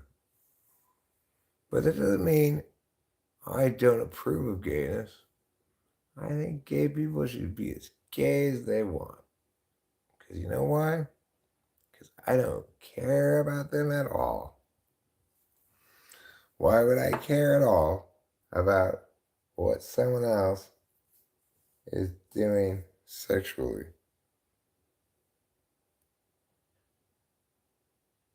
I'm not interested in their sex life. I'm interested in my sex life, maybe. These two factors allow for simultaneous existence of water as a solid, liquid, and gas. Are there varying degrees of gay? Absolutely. You could be like, I'm straight, but I like manly women. Versus, or you could be kind of in the middle, like, I'm gay, but I only like womanly men. Or you could be most gay. Say, I'm gay, and I like manly men. So there's your levels of gayness.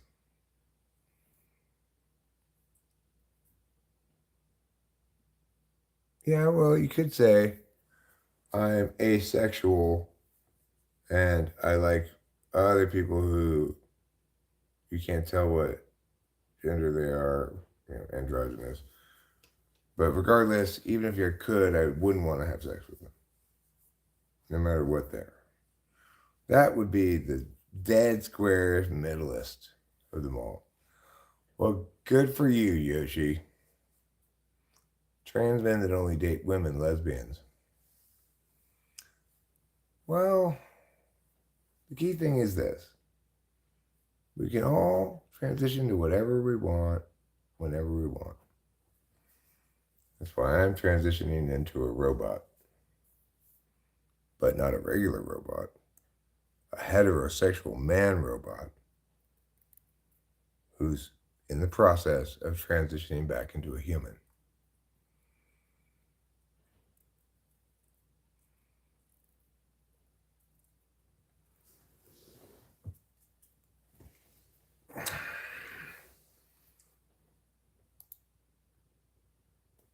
Gee, have you no sense about you? Have you no recognition of when a given meow needs to be not encouraged? When you need to respond to meow like meow, because otherwise people are going to be like, oh God. Some of the nicest people I met working at the adult store were trans. Some of the meanest and most hateful and obnoxious were lesbians. I see. I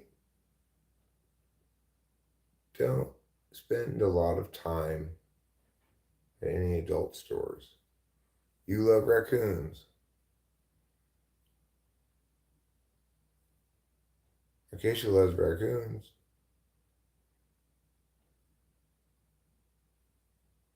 And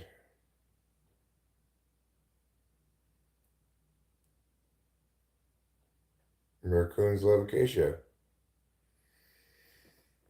In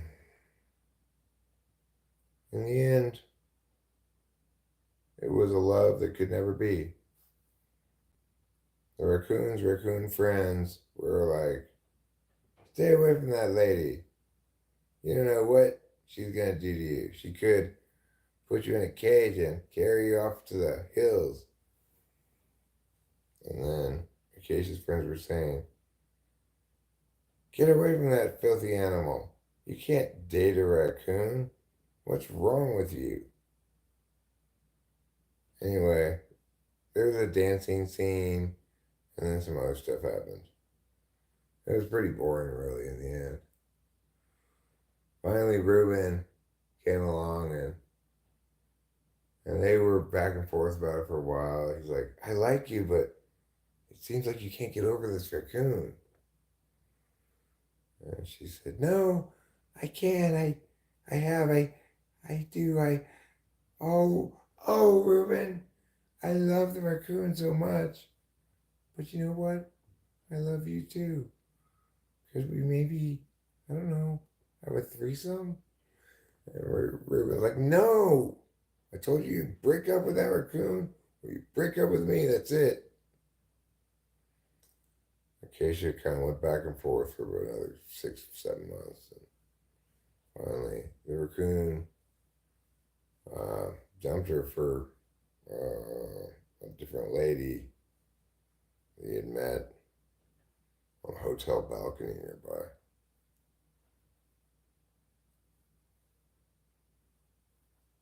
I like Leafeon, Umbreon. I like Leafeon. Bye, Yoshi. Rakussi, Flareon, and Jolteon, Tides, and Sylveon. Well, good for them. What are they doing? What are they tied at?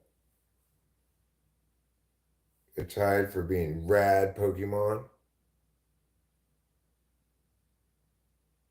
Yoshimitsu, Yakazaki. I don't know who that is.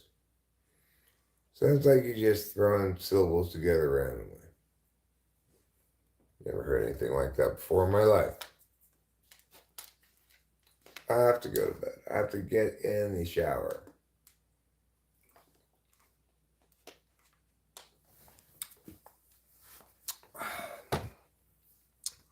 I'm not your sensei, G. Alright? I'm your shogun. Big difference. Oh, cold shower. I want to take a hot shower so I can go to bed, fall asleep, but probably want to sit and watch a little bit of TV first. So far, all I've done today is live stream and paint and put down tarps and tape things off and not eat enough food, you know. I'm still not quite ready to pull the plug on this though. Showed that ass earlier. You know what? I have high hip syndrome, okay? Sometimes I bend over and my pants are a little more revealing than I would like, but I can't be constantly pulling up my pants all day. I have a belt, doesn't work. My high hip syndrome is more powerful than any belt. Thank you, Acacia. We're raising awareness for high hip syndrome this month and every month from now until 2,560. People think, oh, Eric, whatever, I'm sure it's not that bad. You don't know, you don't have it. I'm a survivor. I'm a high hip syndrome survivor. And as you can see here, I've still not survived it. I'm still getting taunted, abused, discriminated against by a society of regular level hips. Speaking of low pants, check out the origin of the word sagging. Samantha Sagan Fox, or just spell it backwards. Spell what backwards?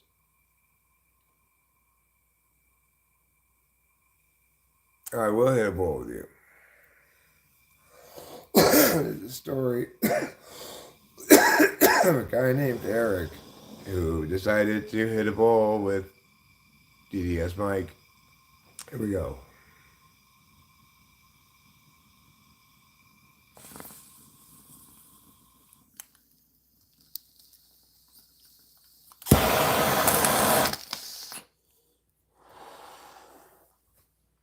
Well,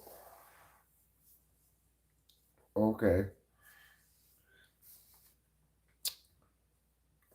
I'll point out that the word sagging has its own meaning. It means something that's sagging. Very distinct from the other one. So, I'm not sure about your theory here. I have a theory too. I have a theory that a long time ago, there were a lot more Sasquatches. And what they did is they were very sophisticated scientists. And so they just made humans from scratch, gathered a little bit of this DNA, that DNA, put it together.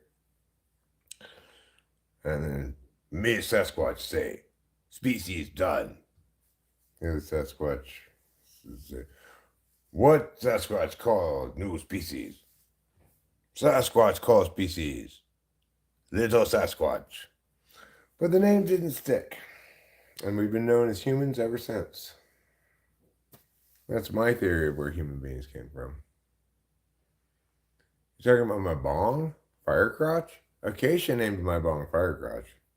She knows all about Firecrotch. I did not come up with the name Firecrotch. Usually, when you hear things like that, you are correct to assume, oh, well, I'm assuming Eric made that up. But Acacia has expert intuition as a tool function, so might be easy to mistake an Acacia quote for an Eric original. Well, thanks, DDS Mike. I'm going to heart that. Now, what I mean by I'm going to heart that is I don't mean I'm going to pump the blood of that. No, instead, I mean I'm going to love it with my heart. And I do love it. I love that $4.99 DDS Mike. It's the best $4.99 I've seen all day. I kind of like to sit across a table from it, having a little tea party, and talk to that $4.99. So, looks like you lost a penny somewhere. 5%ers blame Jacob for creating white people. What are 5%ers? Ain't no such thing as white people. You're the one who had me playing the guitar the other night, huh? Cool. Sounds good to me. Sometimes my fingers feel like playing the guitar. Other times they don't. 5% Muslims? Who's 5% Muslims? What? I don't know what you're talking about, bro. Are you a gangster? I saw you prepping and covering your floor with plastic. I know. Well, unless you consider killing a couple gallons of paint to be gangster, then no. I've gone through 3.5 gallons of paint so far, I think, in painting the inside of that house. And what is the color I'm painting called? Angel feather.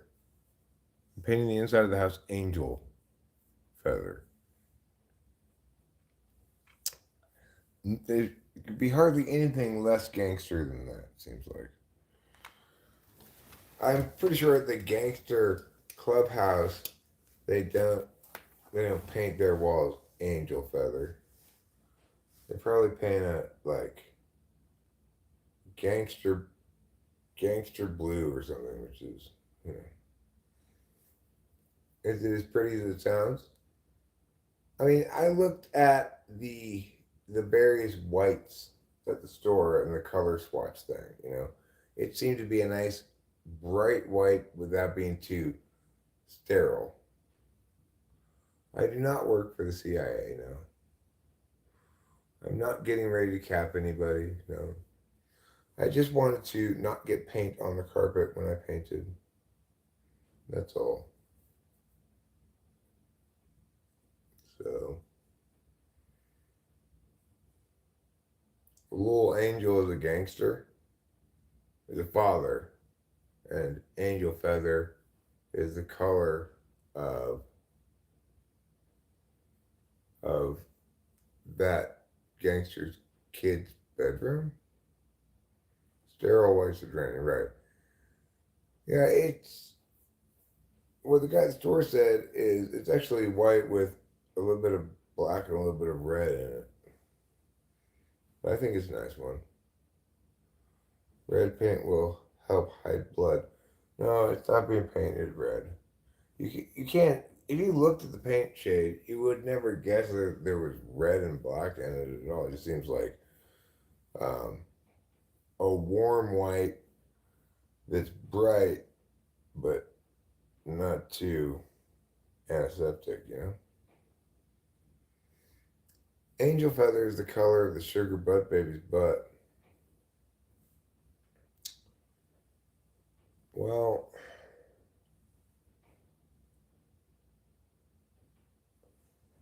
I think they should have a group of people who form a baby smelling society. And they go around and they try to smell people's babies.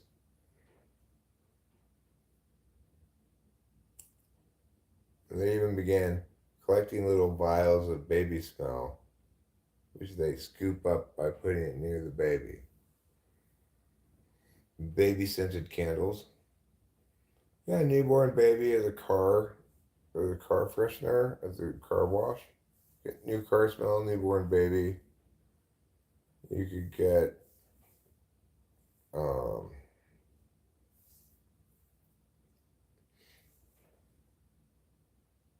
guy riding his brakes down the hill. It's a horrible smell, but some people like it. Tickle your ass with a feather, particularly nasty weather. I'm not a CIA agent, but if I were a CIA agent, I'd be currently feeling very nervous about the CIA firing me for accomplishing so little, you know? I'd be like, I'm collecting a check here from the CIA, but I'm not really doing anything.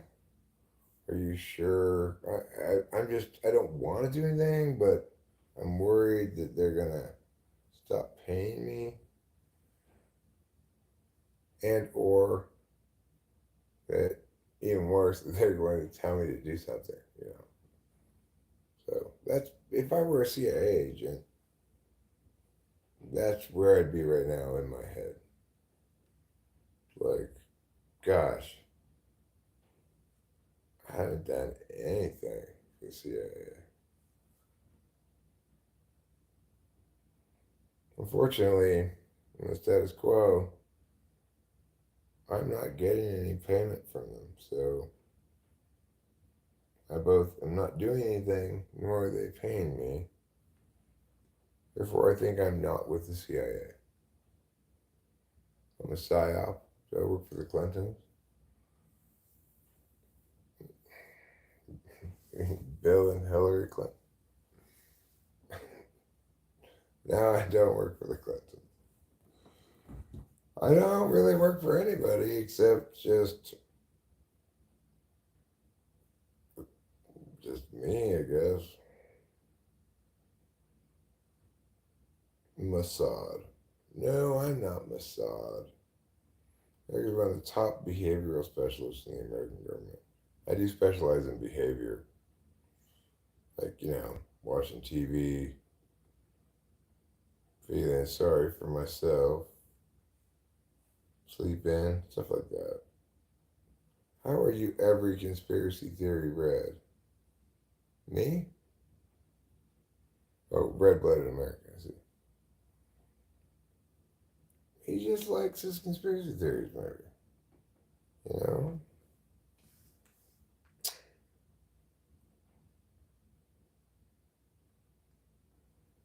It's all part of the gay agenda, Keegan Wheeler. Again, don't you know? That they're out to get you? They're out to get you with the gayness. Shaking, shaking on the gayness. I think we all know what rhymes with gayness and where that song is going. Mm-hmm. Is it blind? You high as me? Feel like I got a third eye. I'm high. I'm also, but additionally, I am very tired. So I've got a combo state of being of too little sleep, lots of bong rips, and a faded capacity to think and talk and stuff. Due to a combination of multiple factors, but probably maximally impacted by sleep deficit. Well, half the people I dated became non-binary, so I could sort of feel like it sometimes. Hmm. Turns out, even the people you dated split whether or not they became binary, remained binary or went non-binary. It made that even a binary matter. Only half of them did it. Have I been bussy? I don't have a pager. Nice watch, by the way. Love old schools. I would say just a Timex. Oh, thanks. Goals. I have been busy. It was a gift from the CIA for 25,000 years. 25,000 years of outstanding service. Knackered and getting wackier. Yeah, I'm a little knackered. Knackered's not a bad term for this situation. I think it's British for tired.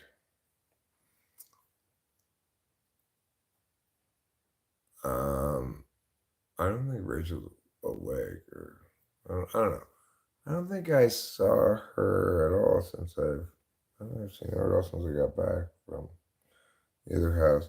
Maybe I should go look in the bedroom and see if she's in there still or what. My body count. My body count is one. Okay?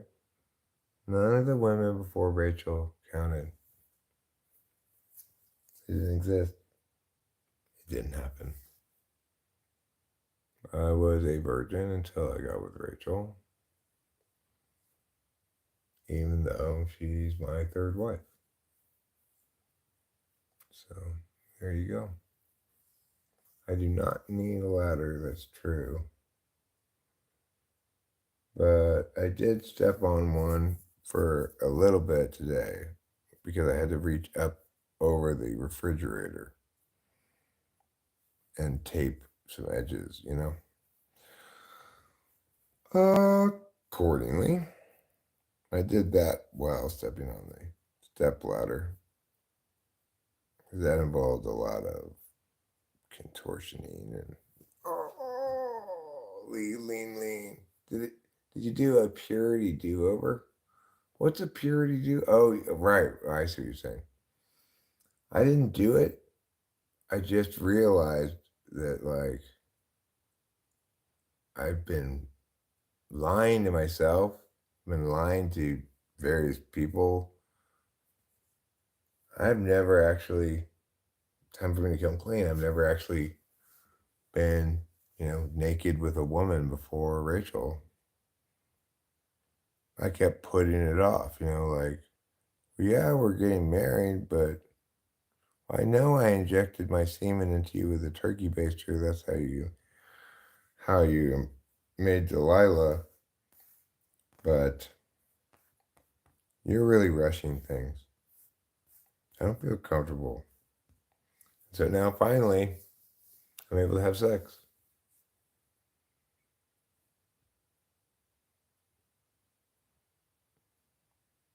Yeah, I'm pretty exhausted. Yeah, I was faking all my sex with my partners before then. I had on a nude suit that made it look like I was nude, but I don't have a basement, Darko. I do have a attic, and it looks like just a regular attic, kind of.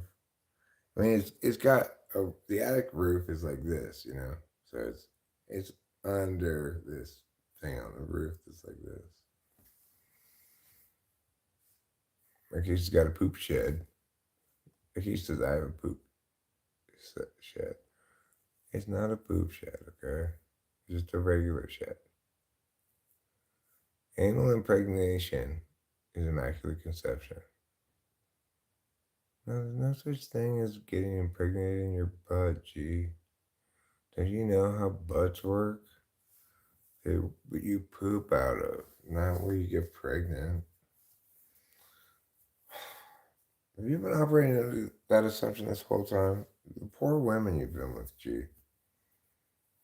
She's like, hey, what are you doing? You're like, trying to get you pregnant. Which consistently both confuses her, makes her mad, but also like surprised, and then you end up in the night wondering once again what you had done wrong. God, I was sure that number one, all women wanted to get impregnated as much as possible. And number two, that she'd be happy, you know? It's not how you get them pregnant, G. That's not where their fallopian tubes are. I'm going to send you on a mission. Find the fallopian tubes.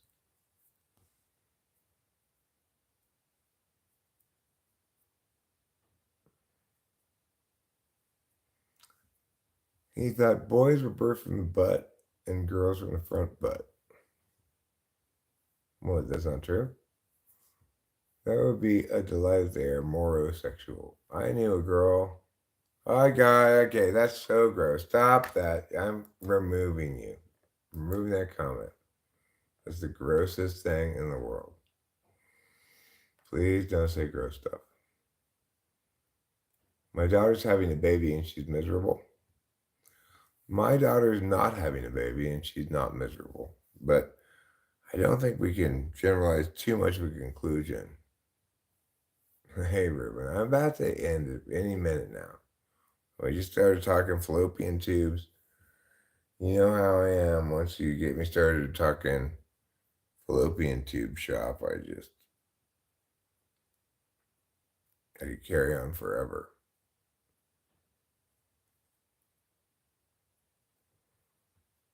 Like, I know all the fallopian tube jokes, like how many fallopian tubes does it take to screw in a light bulb? Or why did the fallopian tubes cross the road? To get on that cock is the answer to that joke, actually. Or a fallopian tube, a fallopian funnel, and a fallopian arch all walk into a bar. It's the wire coat hanger jokes that go too far. You see, like, as in, what's wrong with your jacket? It's got little lines on it because I used a wire coat hanger. Oh, I feel you, bro. Like that kind of wire coat hanger joke? Or are we talking about why does the average fallopian tube want a walk-in closet? Because they need somewhere to store all their wire hangers? Fallopian rube? You call yourself a fallopian tube. Fallopian rube, more like it. What self-respecting F-tube will be fooled that easily? You were suckered in by a sweet chocolate sundae and a smile.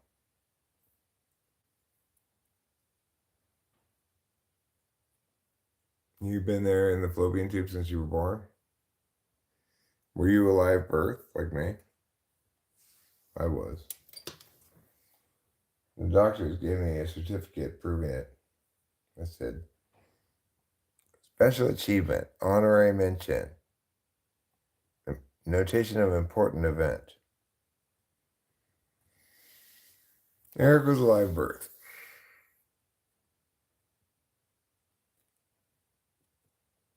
Goals, I know I need rest. You're preaching to the choir, okay? I'll go to sleep. I'm not going to stay up indefinitely. Just because I'm up now Doesn't mean I'll forever be up.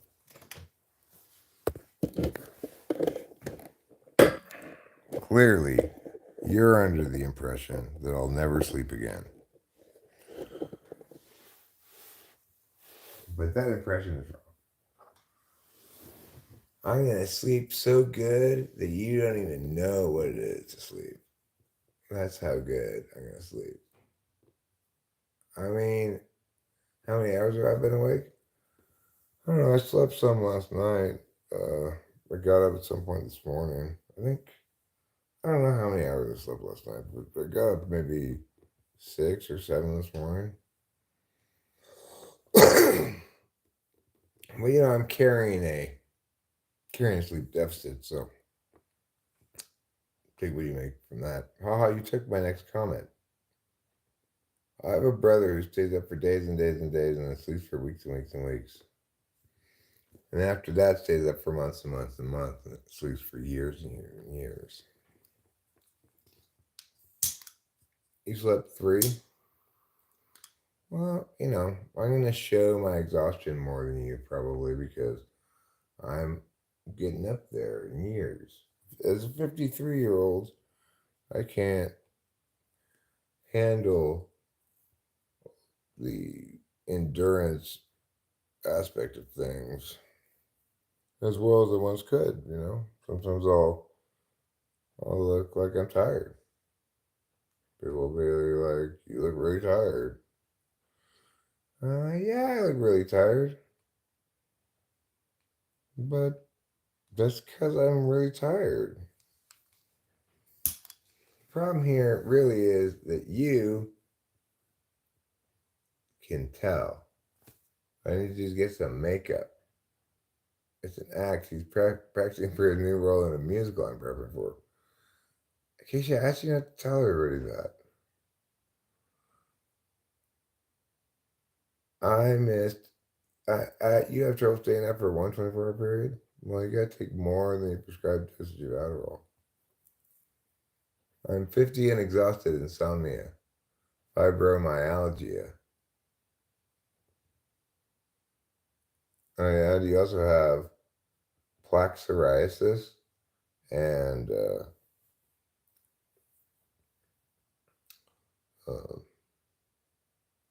hot flashes? Do you need to take that hot flash drug that they have that song for? Oh, sometimes I get a good feeling. I will avoid sleep to avoid lucid dreaming and nightmares a lot of times.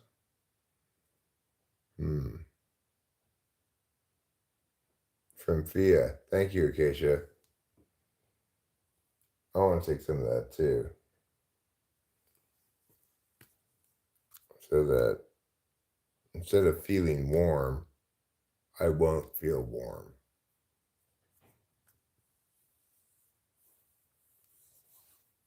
I want to take me some Jardians, some Skyrizi.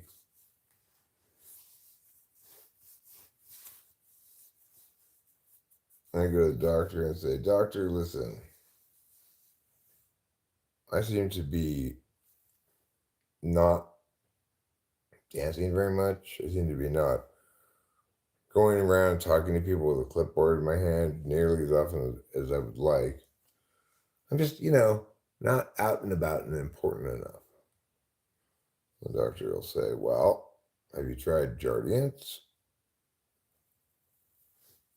And the patient will say, you read my mind. It's exactly what I came here to ask you about. And together, they'll work together in the consistently wonderful relationship of doctor-patient to find a solution to the lack of dancing. Hot flash medicine will make you emotional in men. But, the cats, I decide whether I want to take a medication based on the commercials, not on these irrelevancies that you're talking about.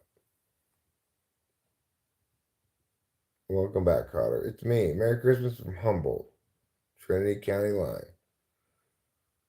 Hello from Mariposa. Sup and what do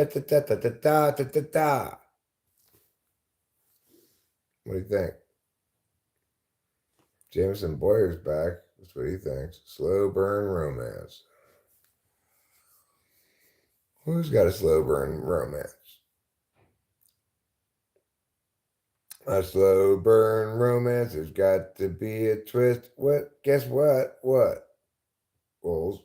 What is the thing that I'm guessing?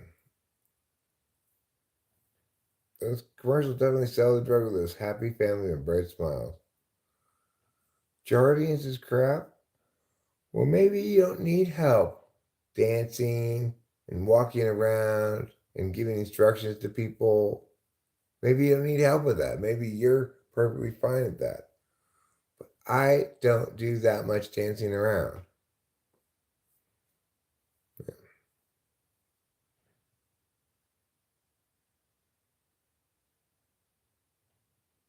So I'm hoping to get on Jardians.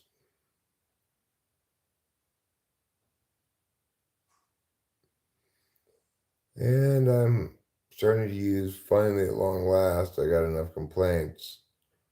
Starting to use Summer's Eve by Massengill. And now my puss doesn't stink so much. I asked my mom, fortunately, right before she passed, I was able to get this precious information out of her. I said, Mom, do you ever feel not so fresh? And that's when she told me about Summer's Eve by Massengill.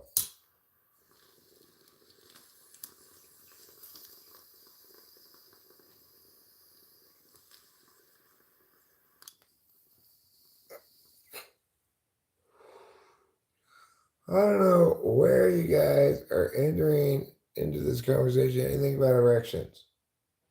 Why? The reason I want Jardians is because I'd like to see at least a 40% increase in my clipboard carrying around. I'd like to see more arm movement when I walk, and just generally involved in a lot of public dances. The baton, sure. Your husband took Jardians? Bragging's on, yeah.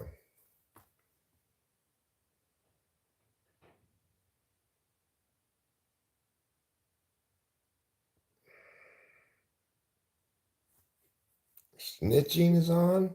Snitching's not on. I'm pretty sure. Unless it's a brag snitch. Like, oh my God. You know what I got to do? I got to observe that person commit a crime. That'd be a brag snitch. Okay, well, I'm just joking about the Jardians goals. I obviously don't want to take Jardians. No. I just think they just need to stop showing me those horrible commercials.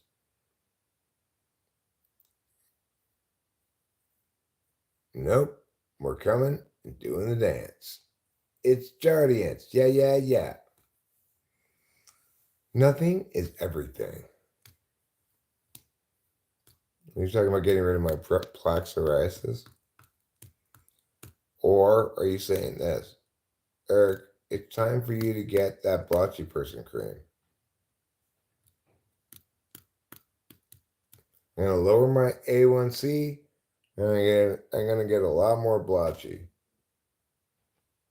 He does take a Ozempic. Well, some people say Ozympic's bad because it makes people's heads look big. I'm not sure how bad that really is, but I don't have none of that diabetes. I'm taking none of that Ozempic or whatever. I noticed you're all blotchy skinned and ugly. Here's some cream. The point is, here I'm not making fun of them. Glide flaps, not guide flaps. You have to be able to glide from tree to tree. The point is here, Lamb, I want to get the blotchy cream to make my skin blotchy because I think it's so beautiful. He's exercising his A1C, and he's looking into blotchy cream.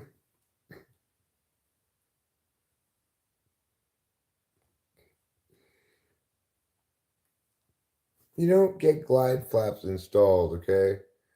So you can't give yourself your own nickname, and you can't have glide flaps installed. You'll just wake up one morning and you'll have glide flaps. You'll never actually be entirely sure how you got them.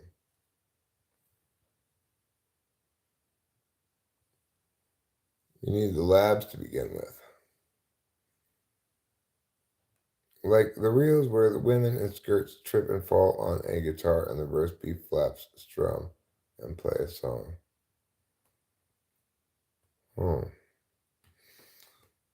Get 5 tests done and we'll give you the cream you want. Right. The reason I want blotchy cream is because I want to see exactly how many unrelated hoops I need to jump through to get blotchy cream. So first I'll need to check me for kidney disease. And then after that, a variety of different things. Do you know how to play the harmonica? I can play the harmonica a little bit, yeah. I'm not some kind of harmonic expert. But no, it's not guide flaps, Keegan. You need to put on some glide flaps to fly you over to your guide flaps and tell them what their name is. You gotta glide with the best of them, or you're just gonna regret it forever. I had a moment, a chance, an opportunity to make my life about gliding. I had the flaps, I had the crowds, the cheers, everything. And then what? I blew it. Now I'm just X-glide flaps. Do you want to end up being an X-glide flaps? I don't think so. Should I eat some more food? Yeah. What kind of food? Nobody knows. I guess I'll eat a hamburger or something. Let's go. Let's cook something. What the hell? Why not? I'll just get one of these hamburgers out of here.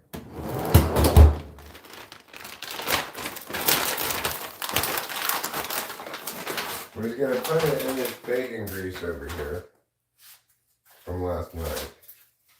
Last night's bacon grease. I'm gonna try this yeah.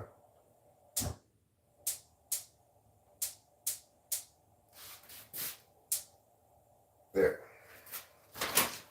Alright, now we're gonna get some buns.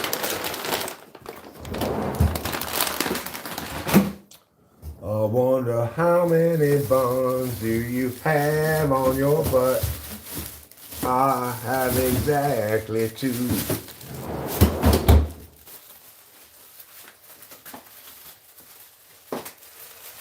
We're gonna eat this delicious hamburger. That's gonna be it for really though. And we're gonna go put this to an end. We're going to go to take a shower and then go to bed. And when we get to bed, we're going to fall into a deep and satisfying slumber, the likes of which the world has never known before. And all the world will be jealous. And they'll say, damn! That guy's sleeping. Just like that. That's what they're going to say. Alright. Let's put this here. We'll put this bun in here.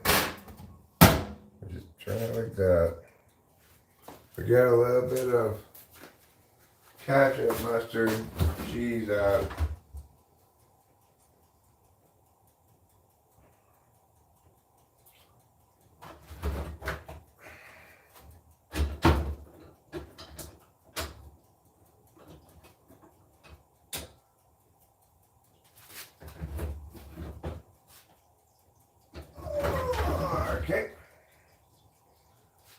got the ketchup.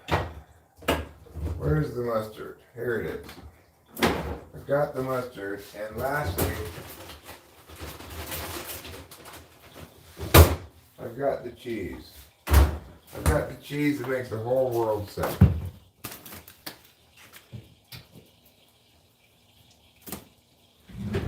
I'm gonna get a spatula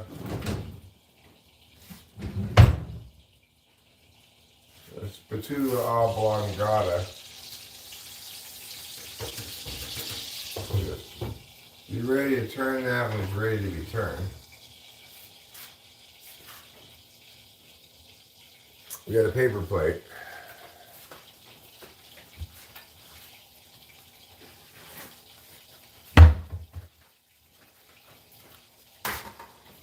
Open up this cheese.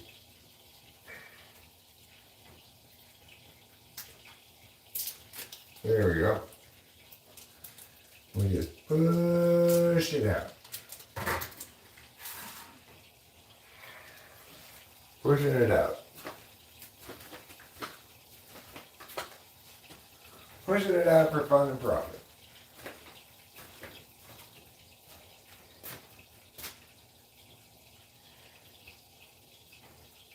Brr, it's cold. Brr, I'm looking forward to going to bed where it's warmer.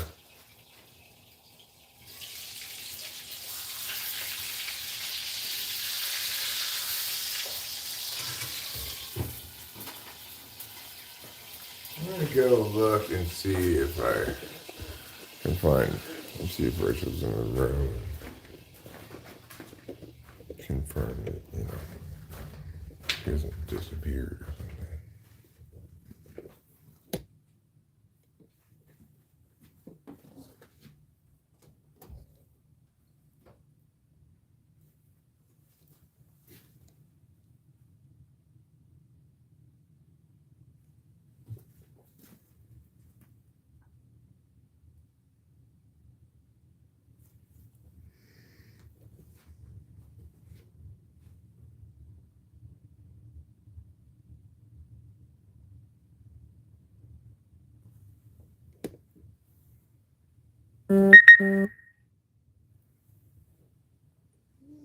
Hi. Hi, I just wanted to make sure you were okay. I'm here. Okay, love you.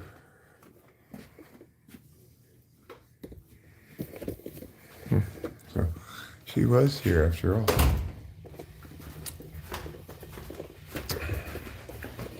She is lying, where? Not in bed. Lying on the floor next to the bed. It gives her preferred place to sleep for some reason.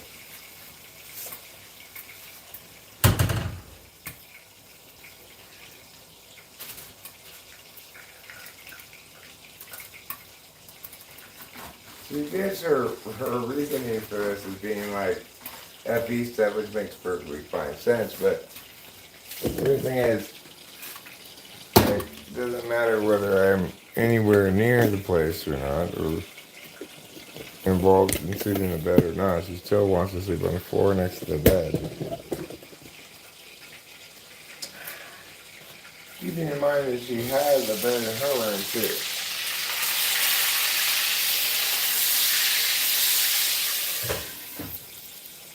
Now that's a spicy meatball. What I think we're going to do here is add a little bit of flavor.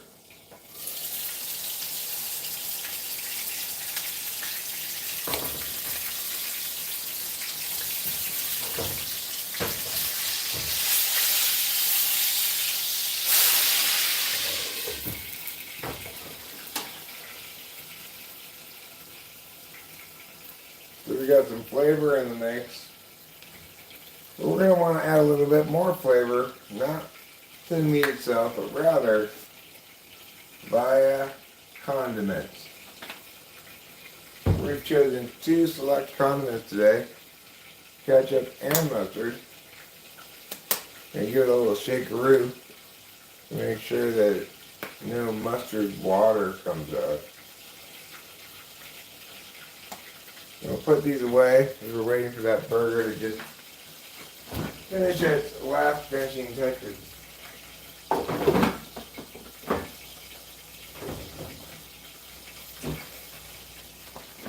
We'll put this cheese here. There goes that. We don't need that anymore. We got the burger going again.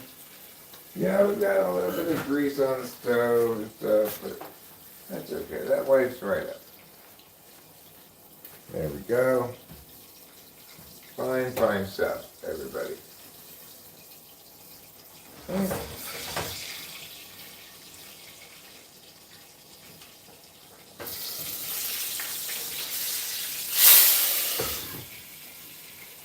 I suspect Homie McBurg's, as I like to call my burger, is about done. Homie McBurg's.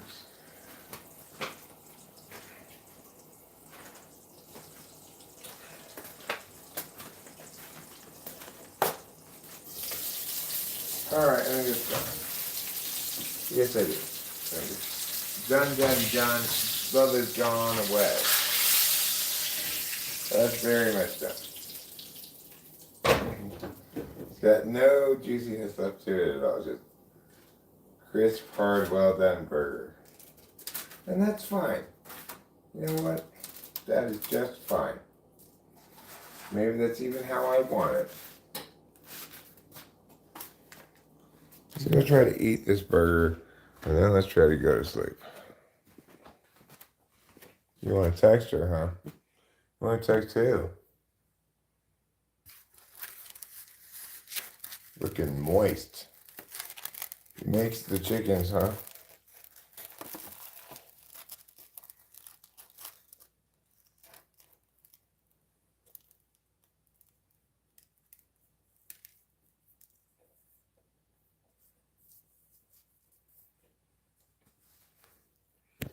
Christopher Robbins, do you really make chickens? What do you make them out of?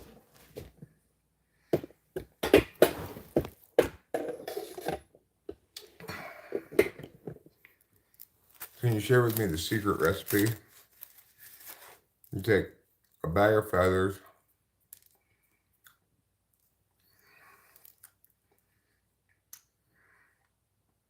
the meat of a large number of clams.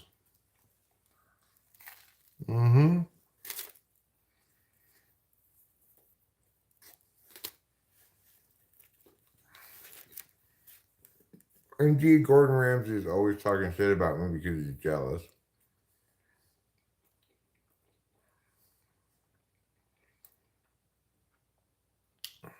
Can you eat roosters? Yeah, you can eat roosters. They're a little tougher than chickens. But that's why the French have this dish called coq au vin, which is a rooster and wine. They slow cook it in wine for a long time. And it's quite good.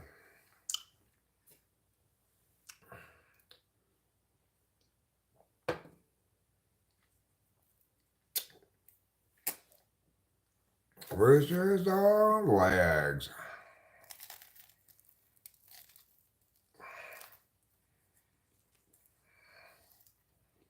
It's good.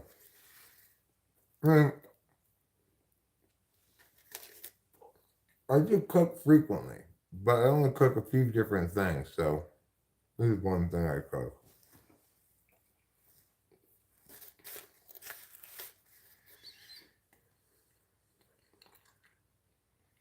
I cook burgers, chicken sandwich, chicken and rice, sausage sandwich, sausage and rice, potatoes, and lunch meat sandwich. Those are mostly the things I make. Oh, bacon. And if I had eggs, I'd make bacon and eggs, but I don't have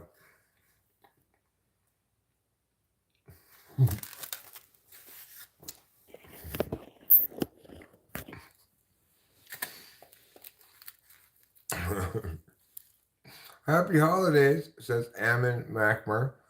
And I want to also give you a Merry Christmas and a season's greetings.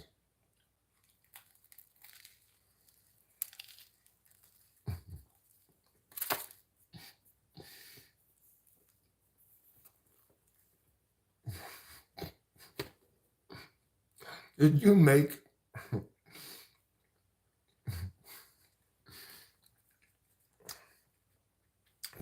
that? I thought it was you breaking a joke. Okay. Well, I don't think I'd lie about the smallest thing. Nor do I think it's better to lie about something big than it is to lie about something small, or vice versa.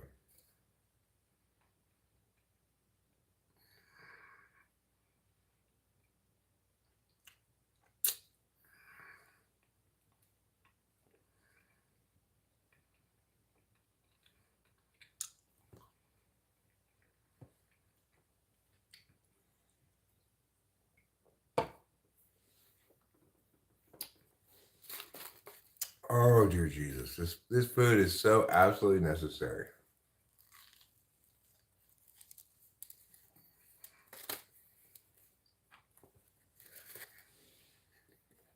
I'm happy to be eating this food, that's for sure.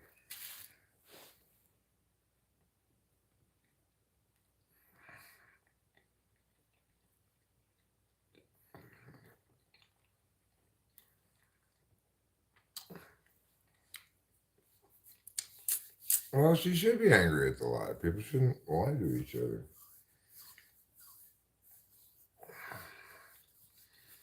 But it's also the case that some people are a lot more heavily conditioned to getting in trouble than others, and maybe it's habituated to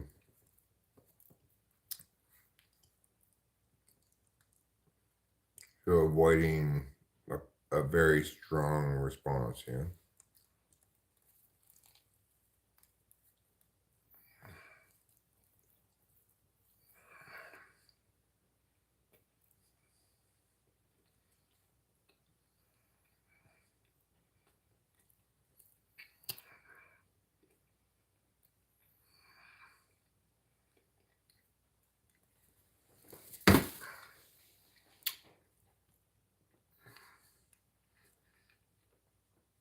Yeah, that's an important question as well. Like,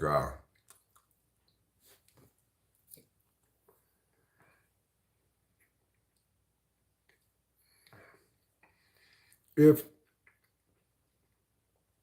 your daughter's like, listen, I really don't want you to be doing this. You need to not vape. And the fact that, like, in other words, she's asking because she wants to police him,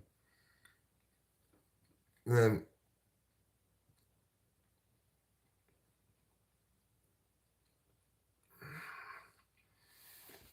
well, what's her position on it, you know?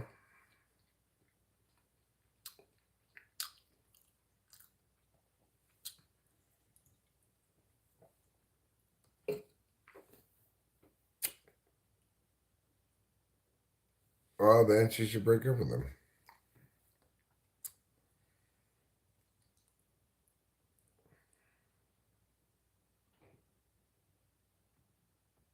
If she cares about the ingredients of the vaping. Well, but the thing is, anytime somebody's like dating somebody like me, right? Rachel's dating me, I smoke cigarettes, and you have two choices. You can choose to either um,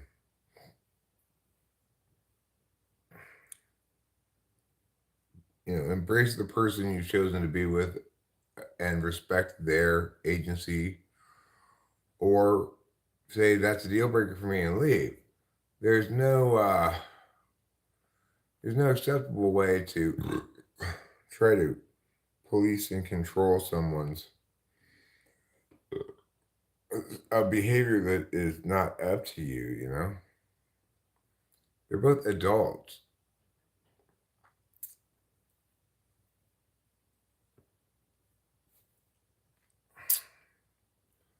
And most people don't want to be told what to do or what not to do by another person.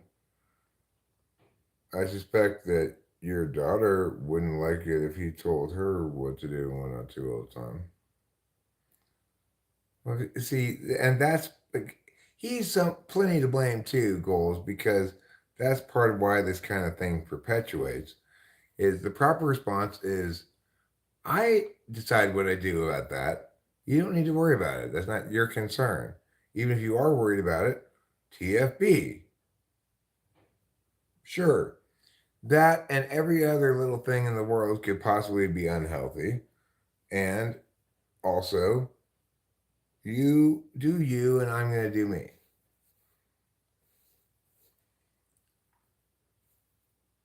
Well, look, if he's lying, then that's a big problem, right?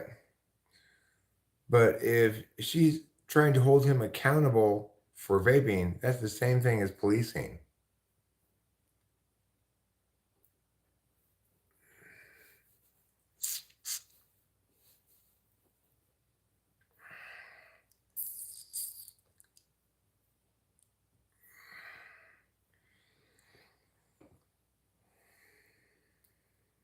You know, people need to accept each other for who they are. And sometimes that can be hard uh, because sometimes your partner is,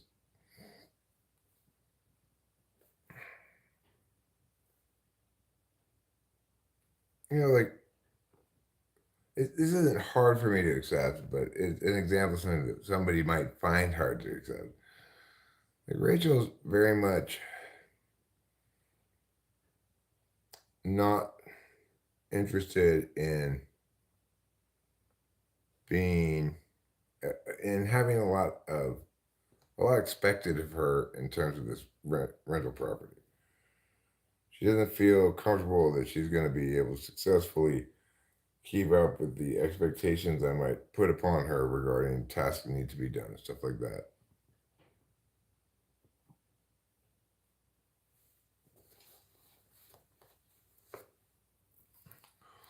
Well, I mean, that's the thing. The most important thing, Goals, is you, in general, try as best you can to not lie at all because only bad outcomes can come from it, ultimately.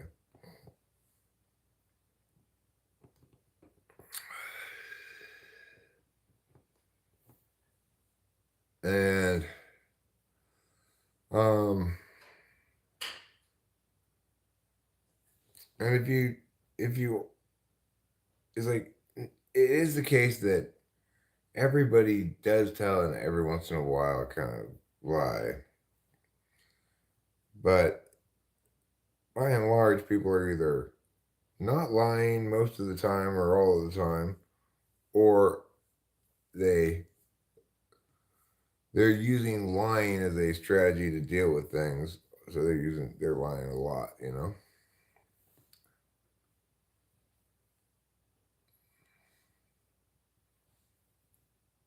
Yeah, well, I mean, absolutely, she should be very concerned about that. She should not be willing to be with somebody who's lying to her, especially if she's gotten multiple instances of it, because a healthy relationship is first and foremost a trusting relationship between people who trust each other because they're trustworthy.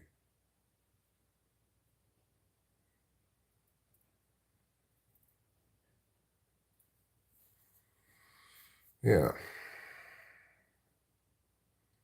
So, credibility is huge. Lying is a serious problem in any relationship, even if it's not an intimate relationship. It will cause huge disruptions if it's a healthy engagement between people, because people engage with each other healthily reasonably expect and generally have these expectations met, that the other party's not going to be lying to them.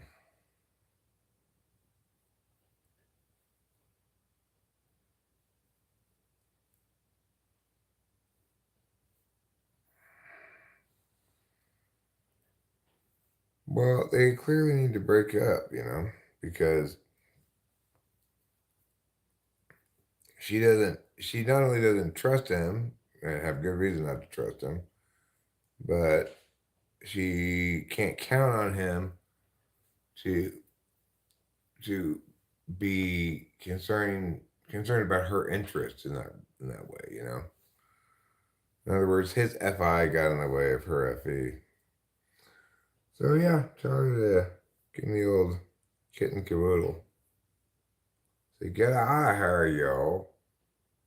The way the group thing went down bugs me. What group thing? Oh, well, the thing is, if I'm assuming here that with the group scenario, she was just like, oh, did somebody drop this vape? Whose is this?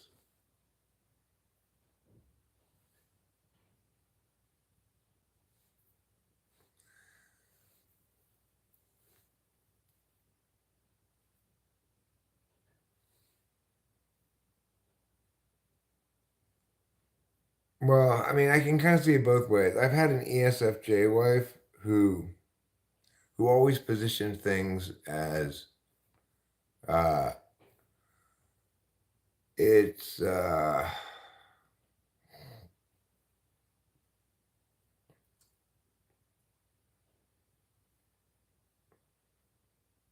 it's like my ex-wife, ESFJ. I could imagine her telling her mother a bunch of stories about how I had embarrassed her, when really it was she didn't care about what I wanted, whether I was happy doing a given thing or not. Forced me to go to a bunch of shit that I didn't want to go to, and then didn't like how I behaved in the context, and you know, meow meow.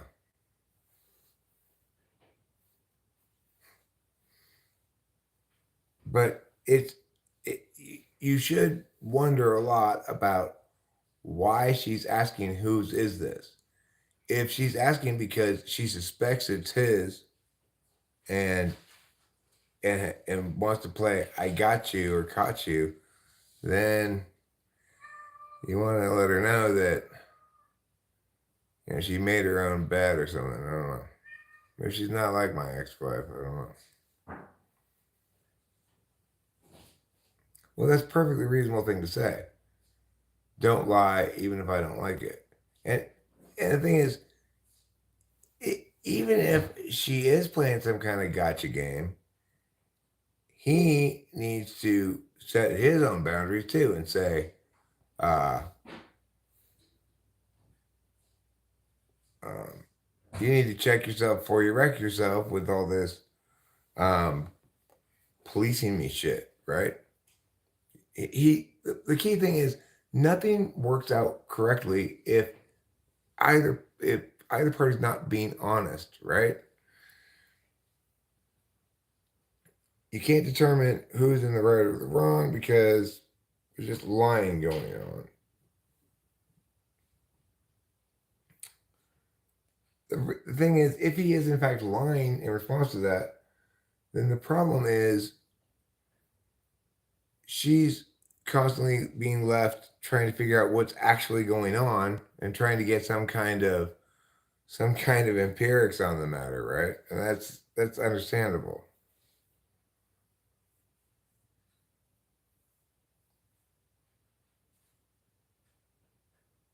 Well, I mean, and if he's telling her that she left the juice out when actually he did, That's your classic kind of gaslighting thing. No, your reality, isn't actually real. Your memory must be bad. I would never touch that thing.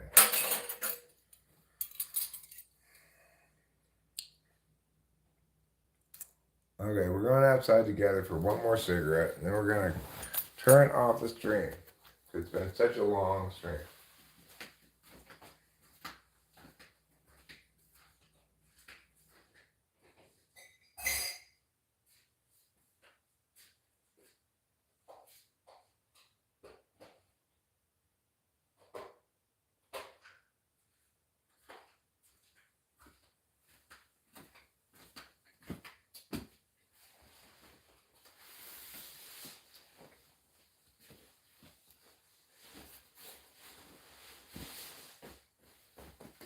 Okay. Let's go stand in the garage.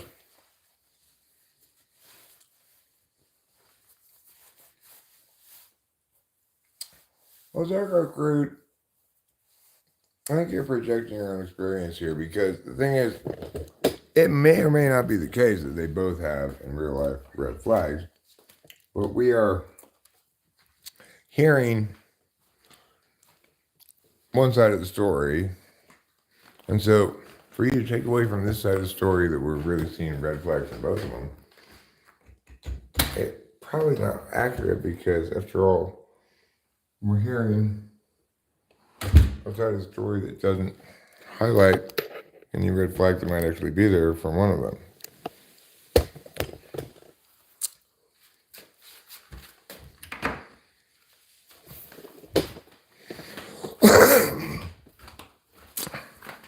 And the other thing is, like, I might, on occasion, be Rachel, like maybe there's something looking over her shoulder or something. I see something that seems a little iffy on her phone. Be like, can I see your phone? The thing is, you might say that that's a red flag from Eric. Well, the thing is, it is indicative of damage done to me and, done to me by someone else or by me or whatever, however you want to position it, that makes me have kind of this PTSD relationship with possibility that my significant other is cheating or something. Rachel clearly is not, but I nevertheless go, I want to see.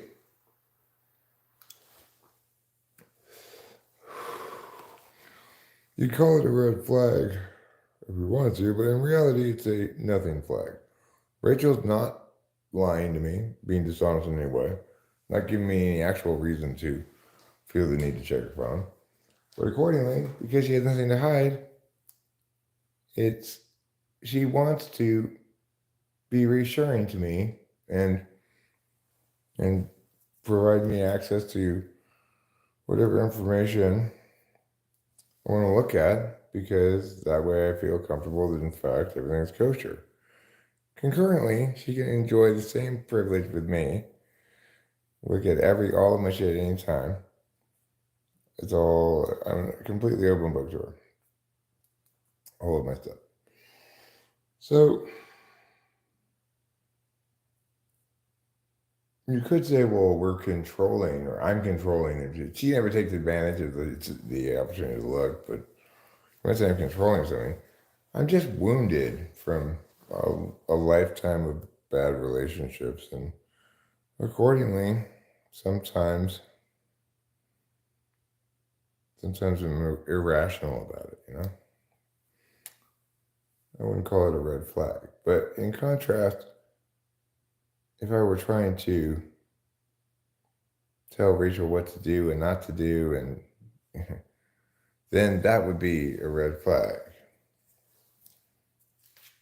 But also it's the case that you have to remember that this lady is operating in a world in which she's trying to figure out what's true and what's not true because he's lying.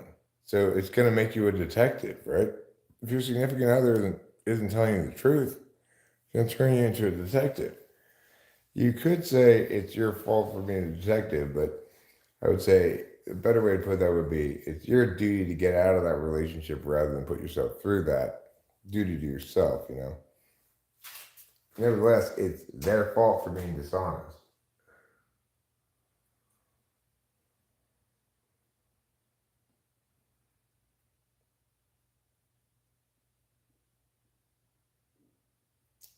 So,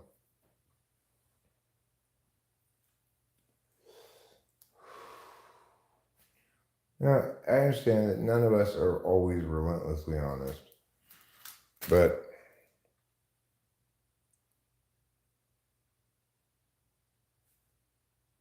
hopefully, those of us who are basically honest are disappointed in ourselves when we do fib and sometimes maybe only realize we fibbed after the fact, kind of, but don't want to correct ourselves. You know, there's a variety of things where people are, even the best of us are sometimes not completely honest, but the decent ones among us are very displeased at ourselves when we are dishonest and understand that it's a high stakes affair, honesty and credibility. If you get caught in a lie, then you're in trouble, you know? So by far the best and simplest and most wise approach is to just try to not lie at all. You know, so that you can say, you know, if it may, you may experience some short-term pain for confessing to, yeah, okay, you caught me, I was a liar or something. But depending on how you do it, how you deal with something like that, um, you're better off just like, let's say you're doing something that somebody else feels like you shouldn't be doing. And they say, have you been doing that? And you should say, yeah, I have. Because at the end of the day, if you continue to sustain credibility, then you can continue to deal with that other person, as an equal human being. If you're lying to them, you're their bitch.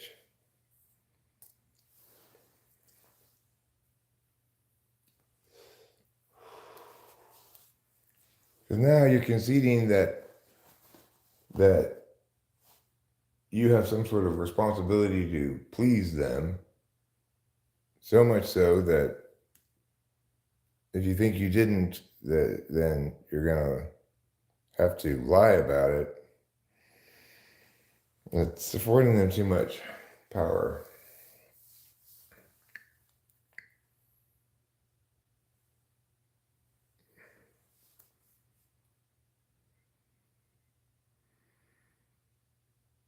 Well, if in fact lying is normal behavior for him, then there's not anyone you want to be in a relationship with. Unfortunately, I can't digitally send you weed.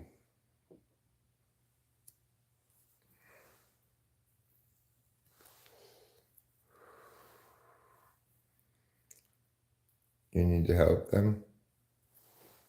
Well,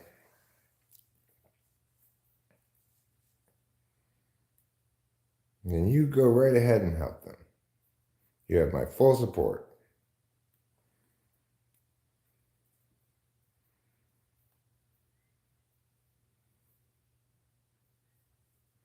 His brother died. You think that's why he lies? Is because his brother died? Maybe, but is that normally a side effect of fraternal death?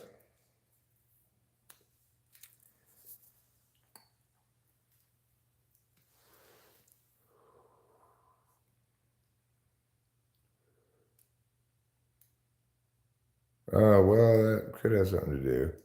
with something. I don't know. I was Rachel last night. I was chatting with her, and she was relating to me her frustrations in dealing with her mom, who sometimes seems to forget that she's subjected to Rachel all this bullshit. Sometimes puts her foot in her mouth, you know.